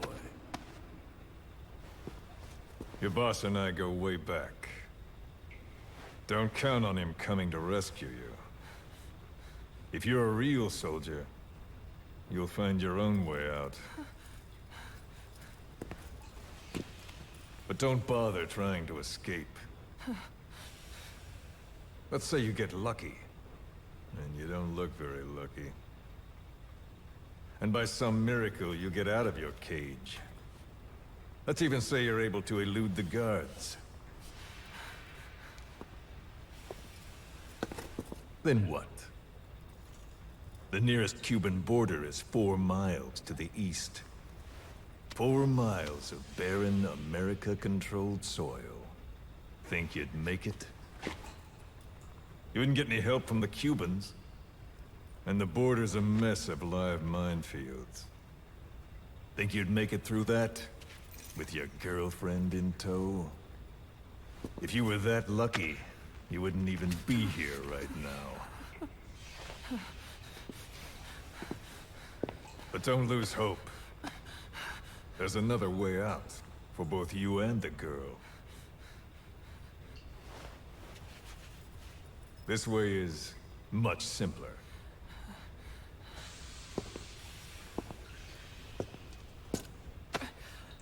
I ask, you answer. Easy, right? Just tell me what you know. You're dumber than you look. Wasting your time torturing kids.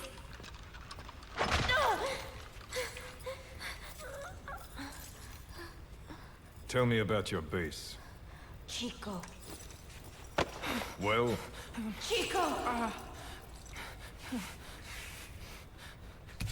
Hit me!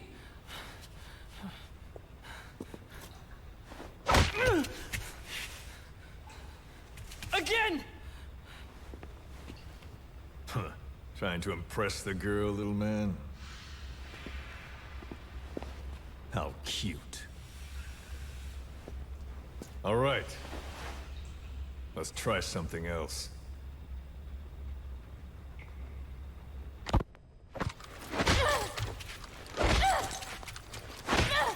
Stop it! She'll get what she deserves. We were comrades once.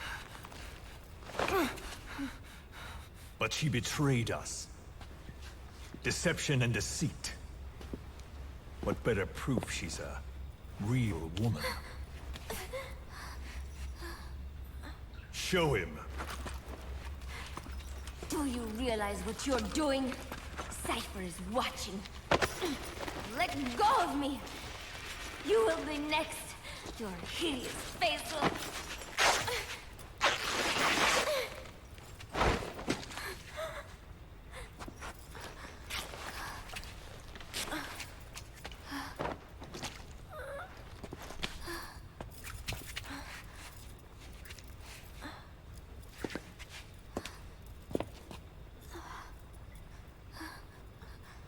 Repulsive, isn't it? Look. Look carefully. Watch out when you grow up, boy. This is the kind of woman you'll want to avoid. Of course, scars like those make it rather difficult to lead a normal life. I should know. Continue. Talk, and you both go free. Chico! No! Only you can stop this. Don't talk!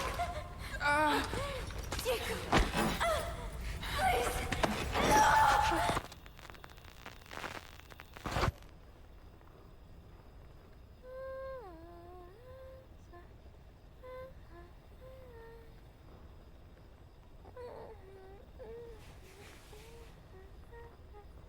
Paz.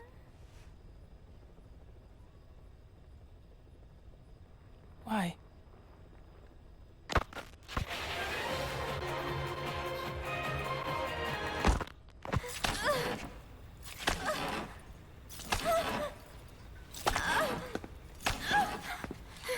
Move. Get up. Huh? You heard me.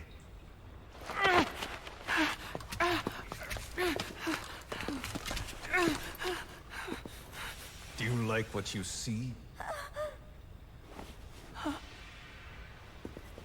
I said, do you like what you see? It's like fruit. Does she look sweet or sour? A man has to know these things. Time for a taste test. Either you take her now, or you're strung up next. Don't worry, Chico. No. No. It's okay. Chico, you won't hurt me. I don't. Get on with it. I can't. Chico. No. Come on.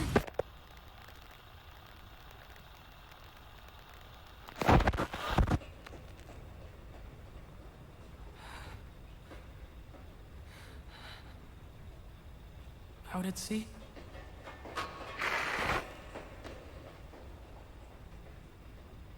Staff of 300? But usually there's... Zeke. And again. See? That wasn't so hard. You got what you wanted. Were you satisfied? We're halfway there.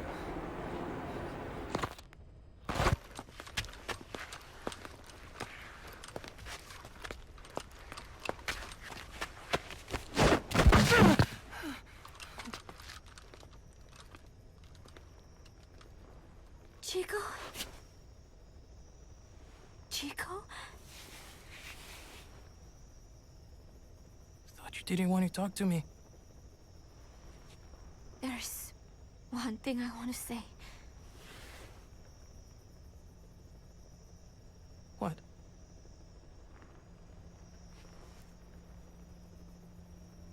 I missed you, Chico.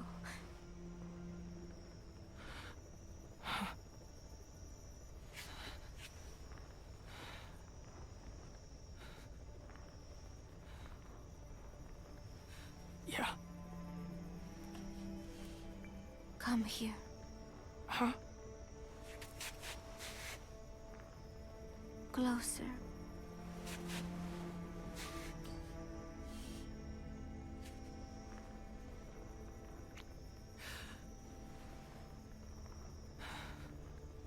No. Sorry. Enough already.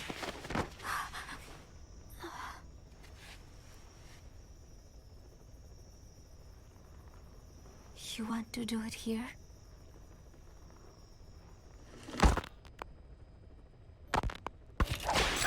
Come on, Paz, talk!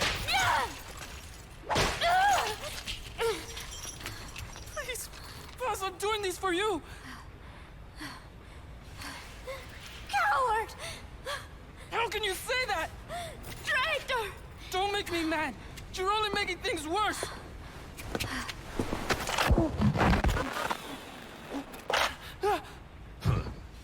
Take him back to his cage.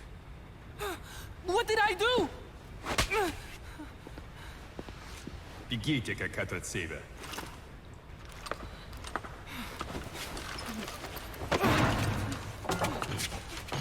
Give it back!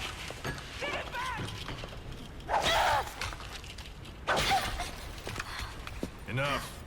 She's no good to us dead.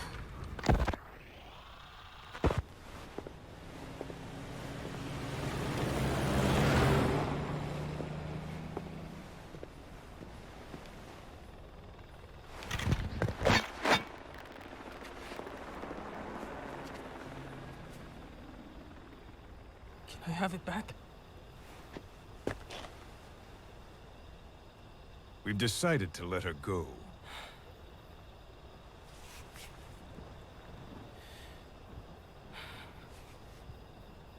So... She talked. Told her she should have just gotten it over with. She's going back to your boss. But only her. Huh? Those were the terms. She said to leave you here. I suppose she doesn't much care for you anymore. That bitch. Now, you've got quite a problem on your hands. When she gets back, what will she say? That you talked? Sold out your comrades? Your family? You're finished. You mean I can't go home? There's very little I can do for you. And I still have need of your services. Huh? You're going to call your boss for help. We'll make a recording, play it across public frequency bands. To bring him here?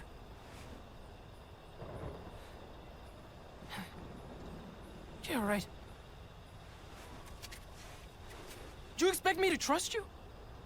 I'll never help you! Perhaps. But if you did, I wouldn't mind looking the other way if he did come for you. Take some guards off duty, let you quietly slip away. But you wouldn't want the girl leaving here alive. She'd have to be eliminated before he came. There's no other way. I'll leave you to think it over. Chico, growing up means choosing how you're going to live your life.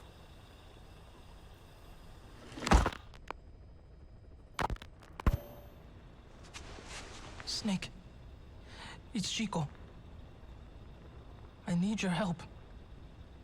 Cypher's holding me on a U.S. military base in Cuba. Paz is here too. We're at the prison area on the coast. There are some cages to the east of a big building. East an old, grassy facility. That's where we are. Help me, Snake.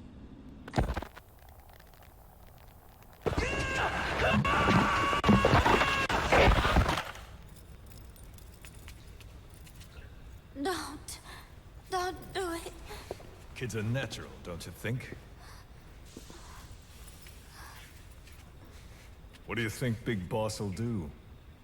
He'll know it's a trap, but he'll come anyway. That's the kind of man he is. Don't. Thanks to your report, a nuclear inspection team's being sent to their base.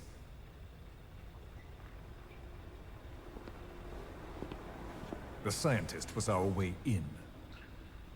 It all ends soon, exactly as I've planned. All thanks to you. Cypher would never. Yes, Cypher will surely mourn his death. I'll have no choice but to distance myself from the group. And then they'll eliminate you. No one will be left. Think about that. Big Boss or Cypher. You can only save one.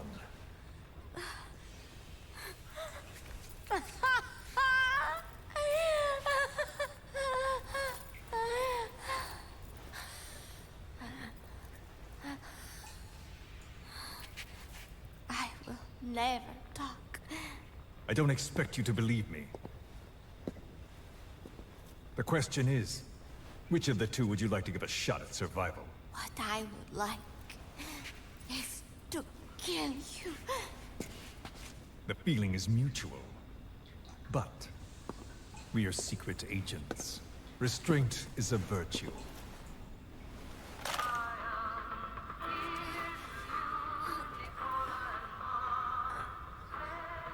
Your favorite song? Nicola, Bart, immigrants wrongly executed.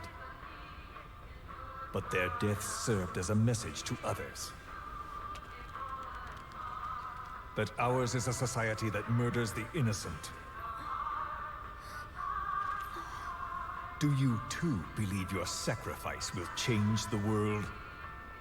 If so, the time is now. Cypher's been in hiding ever since his grand experiment. No one's seen him in years. All we hear are orders delivered by proxy. Except you. You met with him, face to face, in order to contact Big Boss. Tell me where he is. Where is Cypher? Where is Zero? I've never known choice. Where I was born, the language I speak, I've never had the freedom to choose for myself. But you, right now, are free. Do as you will. This will save Big Boss. It may. Will you really kill Zero for me?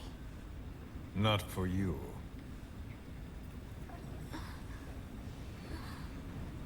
All right. Zero is...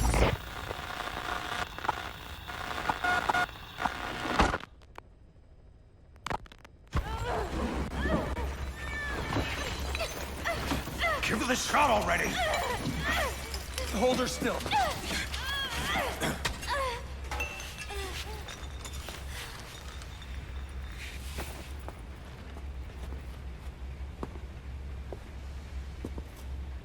Prep the package.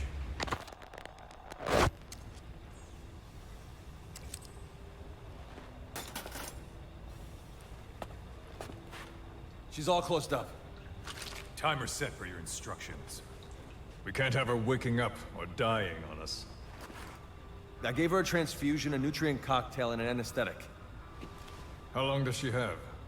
24 hours, same as her cargo. She won't last much longer than that.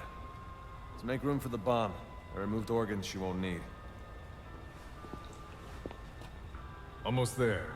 Now for the second one. In a place they'd never look.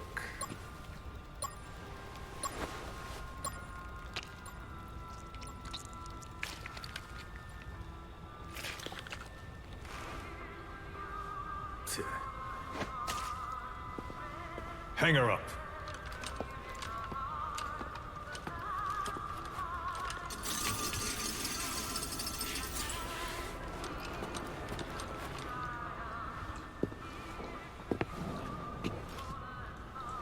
You shall not see triumph.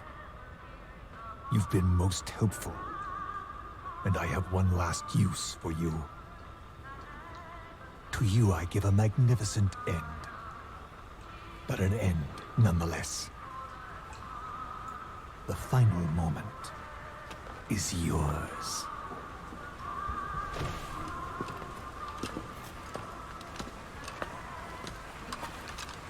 We heard from the advance team. Everything's right on schedule.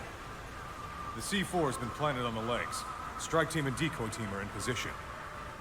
And we have confirmation that Big Boss's chopper is lifted off. A shame I won't see him. but at least I'll get a look at his body. Time for us to move out too. But first, let's stop by and see the boy.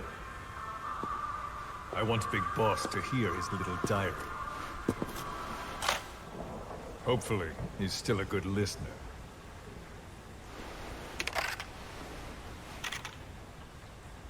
Give this to the boy as a reward, and a memento. Make copies. Yes, sir.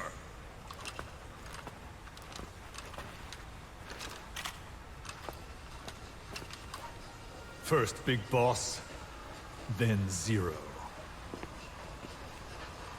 Liberation is at hand.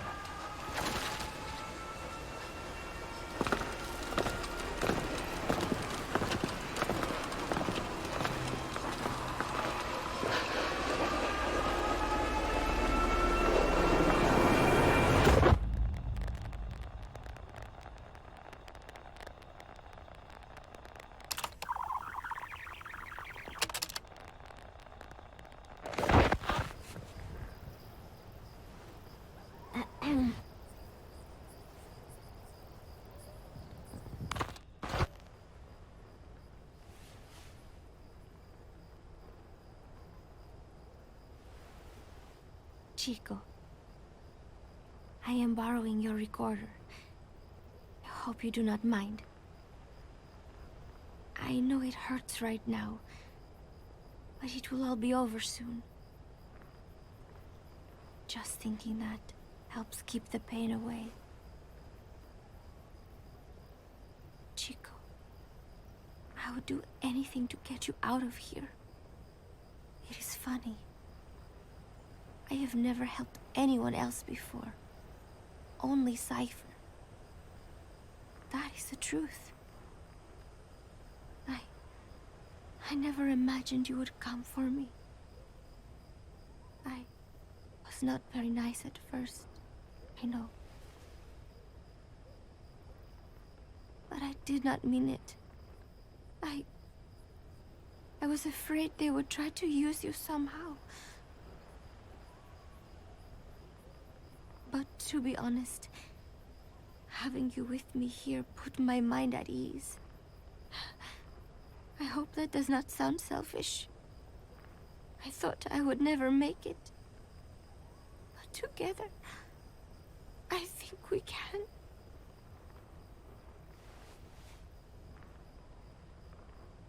I'm watching you sleep as I record this.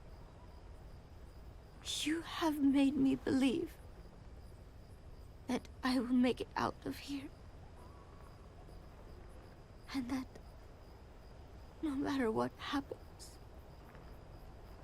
it will not be the end for me.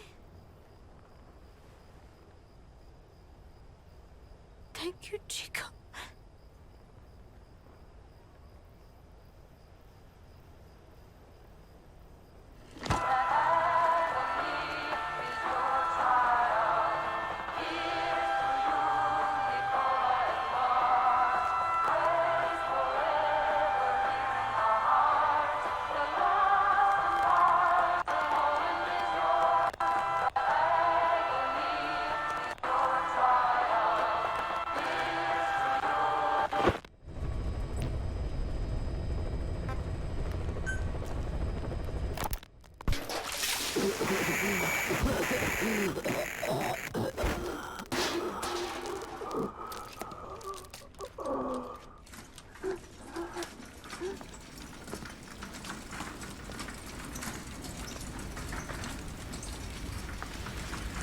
I needed this place to listen to the words people had to say. That's something they could never understand.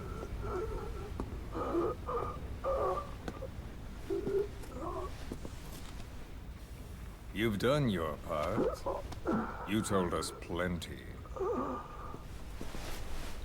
You've known the pain of ages. And even now you think, as any person would, that this can't be happening. Is it education? Morals? Faith? Just the imprint of a lifetime of stories? Face to face with oblivion, which is where you are. And you still think that help is coming. The world you were born into is made to save you. Isn't that right? Of course it is. Everyone knows that. Until your last breath, you know it. Without the slightest chance or reason left to them, humans are capable of hope. I'm no different. But for one thing, when my time came calling, I didn't die. My family died, my country died, but they didn't take me with them. All hell took from me was this skin, this outer peel that marked me human.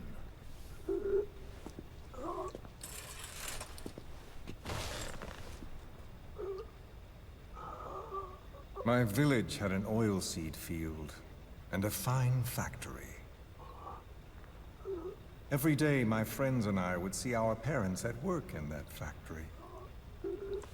That's all I had, all the world I knew. Then one day, aircraft came droning in from some far-off sky. The factory was bombed. Some spies had told them we were making weapons. The building burned. We tried to flee outside. The crowd blocked the exit. The crowd of people. Hot. So hot. I tried to push through their legs and get ahead, but a boot in my stomach put me on the ground. The smoke of them burning filled me up. I heard my name called, but not for long.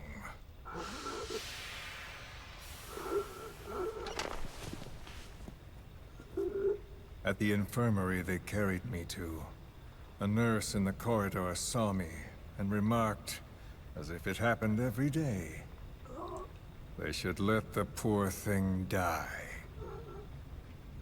Those are the only words of my mother tongue I remember.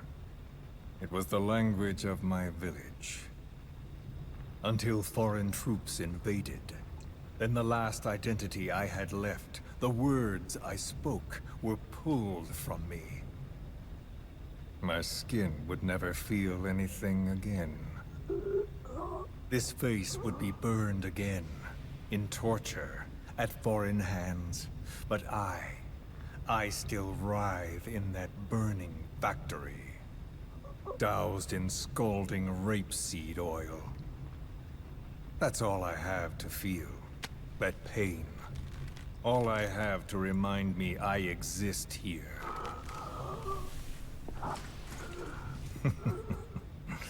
Those spies reported well. We made weapons, all right. As cartloads of rifles came in from the battlefields, we fixed them up and sent them back out. So our country could win. Or rather, so that little world we knew could continue. I came to realize I mustn't die. I'm their last hope. All those who perished and left me here. I have to accomplish something. If I don't, their will be swept out of this world.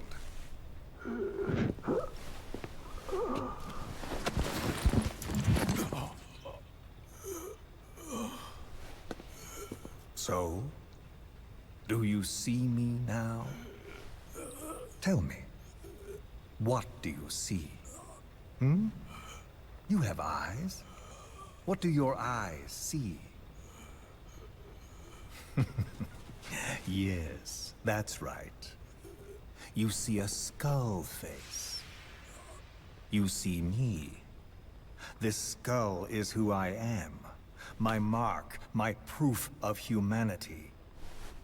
I have no country, no language, I have no face, but I haven't lost my skull. So I told myself, the pain and effort that keep me alive will never know relief, never bear fruit, never be repaid. I know that, but I told myself to focus on some hope, a non-existent hope, to guide me through this burning world. A hope. Call it a dream. A melancholic delusion. As the pressures within me stretch me to bursting, and I force myself not to cry out, though the words I thought were carved into me are gone, and all I knew is dead. I know how you feel. I've felt that. So show me that I'm not the only one. That you too can return to this world for revenge. Do you see me? Don't die. Don't die. Ah.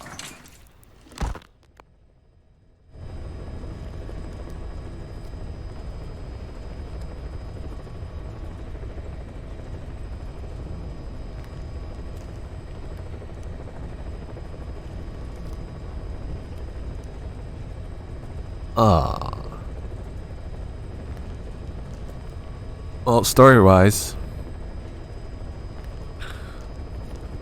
lore-wise, whatever. That's it for Ground Zeroes. I think I might save the S ranks for post MGS 4, something short to do because I'm done for the day.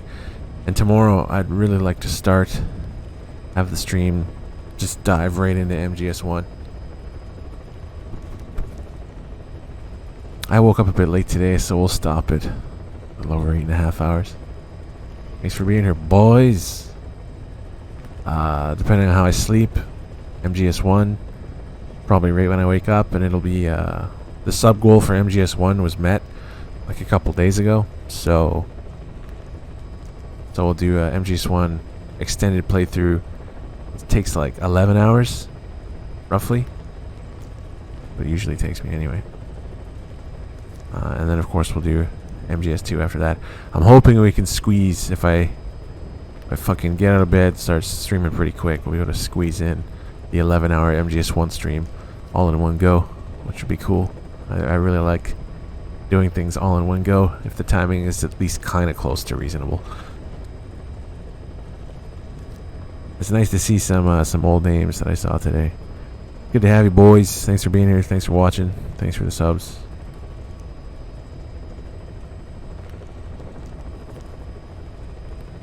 And see you guys tomorrow, very likely.